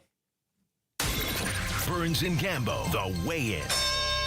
First half, obviously couldn't go worse, and then come back that second half and obviously get a good comeback. I wanted to get the overtime play. If we got the overtime, we'll make a chance to really win that game because the offense was clicking. Had a lot of momentum going, but just didn't get the ball back there. It was Marvin Harrison Jr. yesterday, and we're all wondering, and we've had this conversation before about Marvin Harrison Jr. quite a few times last year. Is what happened last week going to be the launching point for him? Is it going to be the moment where it all comes together, where it all clicks? It was a question that was asked by Larry Fitzgerald, the all-time great Cardinals wide receiver, when he was on Sirius XM NFL radio talking about the second half against Seattle for Marvin Harrison Jr. and how it might have been the best thing that could have happened to him. Here's what Fitz said. I think that second half of that game on Thursday was the best thing that could happen to him. You know, you think about he had the 2 drops early in the game, one that led to an interception. He could have very easily put his head in the sand, and that could have gone really bad, right? But he came back and he made play after play when his number was called in that second half, and it really showed me like this guy he's got a lot of fight. He's got a lot of high football resolve character, and it's in his DNA. And so, you know, I hope the positivity of that second half can carry on. And when I talk to people in the organization, in the facility, I mean, there's nobody that works harder than he does. I mean, the balls that he catches off the jug machine, I mean, he's putting in the time, he's putting in the work. He understands the assignment. And, you know, the one thing is it's like catching the football, you know, you do it routinely and often enough to build the confidence, you know, you'll do it at a higher level. But he checks the boxes, and I think his ability to continue to improve and get better is still really good. 4 catches for 58 yards in the second half.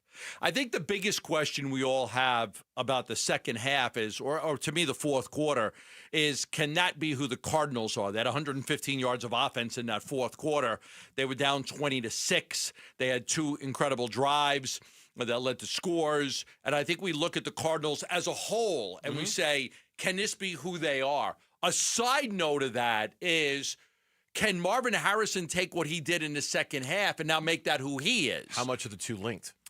Yeah, I think they have to be linked. They have to be linked quite a bit, don't they? Yeah, one doesn't really happen without the other on both sides. Yeah, that's like the Cardinals don't have a really good fourth quarter if he's not making those 2 big catches.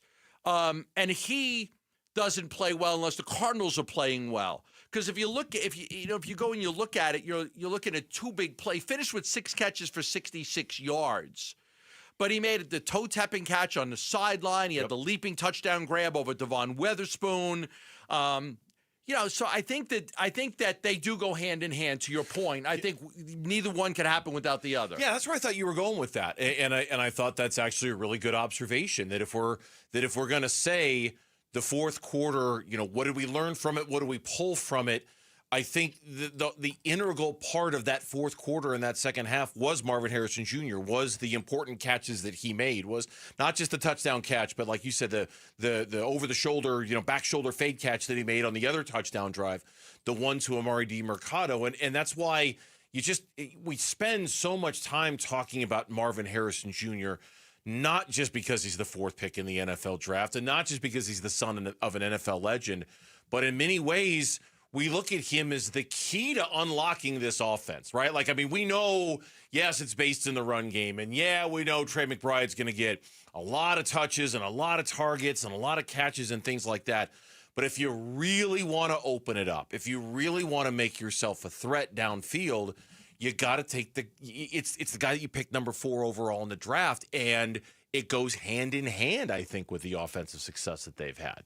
Or haven't had, to be more specific about it. It's interesting that Fitz said that. Now, I don't even know that the Tennessee game, if he goes out and has a great game against a really bad team, that we could sit there, oh, Marvin Harrison's arrived. That's it. He's going to be great from this point forward. I think what you need to see is probably a 3 or 4 game stretch of him playing really well.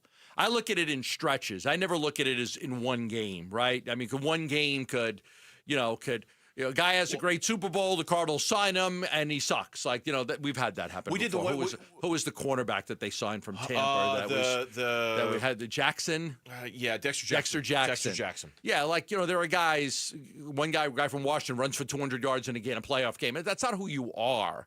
So I think that I don't look at it as one game. I look at it stretch. Can you go 3 or 4 games where you're consistently playing well? Because then you're judging it against different teams, not just the worst team in the league or the best team in the league, but you're judging it against 4 different teams. That's the best way to look at it. To your point, last year, week 2 against the LA Rams, and it happened almost exclusively in the first quarter for Marvin Harrison Jr. We all remember it very well. He was targeted 8 times. He had 4 catches for 130 yards and 2 touchdowns. His next 3 games after that, 5 catches for 64 yards and a touchdown, 5 catches for 45 yards and a touchdown, 2 catches for 36 yards. You know, there wasn't that. Yes. And okay, those numbers are okay. 5 for 64 for a touchdown against the Lions was okay. But nothing about those. I'll give you another example. He had 6 catches for 111 yards and a touchdown against the Miami Dolphins. Okay, here we go. Here it comes. 2 catches for 34, 5 catches for 54, 3 catches for 47 after that, right? Like, we've had these moments of, here it is, here it is, and then it didn't happen. I think that Miami game was the last 300-yard passing game by Murray. I believe you are correct. I think that was a 300-yard Kyler Murray game. So, and that was, Marvin had a big game. I had some diving touchdown, I believe, in that game. He was really good. So, like there will be certain games where you excel, but can you back it up? Can you follow it? So that's why, like, there's not one. You can't look at a one fourth quarter, right, or 1 second half, or one game. You have to look at it in the terms of 3 or 4 games. Now, we did something earlier this week. Marvin Harrison Jr. has one of the worst separation rates in the NFL. Mm-hmm. Everybody on the team has a higher separation rate. Tip Ryman gets more separation than Marvin Harrison Jr. He's one of the lowest guys in the league at getting separation. So, he's going to have to win contested balls. He's going to have to win 50-50 balls. He's going to have to use strength and size to go up and get balls because he's not running by anybody. My Chemical Romance is headed to Chase Field in September of next year. Tickets are now on sale. You can win a pair now by texting ROMANCE to 620-620 for your chance. Again, text the word ROMANCE to 620-620. We got a new name for the arena in downtown Phoenix, and we've got a new Phoenix Suns acquisition who might not be ready for the first game of the season. We'll talk about them both next on the Burns and Gambo Show. The Cardinals host the Titans Sunday at State Farm Stadium. Both teams in last place in their division. One team at 500, one team at 0-4. Will the Cardinals send them back to Nashville 0-5? Huddle. Pre-game gets going early Sunday morning. Kickoff at 1:05 Sunday afternoon. The home of Arizona Cardinals football. Arizona Sports, 98.7, the Arizona Sports app, and Arizona Sports on YouTube. There's some great specials going on right now at Christian Brothers. $500 off a tankless water heater. $500 off a tankless water heater. $100 off any toilet bowl replacement. And $60 off any plumbing repair. So if you need a plumber, look no further than Christian Brothers. They do an outstanding job of helping you with all your AC, plumbing, and electric needs. Let me go over those specials again. You can get $500 off a tankless water heater right now with Christian Brothers, $100 off of any toilet bowl replacement, and $60 off of any plumbing repair. How do you do it? Call Christian Brothers at 602-222-3535. Tell them, hey, Gambo told me about this special. I want to take advantage of it, and they'll take great care of you. That's 602-222-3535, or go to cbrothers.com. Drivers who switch and save with Progressive could save hundreds. With that kind of money, you could go big time. The next time you're out to dinner with friends, you can order the shrimp cocktail for the table. And maybe you'll realize it only comes with 4 shrimp after you've already given away 3, but that one shrimp will be so good. And if you switch and save hundreds, you could get shrimp all the time. Switch to Progressive and you could save big time. For shrimp. Progressive Casualty Insurance Company and affiliates, not available in all states. Potential savings will vary. Let's go! You're still glowing, flirting, grooving. You still got it. But your immune system weakens as you age, making it harder to fight flu, pneumococcal pneumonia, RSV, and COVID-19. Vaccines are a key part of any health routine and help strengthen your immune response. Ask your doctor or pharmacist which vaccines you need. Schedule in minutes at vaxassist.com. Sponsored by Pfizer. Last year in Arizona, more than 121,000 car accidents were reported. Over 1,200 were fatal. Imagine you're one of those drivers. The light turns green. In a split second, everything changes. A crash leaves you fighting for your life, unable to speak, make decisions, or protect your family's future. Without having the right legal documents, the courts, not you, decide who speaks for you. That process is costly, time-consuming, and could tear families apart when they should be pulling together. With a comprehensive plan from RJP Estate Planning, including a living trust, powers of attorney, and healthcare directives, you stay in control, and your family stays protected. Trusted for over 35 years, RJP Estate Planning helps Arizonans plan for life's whens and what ifs. Call 480-576-5457 by October 2nd to save 55% on RJP's Living Trust Package. That's 480-576-5457. 480-576-5457.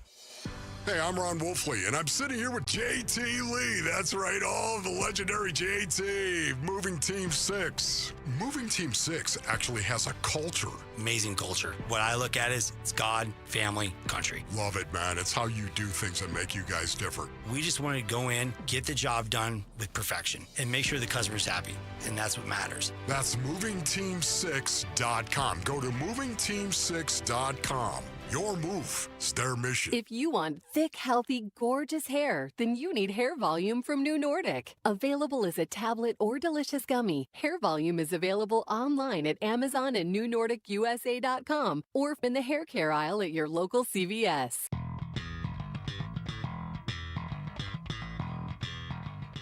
Hey everybody, Dan Bickley here. Join us for a rocking Football Friday. We'll recap the NFC West showdown tonight, and we'll preview the Cardinals' important game on Sunday. Shenanigans begin at 6 a.m.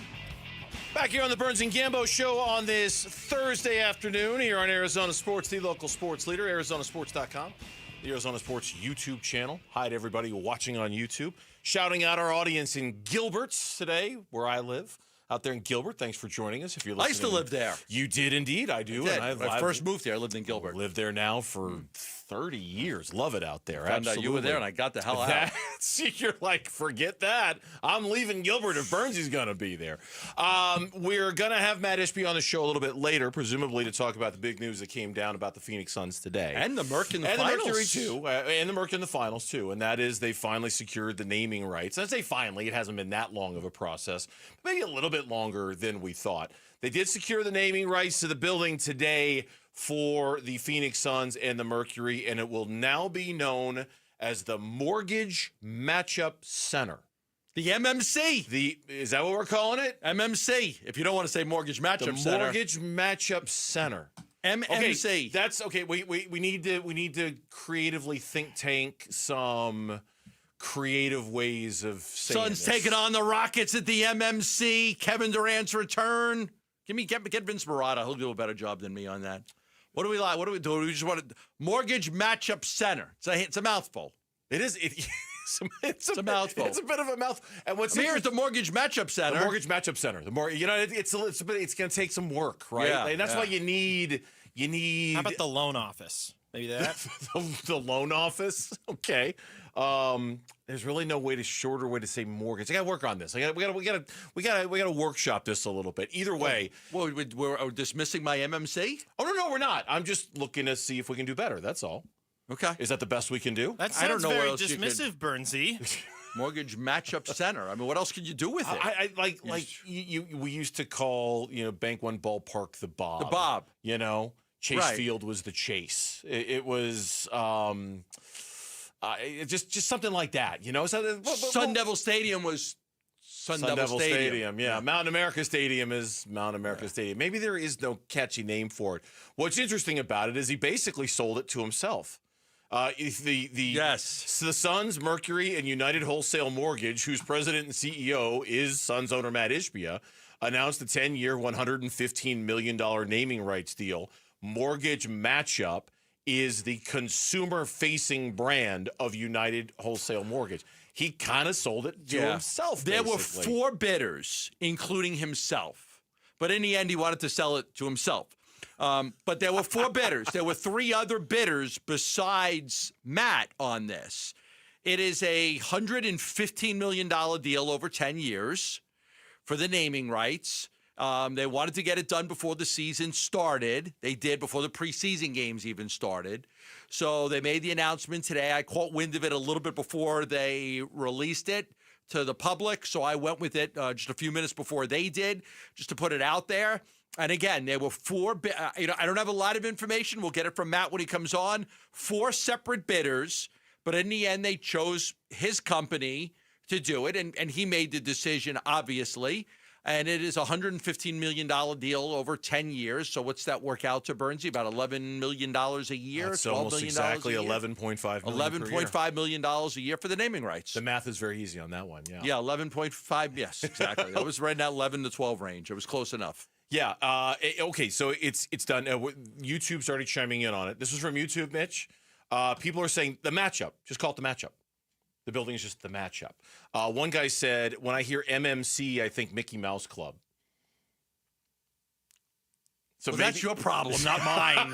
One of the guys said showdown at the morgue. Let's not call it the morgue. Oh, let's not do that. Matchup arena, just I don't know. We'll work on it. We'll see. I'm sure Matt, when he comes on, is going to want you to call it the Mortgage Matchup Center. I'm sure he is, because they're paying a pretty penny for it. They all want us to call it what it's named. And why don't we just call it the Mat? The Mat? Short for matchup and for Matt Ishbia. Now, you know what? We'll just call it what it's called because that's what we're supposed to do. Exactly. It's going to host the All-Star Game in 2027. It's going to host the 2026 NCAA Women's Final Four the year before that. So the it's big Bryan Adams concert next month. It'll be hosted that I'll be at back in the summer of '69. And Game 3 of the WNBA Finals and 4 that it'll be hosting as well. The news around the Phoenix Suns today, and this was from Jordan Ott at practice today, an update on Jalen Green. I think just a little update on Jalen. Jalen does have a low-grade hamstring strain that he won't play, obviously, tomorrow. He'll be with us in China. He'll do what he can to see where we're at the end of the preseason, but we know the goal is that 22nd. So he does have that diagnosed yesterday. And you guys are confident that he'll be ready for the season? Yeah, I mean, I think those are always a little tricky, so seems to have good strength, and the strength is improving already. So in a good place, and we'll just continue to monitor. As far as when it happened? This week. Yeah, it was this week, and then, we just continue to try to test it, and then got the diagnosis yesterday. Terrible. I mean, just your hamstring injuries are tough. He's not playing in China with a hamstring injury. They will nurse that thing and make sure he gets ready for the start of the regular season. What do we got? 3 weeks until the start Less of the than 3 weeks. Starts 3 weeks. October 22nd against Sacramento. Yeah. So I would think that and what's tough about this is you want him to play in the preseason. You want to develop that continuity and chemistry with Book in the backcourt. And now you're not going to have that. You can only do so much in practices, but you got a game coming up against the Lakers tomorrow. You got the preseason games in China. It would have been nice to see Book and Jalen Green. They're going to share a backcourt together. They're going to be out there the majority of the time throughout the game. You want to see them kind of work together. You want to see Book's going to be the point guard. You want to see Book kind of get a feel for where to deliver the ball to him. So that is, that's the negative to it. It's not a terrible, he's going to be back, could be back for the start of the regular season, but you do lose that continuity and chemistry you wanted to develop. You're onto something here, though, and we don't want to make too big of a deal out of it because it's not too big of a deal, but it's also not nothing either in that probably the most important thing that needed to be developed on this team was the on-court relationship between Jalen Green and Devin Booker. Maybe the number one thing. I don't think number one thing. For me, in my opinion, there's no maybe about it. It is the number one thing that That's needs your to be number worked. one leading That's scorer and your number 2 leading scorer. You got to figure it out. 1 and 2. And now they may not play together the entire preseason. And I think that, and I don't know how much Book was going to play in the preseason, but just his availability at practice and his availability, to work on things with Devin Booker so they can figure things out. Yes. All of that kind of gets put on pause with an injury that, you and I have been doing this talk show hosting Hamstring injuries are Hamstrings are tricky. Terrible. They're so tricky. And you just when you think you got it fixed and you're good, you're and not. You cut and you run and it tweak it again. Yeah. So it's not great news. It's not nothing that this happened. And I hope this isn't too big of a setback for him and them because it is very important. The other thing that happened with the Suns today, they exercised Ryan Dunn's 3rd-year option for the 2026-27 season. I'll be really curious to see the role that Ryan Dunn plays on this team this year under a new head coach because last year we were very frustrated. One of the many, many things we were frustrated about when it came to Mike Budenholzer was his usage of Ryan Dunn and how inconsistent it was. You're laughing. I'm laughing because there's 15 things that you were frustrated with Mike Budenholzer. And I don't know where this is on the list, but it was on the list. how he used Ryan Dunn, how he misused Ryan Dunn. How he used Ryan Dunn. It was on the list, right? And so how Jordan Ott uses Ryan Dunn is, again, not as big as Jalen Green's availability, but I still think something to monitor and something to watch. Well, a lot of the veterans are gone. Like, a lot of those veteran role players are off the team right now. So he becomes more of a veteran role player. With another year of experience in the league, I think he becomes that guy. I think he'll be looked at heavily. They want to have they're going to try to trend to be a little bit more defensive minded, with Durant and Beal gone and some of those other guys. And you've got Brooks now and Brooks and Dunn. And that could be a pretty good shutdown defensive combination right there. As well as an old country band. When we come back on the Burns and Gambo show, lots and lots of news around ASU athletics the last few days. We will check in with their AD, Graham Rossini. He'll join us for his weekly segment next on the Burns and Gambo show. Stay with us. Live streaming audio, podcasts, video highlights. The Arizona Sports app has all this and more from the local sports leader, including Cardinals play-by-play. Breaks a tackle, heads for the end zone, touchdown! Download the Arizona Sports app, presented by Ready Services Plumbing and Air Conditioning. Arizona's only professional bull riding team, the Ridge Riders, are back in action at Desert Diamond Arena October 10th through the 12th. Feel the heat of the desert as the Ridge Riders defend their home dirt, battle for glory, and fight for bragging rights against the toughest teams in the league. This is bull riding like you've never seen before. The most exciting, heart-pounding sport in America. Get your tickets now at PBR.com or Ticketmaster.com. Presented locally by Wix Filters, engineered for experts. So my mother is thinking of switching from Verizon to Pure Talk, but she's worried the deal sounds too good to be true. Michael, she said, how can those Pure Talk people offer me the same basic service as Verizon for so much less money? I said, Ma, go ask Google how much Verizon spends on advertising and promotions.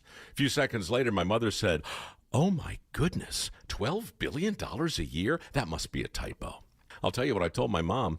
It's not a typo. Verizon spends $12 billion a year on advertising and promotions, and their customers are paying for it. Well, Pure Talk doesn't spend that kind of money on commercials. Trust me, I would know. That's why they can offer you and my mother unlimited talk, text, and plenty of data on a crazy fast 5G network for just $25 a month. And if you're a business owner, you could really save a fortune.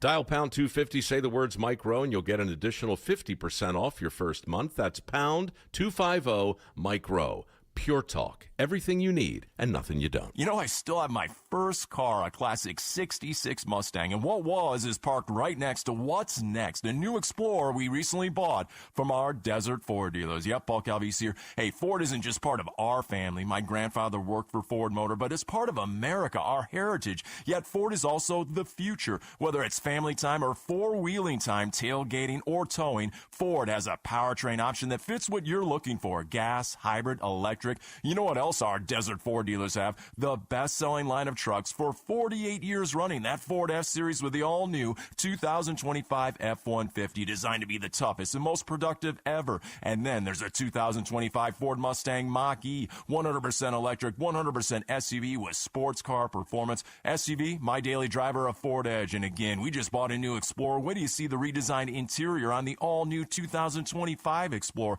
Bottom line, get on down to our Desert Ford dealers or click buyfordnow.com. Sonic brings fans the Sonic Smasher because you deserve a burger with 2 hand-smashed Angus beef patties, always made to order, served hot off the grill. Just like you deserve a veteran QB who's willing to mentor the rookie, a generational receiver who promises to never get traded, injured, or retire early, and a coach who respects your armchair play calling every single play. While we can't give you everything you deserve, we can give you a free large drink when you order a Sonic Smasher through the Sonic app. Tax not included. See app for details. Limited time offer at participating Sonic drive-ins. Football is back, and it's all about the tradition, the tough defense, just like America Roofing. Hey, we went with the best in Arizona, America Roofing and Casa Calvisi. We're ready for every season. Heat, wind, rain, repair or replace, home or business. America Roofing means championship service and quality. No trick plays, just honest work, proven results. Don't settle for second string. Get a free inspection and save 12% at AmericaRoofingCo.com. I'm Mitch Vareldis with Trending Now. It's presented by Parker & Sons Heating, Cooling, Plumbing, and Electrical. Ahead of the Phoenix Suns' first preseason game tomorrow, one of the new members will not be playing. We learned yesterday that Mark Williams will be sitting out Now also Jalen Green, who came over in the Kevin Durant deal. Green is dealing with a low-grade hamstring strain, per head coach Jordan Ott. Ott told the media today that he will travel with the team next week to Macau and that they're targeting him being ready before the season opener on the 22nd. In other Suns news, the team announced that they have picked up Ryan Dunn's third-year option, and there will be a new name on the downtown Phoenix arena. It's a center now, as a matter of fact. The home of the Suns and Mercury will be known as Mortgage Matchup Center starting today. Mortgage Matchup is the consumer-facing brand of Matt Ishbia's United Wholesale Mortgage. And checking in on the MLB playoffs, a big seventh inning for the Detroit Tigers has them just a few outs away from advancing to the next round. They're currently up 6-1 on the Cleveland Guardians in the top of the eighth inning. We are halfway through the second inning in Chicago, and the Padres and Cubs are scoreless. The winner of that series will advance to face the Milwaukee Brewers. And then later tonight at 5:08, Red Sox and Yankees. Winner advances to face the Toronto Blue Jays. We've got coverage of that one starting at 4:30 over on ESPN 620 AM. And that is what's trending now. The AD Update. Talking all things Sun Devil Athletics and NIL Weekly with Graham Rossini. Brought to you by America Roofing. Save 12% on all repairs or replacements with Arizona's largest roofer. Online at americaroofingco.com. Our weekly visit with the AD of ASU, Graham Rossini, and if I'm not mistaken, there he is joining us live from Mullet Arena. Site of That's ASU right. hockey. Look at you, Graham Rossini. Give us the full 360 view of everything behind him. He's on the bench at Mullet Arena right now. Looking good behind you. Looking good. I like that. Hey, just like my athletic career on the bench. You know, one of my great memories is playing hockey. I played ice hockey for many years here after I got here. Then I got too old. But we played against the ASU She Devils. The ASU had a women's hockey. Do they still have a women's hockey team? Yeah, very successful club team. They actually played the first ever event here at Mullet Arena against GCU back in, I think, 2022. So alive and well, competing at a high level. So they're still going strong. It was a terrific game. I had the Gordie Howe hat trick. You know, I had the goal, the assist, and the fight in the game against the ASU She Devils. So proud. I've heard about this. I've heard about this. So proud. It was a lot of fun. It was a lot of fun. Tell the folks what you're doing at Mullet Arena. Yeah, we got hockey season starting tomorrow. So it's disappointing that wasn't trending, Mitch. Let's mix that into the next segment. But we've got our number 14 hockey team taking on number 5 Penn State this weekend. NHL Networks picked up the broadcast, so it'll be available on a U.S. and Canadian audience here the next 2 nights. And really excited to get hockey season underway. So it's bye weekend for football, but hockey gets going here Friday night here at Mullet Arena. And that's a beautiful arena. That is I think Coyotes played there for a little bit, but it is a really beautiful arena and perfect for college hockey. Yeah, it's been a blast. It's become a really hard ticket. We're effectively sold out for the season. Student section's already been sold out, and so really excited to kind of carry the torch for hockey in the state in the meantime. And hopefully we'll get NHL back at some point in the coming years. All right. So the first question I have to ask is: there a little bit of room on the plane going to London for me and Bernsey and Lauren and Mitch? You got 4 extra seats for us? We're gonna need a big plane, so let's keep talking about it. Let's build this global brand. So yeah, we're officially going to London. Well, we'd be more than happy to come if you'd like to have us there. Just to let you know. We'll do some shows. Like 8-hour time difference. So we'd be starting our show at 10 o'clock at night. It's fine. But we will absolutely do it for you guys. For you guys, we will absolutely start our show at 10 o'clock at night, go to 2 in the morning. That's what they make coffee for. Let's talk about building the brand. I'm fascinated by this. I know it's going to cost you guys a little extra money to make this happen. We always talk about the benefits of playing in Cincinnati and West Virginia and Texas and all these new places you get to play. What's the benefit of playing overseas in London for you guys?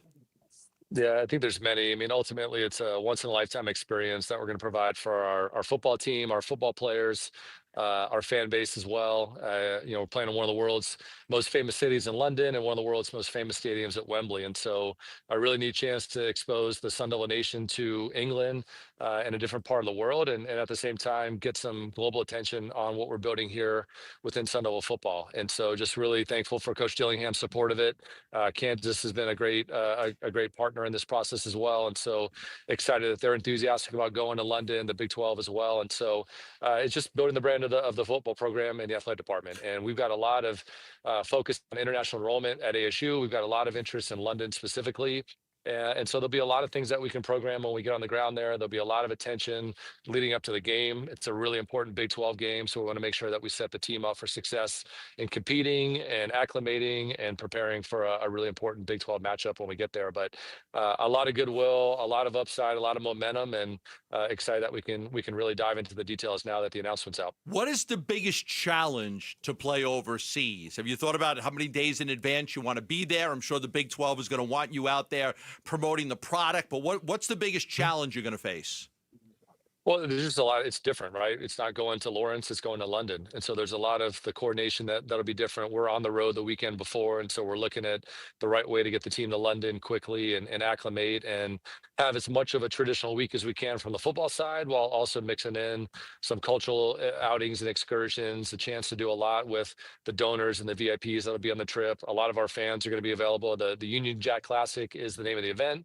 They're putting together a lot of fan packages that people can go on unionjackclassic.com, get some information. We'll have that on our website as well. So not any one challenge, just a lot of coordinating details that go into it. And so we'll put a team on it. We've had a lot of conversations with the NFL. There's obviously been a lot of games. There's been 27 games at Wembley. So we know that they're dialed in from the football standpoint, the grounds, the facilities, et cetera, are in a really good spot.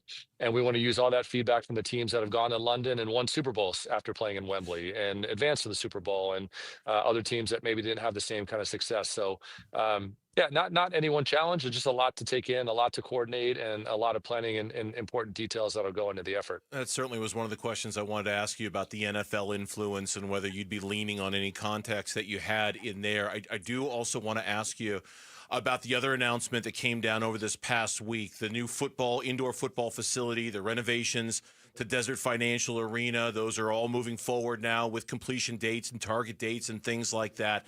I imagine you're very happy that both of those projects have come to fruition and are going to be advancing. Is the timeline around 2028, 2029 for both of those to be complete? What's the plan on that?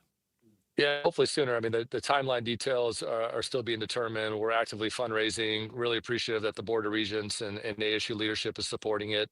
That just gets the process underway. And so now we want to really engage a lot of the specific engineers and architects and contractors that can help bring these visions to life. We're still working through a lot of the designs, a lot of the details on both the football practice facility and Desert Financial Arena. But we need both of them. We're hard at work on both of them, and really excited that we've got an important green light to continue that effort. One of the selling points on the football facility was for the tailgating and the indoor space when it's hot outside, et cetera, et cetera. Kenny Dillingham at one point had said that the 16th hole at the Waste Management Phoenix Open might be some sort of a model for how it would work. Can you be more specific as to what those ideas might be in terms of how it would look and how it would compare to the famous 16th hole?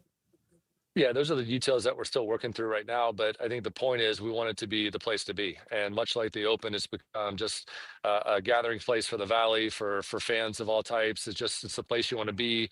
In late January, we want Sun Devil football to be that exact same thing. And we could have used it last weekend, as you guys pointed out, in the middle of Hurricane Gambo last Friday. So wow, some covered tailgating would have been nice to have. But yeah, it's more, we're having a lot of those conversations right now to answer the question, and we want to understand, most importantly, how does it maximize football goals, getting these guys ready week by week? But then when we flip it into game mode, having it be this incredible electric place to be, good food, good music, good entertainment, and a good place to come together with Sun Devil fans of all types. I'm glad you brought up Hurricane Gambo because it reminded me I wanted to ask a question, but also give you an opportunity to pat your grounds crew on the back for the work that they did on Friday night, because that was torrential stuff. It cleared out just in time for you guys to play that game.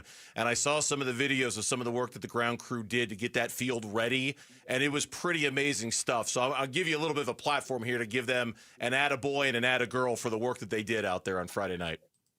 Yeah, thanks, Bernsey. When we were talking, I've never seen an afternoon so dark in all my time here in the Valley. And so Josh Lenz is our head groundskeeper, does an unbelievable job. He had said that morning, actually, he's like, the field's pretty dry, so it actually could take a little bit of water. And little did we know that we'd have a day full of it. But they did a remarkable job getting the field ready to to play. We had to tarp on, tarp off as the day went on. And, really, we just got a lot of rain late. And so proud of our grounds crew. Shout out to them for getting the field ready to play. And it performed at a high level.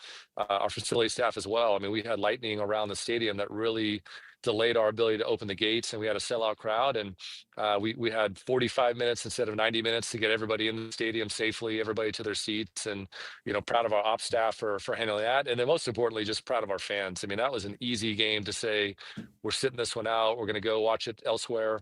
The student section was another record turnout. We just found out today that we're Big 12 student section of the week for the second week this season already, which is pretty incredible. And then the overall fans, I mean, that energy in the stadium was helpful late in a close game once again. And we've seen that time and time under Coach Dillingham, where the crowd is giving the team energy. That energy helps the team perform, and it's been a full pairing. And so, yeah, grounds crew, our ops team, and our fan base really appreciate all the efforts that went into a really exciting last Friday win. You guys don't play this week, but ASU is still going to be the place to be. You guys have won 18 straight Big 12 wins in volleyball. You've got the home opener against Utah. That's coming up. Tell me about that. Yeah, volleyball off to a great start, maintaining top 10 status. We've got our home opener in the Big 12 this weekend, as you mentioned. Thanks for the shout out Saturday at 1:00 over at Desert Financial Arena. So good time to be the Sun Devils. We got hockey underway. We've got volleyball back home. Our soccer team's on the road in the Big 12 schedule right now. We've got Moonlit Madness Friday night over at Novus Place in the new restaurant. So right after hockey, we'll have our men's and women's basketball team on display. Free event, free parking, free admission. A great chance to come out and see Coach Miller's first action as a Sun Devil, and our men's team as well, with a really interesting and exciting roster on the men's side as well. So, no football this weekend, but a lot of exciting things happening here on campus. Graham, as always, we appreciate the time. Thanks for joining us there for Mullet Arena. We'll talk to you next week as we'll get ready for that big game against Utah, in addition to everything going on this weekend. Thanks for the time. Sounds good. Thanks, guys. You got it. Graham Rossini, our guest here on the Burns and Gambo Show, live from Mullet Arena, as he joins us for his weekly here on the Burns and Gambo Show. When we come back, the Cardinals have a void at running back. How are they going to fill it? That's coming up on Arizona Sports, the local sports leader. Burns and Gambo. The AD Update. Brought to you by America Roofing. Save 12% on all repairs or replacements with Arizona's largest roofer. Online at AmericaRoofingCo.com. Bickley and Marana morning. ASU football, it's easy to come out and say, we want to be the team of the decade. We want to be the next big thing in college football. We want to be the kings of this newly formed Big 12. But then you have to execute it on a week-to-week basis, and it's exhausting.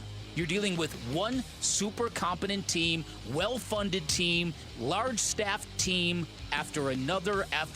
These are really good vested football programs, and you've gone toe-to-toe with two of them in successive weeks and found a way to win both games. That, to me, is tremendously impressive. Bickley and Murata, mornings on Arizona Sports, the local sports leader. Back here for Global Credit Union. 10 branches throughout the valley. An easy-to-use mobile app. It puts control of your finances in the palm of your hand when it comes to your banking services. You're just not doing it right if you're not going with Global Credit Union, because at Global Credit Unions, they offer benefits that typical banks, traditional banks, simply cannot. Global members, and I'm a member of Global Credit Union, pay low to no fees on their accounts. Global Credit Union members get a better interest rate at Global than they can at a bank. And because of that, Global members, the collective group of Global members, saved $195 million last year. So whether it's checking accounts, whether it's savings accounts, whether it's loans, any service that you would use a bank for, you're going to want to go with Global Credit Union. You're going to want to explore becoming a member today because of the benefits that come with it. Explore those benefits of becoming a member at globalcu.org. Your world of financial possibilities. Free checking and no monthly maintenance fee only apply to core checking accounts. Direct deposit required for early payday. Other fees may apply. This March, Wendy's is fueling the madness with amazing deals on their hamburgers made with fresh, never frozen beef. Like a juicy Dave's single for $1 and a fresh $2 Dave's double with in-app offer. It's such a good deal, we wrote a little ditty about it. Get it for $1. Dave's single, order in the app. Dave's single, get it for $1. Choose wisely, choose Wendy's, official hamburger March Madness. Limited time offer. Participating U.S. Wendy's. See offer details and redeem at Wendy's app. Account registration required. Fresh beef available in the contiguous U.S. and Alaska. Tired of hearing scary radio ads about the IRS? Tax Relief Advocates is different. TRA is here to tell you that if you owe money to the IRS, whether it's $5,000 or $500,000, we have a solution. TRA can eliminate or reduce what you owe to the IRS with zero risk to you. We have over 1,000 5-star reviews on Google and an A+ with a BBB. End your tax nightmare today by visiting TRA.com or call 800-583-6681. That's 800-583-6681. Hey everybody, Dan Bickley here, and we all know summers are never ending in Arizona, where it's way too hot outside for your AC to not be in tip-top shape. Call the pros at Parker & Sons for all your heating, cooling, plumbing, and electrical needs, a company that has served the Valley for 50 years. They have got your back 24/7, and when you need them, they'll be there in minutes, not days. Call 602-2-REPAIR. That's 602-2, then REP-AIR for Parker & Sons. Tired of hearing scary radio ads about the IRS? Tax Relief Advocates is different. TRA is here to tell you that if you owe money to the IRS, whether it's $5,000 or $500,000, we have a solution. TRA can eliminate or reduce what you owe to the IRS with zero risk to you. We have over 1,000 5-star reviews on Google and an A+ with a BBB. End your tax nightmare today by visiting TRA.com or call 800-583-6681. That's 800-583-6681. Confidence is knowing you're ready to handle whatever comes your way. That's what it feels like to take on your workday with Cintas. They make sure your AEDs are up to date, your fire extinguishers are tested and inspected, your floor mats are cleaned and delivered, and your workwear looks good, feels good, and is freshly laundered with the Cintas Apparel Plus program. So are you ready to take on today?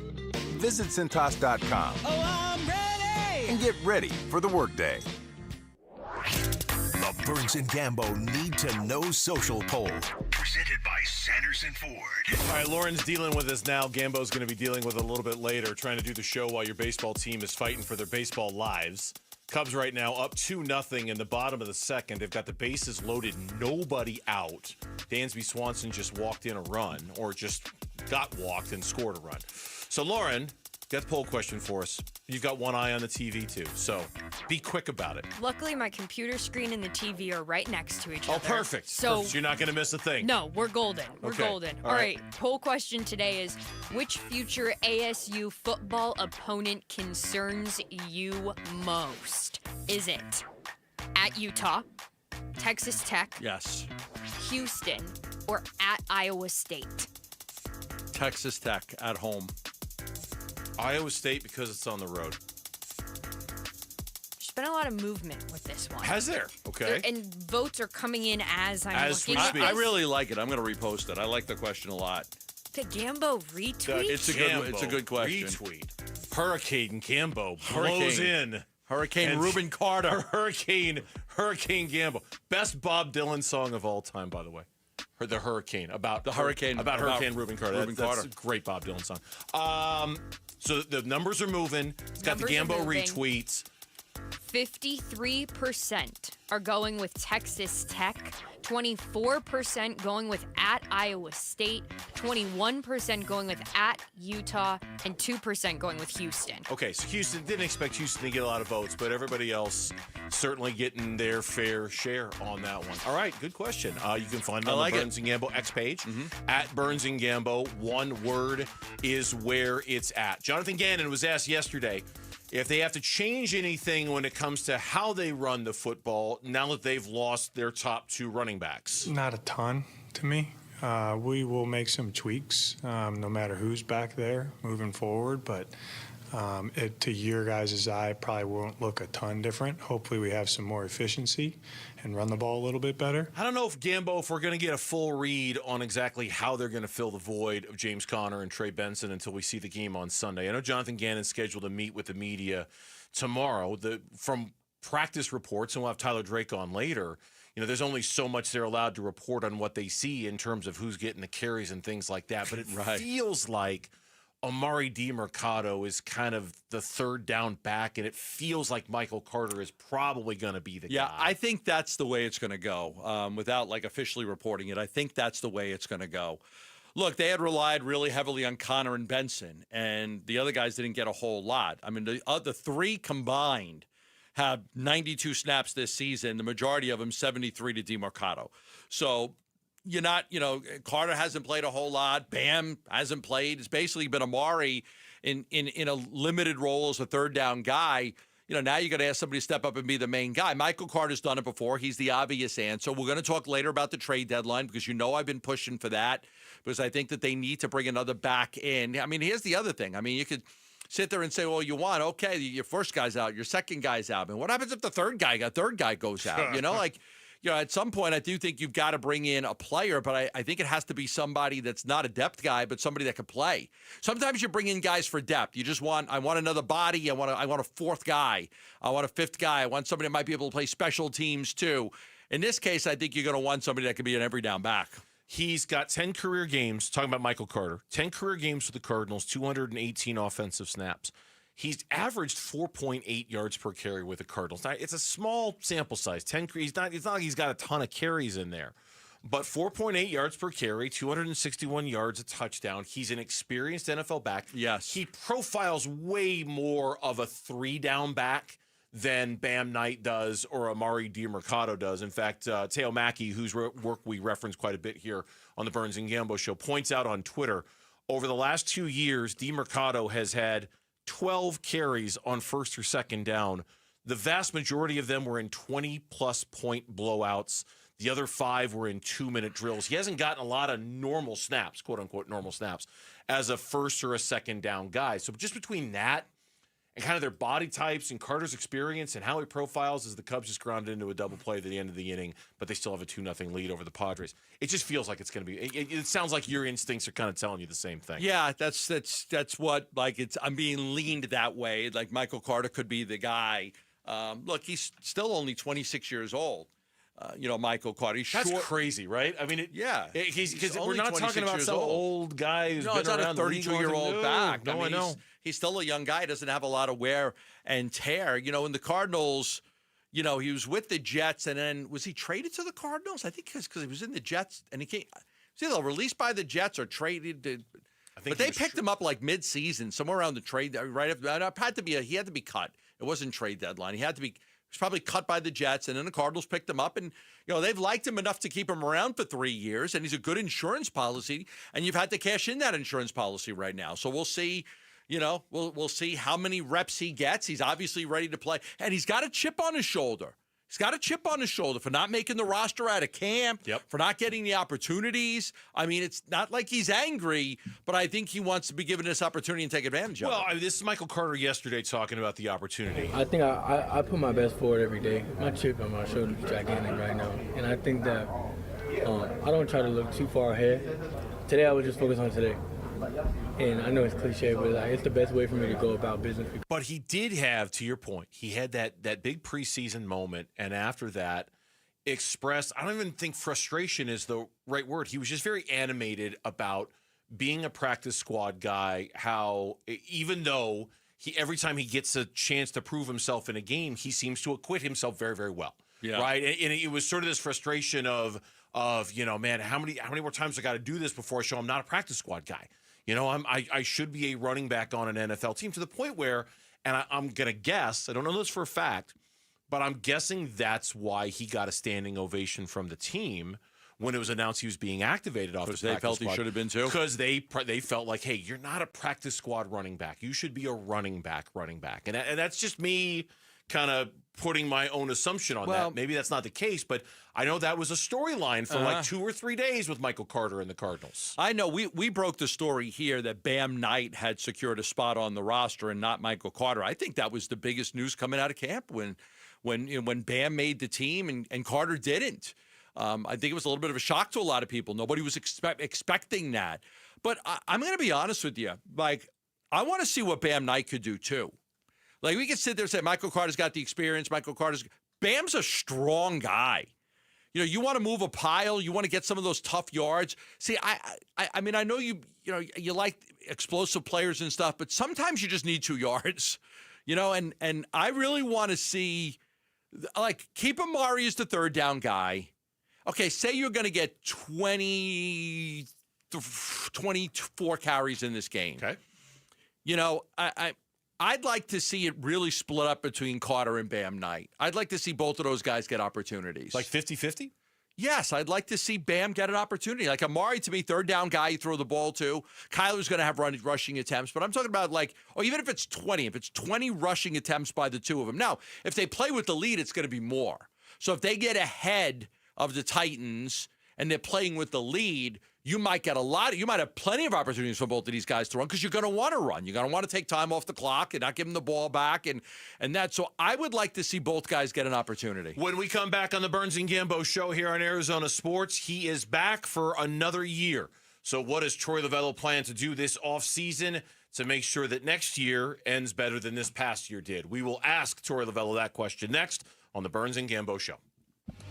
8-time Pro Bowler, 3-time All-Pro First Teamer on the NFL's 2010s All-Decade Team. He's Patrick Peterson, P2. Patrick Peterson out of LSU to the house. And he joins Wolf and Luke every Tuesday morning at 11:15 to talk football on Arizona Sports 98.7, the Arizona Sports app, and the Arizona Sports YouTube channel. Last year in Arizona, more than 121,000 car accidents were reported. Over 1,200 were fatal. Imagine you're one of those drivers. The light turns green. In a split second, everything changes. A crash leaves you fighting for your life, unable to speak, make decisions, or protect your family's future. Without having the right legal documents, the courts, not you, decide who speaks for you. That process is costly, time-consuming, and could tear families apart when they should be pulling together. With a comprehensive plan from RJP Estate Planning, including a living trust, powers of attorney, and healthcare directives, you stay in control, and your family stays protected. Trusted for over 35 years, RJP Estate Planning helps Arizonans plan for life's whens and what-ifs. Call 480-576-5457 by October 2nd to save 55% on RJP's Living Trust Package. That's 480-576-5457. 480-576-5457. Hey everybody, Dan Bickley here, and more these days, people who are in pain are taking control of their health and looking beyond traditional medicine, and that is why QC Kinetics is so successful. People with chronic joint pain are learning that there are other options besides steroids, meds, and surgery, and they're getting lasting relief from QC Kinetics, where they use advanced cellular level treatments and regenerative medicine to revitalize your aching joints using growth factors from your own body. So if your back or knees or shoulders hurt all the time, you need to explore all of your options. Do not let them tell you that more pills or surgery are your only choices. Thousands of patients around the country are finding a better life with QC Kinetics' amazing regenerative treatments. So look beyond the old solutions. Call QC Kinetics. Get your free consultation. You can find them in Phoenix, Scottsdale, Peoria, and Chandler. Get on the books by calling 602-837-PAIN. That's 602-837-PAIN. Luke Lipinski back to tell you about Orchard. Okay, so I just saw two houses for sale, same neighborhood, almost identical, but one had an Orchard sign and it sold for way more. So I asked my friends at Orchard why. Well, the first house used a traditional agent. After weeks of price drops and frustration, they ended up settling for less than they'd hoped. But the second homeowner chose Orchard, and they got more. Their local Orchard agent didn't just list the home, they marketed it. They knew exactly which upgrades would attract serious buyers and brought in a pro to handle everything. And even more, with Orchard's Move First, Sell Later program, that homeowner moved into their new home before their old one even hit the market. They skipped all the hassles and showings, and you can too. Here's how. Orchard gives you cash so you can buy and move into your new home first. Then Orchard's experts take it from there. They make repairs on your old home, price-boosting upgrades, and they list and sell your home for top dollar. This is what they do. They've already helped over 10,000 customers sell their homes this way. Never settle for less. Get more with Orchard, the smarter, faster, hassle-free way to buy your new home, even before your old home sells. Start with your free home valuation at Orchard.com. That's Orchard.com. Orchard.com. Okay, I have to tell you, I was just looking on eBay where I go for all kinds of things I love, and there it was. That hologram trading card. One of the rarest, the last one I needed for my set. Shiny like the designer handbag of my dreams. One of a kind. eBay had it, and now everyone's asking, ooh, where'd you get your windshield wipers? eBay has all the parts that fit my car. No more annoying, just beautiful. Millions of finds, each with a story. eBay. Things people love. Febreze. It's a classic odor tale. You fried fish for dinner, cleaned up, but the smell is still in the house. And the neighbors are coming over for game night. They're on their way. And then You spray Febreze Air Mist. Febreze Air starts working instantly to fight even your toughest odors, so you go from fish to fresh like that. Now, all you have to worry about is Pam cheating at charades. Breathe happy, Febreze, la la la la la. KMVP FM Phoenix, live from the Casino Arizona and Talking Stick Resort Studio. Arizona Sports, the local sports leader. I'm Mitch Vareldis with Trending Now. It's presented by Parker & Sons Heating, Cooling, Plumbing, and Electrical. Ahead of the Phoenix Suns' first preseason game tomorrow, one of the new members will not be suiting up. Jalen Green, who was one of the pieces who came to Phoenix in the Kevin Durant deal, has a low-grade hamstring strain. Head coach Jordan Ott told the media today that he will travel with the team next week to Macau. Next week, they're targeting him to be ready before the start of the season opener on the 22nd of October. In other Suns news, the team announced that they've picked up Ryan Dunn's third-year option and that there will be a new name on the downtown Phoenix arena. Well, it's no longer an arena, it's a center. The home of the Suns and Mercury will now be known as Mortgage Matchup Center starting today. Mortgage Matchup is the consumer-facing brand of Matt Ishbia's United Wholesale Mortgage. And in the Major League Baseball playoffs, we have our first final and another team advancing to the divisional round. It is the Detroit Tigers who have the pleasure of facing off against the Seattle Mariners. They defeated the Guardians in Cleveland 6-3. Right now in Chicago, the Cubbies have the early lead in the bottom of the third. They're up 2-0 on the Padres. Winner of that game advances to face the Milwaukee Brewers. And then tonight, Red Sox and Yankees at 5:08 p.m. Coverage starting at 4:30 on ESPN 620 a.m. Winner advances to face the Blue Jays. And that is what's trending now.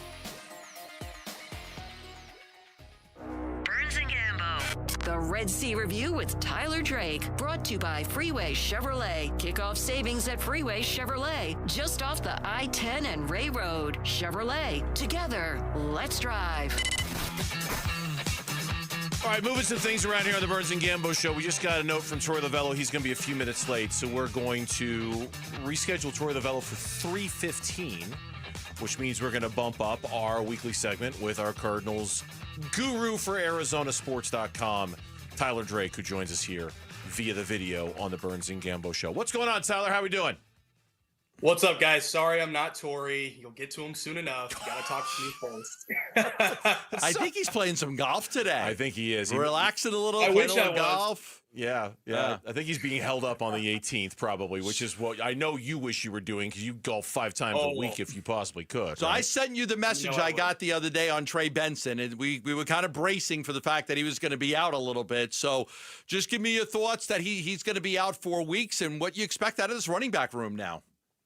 Yeah, I mean, all the attention turns. First off, it's another blow to this run game that continues to struggle much more than we thought it was going to. I think 4 weeks through the year, not living up to expectations. And now you've got this other blow. And it really falls now to guys like Michael Carter and Amari DeMercado really taking that next step and adding some more on their plate to get going. So that's where I'm starting at.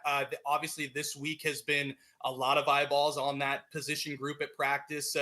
Yesterday, I can say that during the open portion when they're doing individual work, Michael Carter and Amari DeMercado were leading the way 1 and 2. And then today was very much mixed up, maybe a little gamesmanship by them, but some Michael Carter, some Amari DeMercado getting the lead in their respective drills there. So that's going to be the cat and mouse game I think we get heading into the week. But honestly, if you're asking me, I think it's Michael Carter is going to get the early down stuff, but Amari DeMercado is going to be mixed in a lot as that pass catching running back. They trust him a lot in pass pro, so he's going to get his looks too. So while Michael Carter might get that start next to his name, look for Amari DeMercado to have an impact in what they do against the Titans. We were talking in the last segment about this, and because it was kind of a surprise when he made the roster in the first place. What sort of a factor do you think Bam Knight can be in all of this? Yeah. I mean, he showed a lot at preseason, was a preseason standout, but I do think he could be more of that special teamer. I think with Amari DeMercado taking more on his plate, he could maybe have less return duties, and maybe you throw that on Bam Knight. But yeah, if things aren't working, go try it out, because at this point, I think it's just trying to find something that can help get this run game back to efficiency. That's been the word talked about all week, being more efficient. That's what they wanted to get out of that mini bias. How can they get back to that? So really, if things are not working the way that it should against a Titans defense that should get ran all over because they've already been ran all over all year, then yeah, you've got to start looking at maybe what Bam Knight can do, because he's got some speed, he's got some burst, but I do still think you start with Michael Carter and Amari DiMercato and go from there. Yeah, I think if you could play with the lead for the majority of this game, if you get out ahead early, you'll have a lot of running opportunities, right? You're going to want to run the ball. You're going to want to take time off the clock. You want to, you want to enforce your will on them. So I think it's important. Get out to a good lead early, and then they could get a lot of carries for both of these backs. Yeah, 100%. And I think that's kind of the name of the game. And we sat in the press box a couple of weeks ago, me and you, Bernsey, and talked about, hey, they just need to run this game, and in the game against Carolina, they couldn't do that. So yeah, if you can get out in the lead very quickly, which I think this Cardinals team can do, regardless of who's in the backfield, you've got to really put it back on the run game to get going. And maybe this will be a spark for the O-line too, because they need to get going as well. That's been a big issue for this run game. It's not just the injuries to the running backs. So maybe this whole mixture of guys coming in the last second for this Titans game could really bode well for what they want to get done moving forward, and maybe they find something they've been missing. You touched upon something I wanted to ask you about. Tyler Drake is joining us here in our weekly visit with our Cardinals guru from ArizonaSports.com, and that is the offensive line. Have you gotten, because the focus on the running back room is fine, and it's understandable. I'm still extra focused, hyper-focused on the offensive line and the poor performance that we've seen from them. Have you gotten any indication at all about Will Hernandez's status? I know the injury report. I saw it. You forwarded it to us.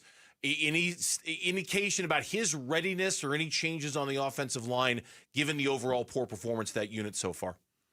Like I said last week, as soon as I see that limited turn to full on the practice report, that's when I'm going to feel really confident about Will Hernandez coming in sooner than later. But right now, he's still obviously working his way back. But I do think that's something they have to look at. And when he's ready to go, insert him right away back into that lineup and see what you got. Because at this point, you can't keep spinning the tires. This is a run game that should be heads and shoulders better than what it is right now, even with some of these injuries. So I'm looking for them to start maybe mixing some guys around. And maybe you throw Kelvin Beachum in there again. Maybe you do get Will Hernandez in there and he takes that role and runs with it like he has before. But yeah, you've got to start checking things out. And it's getting to the point where we're going to be 5 weeks in. And if stuff is still not shaking the right way and not looking like a step forward against a Titans team that is really rough against the run, then you've got to really, really press the issue about what needs to change moving forward.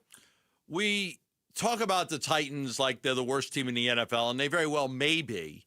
But they actually have been competitive in a lot of their games. They have been. I mean, if you go, it's not until late where they really fall apart.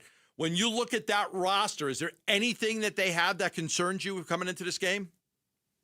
Oh, I think for me, it's more just Cam Ward. Don't get beat by the rookie. That's going to be the big thing. Is I think the way that I've seen this offensive line on the Titans side, I think they're third in sacks allowed. So for me, I'm looking at Josh Sweat and that front to really get after Cam Ward and really make it a really tough battle. But talking to the guys this week, Budda Baker and Calais Campbell, some of the other guys, Nick Rawlis as well, the big thing that stood out is how Cam Ward can make the crazy throws, the hard throws, the throws you shouldn't be making in the NFL or really in high school, Pop Warner, whatever you want to call it, but he can make it happen and he's got the arm talent to do it. So I think that's really where I start. And I think that might be an easy answer, but he's the number one pick for a reason. Obviously last year there was some issues against the rookies, even if they're rookies. So Jaden Daniels stands out especially, but this year I'm definitely just looking at Cam Ward. Can they contain him? Can they not let him win the game? Because a lot of these guys think the Titans are really close to having everything click, including Cam Ward. So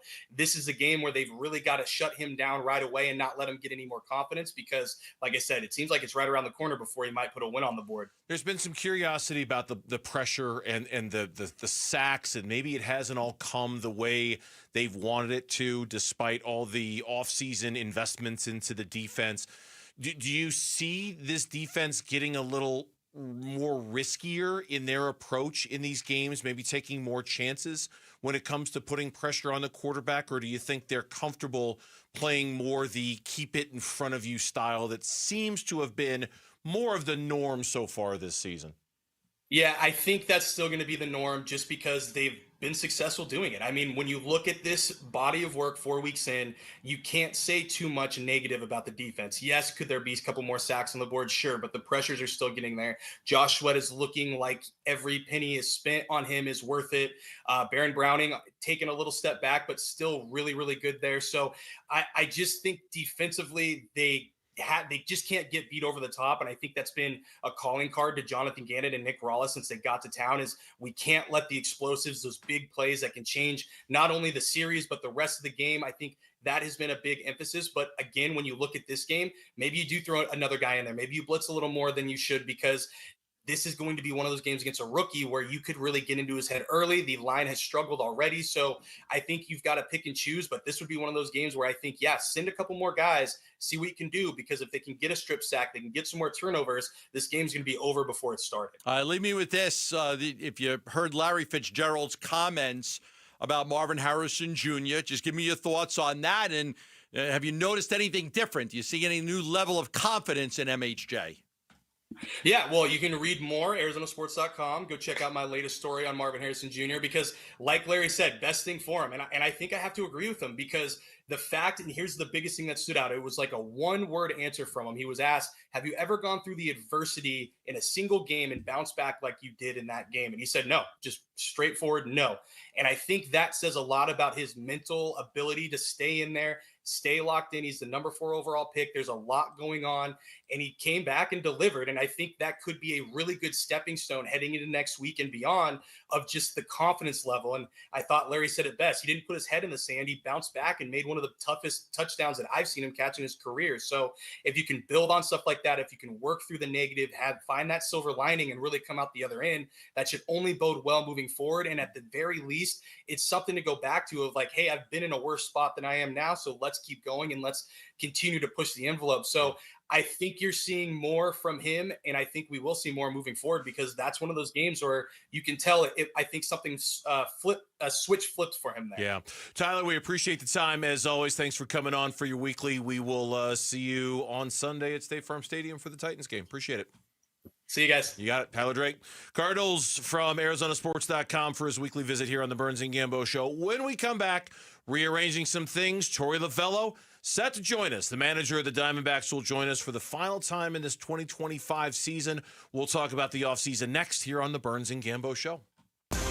Arizona sports host talked with Suns players, coaches, and the front office at Suns Media Day. Yeah, the leadership aspect is going to be more important than ever this year. I believe in Devin Booker. He's our guy, and we're building around him. It's extremely exciting what we've done and also where we're going. If you missed our Suns Media Day special, search it up on the Arizona Sports app, ArizonaSports.com, or Arizona Sports on YouTube. Arizona Sports is the home of Phoenix Suns basketball. 2 weeks from start to finish. 2 weeks. Temporary is 1 day. 1 day. But in 2 weeks, you can have a brand new smile with Pro Smile Dental.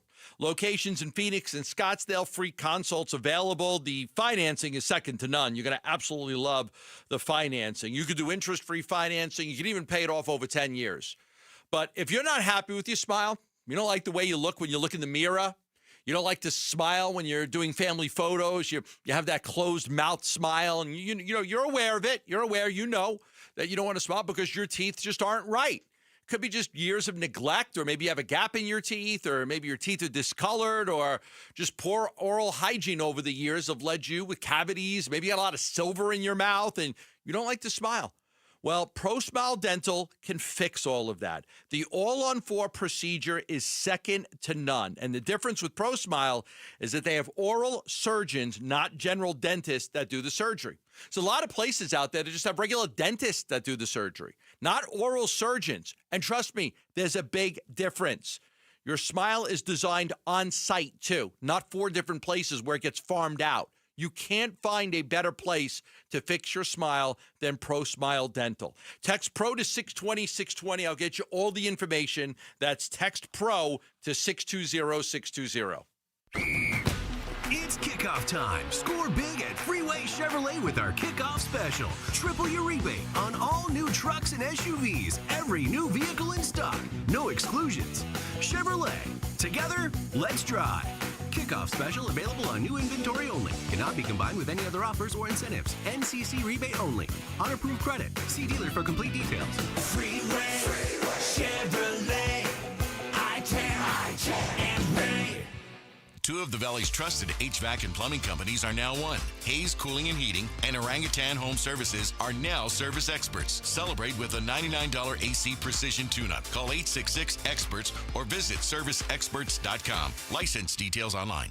Do Crohn's disease or ulcerative colitis symptoms keep coming back? Tremfya, guselkumab, may help, with rapid remission achieved at 12 weeks and lasting clinical remission at 1 year. Some even saw visible improvement of their intestinal lining at 12 weeks and 1 year. Tremfya is a prescription medicine used to treat adults with moderately to severely active Crohn's disease and adults with moderately to severely active ulcerative colitis. Serious allergic reactions and increased risk of infections and liver problems may occur. Before treatment, your doctor should check you for infections and tuberculosis. Tell your doctor if you have an infection, flu-like symptoms, or if you need a vaccine. Healing is possible with Tremfya.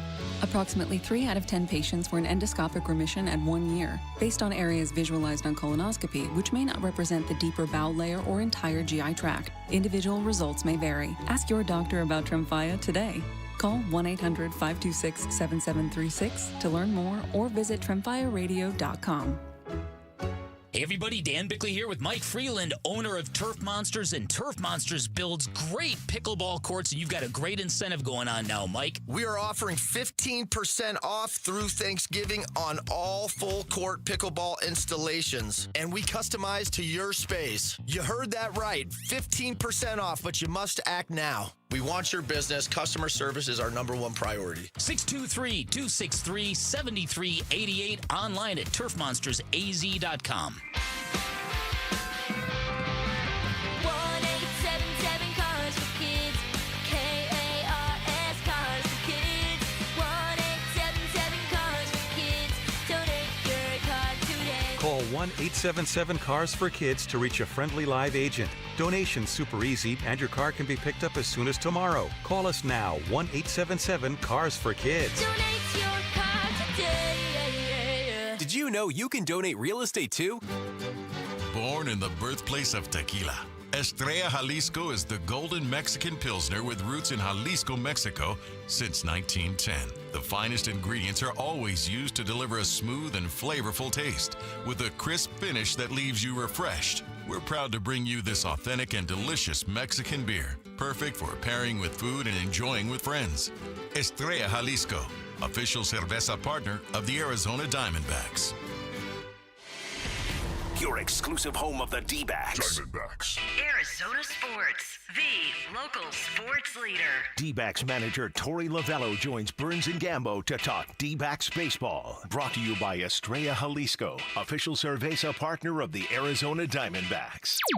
All right, back here on the Burns and Gambo show. A shout out to our audience in Carefree joining us right now on Burns and Gambo, and our final weekly visit with Torey Lovello, the manager of the Arizona Diamondbacks for the 2025 season. He'll be back with us for the 2026 season, but joining us to wrap up this year as he just got off the golf course, the manager of the Arizona Diamondbacks, Torey Lovello, here on Burns and Gambo. Torey, welcome to the show, man. How are we doing today? Hey, guys. Well, I'm going to have to call you back. I got a really, really bad connection. Can you hear me okay? I can hear you good. You want to call us back? Okay. No, I got you. Yeah. Okay, we're good. All right, Something so clicked all of a sudden. All right. So before we get into baseball, how bad did you shoot today?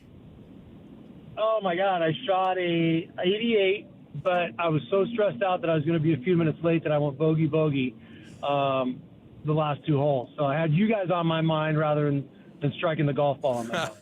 All right. Blame it on us if you want. We'll take the blame. You can tell everybody. All right, be honest There with you go. Be honest I love with me. Let's circle of trust here.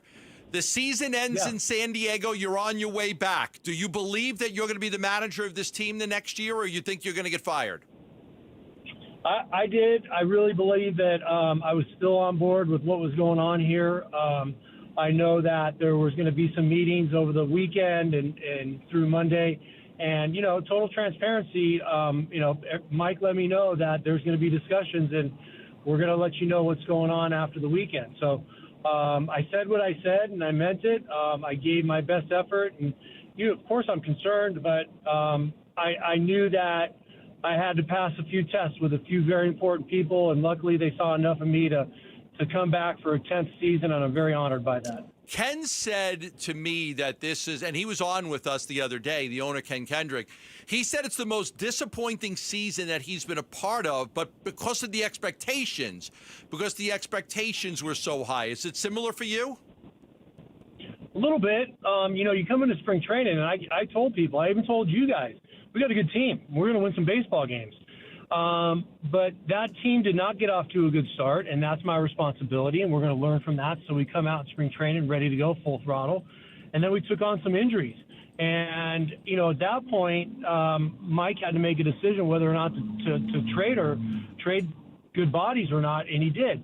So, yes, it was a colossal disappointment to me that I'm sitting here watching teams in the playoffs that I feel like we can go toe-to-toe with and make some noise in the postseason. So, yes, I am completely unsatisfied and echo what Ken said. We set a standard here. We won 89 games last year. We went to the World Series the year before. We're supposed to do things here, and that's what I told the guys before I left in San Diego. I said, when we come back next year, I just want you to know my thought is we're making the playoffs. And if you're not aligned with that, I'm going to sniff you out, and you're not going to be here. So you better be on board with where I'm thinking and where I want this to go. I know the season just ended, Tori. It hasn't even been a week, but part of your exit interview comments were about starting next year faster, making kind of an emphasis early on in the season to get into it as quickly as you can. How does that manifest itself? What are you going to do differently to get to that level of urgency earlier in the season than you got this year? Yeah, create that urgency. Coach is putting a little bit more pressure on the players to go out there and execute a play in spring training rather than say, okay, we'll wait till tomorrow to get that done. What we have done in the past is have a do-it-again mentality. Nope, it's wrong, do it again. You missed the ball, do it again. And you basically call out players right there in front of one another, which creates urgency, and it's not a laughing matter. And you go back and you find a way to get it done. I talked about gloves broken in. You have that, oh, yeah, it's a new glove. I missed it because it's a new glove. No, BS. Get the glove right. You walk into spring training, gloves are tight, gloves are oiled up, and they're ready to go. So creating some urgency by coaching harder, coaching in the moment, and then creating an awareness to the players is absolutely going to make them better.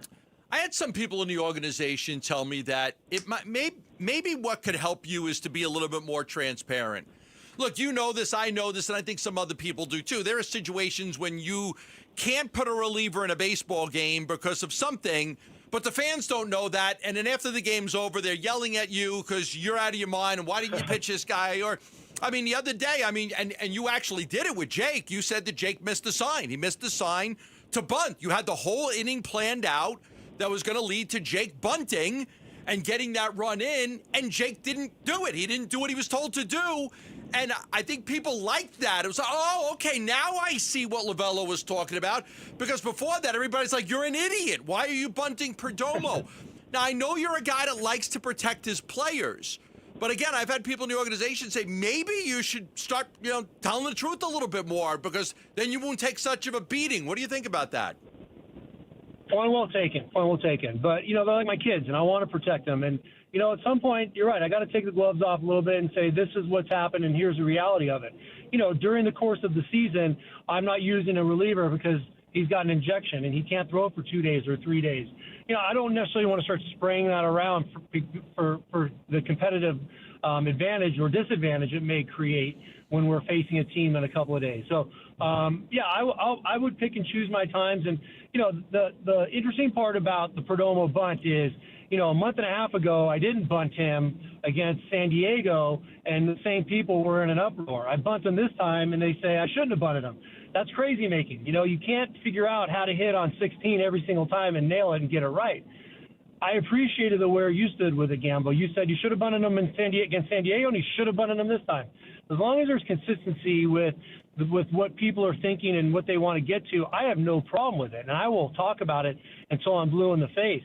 But protecting the guys is where I come from innately, but a point well taken. Sometimes I do have to take the gloves off and ring some bells externally. What I do internally, nobody knows about. What I do externally is talk about it being a really nice culture, and we're going to figure this out. Troy Lovello is our guest here on the Burns and Gambo Show. Mike Hazen referenced this a couple of days ago when you guys were behind the podium at the end of the season, talking about maybe leaning more back to the organizational roots of defense first over offense. Is the kind of team that you managed the last 2 months of the season, how it was constructed, how it was built, is that the kind of team you prefer with that emphasis on defense and maybe not so much on run production and home runs and slug and things like that? Yeah, very much so. That's who I am at my core. I like fast pace. I like athleticism. And you talk to any head coach in any sport, they're going to say the same thing. But it really shows up in baseball every single day because you don't play on Sundays. You can't get up for a Sunday game and play a perfect game by being motivated. You can't play a perfect game by being motivated. Baseball is every single day, so you better be good, you better be athletic, and you better be prepared. And when you see this athleticism, I can coach that. No problem. I love Gino being able to slug the baseball 45 times out of the ballpark. But you can't really count on that, and you don't know when it's going to happen. But what you can count on is speed around the bases, people getting bunts down, going first to third, running balls down in the outfield, playing really good elite defense where you're saving runs. I heard a stat today in a Zoom call with our infield coach today. From prior to August the 2nd, we threw 874 extra pitches by plays that were not made defensively. Now we're looking at 7 to 8 games roughly of extra pitching that our defense made us throw. You're talking about wear and tear or protecting guys. We got to pick up the baseball. We know that. It's going to be a point of emphasis. One of the questions a lot of people are going to have is your coaching staff. You did make a change at third base during the season to bring in a new third base coach. A lot of people were talking about the pitching staff and some of the struggles with, Fott and Gallen and Erod. At one point, all of them having an ERA over 3. So I will ask you, will you bring back the coaching staff intact, or do you expect to make some changes? No, we're going to bring back the same coaches. I explained that to everybody today on our first off-season Zoom call. Where they land and what their roles are will be fairly similar, but I'm not sure what the moving parts will mean down the road. But we did bring in 4 new coaches this past year, and that's not a reason for growing pains or making mistakes early. But there was some newness. It was very unique trying to get to know this many coaches, me personally, the coaches to the players. So I feel like if we bring back the same staff, we're going to hit on all cylinders the minute we walk into spring training next year. And that's even starting earlier. They're going to be able to have these relationships with players that they've already established over the past year. Well, Tori, as always, we say this to you every single year. We always appreciate the conversation with you every single Friday. We are certainly looking forward to our conversations with you next year. Every single Friday, we appreciate it, and enjoy the offseason. May your future golf games go bogey-free, and you don't have to worry about talking to us, okay? I love you, boys. You guys are the best. I'll talk to you soon. Have a good one. Bye, Skip. Tori Lovello, manager of the Arizona Diamondbacks, our guest, joining us for the final time in 2025. What are you meant about? A couple of things. Go ahead. The whole coaching staff's coming back. Yep, I think a lot of people were going to say that. And that he when he left the field in San Diego, he felt good that he was going to keep his job, but he wasn't 100% sure. He was told, he said when he met with the media a couple days ago that Monday ended up being a very big day in his life. I think he woke up on Monday morning and he just wasn't totally sure whether he was going to be back because Mike had made it sound like we're talking about it. They had to have the call with Ken and Derek to just prove it. Yep. When we come back on the Burns and Gambo show, the quarterback of the team the Cardinals are playing this week said this last week. We keeping a buck right now, we ass. So how did his teammates and head coach react to the very candid remarks made by Cam Ward? That's next as we're live from the Casino Arizona and Talking Stick Resort Studios. The Cardinals host the Titans Sunday at State Farm Stadium. One team at 500, one team at 0-4. Will the Cardinals send them back to Nashville 0-5? Not to slight college football, but this is not a 0-4 college football team that has no chance of winning. Everybody in the NFL has a chance to win every game. They got really good players, really good coaches, and we got to play, like I said, probably our best game to get a win. Pregame gets going early Sunday morning. Kickoff at 1:05 Sunday afternoon. The home of Arizona Cardinals football. Arizona Sports 98.7, the Arizona Sports app, and Arizona Sports on YouTube. There's never been a better time to get into Sanderson Ford and get yourself into a Bronco. They're even calling it Bronktober right now because the deals are so good at Arizona's largest Ford dealership, Sanderson Ford. You could lease a new 2025 Bronco Big Ben for just $399 a month for 36 months. You could lease a new 2025 Bronco Sport Big Ben for only $299 a month for 36 months. And you can purchase a new 2025 F-150 STX Super Crew for only $44,899. Plus, get 3.9% financing for 72 months at Sanderson Ford. Don't miss the Bronktober savings. Shop and compare with no hassle, no pressure, no nonsense. At Arizona's most awarded Ford dealership for complete customer satisfaction. It's where I shop and Luis Gonzalez shops. It's Sanderson Ford. Online for more information at sandersonford.com. Confidence is knowing you're ready to handle whatever comes your way. That's what it feels like to take on your workday with Cintas. They make sure your AEDs are up to date, your fire extinguishers are tested and inspected, your floor mats are cleaned and delivered, and your workwear looks good, feels good, and is freshly laundered with the Cintas Apparel Plus program. So are you ready to take on today? Visit Cintas.com and get ready for the workday. You're still glowing, flirting, grooving. You've still got it. But your immune system weakens as you age, making it harder to fight flu, pneumococcal pneumonia, RSV, and COVID-19. Vaccines are a key part of any health routine and help strengthen your immune response. Ask your doctor or pharmacist which vaccines you need. Schedule in minutes at VaxAssist.com. Sponsored by Pfizer.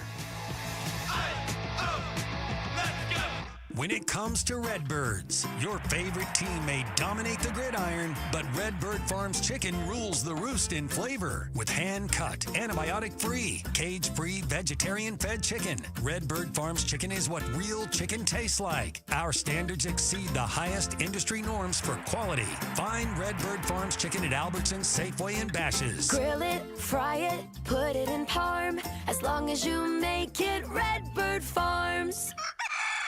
Last year in Arizona, more than 121,000 car accidents were reported. Over 1,200 were fatal. Imagine you're one of those drivers. The light turns green. In a split second, everything changes. A crash leaves you fighting for your life, unable to speak, make decisions, or protect your family's future. Without having the right legal documents, the courts, not you, decide who speaks for you. That process is costly, time-consuming, and could tear families apart when they should be pulling together. With a comprehensive plan from RJP Estate Planning, including a living trust, powers of attorney, and healthcare directives, you stay in control, and your family stays protected. Trusted for over 35 years, RJP Estate Planning helps Arizonans plan for life's whens and what-ifs. Call 480-576-5457 by October 2nd to save 55% on RJP's Living Trust Package. That's 480-576-5457. 480-576-5457. I'm Mitch Vareldes with Trending Now. It's presented by Parker & Sons, heating, cooling, plumbing, and electrical. Ahead of the Phoenix Suns' first preseason game tomorrow, one of the new members will not be suiting up. Jalen Green, who was one of the pieces that came over in the Kevin Durant trade, has a low-grade hamstring strain. Head coach Jordan Ott told the media today that he will travel with the team to Macau next week and that they're targeting him being ready before the season opener on the 22nd. So no Green and no Mark Williams tomorrow for the Phoenix Suns in Palm Desert. In other Suns news, the team announced they've picked up Ryan Dunn's third-year option and that there will be a new name on the downtown Phoenix arena, or should I say center. The home of the Suns and Mercury will now be the Mortgage Matchup Center. Mortgage Matchup is the consumer-facing brand of Matt Ishbia's United Wholesale Mortgage. And in the MLB playoffs, the Tigers took down the Guardians 6-3. They advanced to the divisional round and will face the Mariners in Seattle. Right now in Chicago, the Cubbies holding firm in the top of the fifth. They're up 2-0 on the San Diego Padres. Winner of that game will advance to face the Brewers. And then tonight at 5 on ESPN 620 AM, Red Sox and Yankees in the Bronx. Winner of that game advances to face the Blue Jays. And that is what's trending now.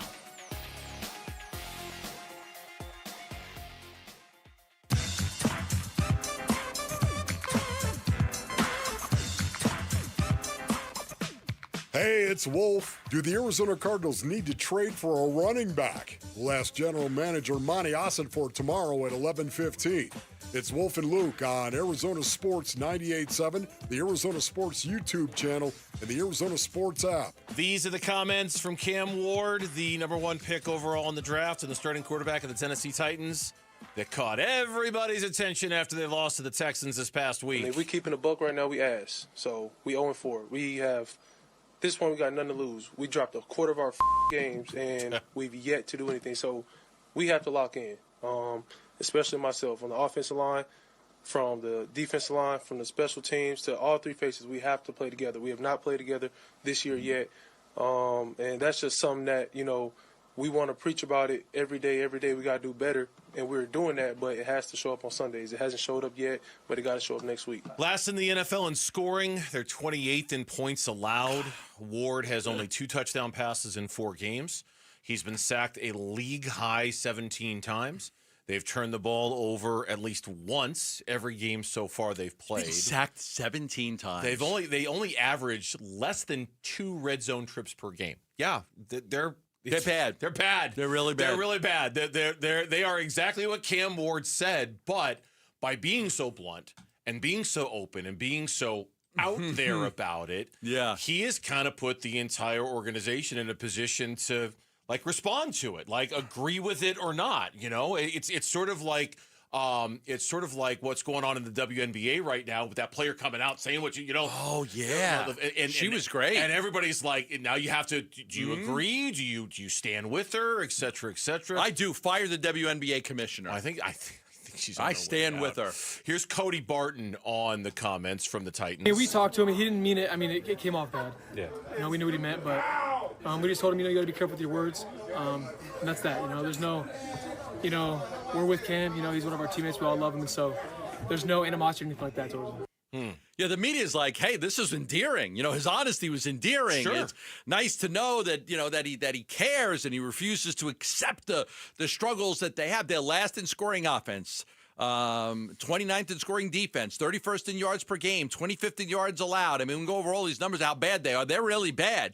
Like you've said, they're only 2 red zone trips, per game is what they're getting. They've been in a lot of the games, but then they end up getting blown out late. And obviously, the quarterback is the face of the franchise. So so Jeffrey Simmons and Cody Barton spoke out and, said, listen, we kind of told them, you got to be careful. You don't want to say those things. But a lot of people like the honesty. I played the Cody Barton cut. Here's Jeffrey Simmons, as you mentioned. Cam have the right to speak how you want to speak to the media, but, I had some advice for him, and like I said, I keep that off record. But at the end of the day, we all have when these microphones in front of you, they can blow up, just one part of what you're saying.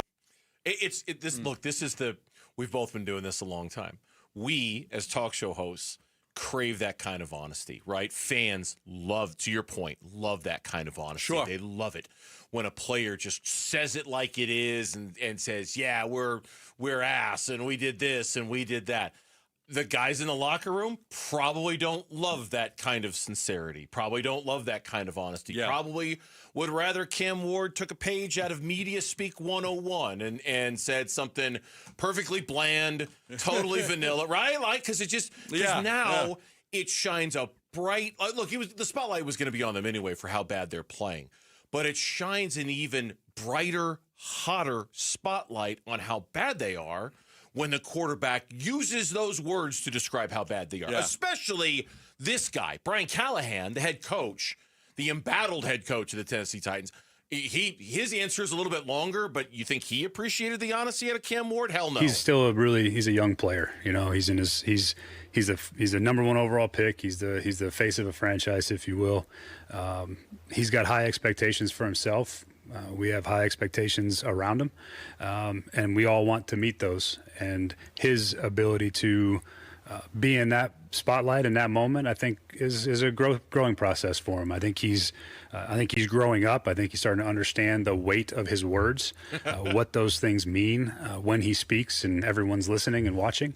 And then even though he says, he follows up the commentary with a lot of the right things, it's it's the one-liner that gets taken. And, he's learning how to deal with you guys and how to understand how to have those conversations and still, maintain the image that he wants to maintain as a starting quarterback. So loosely translated, I wish he hadn't said that way. Please don't say it like that again, please. I'm thinking, man, can you imagine if you've got an honest answer out of Jonathan Gannon? Hey, what do you expect out of this Tennessee game? Did you see them last week? They lost 26-0. That quarterback's the worst quarterback that's been in this league since Jamarcus Russell. He completed 10 passes, and he was lucky to complete those. If we lose to them, I'll quit. I mean, in all honesty, Gannon goes home at night. He's going to say all the right things, but he's got to be thinking to himself when he's watching his tape. He's like, oh, my God, we're going to kill this team. What was the advice that you just gave Troy Lavello? Or not even the advice, just hey, if Jake had the bunt sign and he missed it, tell everybody. He eventually did. He eventually did, but you know what I mean? Don't. Mm-hmm. If something's going on and a guy's not available, tell everybody a guy's not available. Yeah, Torrey takes a beating on things that he does, and he doesn't defend himself because he wants to protect the players all the time. All the time. People were mad that Perdomo bunted, but they had this whole game plan down where McCarthy was going to squeeze the winning run in, and they told Jake twice, you got to squeeze, and he didn't do it. But, and eventually Lavello did tell, hey, he missed the sign. Yeah. But there's times with the relievers and injections and this guy, why didn't they pitch this guy? Well, you couldn't pitch that guy. And everybody, the fan base is going nuts. Why didn't you throw Jalen Beeks? I couldn't throw Jalen Beeks. He just got his shoulders shot up. I can't pitch him. So, yes, honesty. I liked what Cam Ward had to say, but I don't work for the Tennessee Titans. If I worked for the Tennessee Titans, I probably wouldn't like what Cam Ward had to say. Because it could come across as, hey, Rook, you've been here for 4 games. All right, chill out. Chill out on calling us, calling everybody in this room. There's a better way for you to say it. There's a more professional way for you to say it. If I'm one of the guys in that room, if you want to say something like that, say it in this room when the doors are closed and there's not a microphone around. But again, as a talk show host, as a fan of football, as a fan of, hey, isn't that cool that he said, yeah, I love that he said that. But if I was one of the 52 guys in that room, I don't think I would have liked what he said either. Have we ever had a moment like that here? What do you mean? Like where somebody called somebody out or a team like out? That? Oh, I'm sure we have. I just have to think about what it is. I remember DeAndre calling out Monty for not supporting him, and I'm sure we have. Yeah, there probably is. I'd have to think about it. When we come back on the Burns and Ken Kendrick on Montgomery. Oh, yeah, of course. Oh, my God. That was just a year How ago. How honest was he? On our show. Yeah, I probably made a mistake in signing him. Yeah. That was my fault. Ken Kendrick on Jordan Montgomery. I made a mistake in signing him, and that 100. Blame me. Yeah, and boy, that one made national news all over the place. His WNBA team is in the finals. His NBA team is about to get their preseason started, and they're playing in a newly named arena. Owner of the Suns and the Mercury, Matt Ishbia, joins us next on Burns and Gambo. The future of Arizona sports. High school athletes speak about their game, their preparation, competition, and sportsmanship. Every Saturday morning on The Kevin McCabe Show. Presented by Brooklyn Betting. Don't miss interviews with players from your favorite local teams when the Dean of High School Sports in Arizona hosts The Kevin McCabe Show. Saturday mornings at 9 on Arizona Sports 98.7 and the Arizona Sports app. Love telling you about the Lund Mortgage Team. And the Lund Mortgage Team has done a great job of helping me with all of my mortgage needs. And now they're helping you. They're helping a lot of people right now get pre-approved for a mortgage absolutely free. How do they do it? It's simple. I've got 30 years of experience. A lot of renters out there are kind of realizing that the rates have gone down. It's a good time to buy. There's a lot of houses on the market. Let the Lund Mortgage Team help you. And all of a sudden, you could own your own home. You don't have to be paying somebody else's rent. You could own your own home. Still the American dream to own your own home. You build wealth with your own home. You do. Sometimes wealth for future generations. Every time you make a payment, you are building equity in something that's yours. You're reducing the amount that's owed on the house, and that equity is yours. Contact the Lund Mortgage Team for any refinance, new home loan, or getting pre-approved for free at 623-889-0130. That's 623-889-0130. Scottsdale's so nice, we're doing it twice. October 15 through 18 at Westworld. The Fall Auction, presented by Gila River Resorts and Casinos. Hundreds of collector cars in the all-new indoor Barrett-Jackson Fan Zone. Food, drinks, and live entertainment. Get tickets now at barrett-jackson.com. Progressive knows if you have to choose between everyday life and your boat, boat wins. What are you going to do? Take the boat out for a spin or go mail something? Boat wins! Are we cleaning the patio or taking the boat out fishing? Boat wins! Are we skipping that eye exam to go sailing? Boat wins! Rescheduling eye exams can be a nightmare. All right, fine. Eye exam, then boat. Yeah! With Progressive, you can bundle your boat with your home or auto and save with a discount and spend more time enjoying those savings on your boat. Progressive Casualty Insurance Company, affiliates, and other insurers. Not available in all states and situations. Finding great candidates to hire can be like, well, trying to find a needle in a haystack. But not with ZipRecruiter. Its powerful technology actively finds and invites qualified candidates to apply to your job. So while other companies might deliver a lot of hay, ZipRecruiter finds you the needle in the haystack. See why 4 out of 5 employers who post a job on ZipRecruiter get a quality candidate within the first day. Try ZipRecruiter for free at ZipRecruiter.com/free. That's ZipRecruiter.com/free. Let's go! On the CW, the NASCAR Xfinity Series playoffs get even wilder. Absolute chaos. My heart is pounding right now. The title is up for the taking. Survival is what it's all about in the playoffs. Oh! And nobody. Contact made hard. Tippers are flaring. Is going down without a fight. These guys are out of control. NASCAR Xfinity Series playoffs live on the CW. Live from Charlotte Speedway, Saturday at 1:30 on CW7 Arizona. You know, I still have my first car, a classic 66 Mustang, and what was is parked right next to what's next, a new Explorer we recently bought from our Desert Ford dealers. Yep, Paul Calvise here. Hey, Ford isn't just part of our family. My grandfather worked for Ford Motor, but it's part of America, our heritage. Yet Ford is also the future. Whether it's family time or four-wheeling time, tailgating or towing, Ford has a powertrain option that fits what you're looking for. Gas, hybrid, electric. You know what else our Desert Ford dealers have? The best-selling line of trucks for 48 years running. That Ford F-Series with the all-new 2025 F-150, designed to be the toughest and most productive ever. And then there's a 2025 Ford Mustang Mach-E, 100% electric, 100% SUV with sports car performance. SUV, my daily driver, a Ford Edge. And again, we just bought a new Explorer. When do you see the redesigned interior on the all-new 2025 Explorer? Bottom line, get on down to our Desert Ford dealers or click buyfordnow.com. Progressive Insurance. Progressive can help you protect your home, auto, boat, motorcycle, ATV, RV, and more. And if something wasn't mentioned that you had in mind, find out if it can be covered at progressive.com or 1-800-PROGRESSIVE, because it probably can be.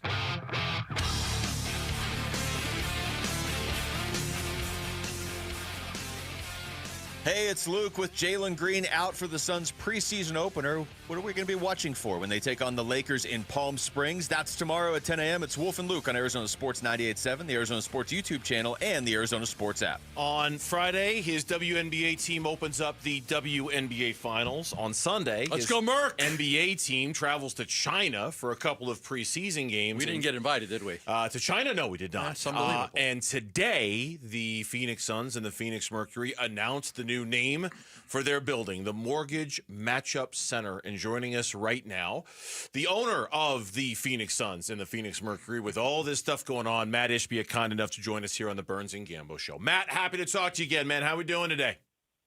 Doing great. How about you guys? Thanks for having me on the show. Absolutely. Well, congratulations on the naming rights deal. I know you had a lot to do with it, but there were a lot of bidders. There was a lot of excitement about the naming rights. My understanding is that you and your company was one of 4 different bidders to have the naming rights for the arena that hosts the Suns and the Mercury. So tell me about that, the competition that you had to go up against to win the bidding yourself. Yeah, a lot of companies are proud of what the Phoenix Suns and Mercury are doing, and so they want to be part of it. And same time, I'm very proud of it all as well. And if we could be partnered with the Suns and Mercury, and really just downtown Phoenix being a huge landmark down there, so we were real excited about that from the UWM side. Really getting mortgage matchup, which is trying to teach people the fastest, easiest way to get a mortgage is through that website, find a good local person. And so we were happy to do that, partner, put a big number out there as an investment for the mortgage broker community. But more importantly is, like, I'm just proud to be part of it. Like, both sides of the deal really is what someone said to me. I said, yeah, well, the way I look at it is I'm really part of the Phoenix deal. I'm on Phoenix's team, and I'm helping out mortgage side and the Suns and Mercury. I'm proud of it. It's funny because you kind of, in essence, sold it to yourself. So you kind of answered the question there. Which side of the table were you sitting on during these negotiations? Were you on the Suns Mercury side, or were you on the UWM side? You know what I mean? Like, which way? So it sounds like you were on the Phoenix side of things. Yeah, well, really, obviously Josh, the CEO, they run all that stuff, and then the people at my marketing people at UWM were running, and I was just kind of hearing the back and forth between all the groups and understanding what was going on. I said, listen, let's get the best thing for the Phoenix Suns and Mercury, and that's what we did. And then obviously we made sure that it worked out for the Suns and Mercury, but now it's obviously going to work out for UWM.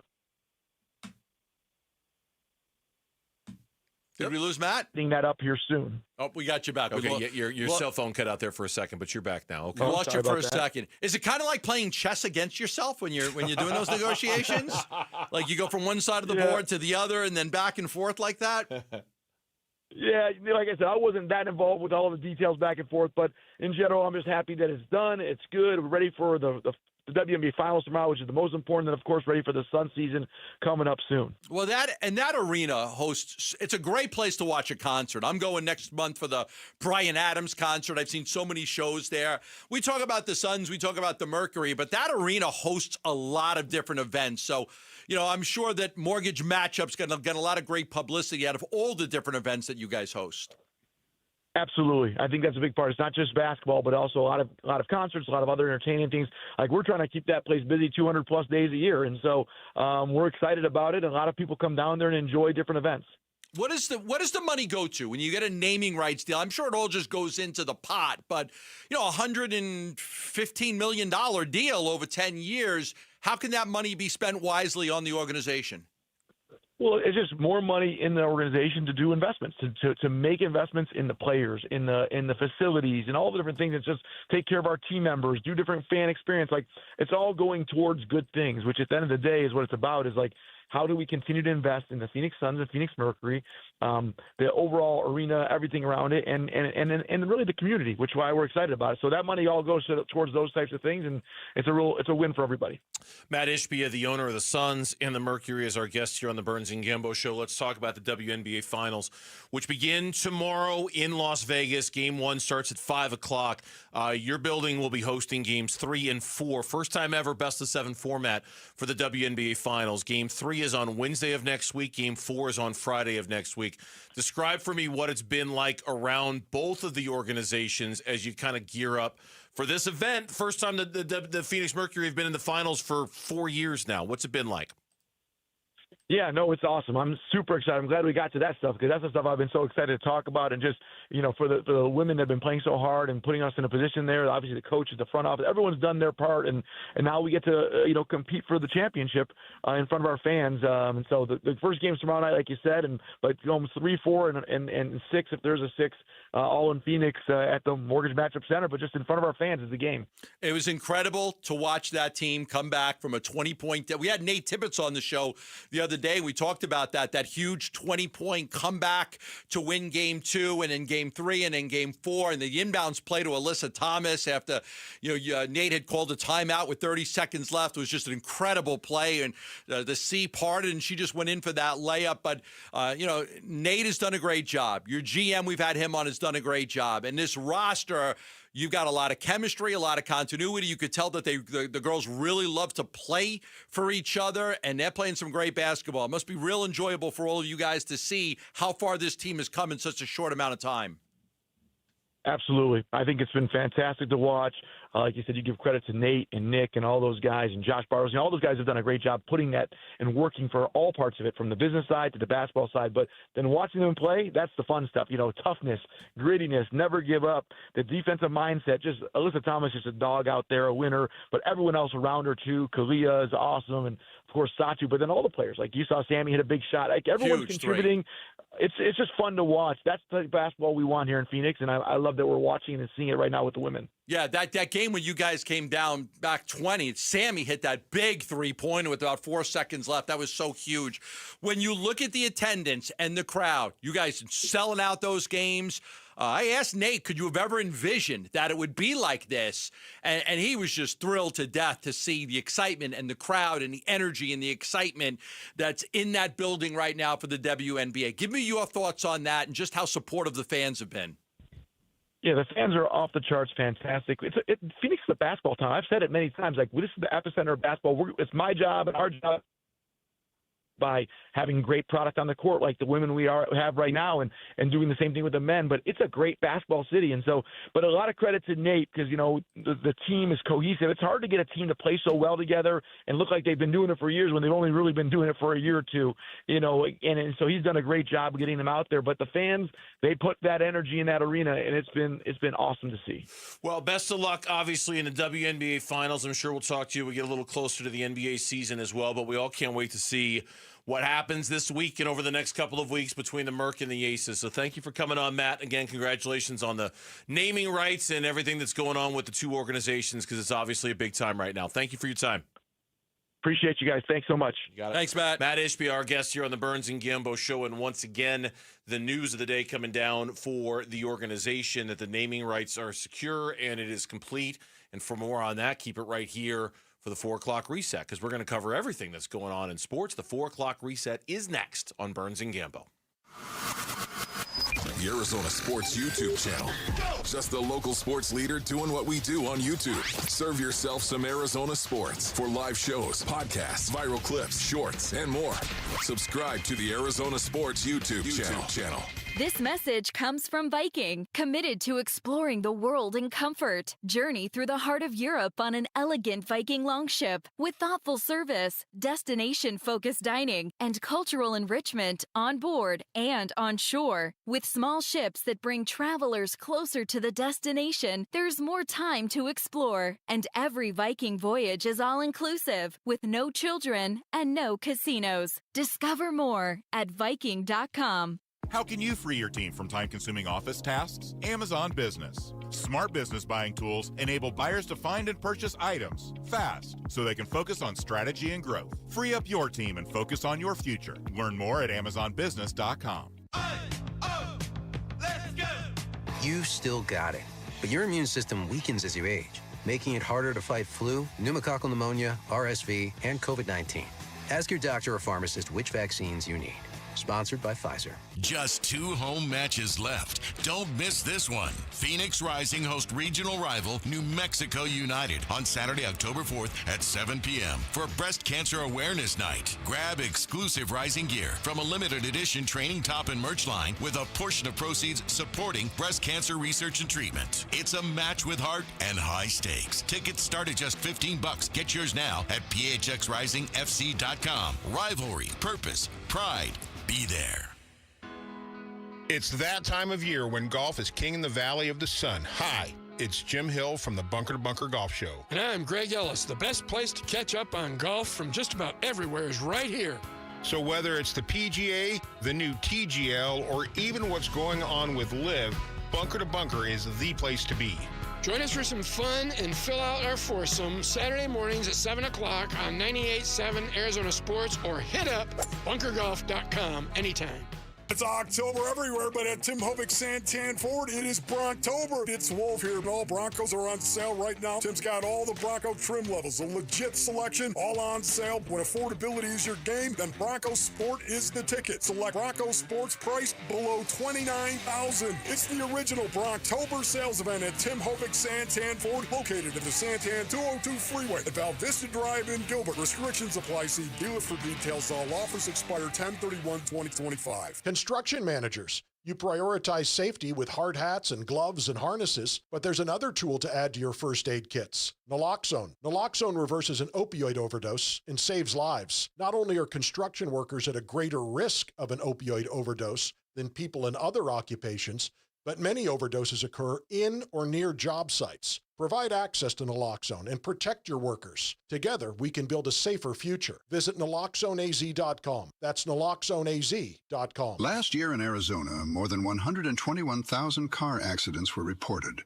Over 1,200 were fatal. Imagine you're one of those drivers. The light turns green. In a split second, everything changes. A crash leaves you fighting for your life, unable to speak. make decisions, or protect your family's future. Without having the right legal documents, the courts, not you, decide who speaks for you. That process is costly, time-consuming, and could tear families apart when they should be pulling together. With a comprehensive plan from RJP Estate Planning, including a living trust, powers of attorney, and healthcare directives, you stay in control, and your family stays protected. Trusted for over 35 years, RJP Estate Planning helps Arizonans plan for life's whens and what-ifs. Call 480-576-5457 by October 2nd to save 55% on RJP's Living Trust Package. That's 480-576-5457. 480-576-5457. 5457. You're listening to Leaf Filter Radio, and the guru of gutter protection himself, Chris Coonahan, is here to take your most pressing leaf-related questions. Hey, everybody, Chris here. I understand we have Ron on the line. Ron, where are you calling from? Uh-oh. Ron, are you calling from a ladder? Well, I was. I wanted to ask Chris what I need to do to get my gutters ready to have leaf filter installed. Oh, Ron, you don't have to do anything. A Leaf Filter Trusted Pro will come out and clean out your gutters, realign and seal your gutters, and install Leaf Filter, America's #1 gutter protection system. So I didn't need to get on this ladder? Ron, Leaf Filter Trusted Pros are in your neighborhood and ready to help. Just visit leaffilter.com/deal to schedule your free gutter inspection and get up to 30% off. Thank goodness. What was that site? To get this special radio offer, go to leaffilter.com/deal for your free gutter inspection today and get up to 30% off. That's leaffilter.com/deal for up to 30% off. leaffilter.com/deal. See representative for warranty details. KMVP FM Phoenix. Live from the Casino Arizona and Talking Stick Resort Studio. Arizona Sports, the local sports leader. I'm Mitch Vareldes with Trending Now. It's presented by Parker & Sons Heating, Cooling, Plumbing, and Electrical. Ahead of the Phoenix Suns' first preseason game tomorrow, one of their new members will not be suiting up. Jalen Green, who was one of the pieces who came to Phoenix in the Kevin Durant trade, has a low-grade hamstring strain. Head coach Jordan Ott told the media today that Green will travel with the team to Macau next week and that they're targeting him being ready before the season opener on the 22nd. So no Green and no Mark Williams tomorrow in the preseason debut. In other Suns news, the team announced they have picked up Ryan Dunn's third-year option and that there is a new name on the downtown Phoenix arena, or should I call it Center, Mortgage Matchup Center. That's the new name of the Suns and Mercury Center. Mortgage Matchup is the consumer-facing brand of Matt Ishbia's United Wholesale Mortgage. And in the MLB playoffs, Tigers took down the Guardians 6-3. They advanced to the divisional round. Will take on the Mariners in Seattle. Right now in Chicago, the Cubbies, they're holding firm, bottom of the sixth. Got a couple runners on as well, so they're looking for some insurance. There's one out in the inning and two on for Dansby Swanson. Later tonight at 5 p.m., ESPN 620 a.m. will have Red Sox-Yankees. That one's taking place in the Bronx. Winner of that series will advance to face the Blue Jays. And that is what's trending now. Arizona Sports, the local sports leader. Burns and Gambo, the 4 o'clock reset. 4 o'clock reset. 2-1, one out for Lawrence Cubbies in the bottom of the sixth, clinging to a 2-0 lead over the San Diego Padres. A win, and they will advance to the National League divisional round against their in-division rival, the Milwaukee Brewers. Lauren, if we can have your attention for like 10 minutes or so, and then you can get back to the game. Yes, I don't feel like that's too much to ask. That's not too much to ask. If we can have your attention for okay. 10 minutes for the 4 o'clock reset, and then you can get right back to watching this game. Yeah. Thank you. I don't like Double Mitch play. out of the corner. That wasn't what I was cheering about. I loved the YouTube comment from JBSBDL, who wants to call the new arena the Michigan Alignment Center. I don't think it. Thumbs down. I don't think to that's that what one. it's going to be called. I don't think that's My what offer we're for the calling Burns and Gambo Arena was not in the top 4, so we didn't even. Well, that and the fact get we into didn't have $115 million to offer either. Yeah, so no. that I was going to say if we did, we need to be spending it better. Like going to London. If we had a chance to name it the Burns and Gambo Arena, there's no Burns and Gambo show, man. I'm on an island somewhere. You know that's Gambo's how that's in going to Italy. be. Gambo's You're in on Italy. an I'm an island. island somewhere. I'm in I've my got mountain that villa retreat. that I've been having my eye on for years now. That's still for sale. All right, what's going on in sports? 4 o'clock reset time. Get us caught up on what's going on. All right. Well, the Phoenix Suns, as we said, do have a newly named arena. It will now be known as the Mortgage Matchup Center. But the big news is really Jalen Green, who is one of the key pieces who came down in that Kevin Durant trade this offseason, has a low-grade hamstring strain. Here's head coach Jordan Ott today.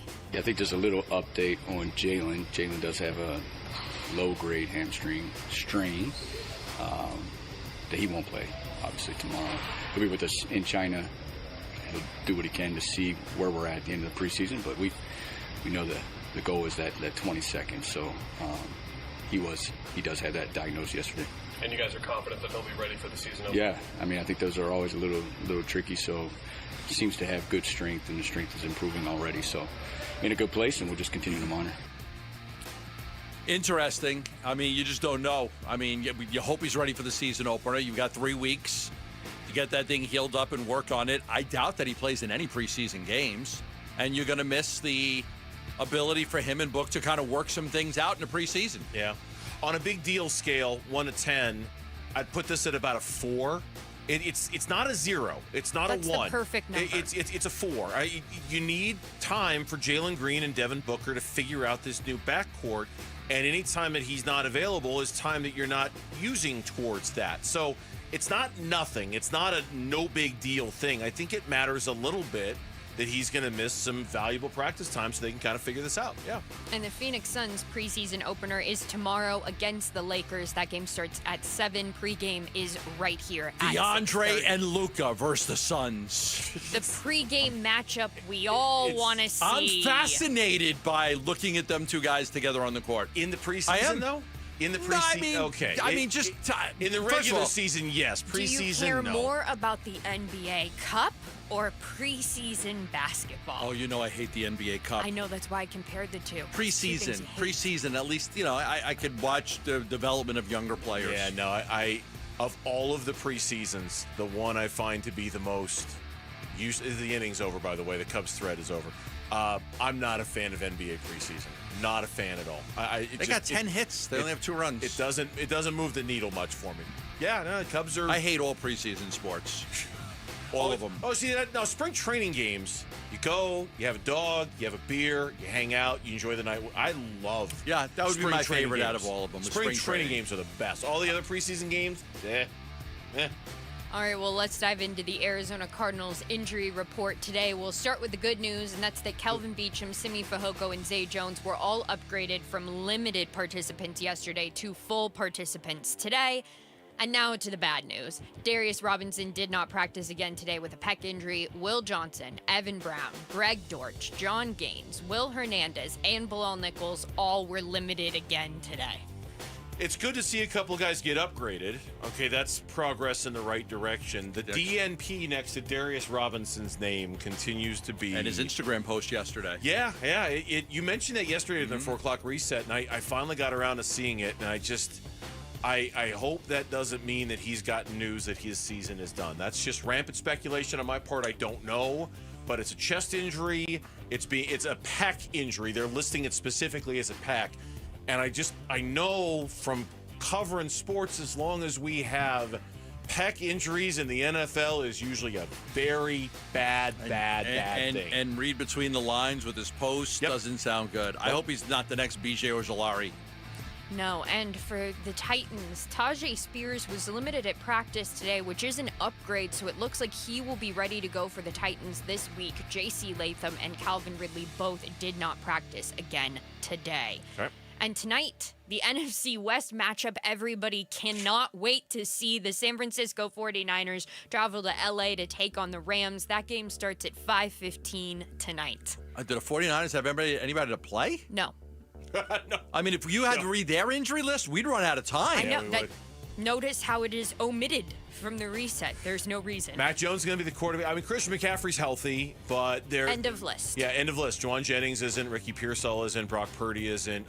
Christian McCaffrey sets the NFL record with 75 touches in a game. It's the San Francisco 49ers are doing the 49ers thing, and the Rams are poised to take a very nice, healthy lead in the NFC West. They look good. We'll see. We'll see how tonight goes, but a lot of injured guys for San Francisco. And finally, a little bit of MLB news. Nick Pecora is reporting that Diamondbacks first baseman Tyler Locklear will undergo surgery this month on both his elbow and his shoulder after there was a collision on the first base bag in September. He needs surgery for that. Locklear is expected to be back at some point next season, though the Diamondbacks do not have a clear timetable because there are not many instances in the MLB of both the player having to have elbow and shoulder surgery simultaneously.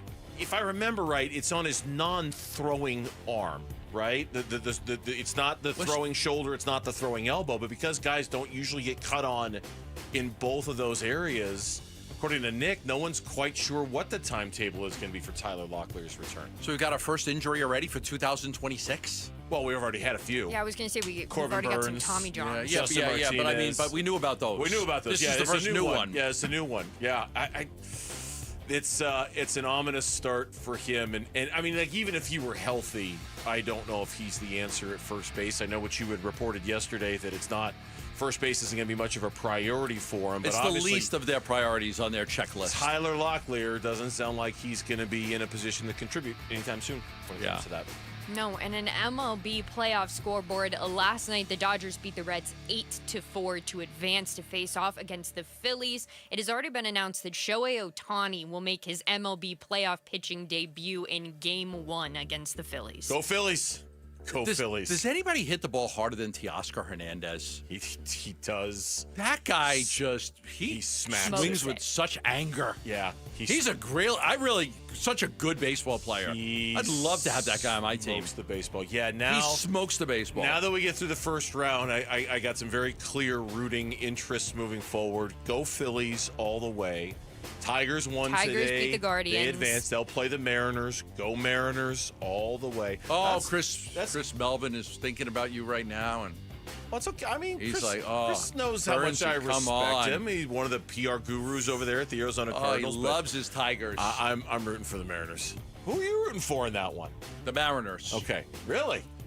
Probably. I love AJ here. I love AJ. It's your boy AJ's my guy. That's your boy.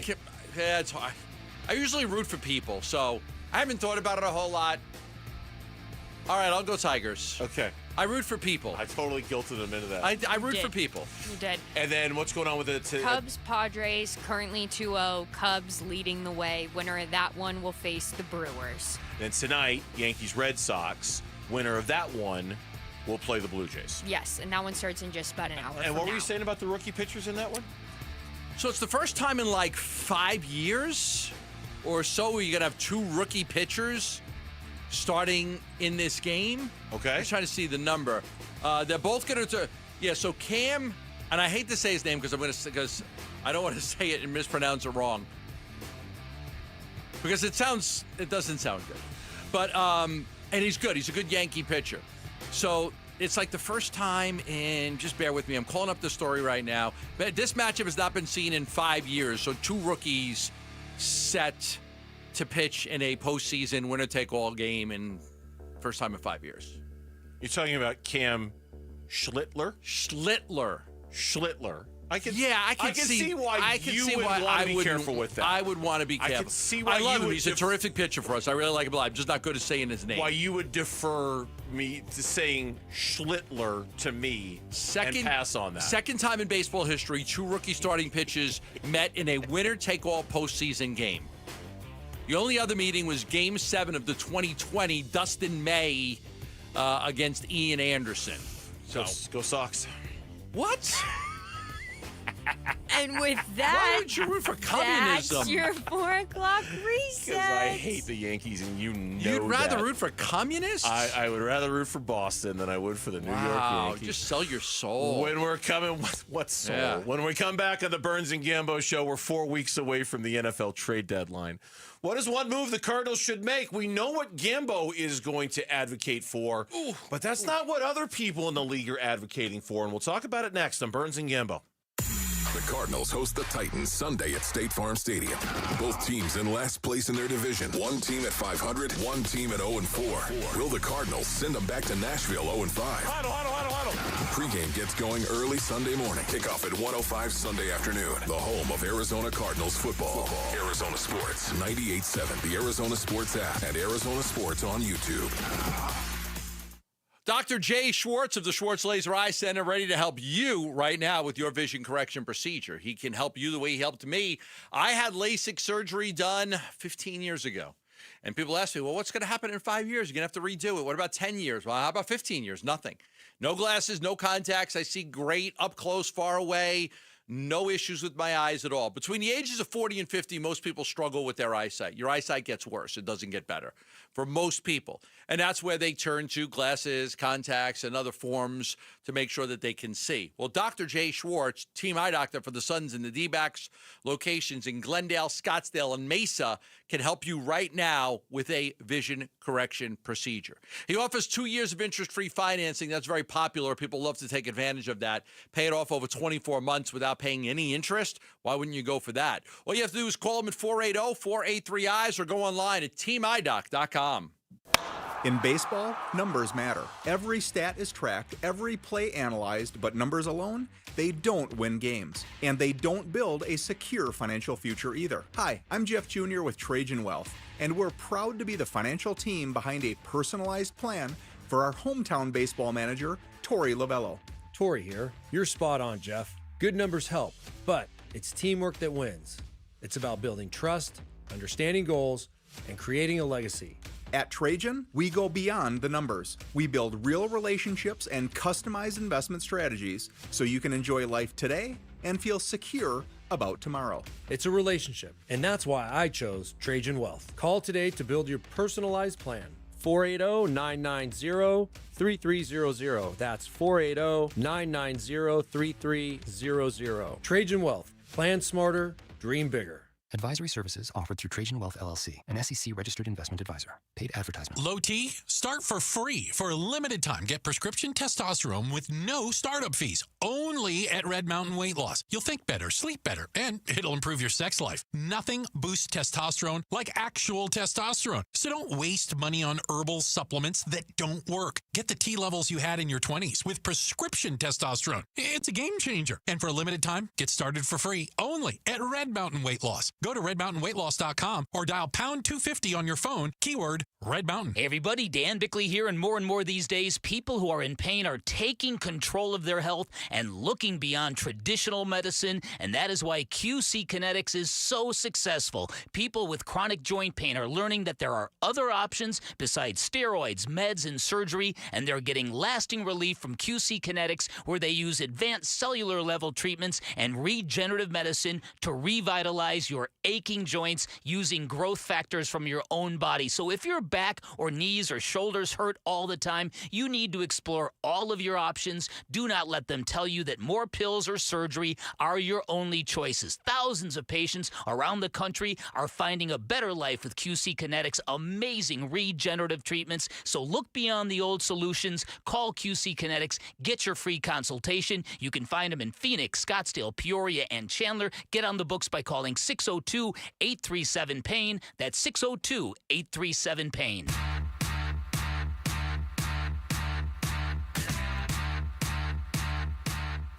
Hey, it's Vince Marotta. Join us for a Football Friday big preview. Cardinals, Titans. Can the Cardinals get back over 500?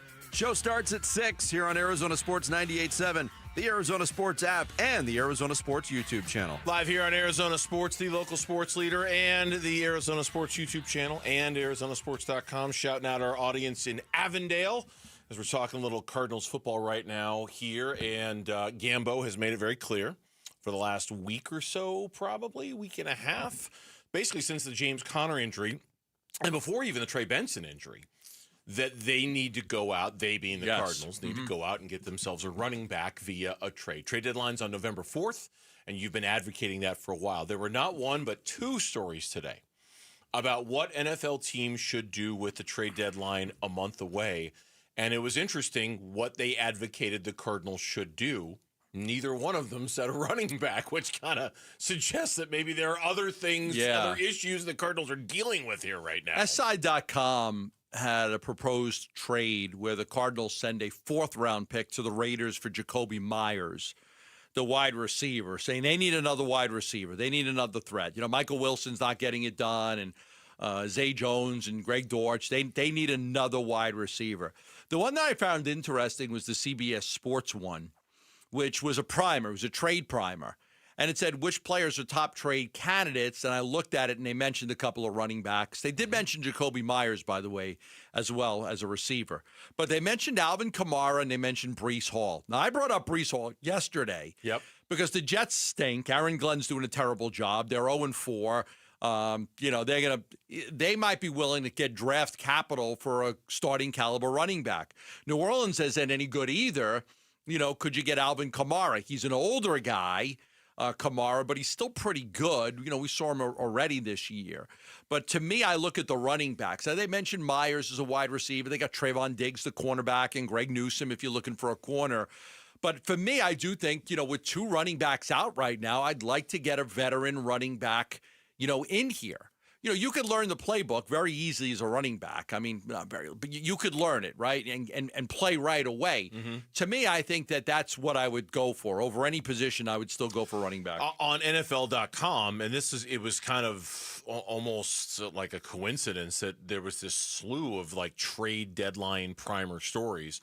The one on NFL.com suggested the biggest need for all 32 teams entering Week 5. And for the Arizona Cardinals, they didn't say wide receiver, and they didn't say running back. They said cornerback. They write, the corner crew has been decimated by injuries. Garrett Williams joining Sean Murphy-Bunting and Sterling Thomas on the IR. Will Johnson's return to practice after missing 2 games is a positive step, but it remains a thin group. And to me, the guy who wrote this, addressing that take precedence over running back even after James Conner's season-ending injury. And I got to admit, like I know you've been stumping for the running back thing, like I said, for a while now. I think you can make a compelling case for all three. I really do, to the point where you could almost, what's 1, what's 2, what's 3 if you were making a list. But I think at its core, you could make a compelling case that if the Cardinals are going to engage in a trade, I think I could make a successful argument for corner. I think I could make a successful argument. You still have Will Johnson and Max Melton. You do. You still have Marvin Harrison Jr. You're thinned out in that room. And look, a lot of people think the Cardinals made a mistake in not getting another wide receiver anyway, in addition to Marvin Harrison Jr. The cornerback room is really has been thinned out all year. If they're one more Will Johnson injury away from being really thin in that room. But weren't they there when Connor went down? You're one injury away from being really thin, and then Benson goes down. Yeah, I guess. Because this is where you and I are going to disagree, because I think the run game failure is more a function of the offensive line than it is the running back room. And you can try to convince me otherwise. You're not going to convince me otherwise. I think it's a part of it. I do. I think it's a part of it. But I don't have a running back with much experience right now. No, you don't. I lost Connor, and I don't have Benson for at least 4 games. Connor's out for the year. There are running backs out there. I mean, I would prefer to go get a running back. Now, I'm not saying that you couldn't use help elsewhere, but I'm not saying you're not saying that. You just got to pick and choose. Like, what do you need the most of? Because I can make the argument when Connor went down, man, you're one more injury away from being extremely thin at running back, and that's where they are. And I would counter that with the argument that James Conner wasn't all that productive behind this offensive line anyway, so maybe that room's not the problem. Whereas Will Johnson, and look, here's where I would make an argument for corner if you're even going to trade somebody. Will Johnson I don't want to say we should have trust issues right out of the chute with Will Johnson, but there was a reason he was there at number 47, right? There was a reason he was available. And so there are going to be, you hope he can stay healthy throughout this whole season, but given the injury history that caused him to slide, he starts missing games, and you start wondering how many games he's going to be able to play. How available is he going to be? It's hard to know for sure, given that was the thing that caused him to slide on draft day. Yes. Yeah. I like what I saw out of him in the times he played. I do like what I saw. I loved what I saw. This isn't about his ability. This is about his availability. Sure. Yeah. I can make an argument for running back, cornerback. I could even make a wide receiver argument. They say, go get Jacoby Myers. Okay, I can make an argument that's, if you're not going to 41 passes to 17 rushes the other day, if that becomes more of the norm, yes, I could use another wide receiver. If I'm going to throw the ball that much, I might use another wide receiver, because none of us are sold on anybody, and even Marvin Harrison Jr., not that we're not sold on him, we still believe in him, but what's behind Marvin Harrison Jr. has not been good. So I could even make an argument for a wide receiver. Yeah. Now, they'll address, you can bet the bottom dollar, they're going to get a wide receiver in the draft next year. And they're going to get another corner in the draft next year. And maybe another running back in the draft. And a running back in the draft next year, because next year might be just the opposite. When we get done with the draft, like, hey, all offensive players. Everybody was offensive except for one. Monty got an offensive tackle. He got a running back. He got a wide receiver. Probably exactly what's going to happen. They're going to spend all their free agent dollars on offensive players, all of their draft picks on offensive. I think the good thing about this trade deadline, which is, like I said, November 4th, I think it benefits the Cardinals a little bit that they only have 3 games that they play before the trade deadline. You know what I mean? So there's because of the bye, because they have a bye in there, so that it's one more game for them to kind of one less game for them to figure out what they need and for them to give up an asset. Does that make any sense? Like like if there was another game in there, they might feel compelled. Hey, we have to do something before the deadline, because we've got a full slate of games before we get to we need that player now. We need that running back in here now. We need that cornerback in here now. But because they only have 3 games before the deadline, they might be like, we can take this thing right up to the deadline because we only have 3 games that we're playing instead of 4 games that we're playing. Yeah, okay. I mean, I see that. But is there an argument to be made that we're making a lot of arguments here? I mean, but why wait till the trade deadline? If you can make a move now, make a move now. Benson's out for 4 weeks. If you can get a running back in here next week, make a trade now. Why wait? Just because you want to see if your changes on your offensive line, if you're going to make changes on your offensive line, if that revitalizes the running game on its own. You know, like if you're going to bring in Will Hernandez, or if you're going to improve your blocking scheme on your offensive line, and that's going to get better. If that does what it needs to do to your running game, then you can focus the trade deadline on other positions if you want. I get it. You really want a running back, and I understand that. I really, really do. I think there's an argument, here I go again, an argument to be made to seeing if you can get your offensive line fixed first before giving up capital on a position that you might already have enough at. That's all I'm saying. The sooner you can get help, the better off you are. It's almost like when who did the Diamondbacks trade right away? Was it Naylor or Suarez? Who did they trade right? They traded Suarez early, wasn't it? Naylor was the first. Naylor was the first. Naylor. Yeah, Naylor went like a week before the trade deadline. Naylor. So I think the sooner you can get help, the better off you are. Coming up next here in the Casino Arizona and Talking Stick Resort Studios, Mike Hazen and Troy Lavello tied at the hip, and they will remain tied at the hip. That's next on Arizona Sports. Wolf and Luke, middays 10 to 2. The Titans have scored 12, 19, 20, and 0 points so far this season. The lowest point total in the NFL, 51 points. Yeah. The Cardinals' defense has an opportunity to win them this game this weekend. If ever there was a game where you look at this and you say, this is a game the Arizona Cardinals must win, even though it's not a must win, it would be this game right here. Wolf and Luke, middays 10 to 2 on Arizona Sports, the local sports leader. Do Crohn's disease or ulcerative colitis symptoms keep coming back? Tremfya, guselkumab, may help, with rapid remission achieved at 12 weeks and lasting clinical remission at 1 year. Some even saw visible improvement of their intestinal lining at 12 weeks and 1 year. Tremfya is a prescription medicine used to treat adults with moderately to severely active Crohn's disease and adults with moderately to severely active ulcerative colitis. Serious allergic reactions and increased risk of infections and liver problems may occur. Before treatment, your doctor should check you for infections and tuberculosis. Tell your doctor if you have an infection, flu-like symptoms, or if you need a vaccine. Healing is possible with Tremfya. Approximately 3 out of 10 patients were in endoscopic remission at 1 year, based on areas visualized on colonoscopy, which may not represent the deeper bowel layer or entire GI tract. Individual results may vary. Ask your doctor about Tremfya today.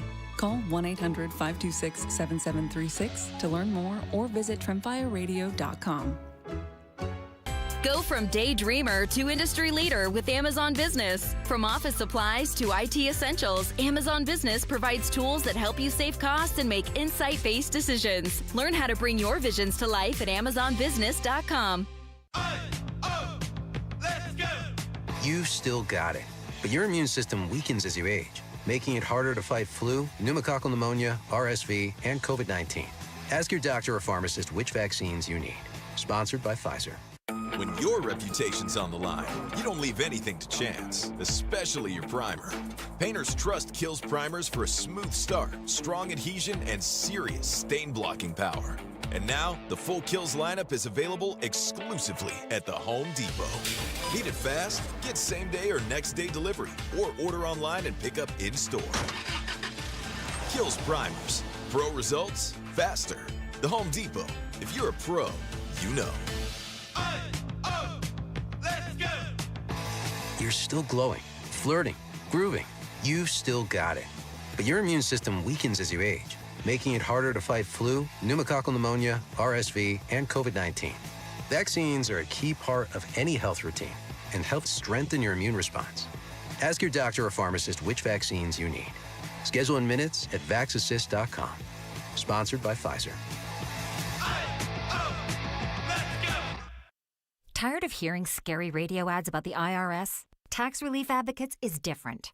TRA is here to tell you that if you owe money to the IRS, whether it's $5,000 or $500,000, we have a solution. TRA can eliminate or reduce what you owe to the IRS with zero risk to you. We have over 1,000 5-star reviews on Google and an A+ with a BBB. End your tax nightmare today by visiting TRA.com or call 800-583-6681. That's 800-583-6681.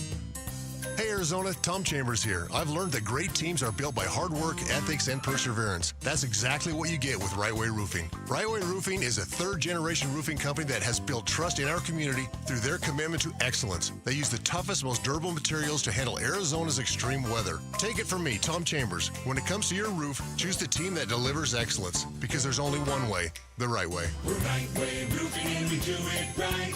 We'll always keep you watertight. Ready! Hi, my name is Brent Sanderson with Ready Services Plumbing and Air Conditioning. What makes Ready Services Plumbing and Air Conditioning a great choice for customers is that you know when Ready comes to your home, you're going to get an honest assessment, a positive experience from start to finish, a very comfortable, no sales experience. Our mission is to come in, assess the situation, troubleshoot, and solve your problems and leave you smiling. ReadyServices.com. Ready.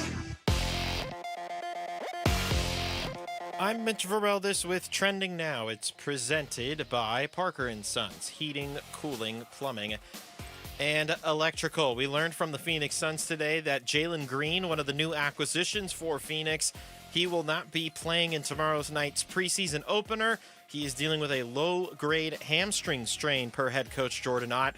Ott told the media that he will travel with the team and then travel with the team to Macau next week, and that they're targeting for Green to be back and ready before the season opener on the 22nd.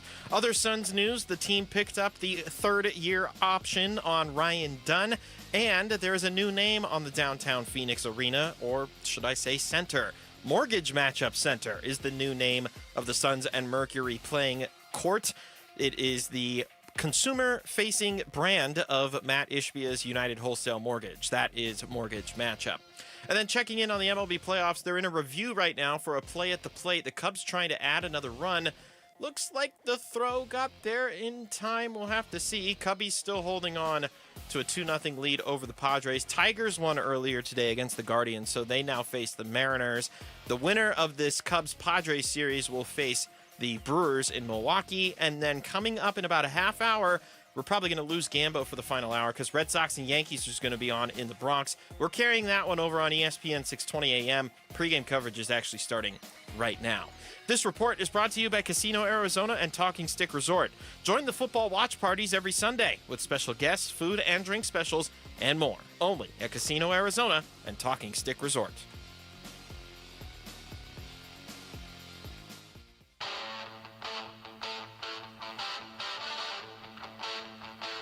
Hey, it's Vince Marotta. Join us for a Football Friday big preview. Cardinals, Titans. Can the Cardinals get back over 500? Show starts at 6 here on Arizona Sports 98.7, the Arizona Sports app, and the Arizona Sports YouTube channel. So we had Torey Lovello on the show earlier for the final time in 2025, at least for the 2025 season. Obviously, Monday was the day that he and we found out that Torey Lovello was going to be back. And when we had him on, Gambo asked him the question, if he thought he was going to be back. Did he think he was going to be retained? I did. I really believe that I was still on board with what was going on here. I know that there was going to be some meetings over the weekend and through Monday. And, total transparency, Mike let me know that there's going to be discussions, and we're going to let you know what's going on after the weekend. So I said what I said, and I meant it. I gave my best effort. And, of course, I'm concerned, but I knew that I had to pass a few tests with a few very important people, and luckily they saw enough of me to come back for a 10th season, and I'm very honored by that. Earlier this week, Gambo, he said he would have been at peace had the club decided to move on, knowing he did the best job he could. But he described Monday, and I quote, as a really big day in my life, close quote, because he was told he was going to be back. So clearly he sounded confident. I had a pretty good idea I was going to be back. He didn't know for sure he was going to be back. No. And I thought when Ken said before the Monday meeting, this is the most disappointing season that I've ever had because the expectations were so high, it led some people to believe. Now, I just said what the quote was. I'd spoken with Ken, I think, over the weekend. Sunday afternoon, I think. Sunday afternoon, and said, can I quote you on that? Can I quote you on that? And, he said yes. When I saw that tweet, I thought, let's be Monday. Are you cracking a beer over there? Yeah, it's time. It's beer 30 for Kim. Wow. We're 2.5 hours in, and Kimbo needs a beer or a Topo Chico lime flavored. Yeah, that's carbonated water. I thought, not that I thought Torrey was gone, but like on Monday morning, I was more attuned to, is this something we're going to be talking about? Is today a big day of reckoning for Torrey Lovullo? We found out fairly early in the day that he wasn't going anywhere, but I wasn't really thinking about whether that was the thing to worry about until I saw your tweet and until I saw that quote from Ken in your tweet. Then I was kind of wondering about it. It was more than any other season, there was more of a call from the fan base for them to make a change. Without question. Now, fans, then the Diamondbacks aren't monitoring social media and taking any of those discussions that people are having into account. They're not. They're not basing a decision on what people on social media are saying because they don't really know what's going on behind the scenes. The Diamondbacks ended up with like 18 rookies playing for them. Their payroll was down under like $100 million with, after what it started out, what it ended up with because they had to play all of those young guys. And they did go 11-5-1 in the final 17 series. Mm-hmm. And they played good baseball, and they gave themselves a chance. But still, there was more of a call for them to make a change this year than any year I remember. Not that they were listening to social media necessarily, but that social media kind of reflected how they might have felt about Torrey, too. Like they might have been just as frustrated with Torrey's performance as some of the fans were because, this season was such a disappointment, especially at the start. Mike Hazen, when he was on Wolf and Luke yesterday, was asked about continuity with him and Torrey and their relationship and how far back they go as being a factor in bringing Torrey Lovullo back. He said it wasn't a factor at all. Yeah, a lot of that probably had to do with it. Continuity was not a factor. Continuity I value. Continuity is not at the top of my priority list, honestly. I know I hear this a lot. Our relationship is not at the top of that list. That is false. We are in a business, a very, very significant business, and my job is to win baseball games. It's not to, have a great dynamic everywhere. I think we have a very challenging dynamic. I understand that, we are in charge of putting the best in front of our players. You had said earlier in the week that if Mike felt like Torrey was no longer best suited to be his manager, he would have moved on.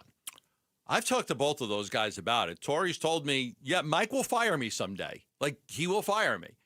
And I've talked to Mike about it in the past. And I don't think Mike, Mike's keeping Torrey because he thinks he's a good manager. Yeah. And he's the right guy. Mike would have no problem firing Torrey if he did a terrible job. I agree with Mike. There's nothing to that. Yeah. Torrey also said, one of the things he said during his exit interview with the media a couple of days ago was that he's going to impress upon the team in spring training that they need to start faster next year, that there needs to be more urgency out of the gate. How does that look? Yeah, create that urgency. Coach is putting a little bit more pressure on the players to go out there and execute a play in spring training rather than say, okay, we'll wait till tomorrow to get that done. What we have done in the past is have a do-it-again mentality. Nope, it's wrong, do it again. You missed the ball, do it again.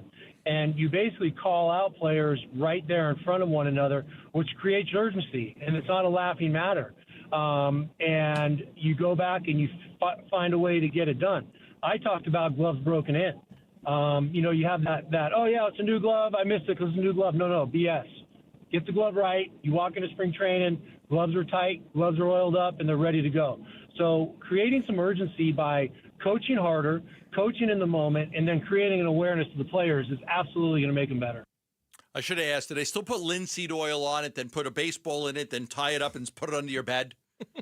Because that was the best way to do it. It was the best way. Rub that linseed oil on, you So put they're the ball doing in a the glove, and then commercial you're... of like the whole breaking in the glove Oh, thing during yeah. the playoffs, and there's they're machines that sleeping do it on now. it, they're running it over with the car, they're smacking it against the counter, and I'm like, I used to do all that. They Running got it- machines now that break I the know. glove in for you at these places. You buy a glove, and you want to...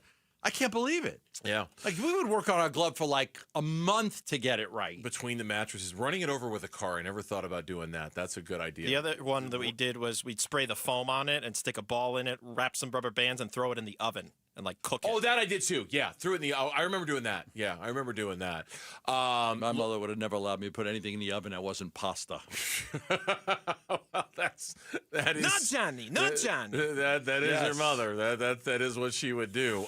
He also said, look, if you're not about the playoffs next year, we will sniff you out. We will sniff you out, and we will. It's easy to say that now in October than it is in March. I love that comment. A lot of people are talking about that. The one that will sniff you out. You have it? No, I don't. We're making the playoffs next year, and if you're not on board with that, I'm going to sniff you out, and you're not going to be here. Tough talk. I think, and I don't mean it's false talk, but it is tough talk. I think we'll see a different Tory next year. You think so? I've got nothing to lose. I don't have I have nothing to lose. Well, last year my contract. I was floored. Look, after the game when McCarthy was supposed to bunt, I talked to Tory after that game. I was at that game, and so after the media gets out, I talked to Tory a little one-on-one, and he told me like what was supposed to happen. Like McCarthy was supposed to bunt, and I told him, Tory doesn't usually then go and say something to anybody. But like 2 days later, he said, yeah, McCarthy missed a sign. Now, I had told you that night, I think I texted you that night on my way home. McCarthy was supposed to bunt. Yeah, you did. I think Tory needs to do a little bit more of that. I mean, he protects the players, and I get it. And I understand that it's probably the right thing to do most times. But there are some times it's okay to call out your players. Yeah. No, but you're right. That one about the I'm going to sniff you out and you're not going to be here comment. And then going back to Tory's transparency, I thought he was extremely transparent over the weekend when he basically admitted, hey, look, when the baseball game starts, I'm in charge. Everything up until that moment, we're kind of making decisions by committee around here. Now, I think that happens in a lot of baseball stadiums. I think that with a lot of baseball managers. I don't think that's just the Diamondbacks, but he wanted everyone to know when the game starts, I'm making the decisions, but everything up until then, it's a committee. It's a think tank around here. One more real quick from Tory. Full staff returning next year. Here's what he said. We're going to bring back the same coaches. I explained that to everybody today on our first off-season Zoom call. Where they land and what their roles are will be fairly similar, but I'm not sure what the moving parts will mean down the road. But we did bring in 4 new coaches this past year, and that's not a reason for growing pains or making mistakes early. But there was some newness. It was very unique trying to get to know this many coaches. Me personally, the coaches to the players. So I feel like if we bring back the same staff, we're going to hit on all cylinders the minute we walk into spring training next year. And that's even starting earlier. They're going to be able to have these relationships with players that they've already established over the past year. So the same people, but if I'm reading his words right, could move people around. Perhaps some changing of roles within the people, which I think is interesting. I don't know what that would look like necessarily. Same people back, but maybe asking them to do different things. Yeah, because I had some people even ask me, hey, Matt Williams is available. He's a good third base coach. Would you bring him in? And But no, they're going to stick with the coaches that they have. When we come back, death, taxes, and a new Phoenix Suns acquisition who might not be ready for the first game of the season. Well, you got to go there. That's next. You got to go there. That's next on the Burns and Geppo Show. The Cardinals host the Titans Sunday at State Farm Stadium. One team at 500, one team at 0-4. Will the Cardinals send them back to Nashville 0-5? Huddle. Not to slight college football, but this is not a 0-4 college football team that has no chance of winning. Everybody in the NFL has a chance to win every game. They got really good players, really good coaches, and we got to play, like I said, probably our best game to get a win. Pregame gets going early Sunday morning. Kickoff at 1:05 Sunday afternoon. The home of Arizona Cardinals football. Arizona Sports 98.7. The Arizona Sports app and Arizona Sports on YouTube. Nowhere can you buy a GMC for less than you can at Liberty GMC. 87th Avenue and West Bell Road in Peoria, or online all the time, libertygmcaz.com. They've got it all. Terrains, Acadias, Yukons, Sierras, Sierra Heavy Duties, Canyons, all at the best deal you can find in the Valley, and brand new at Liberty GMC, a service department that goes above and beyond again and again and again. Brand new at Liberty GMC with their service department. Concierge service. They'll pick up your vehicle. They'll come to you. They'll pick up your vehicle. They'll perform the service. They'll return it to you. If you're a small business owner, it's awesome. If you crave the convenience of this service, it's awesome. Either way, it's awesome because Liberty GMC is doing all the work. They're coming to get in your car. They're bringing it back to their place. They're bringing it back to you, and you don't need to lift a finger. 87th Avenue and West Bell Road in Peoria. Online all the time. LibertyGMCAZ.com. GMC, we are professional grade. Hey everybody, Dan Bickley here, and we all know summers are never ending in Arizona, where it's way too hot outside for your AC to not be in tip-top shape. Call the pros at Parker & Sons for all your heating, cooling, plumbing, and electrical needs, a company that has served the Valley for 50 years. They have got your back 24/7, and when you need them, they'll be there in minutes, not days. Call 602-2-REPAIR. That's 602-2, then REPAIR for Parker & Sons. Homeowners, are you wanting to move but feel stuck? Call Carol Royce of Your Home Sold Guaranteed Realty. Many home sellers face a catch-22, risking owning two homes or none at all. Skip the stress with Carol's Guaranteed Sale Program. No double mortgages, no getting stuck. Carol will guarantee the sale of your home at your agreed-upon price and time frame, or she will buy it so you can move with certainty. Call Carol Royce today, 480-776-5231, or visit carolhasthebuyers.com. Carol and seller must agree on price and possession. I'm Ultima Morgan of Morgan & Morgan. Every time one of my children started driving, it was terrifying. I am quite aware of the dangers being on the road. Thousands of accidents happen across the country. We see it every day. These families' lives will be changed in an instant. We fight for these families as if they were our own. We've become America's largest injury law firm by winning cases just like these. If you've been injured in a car accident, call us. Injured? Dial # law or visit forthepeople.com for an office near you. Last year in Arizona, more than 121,000 car accidents were reported. Over 1,200 were fatal. Imagine you're one of those drivers. The light turns green. In a split second, everything changes. A crash leaves you fighting for your life, unable to speak, make decisions, or protect your family's future. Without having the right legal documents, the courts, not you, decide who speaks for you. That process is costly, time-consuming, and could tear families apart when they should be pulling together. With a comprehensive plan from RJP Estate Planning, including a living trust, powers of attorney, and healthcare directives, you stay in control, and your family stays protected. Trusted for over 35 years, RJP Estate Planning helps Arizonans plan for life's whens and what-ifs. Call 480-576-5457 by October 2nd to save 55% on RJP's Living Trust Package. That's 480-576-5457. 480-576-5457. It's October everywhere, but at Tim Hovick Santan Ford, it is Bronctober. It's Wolf here, and all Broncos are on sale right now. Tim's got all the Bronco trim levels, a legit selection, all on sale. When affordability is your game, then Bronco Sport is the ticket. Select Bronco Sports priced below $29,000. It's the original Bronctober sales event at Tim Hovick Santan Ford, located at the Santan 202 Freeway at Val Vista Drive in Gilbert. Restrictions apply. See dealer for details. All offers expire 10/31/2025. The The Burns and Gambo Need to Know Social Poll Update. Presented by Sanderson Ford. Okay, just real quick, because I'm not one to react to something I'm seeing on social media, but I'm seeing on social media that Ichiro Suzuki played right field during the Mariners split squad scrimmage yesterday to get ready for the playoffs. That's cool. How old do you think he is? Ichiro? Mid-40s? I was going to say 48. Yeah, 40. I was going to say 46, 47. 51. He's 51 years. He's his jersey. He's 51 years old. Wasn't he 51? Wasn't that his number that he wore? No, that was RJ, obviously. Well, I know, but didn't they kind of both? No, it was his number. Yeah, it was his number. He's 51 years. I swear, I'm watching video He'll be of him, 52 in a couple weeks. and it doesn't look like he's aged a day out there. He did the Julio no-fly thing, too, when he made a catch. That's solid. That's great. Good for him. Wow, he's out there.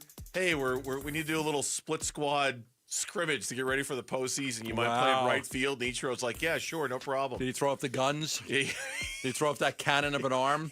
It looked like he's lost a little on his arm. I just saw him make one throw into the infield, but did he hit the cutoff? He missed the cutoff. Oh, he got a little short of the cutoff. Anyway, wow, that's crazy. Anyway, not for nothing. That's not what we're talking about here. Mitch is here. I could keep talking about baseball if you want. I'm sure you could. Mitch is here. He's got the update on our social media poll question of the day. Yeah, we've absolutely lost Lauren. Cubs are up 3-0, bottom of 8th. She's prepping the W flag to fly. No, I'm kidding. She's recording her Cardinals Corner podcast, yes, with Tyler Drake. So poll question has to do with ASU football because as Gambo pointed out in his email today, there's an upcoming quote-unquote gauntlet of teams that the football team is going to face after their bye. On the road against Utah, home against Texas Tech, home against Houston, and then on the road against Iowa State next month. So we're asking which future ASU football opponent concerns you more. Those are your 4. Texas Tech. We disagree. Texas Tech. I'm with Bernsey on this one, if I may say. It's the road. Okay, just fine. Just going on the road.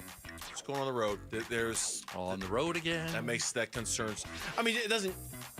I'll tell you what. It's just because it's just tougher to win on the road. So that's why I picked that. To your point on the road and what we've seen from the home crowd, I'm curious to see how the home crowd comes into effect when it is Texas Tech coming to town. Not to dismiss TCU or Texas State or NAU, but how does the crowd handle Texas Tech, who's been one of the better offenses in the Big 12 this year? The home crowd has been phenomenal so far at Mountain America. In what way? Just like their impact, because there were comments after how loud from TCU. they get on third down. Yeah. So you're talking about the in-game stuff, not just showing up. Right. But I can think you they'll show really up. contribute? Yes. Yeah. Now, 100%. what would the band do when you're in a big situation and facing come on? Well, we have a list of songs that we go through. Like we have YYZ that we play on defense. Yeah. We'll play Iron Man. Do you know Carmina? That's a popular one within the band. But that one gets drowned out by the big bell sound on Would third you down. play any Bad Bunny songs? No. Okay. But we haven't Just learned asking. them yet. Yeah. It's not that we don't like Bad Bunny. Neither have I. No. And Gambo won't either. This was a tightly contested poll question earlier. What do we got? Yeah, you two have the popular picks, but Gambo the most popular pick. Almost 50% are going with Texas Tech as the team they're most afraid of. 24% for at Iowa State, 23% for at Utah, and only 3% concerned about Houston. All right, so thank you, Mitch. We appreciate that. Houston, we don't have a problem? Houston, we don't have a problem. They're not that good. What was it about this tease you didn't like? Death, taxes, and a new Phoenix Suns acquisition who might not be ready for the first game of the season? Yeah. Jeez. What, too soon? I mean, we just like... Too soon? Yes. I didn't write that for what it's worth. Mitch wrote that on the other side of the glass, but too soon to... Yeah, Jalen Green, hamstring injury, out, not going to play in a preseason game against the Lakers tomorrow. He's going to make the trip to China, but he's not going to play. We don't expect him to play. They're optimistic that he can be ready for the start of the season. I was told probably 2 weeks. That he'd be out 2 weeks? 2 weeks. Okay. That's what I was told when I sent the message and I wanted to get an answer. They told me 2 weeks. Yeah. Now, he'd be in line to come back and play for the regular season. It's probably not that big of a deal. The only reason why I'm attaching any kind of significance to it is that Jalen Green and Devin Booker need all the time they can possibly get together to develop their game around each other. Yes. It's the most important thing facing the Suns this year. I'm like, if this team really is going to be better than people think, it has to start there. They are your two best offensive players. They have to figure out how to coexist in that backcourt. Yeah, and that's the thing in hoping that this team plays better than most people are predicting them to. You want to have that's going to be your number one and number two scorers. They've got to develop some chemistry together, and they haven't played together. And so that's what I was hopeful for. They'd be healthy, and you'd have a good preseason out of them. Yeah, and so that's not going to happen with Jalen Green. We already saw where Mark Williams is. They're being very, very cautious with him, given his injury history, in terms of the playing time he's getting. I don't think he's done 5-on-5 yet. So there's a couple of key guys for the season who aren't off to the best starts when it comes to their preseason and their availability, which kind of dovetails perfectly into the story that was on ESPN.com today. And this was one of those no surprise stories at all. NBA teams that gained or lost the most roster value this offseason. The only surprise I had was the Phoenix Suns weren't dead last on this. The Boston Celtics. Right. That was truly the only surprise. Like, I knew the Suns were going to be, I thought, the worst in terms of what they lost. The Celtics were the worst. The Suns were the second most. Yeah, absolutely. I mean, it's, I obviously with the Tatum injury, they decided to just blow everything up. No Porzingis and Drew Holiday, and they just blew the whole thing up because, hey, if we don't have Tatum for the year, we're not going to pay all this money and pay all the tax and all of that stuff. So they blew the whole thing up. So, yeah, the Suns had a lot of changes. There's a lot of talk about Kevin Durant in Houston, and they lost Van Vliet. The tough part for Phoenix, again, is if they have a really bad season, they don't have their first-round draft pick. Yeah. So they don't have their first-round draft pick. I believe Washington receives the better pick out of this year. I'd have to go back and double check. I'll be honest with you, I've lost track. I'm being honest. I can't even remember who, because it's so convoluted and so complicated. But yeah, but we already know that they don't have control of their own pick this year. Yeah, and it's going to be like that for a while. Right. We need to get used to it. And to be fair to this ESPN story, like NBA teams, and they measured it by wins above replacement, what you added in wins above replacement, what you lost in wins above replacement. They said the Suns were 29th, the Celtics were 30th. To be fair to the Suns, they said this was the type of offseason that was necessary for the Suns to hit the reset button. I mean, they weren't ripping the Suns for losing all that value and not getting that value in return. They just said this could be a very painful transition for post Durant. And I think you're right. The not having your draft picks part makes it really painful because you just don't benefit from being bad.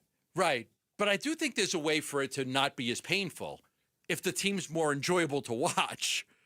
And there was no joy in Phoenixville last year. Over wins, though? I mean... I know that's a very delicate line to walk, but yes I believe so. Because I think the enjoyable to watch thing only gets you so far if you're not winning many games. I understand what you're saying, but I hated that team the last couple of years. I know you did. And the fans hated that team. They did. And it was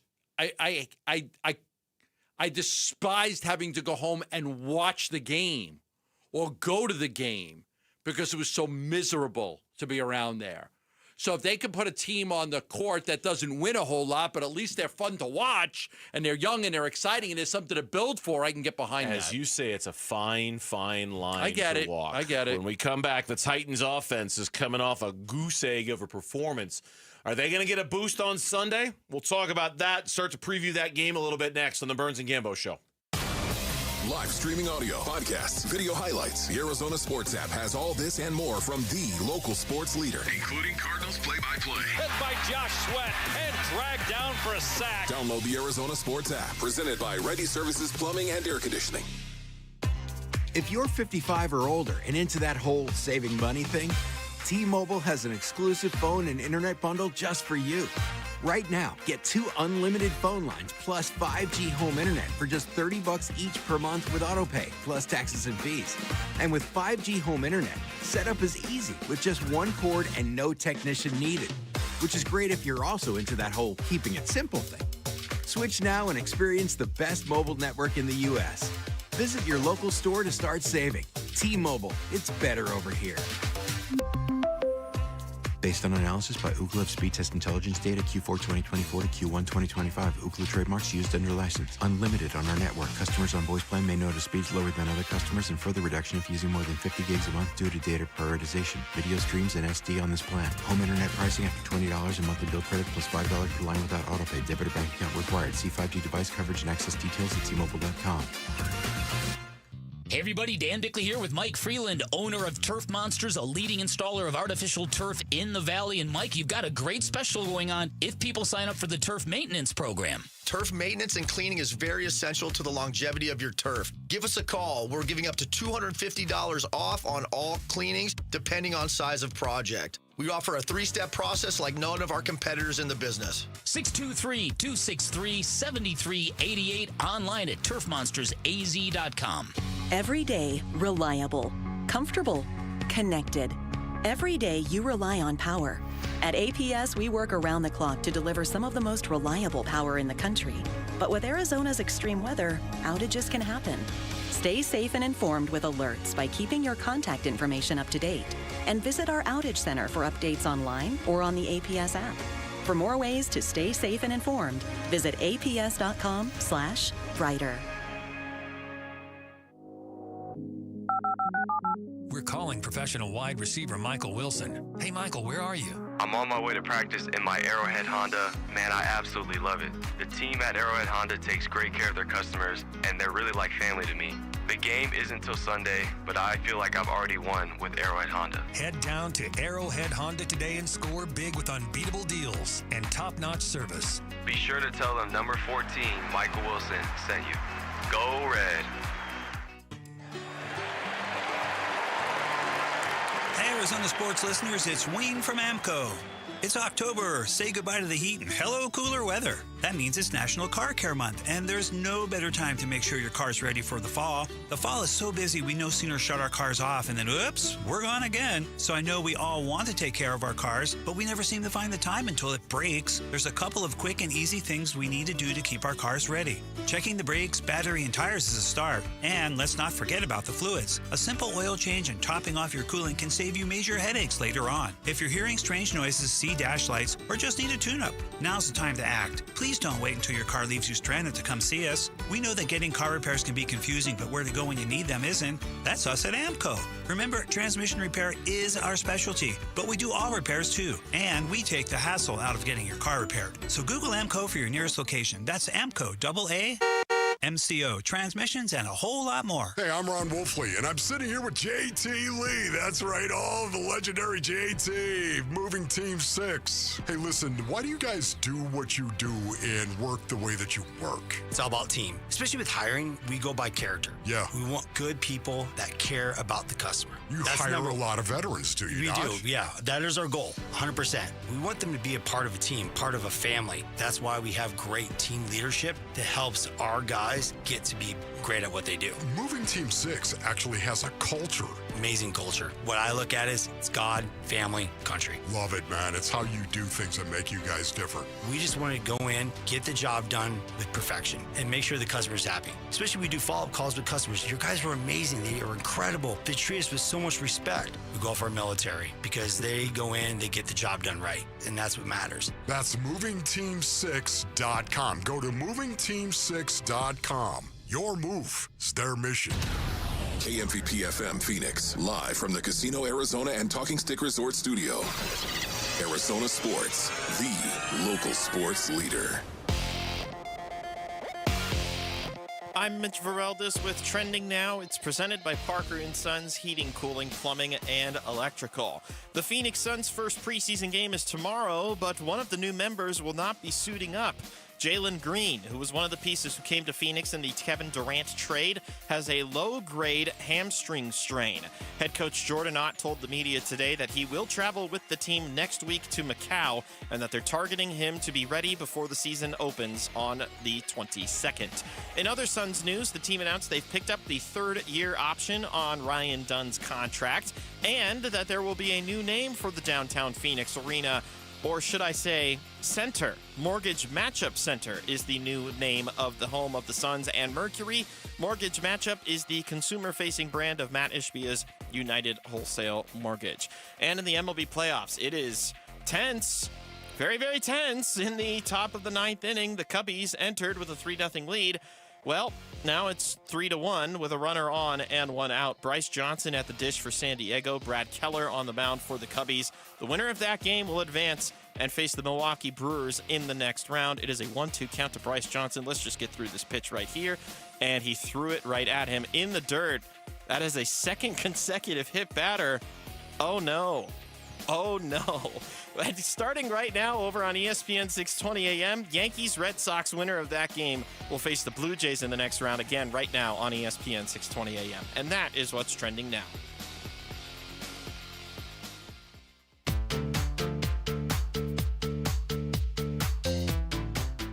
Hey, it's Luke with Jalen Green out for the Suns preseason opener. What are we going to be watching for when they take on the Lakers in Palm Springs? That's tomorrow at 10 a.m. It's Wolf and Luke on Arizona Sports 98.7, the Arizona Sports YouTube channel, and the Arizona Sports app. Ruh-roh. Yeah, ruh-roh. Padres get a home run in the top of the ninth to make it 3-1. The Cubs pitcher gets a very generous strike 3 call on Xander Bogaerts. Okay, that ball wasn't anywhere near the strike zone. It wasn't anywhere near the strike. That was so low. A robot so overturns that, right? But it doesn't. So it's 1 out, and then almost as if baseball karma paying the Cubs back for the strikeout that should have been, the Cubs pitcher hits back-to-back San Diego Padres, and now the go-ahead run is at the plate. The tying run is at first. Should be bases loaded, nobody out. Should be bases loaded, nobody out, and instead it's first and second, 1 out.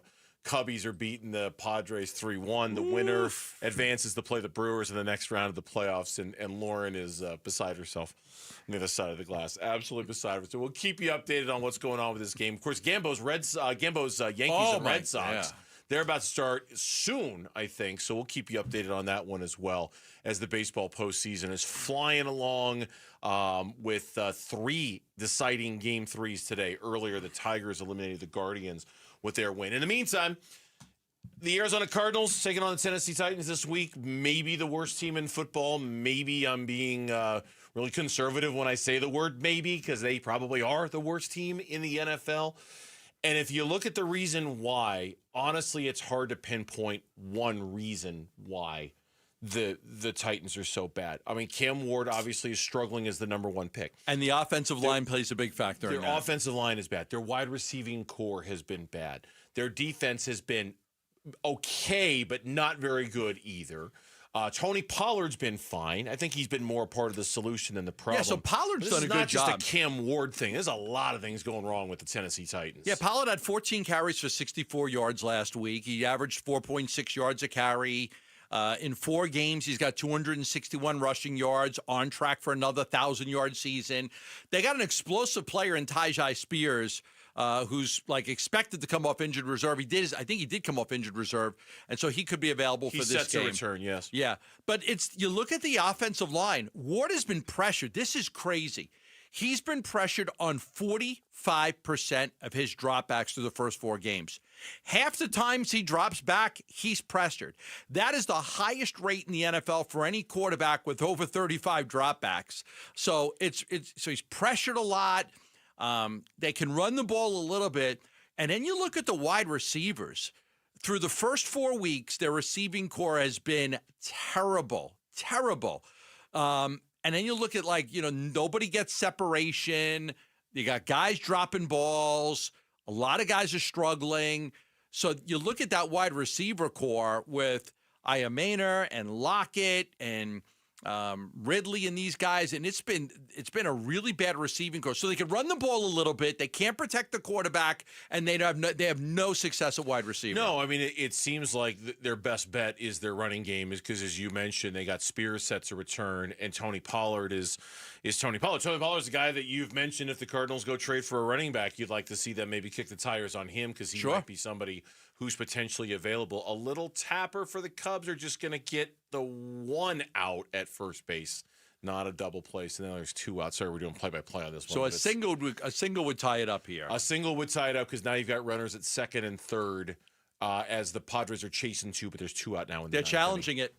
They're challenging They're to see whether challenging it. he's out See, he at came first. off the bag at first base. Yeah, maybe. We'll see how this challenge goes for the Padres and the Cubs. But yeah, I know it's easy to like blame Cam Ward for all of this because he's a rookie quarterback. Yeah.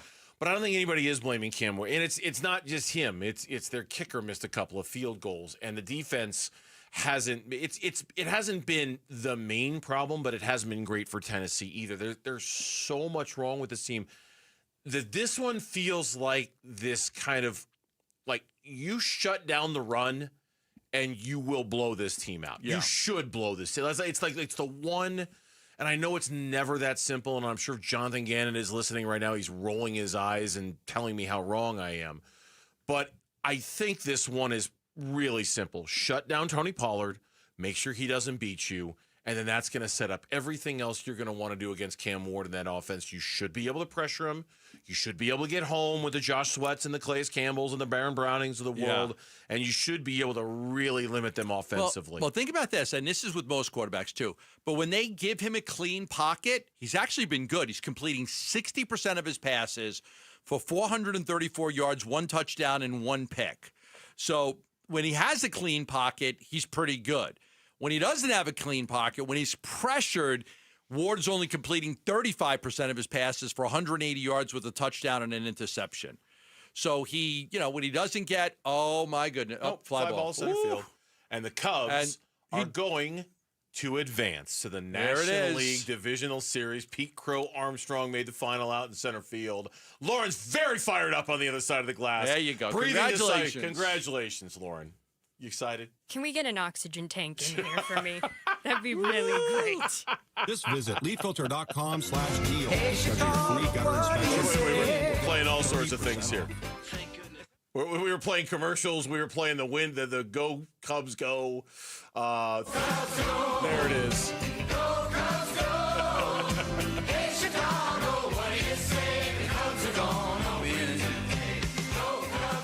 3-1 the final.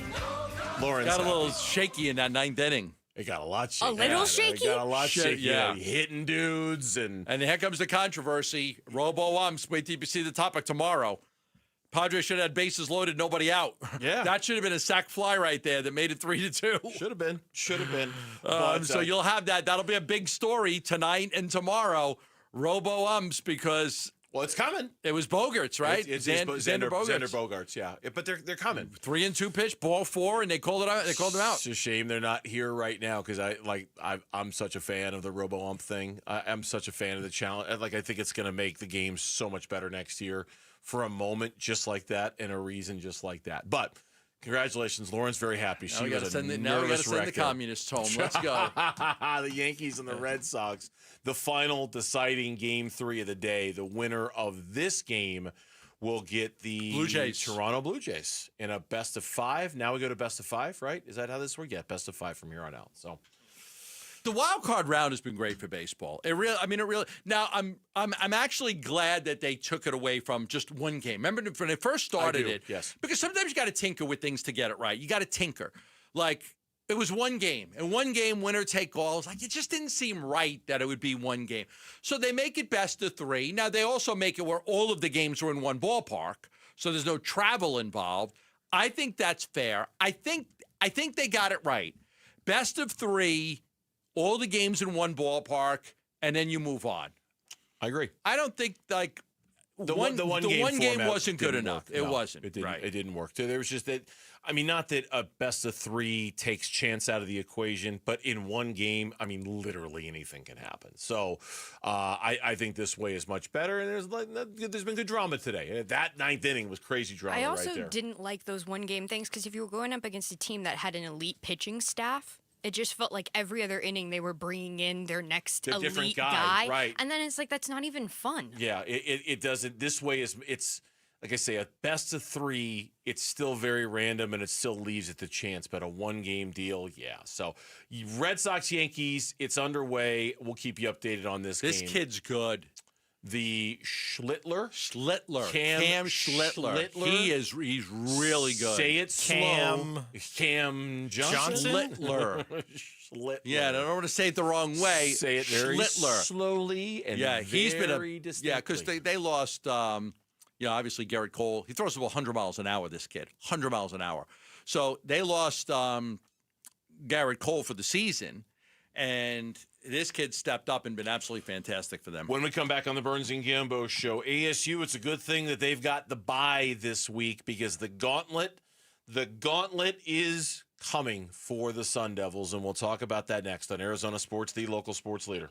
Bickley and Morada mornings. Geraldo Perdomo talking about what happened at the trade deadline and how he wishes it didn't happen at the trade deadline. There was no reason for the front office to keep that together at the trade deadline. No, I agree. The way that they were playing, I don't think I've ever seen a team as affected by trade rumors. Had they been playing competent baseball around the deadline, I don't think Mike Hazen is as quick to do it. Well, listen. And we might be previewing a wild card series right now. Absolutely. But they played their worst baseball right around that time. They made it an easy decision. They sure did. Bickley and Morada, mornings on Arizona Sports, the local sports leader. Low T, start for free for a limited time. Get prescription testosterone with no startup fees. Only at Red Mountain Weight Loss. You'll think better, sleep better, and it'll improve your sex life. Nothing boosts testosterone like actual testosterone. So don't waste money on herbal supplements that don't work. Get the T levels you had in your 20s with prescription testosterone. It's a game changer. And for a limited time, get started for free only at Red Mountain Weight Loss. Go to redmountainweightloss.com or dial pound 250 on your phone, keyword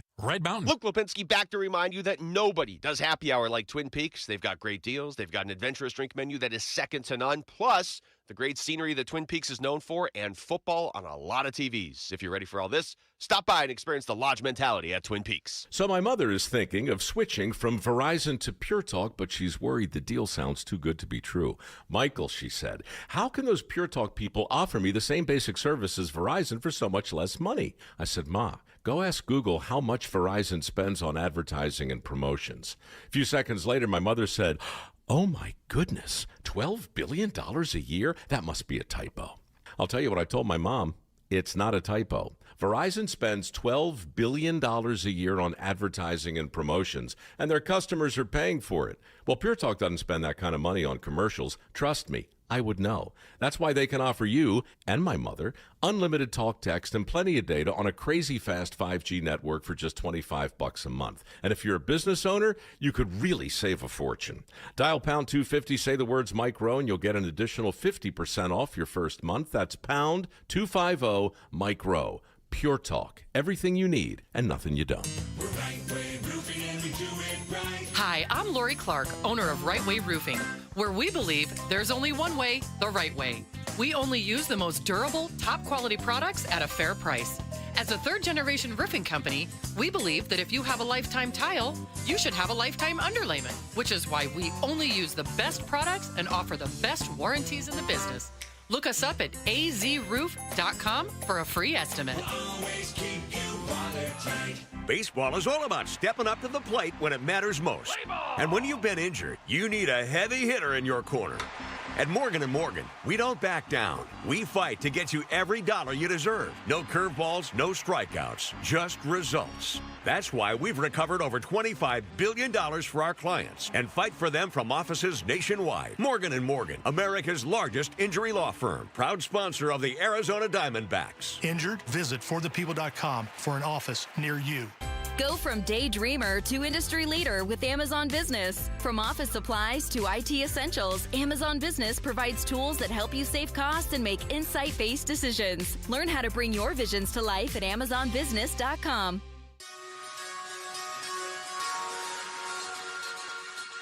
Here are the top 3 headlines on ArizonaSports.com. I'm Damon Allred. Torey Lovello says the Diamondbacks are bringing back their coaching staff for 2026.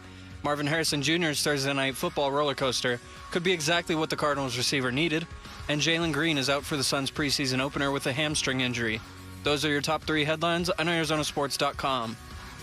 All right, welcome back. Burns and Gambo here on this Thursday, shouting out our audience in Anthem on this Thursday edition of the Burns and Gambo Show here on Arizona Sports, and of course the Arizona Sports YouTube channel. If you're watching us, or at ArizonaSports.com. ASU going to miss them this weekend. They do not play on Saturday. Going to miss not having an ASU game to watch. No, there's a couple of good Big 12 games this Couple weekend. Decent ones. Yeah, you got Iowa State at Cincinnati, and then you've got Texas Tech at Houston. Now, you can say, okay, Houston's 4-0. They're 4-0. But they haven't been good. They barely beat Oregon State. I don't think it's a great week for the Big 12 this week. I mean, record-wise, yes, Cincinnati's 3-1, and maybe they're better than we think. Maybe Houston's better than we think. I guess more than anything, it'd be a good opportunity, and I plan to take this opportunity. The Iowa State-Cincinnati game is my favorite window on Saturday. It's that 9 a.m. window on Saturday morning. Somebody. Oh, yes. That's my favorite. That's a great window. Pancakes, eggs, bacon, college football. It's Saturday morning, 9 a.m. It's my favorite time of day to watch college football. My family's all gone, so I'll have the whole place to myself. There you go. They're in Florida right now for baseball. Oh, fantastic. There you go. Everybody's gone. And then, watch Iowa State. And then at 4 o'clock that afternoon, watch Texas Tech take on Houston, because ASU, I hope they enjoy the bye week. I hope they get nice and rested up, because the next 4 weeks, I don't think it's that much of a stretch to say the next 4 weeks are going to decide their season.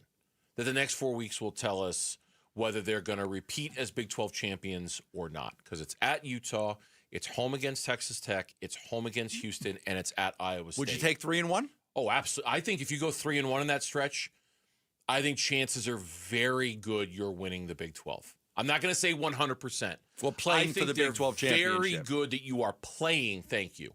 You're playing for the Big 12 championship if you go 3-1 in that 4-game stretch. Right. Yes. I think 3-1 is more than good enough. I think so, too. So those teams are combined 17-1.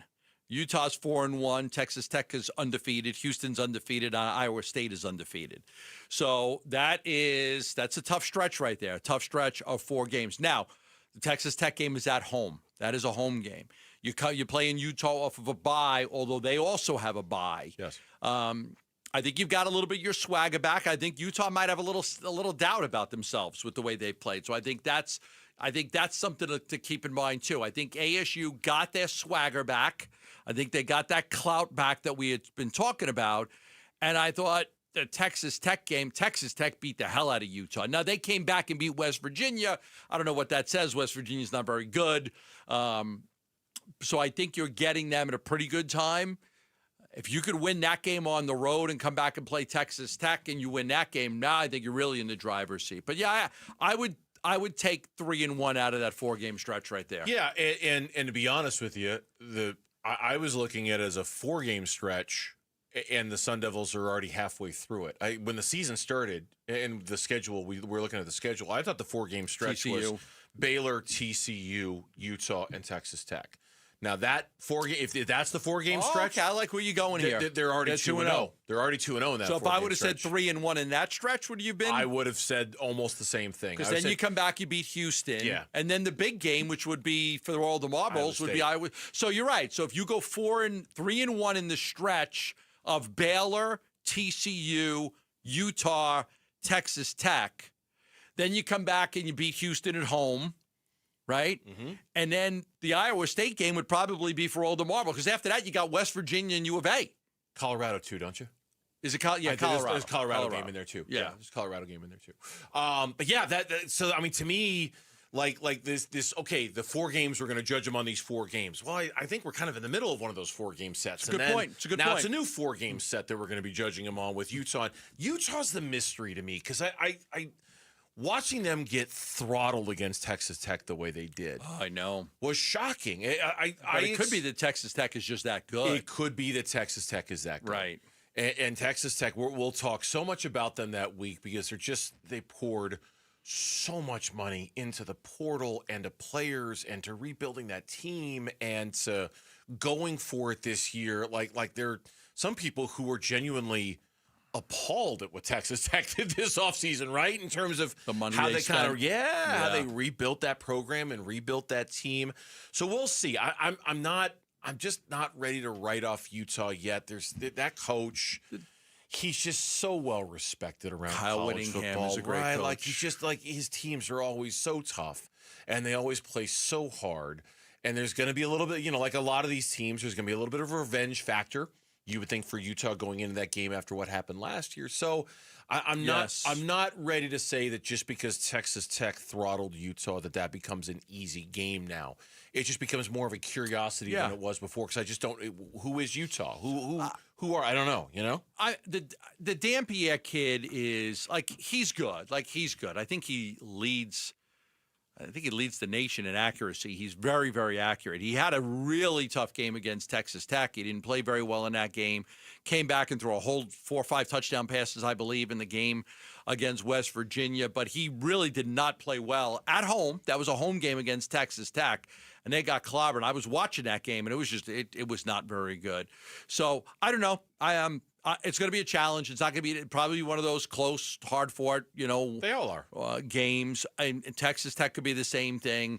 Houston, you probably expect that you're going to beat that team up. But 3 out of the 4 of those games will probably be very close games. And Kenny Dillingham and ASU are very good at close games. And 3 out of the 4 of those games are against teams that are undefeated, and that's something Kenny Dillingham was asked about on Monday. Yeah, a few more undefeated teams that we get to face. We're on a roll. So, Utah's not undefeated, but their one loss was basically an unbelievably tight game versus Tech. I mean, unbelievably tight game the entire time. That in the first quarter, they throw a touchdown, and there's an illegal man downfield that was really irrelevant to the play, calls it back, and the game's tied in the fourth quarter, if not for that one play, with 8-9 minutes left. Whole different football game, and it's super exciting. Love it. It's going to be a lot of fun. And for ASU, they'll do a little scouting this week. They'll be able to check some things out, maybe get some guys a little bit healthier going into that 4-game stretch. But it is a good opportunity to check out the rest of the Big 12 and see what everybody's doing. Yeah. So 2 games is. I think I saw that Cincinnati was favored in that game. Really? I don't know. Yeah. Let me see. I thought I saw Cincinnati was favored, which would be a shocker. That would be a shocker. That's a 9 a.m. game? Yeah, it's against Iowa State. I thought I saw Cincinnati was favored. Let me just see. Odds, predictions. You guys are better at this stuff than me. What's -1? No, let me see. Spread. What's -1.5? Cincinnati's favored by 1.5. Yeah.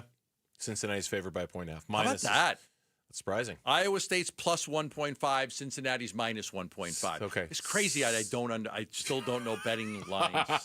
It really is. It's like should be the easiest thing. I really don't. I read somebody said that Cincinnati's favored against. Yeah, that surprises Iowa me. State. That surprises Cincinnati is. And I'm reading it. Cincinnati is a 1.5 favorite over Iowa State. Yep. And for what it's worth, Texas Tech is a 10.5-point favorite over Houston in that game later that night. And that game is also at Houston, for what it's worth. So Texas Tech is a huge favorite going into that game. 49ers already have a 7-0 lead against the LA Rams. Mac Jones to Jake Tongas. Touchdown. I should have picked up Mac Jones instead. I took Trevor Lawrence. Well, that's why you shouldn't ask me who you should pick up. How do you know I'm giving you the right answer? I don't really care. I don't want to do this, so I need somebody else to do it. Maybe I'm like, you're asking me who you should pick up. I'm like, why am I going to tell you what I think you should do? Yeah. I'm playing Mitchy Mitch this week. Oh, the program. What? Spit it out. What are you going to call? It says you're going to win. No, I wasn't going to call you any names. It says it's the mechanism, the program, the app, the predictions. The prediction says you're going to kill me. That thing is BS. You can't trust what they project the points to be. Because they update it through all of the games, and then suddenly it's like, oh, this one guy went off. You're going to win by 37. Right. Who's Gambo playing this week? Do you know? I don't know, but I know my Fire GM is like, hey, here's a computer-generated fantasy football rankings calculator you could use to judge your trades. I'm like, I don't care.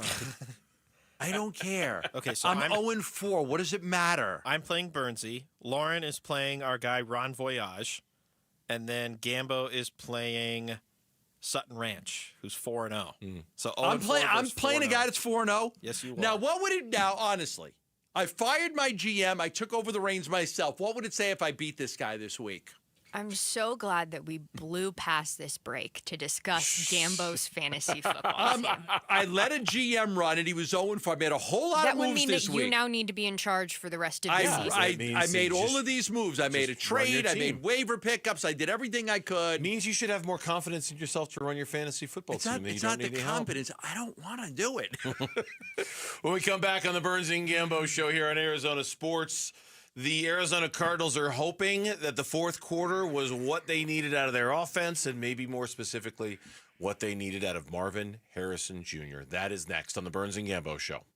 NFL record for most punt return touchdowns in a season. Played 10 of his 13 NFL seasons for the Cardinals and officially retired a Cardinal this summer. He's Patrick Peterson, P2. Patrick Peterson out of LSU to the house. And he joins Wolf and Luke every Tuesday morning at 11:15 to talk football on Arizona Sports 98.7, the Arizona Sports app, and the Arizona Sports YouTube channel.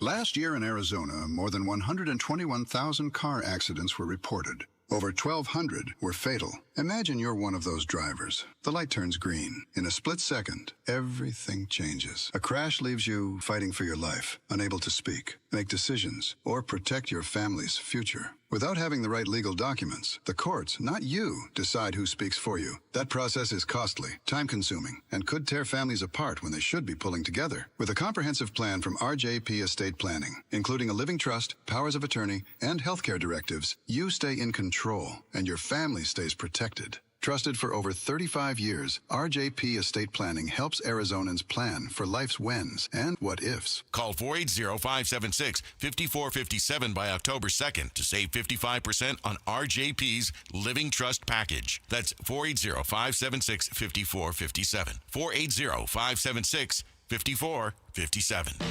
Confidence is knowing you're ready to handle whatever comes your way. That's what it feels like to take on your workday with Cintas. They make sure your AEDs are up to date, your fire extinguishers are tested and inspected, your floor mats are cleaned and delivered, and your workwear looks good, feels good, and is freshly laundered with a Cintas Apparel Plus program. So are you ready to take on today? Visit Cintas.com. Oh, I'm ready! And get ready for the workday. Let's go! You're still glowing, flirting, grooving. You've still got it. But your immune system weakens as you age, making it harder to fight flu, pneumococcal pneumonia, RSV, and COVID-19. Vaccines are a key part of any health routine and help strengthen your immune response. Ask your doctor or pharmacist which vaccines you need. Schedule in minutes at VaxAssist.com. Sponsored by Pfizer. Dan Bickley here with Mike Freeland, owner of Turf Monsters. And Mike, your company is a leading installer of artificial turf in the Valley, and artificial turf has become extremely popular in Arizona. Absolutely. Less maintenance is what everyone is going for these days. So we can provide a lawn that'll last through every season, less watering, no mowing, one-stop shop. Call Turf Monsters. 623-263-7388, online at turfmonstersaz.com. We're here with wide receiver Michael Wilson. Hey, Michael, what is that great ride you pulled up in? Man, it's my Honda from Arrowhead Honda. Just like on the field, I know the importance of reliability and performance and trust my ride to Arrowhead Honda. Whether you're looking for a rugged SUV or a sleek sedan, Arrowhead Honda has you covered. Head down to Arrowhead Honda today and score big with unbeatable deals and top-notch service. Be sure to tell them number 14, Michael Wilson, sent you. Go Red. Oh, it's here, the best time of year, and no, I'm not just talking about football season. Wait, Wolf, what could possibly top football? Robert, it's shade season, baby. I'm at the compound, on my patio, cool, comfortable, no glare on the TV, thanks to All Pro Shade Concepts. That's exactly what we do. Our shade solutions block the sun, cut the heat, and keep your patio game day ready all year long. Make your season complete. Visit allproshade.com today for a free estimate, because you gotta have shade. You know what? We get it. In today's real estate market, it really feels impossible to know when to finally get off the fence. And the pressure of making the right decision at the wrong time could cost you some real money. Well, here's the deal. Lund Mortgage makes it very easy with their free mortgage rate tracking tool that tracks real interest rates to fit your specific situation. Then when the right rate hits, you're going to get the heads up so you can move forward with confidence. You owe it to yourself to visit lundmortgage.com today. I'm Mitch Vareldes with Trending Now. It's presented by Parker & Sons Heating, Cooling, Plumbing, and Electrical. One of the newest members of the Suns will not be suiting up tomorrow night in the preseason debut. Jalen Green, who was one of the pieces that came to Phoenix in the Kevin Durant trade, has a low-grade hamstring strain. Head coach Jordan Ott told the media today that he will travel with the team to Macau next week and that they're targeting for him to be ready before the season opener on the 22nd. So no Green. And then additionally, we learned yesterday, no Mark Williams either in the preseason game tomorrow. Other Suns news, the team announced that they've picked up the third-year option on Ryan Dunn's contract. And there's a new name on the downtown Phoenix Arena, or should I call it Center. Mortgage Matchup Center is the new home of the Suns and Mercury. Mortgage Matchup is the consumer-facing brand of Matt Ishbia's United Wholesale Mortgage. And in the Major League Baseball playoffs, 2 teams have advanced, 1 more looking to claim a divisional round spot. Tigers took down the Guardians 6-3. They're going to take on the Mariners in the divisional round.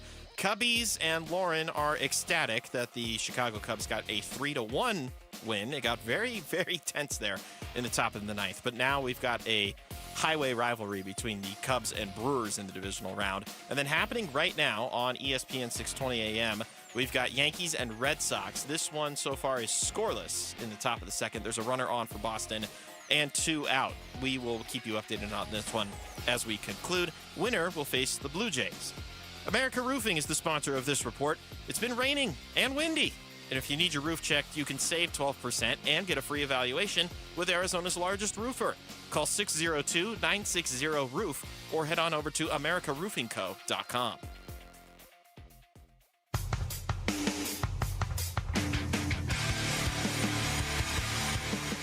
Hey, it's Vince Marotta. Join us for a Football Friday big preview. Cardinals, Titans. Can the Cardinals get back over 500? Show starts at 6 here on Arizona Sports 98.7, the Arizona Sports app, and the Arizona Sports YouTube channel. This is Marvin Harrison Jr. yesterday on the emotions of that game that were all on display this time a week ago against Seattle. First half, obviously couldn't go worse, and then come back that second half and obviously get a good comeback. I wanted to get the overtime play. We got the overtime, to make a chance to really win that game. I think the offense was clicking. Had a lot of momentum going, but just didn't get the ball back there. He later said, I was thanking God, really. I always thank him, but that touchdown catch meant a little bit more to me. He said with the touchdown, and he used a basketball analogy, it was good to see one go through the hoop. Sometimes an NBA player, basketball player, they're 0 for 9, and they just need to see one, even if it's a free throw, they just need to see one go through the hoop to remind themselves they know what they're doing out there. Especially with what happened in the first half. Yes. I mean, there was a crossing pattern, and the ball was thrown to him, and he let it hit off his body, and it bounced up in the air, and it got picked off, and it was a down moment in that stadium. And I was at the game, and you were at the game, and it was just, oh, my God, what's going on here? Like, so for that to happen, for him to bounce back, play well in the second half, have the touchdown, I'm sure it meant a lot to him, and you know, he's got to get his confidence back. He's got to play better. So, but you didn't want the game to end with him playing that poorly. No, I remember we were sitting next to each other in the press box, and I turned to you and I said, the Cardinals have a Marvin Harrison Jr. problem. You know? And now, did they find a Marvin Harrison Jr. solution in the fourth quarter of that game is what we're going to find out. It's too early to know that, and I agree. But when Larry Fitzgerald speaks, people listen around here, and Larry Fitzgerald was on Sirius XM radio, and he was talking about Marvin Harrison Jr. and specifically the second half for Marvin Harrison Jr. against Seattle. I think that second half of that game on Thursday was the best thing that could happen to him. You know, you think about he had the 2 drops early in the game, one that led to an interception. He could have very easily put his head in the sand, and that could have gone really bad, right? But he came back and he made play after play when his number was called in that second half, and it really showed me like this guy he's got a lot of fight. He's got a lot of high football resolve character, and it's in his DNA. And so, you know, I hope the positivity of that second half can carry on. And when I talk to people in the organization, in the facility, I mean, there's nobody that works harder than he does. I mean, the balls that he catches off the jugs machine, I mean, he's putting in the time. He's putting in the work. He understands the assignment. And, you know, the one thing is it's like catching the football, you know, you do it routinely and often enough to build the confidence, you know, you'll do it at a higher level. But he checks the boxes, and I think his ability to continue to improve and get better is still really good. But you're right. We won't know for weeks if what happened in the fourth quarter last week against Seattle was the turnaround moment. We certainly won't know it this weekend. We won't be able to reach that conclusion after one game or even 2. You need to see a sustained run of good Marvin Harrison Jr., Kyler Murray chemistry, a stretch of 3 or 4 games to know that he's arrived. You're not just going to base it off. Not based it off of one catch. You don't base it off of one 10-minute spurt. You don't base it off of a quarter. You don't base it off of one game. It's for Marvin Harrison Jr. to turn the corner and be like, okay, there he is. Listen, a lot of us thought that right off the bat last year he was just going to come out and he was going to crush it, and he didn't. And then you come out of the gates, okay, now he's got 2 training camps under his belt, and Stanton just hit a bomb. Oh, my goodness. Oh, off the wall. Stayed in. They're going to... Okay, I thought they were going to get slow. I thought they were going to get a play. I thought they were going to get him in second. He is so slow. Off the bat, that looked tremendous. How is he struggling to get the second base on that one? He is very slow. So to be 4 games into this season and still see, that he hasn't had a great game yet, we're talking about him having a great quarter. We're talking about him playing a better half. Still only had 66 yards receiving in the game. We're trying to see a stretch of games where he really puts it together to think that, okay, he's turned the corner. But as you said earlier, and you're totally right, they always needed him. They need him now more than ever because of the run game, because of James Conner, because of Trey Benson, because of the injuries, because of how they have to maybe reimagine the offense a little bit and reshape the offense a little bit. Yeah, I'm looking forward to that. What's Petzing do this week? Absolutely. And Marvin Harrison Jr.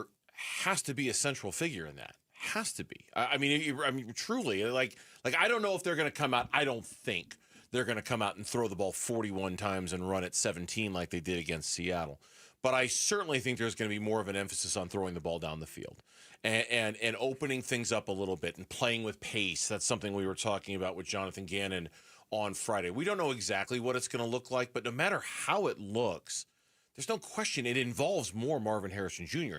He has to be almost a central figure in that, along with Trey McBride. And so the Cardinals better hope that fourth quarter was one to build on with Marvin Harrison Jr. because I think the success of the offense with the injuries now depends on that being a breakthrough moment for him. If you would have said offensive weapons, not your quarterback going into the season, list them. I would have said number 1, Trey McBride, number 2, James Conner, number 3, Marvin Harrison Jr. But now you've got to bump it up. Trey McBride is still number 1. Marvin's number 2. Now, who number 3 is, I don't know. Who's your third best weapon now? I mean, is it Michael Carter? Is it Michael Wilson? Is it, who is it? It's a great question. I don't know. Who is the third most important weapon on this offense? Because, I mean, it should be the running back, but we don't even know who the starting running back is going to be. Mm-hmm. So, last week, as we've said many times, they threw the ball a hell of a lot more than they ran it.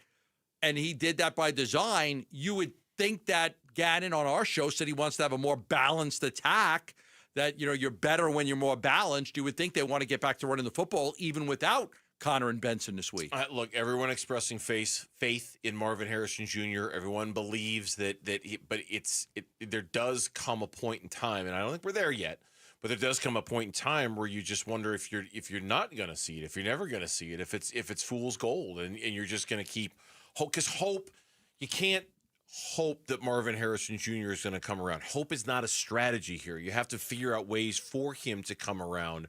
And I think most importantly, he needs to have the confidence of seeing the ball go in his hands and him make catches, because he just hasn't had enough of that.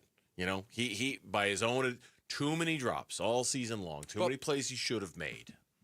Going into the season, the talk on Marvin Harrison Jr. was what? How he redefined his body, right? His sculpture, how he looked. He got bigger. He got stronger. Right? Everybody was showing pictures. Here's what Marvin Harrison Jr. looked like last year. Here's what he looks like this year, right? That was a big topic, how hard he worked. He hit the weight room. He got stronger. Like, that's great and everything, but you still have to see the results on the football field. You can get big and strong all you want. You could work your ass off, but you still have to make catches. When we come back on the Burns and Gambo show here on Arizona Sports, Torrey's asking for a mentality change when it comes to the Arizona Diamondbacks. We'll tell you what he means by that next on Arizona Sports, the local sports leader. The Cardinals host the Titans Sunday at State Farm Stadium. Both teams in last place in their division. One team at 500, one team at 0-4. Will the Cardinals send them back to Nashville 0-5? Huddle. Pregame gets going early Sunday morning. Kickoff at 1:05 Sunday afternoon. The home of Arizona Cardinals football. Arizona Sports, 98.7, the Arizona Sports app, and Arizona Sports on YouTube. Love telling you about Stuart Willis from Asset Preservation, Wealth, and Tax, because something that I really believe in a lot is making sure you have the right financial advisor working for you. A financial advisor could make such a gigantic difference in your life. I mean, you could try to invest on your own, and some people are successful with it. Many are not. But all of the studies show you that working with a fiduciary, a financial advisor, is going to pay big dividends in your ability to invest and save more money, be able to put, have a higher return on your investments. But it's not only that. You want to have a relationship with your financial advisor. You want him to make sure that you're in a good tax situation. You want to make sure you have a good retirement plan, a financial plan. Because a lot of people, and I read a lot of financial news every morning when I get up, and a lot of people just aren't really sure. Like, okay, can I retire now? I've got this much saved, and I've got Social Security. Like, can I? And a lot of people aren't sure. But if you've got the right financial advisor, you've got a plan in place. You know exactly when you could retire. You'll know exactly how much of your investments you'll be able to pull out and use for what you want to do. That's why I recommend giving them a call at 602-877-PLAN and getting a free portfolio review. That's 602-877-PLAN. Investment advisory services offered through Foundations Investment Advisors, LLC, an SEC-registered investment advisor. Home sellers, no matter your situation, consider all of your options before you list your home. Call Carol Royce, your home sold guaranteed realty. With Carol's guaranteed multiple cash offer program, receive up to 7 cash offers plus her guarantee sale offer, where Carol guarantees the price and time frame of your home sale, or she'll buy it. Sell with certainty and don't risk your hard-earned equity. Call Carol Royce today at 480-776-5230. Or visit carolhasthebuyers.com. That's carolhasthebuyers.com. Carol and seller must agree on price and possession. With great deals coming this Prime Big Deal Days, October 7th and 8th, greatness is a deal away. So if you love baking, you can get a deal on a new mixer, transforming you into the Lord of the Loaves. Hear ye! Make way for the baron of brioche, the sultan of sourdough, the Lord of the Loaves, Prime Member Dave! Yeah, hi? Get up to 40% off with Prime Big Deal Days, October 7th and 8th. When you're hiring, have you ever felt like you're missing out on meeting great candidates? Well, they're not hard to find when you go to ZipRecruiter. ZipRecruiter helps 10 million people with their job search every day. People who are actively looking for jobs like yours. So it's easy to find the right person fast.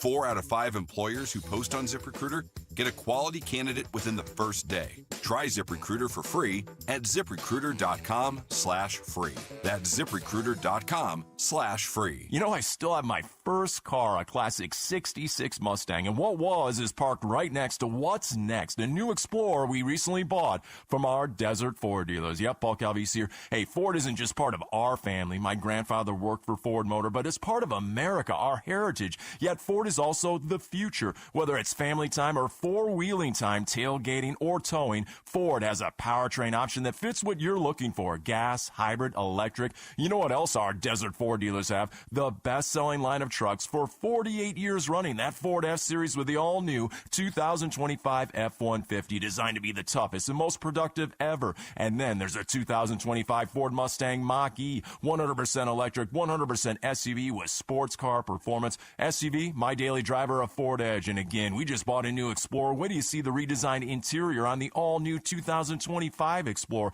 Bottom line, get on down to our Desert Ford dealers or click buyfordnow.com. Football fans, every Sunday, the ultimate watch parties are going down at Casino Arizona and Talking Stick Resort. Get ready for an unforgettable game day experience with special guest appearances, mouth-watering food and drink specials, all the big plays on massive screens that make you feel like you're in the stadium. Whether you're rooting for your favorite team or just there for the good vibes, you won't want to miss a minute. So bring your friends, your game face, and catch every thrilling moment every Sunday at Casino Arizona and Talking Stick Resort. Arizona Sports, the local sports leader. Burns and Gambo, what's on tonight? All right, what's on tonight? The games that we're going to watch this evening, and it's brought to you by Global Credit Union. Explore the benefits of becoming a member at globalcu.org, your world of financial possibilities. We got a double dip of action on tonight. They're both should be really, really good. Red Sox, Yankees. The winner advances to play the Blue Jays in the next round of the baseball postseason. The Yankees were threatening. They had Giancarlo Stanton at second base, but Boston got out of it. They're through 2. The series is tied 1-1, and the game is scoreless. That is on tonight. And then you've got Thursday Night Football on tonight. And well. The San Francisco 49ers are not only beating the LA Rams 7-0. The Rams can't get on the field. The Rams cannot, their offense cannot get on the field. They had an 8-play touchdown drive, and then they were on a 15-play drive right now. They've run 22 plays, 23 plays, and the Rams have run 6. Yeah. And McCaffrey already has like 11 touches in the first quarter. 12. He's up to the second quarter 12, just started. He's got 12 now. 12 touches to start the second 12 quarter. times, and they're just starting the second. They're on a 15-play drive right now. 11-1 in first downs, 162-7 in total yards, 24-6 in offensive plays run, as you referenced. Yeah, 7-0 right now. San Francisco's beating the LA Rams 7-0. And I'll tell you something. Yeah. I know they gave the big money to Brock Purdy. But you do have to wonder how much pressure Brock Purdy is putting on himself to prove that he deserved that money when Mac Jones is just kind of going out there and playing. Now, I know Mac Jones didn't have the best game against the Cardinals a couple weeks ago when they played, but there are a lot of people who think that Brock Purdy really rushed himself back to get back in the lineup. That makes no sense. You got the money. I know, but just like he just wants to prove I was worth it. I earned it. I'm worth the confidence that you've got in me that you gave me that money. I don't know, because Mac Jones is leading him up and down the field with no problem. They just scored. Christian McCaffrey touchdown. Wow. 1-yard touchdown run. What a shocker that would be. Receiving touchdown catch for Christian McCaffrey. 14-0. Yeah, and you know I hope what? The guy I'm playing in fantasy football doesn't have McCaffrey. I'll look that up. Hey, did you see that 6 Oklahoma quarterbacks are going to play this week in the NFL? Start. Oh, was that in your email? I did see that. 6 Oklahoma. Baker, Jalen Hurts, Kyler Murray, Caleb Williams, Dylan Gabriel. 6 quarterbacks. Baker, Hurts, Murray, Rattler. That was 5. Caleb and Dylan Gabriel. 6 Oklahoma quarterbacks. Half of that feels like it's cheating. Well, but it's college football. I know, but like Dylan Gabriel, he's from an Oregon guy. I know. Rattler left from South Carolina. It comes with an asterisk. I mean, but that's the way the world's going to be, man. We got all these transfers now. I mean, does you claim Jaden Daniels? That's what I was going to ask. Yeah, he played for them. I don't want to claim him, but he played for them. Gambo's right. We're entering this world of college football where we've entered. We've been there, but I mean, it truly is like. Was Kurt Schilling a Diamondback? Like it almost doesn't matter where the guy. I think it only matters where the guy went to school. Truly, if he spent his entire career there, like if Dylan Gabriel was an Oregon Duck the whole time, like if Sam Leavitt gets drafted and he's a Sun Devil the entire. But he was a Michigan State guy. Oh, that's true. He was. You know what? So that doesn't count either. See? Yep. This is the but world. It's just nothing the world ever counts anymore. Nah, guys are transferring all the time. It's Cam Scatterbo transferred. Cam Scatterbo, Sacramento State transferred. Yep. Like that's. But I'm claiming him. He belongs to us. So to you, it might matter more where you end. Like Jaden Daniels, it's where you end, not where you start. I think to most people it matters more where you end. Yeah. What's the university that gets announced on the NFL draft stage? Yeah. The last one. Well, because it's believed that ultimately they get the credit for making you a draft pick because that's where they had the most success, right? Like Jaden Daniels was not the same quarterback at LSU that he was at ASU. Dylan Gabriel was not the same quarterback at Oklahoma that he was at Oregon, so that they get the credit because it's almost like they took this unpolished diamond and they made him a star. Yeah, at the end. So, right. I don't know, but yeah, it's still an interesting way of looking at the NFL weekend for sure. Yeah, that was a terrific story I saw today on all the Cleveland quarterbacks since like 1999. It's like, oh my God, what's it was the song? that bad. What's the song? Ranking the Browns' 40 starting quarterbacks since 1999. Find the song. There's a song on it? Fine. It's a few years old, so it doesn't count everybody. Tied at my Tim Couch, Dougie P, Phillies coach, Tim Couch, back again. Then they drafted Spurgeon Wynn. Kelly Holcomb, Luke McCown, Jeff Garcia came to town. Dilbert, Charlie Fry, all of them went bye-bye. Wow, this is great. Let it go. Anderson and Brady Quinn, lots of guys who didn't win. Ken Dorsey, Gradkowski, and we're halfway done. Jake DeLone, Colt McCoy, Seneca, unemployed. Thad, Lewis Whedon, 5-win season. Austin Davis, Josh McCown, yes, they've had 2 McCown. Shaw, Hoyer, Campbell, it's Manziel. Whitehurst, Kessler, RG3 on IR, and Crowley as I sing this song, they're gonna find another one. The fire. 41. Since 99. 41 quarterbacks since 1999. 41. I mean, it's so easy to say. They haven't had a good quarterback since Bernie Kosar. It's true. 40. These guys all suck. 40. All of them have sucked. Bravo to you guys finding that song so fast, because I've heard that one on Wolf and Luke many times. They play it every now and then. But that is, whoever Tim Couch is rated as their third best quarterback since '99. Whoever came. We keeping a book right now. We ask. Yeah. Well, seriously, I can't wait until this Titans game is over. So I know. you'll stop playing that. Oh, you think the drop's ending there? So y'all really Oh, we're just going to keep going with that? Okay, fine. Mitch loves that drop. Yes, Mitch loves. Mitch, you that got your drop. own show. Play it on there. No, Jackson Smith, Enigma. Jigba. There are certain names I'd be really careful when I pronounce them because I speak fast and I just say things the way I shouldn't. In Jigba, Schlittler, who's thrown third inning, no runs, no hits. Every one time hit, no you runs. say it, I brace in here. Well, every time Gambo says it, I got my finger right on that Gambo button, right on that little dump first of all, I don't button pronounce words good anyway. You know, I don't. And then you want to throw in a word like that that's a little tricky, and I could say it fast and not say it the right way. So I wonder if that guy's going to update the song now. Because I'm sure that song's a few years old. Yeah, but you might have Dylan. And then what if Shador starts this year? You're going to have Dylan and Shador start. I would bet that Shador does start at some point this year. I would make a bet right now. Unless Gabriel's able to keep the job.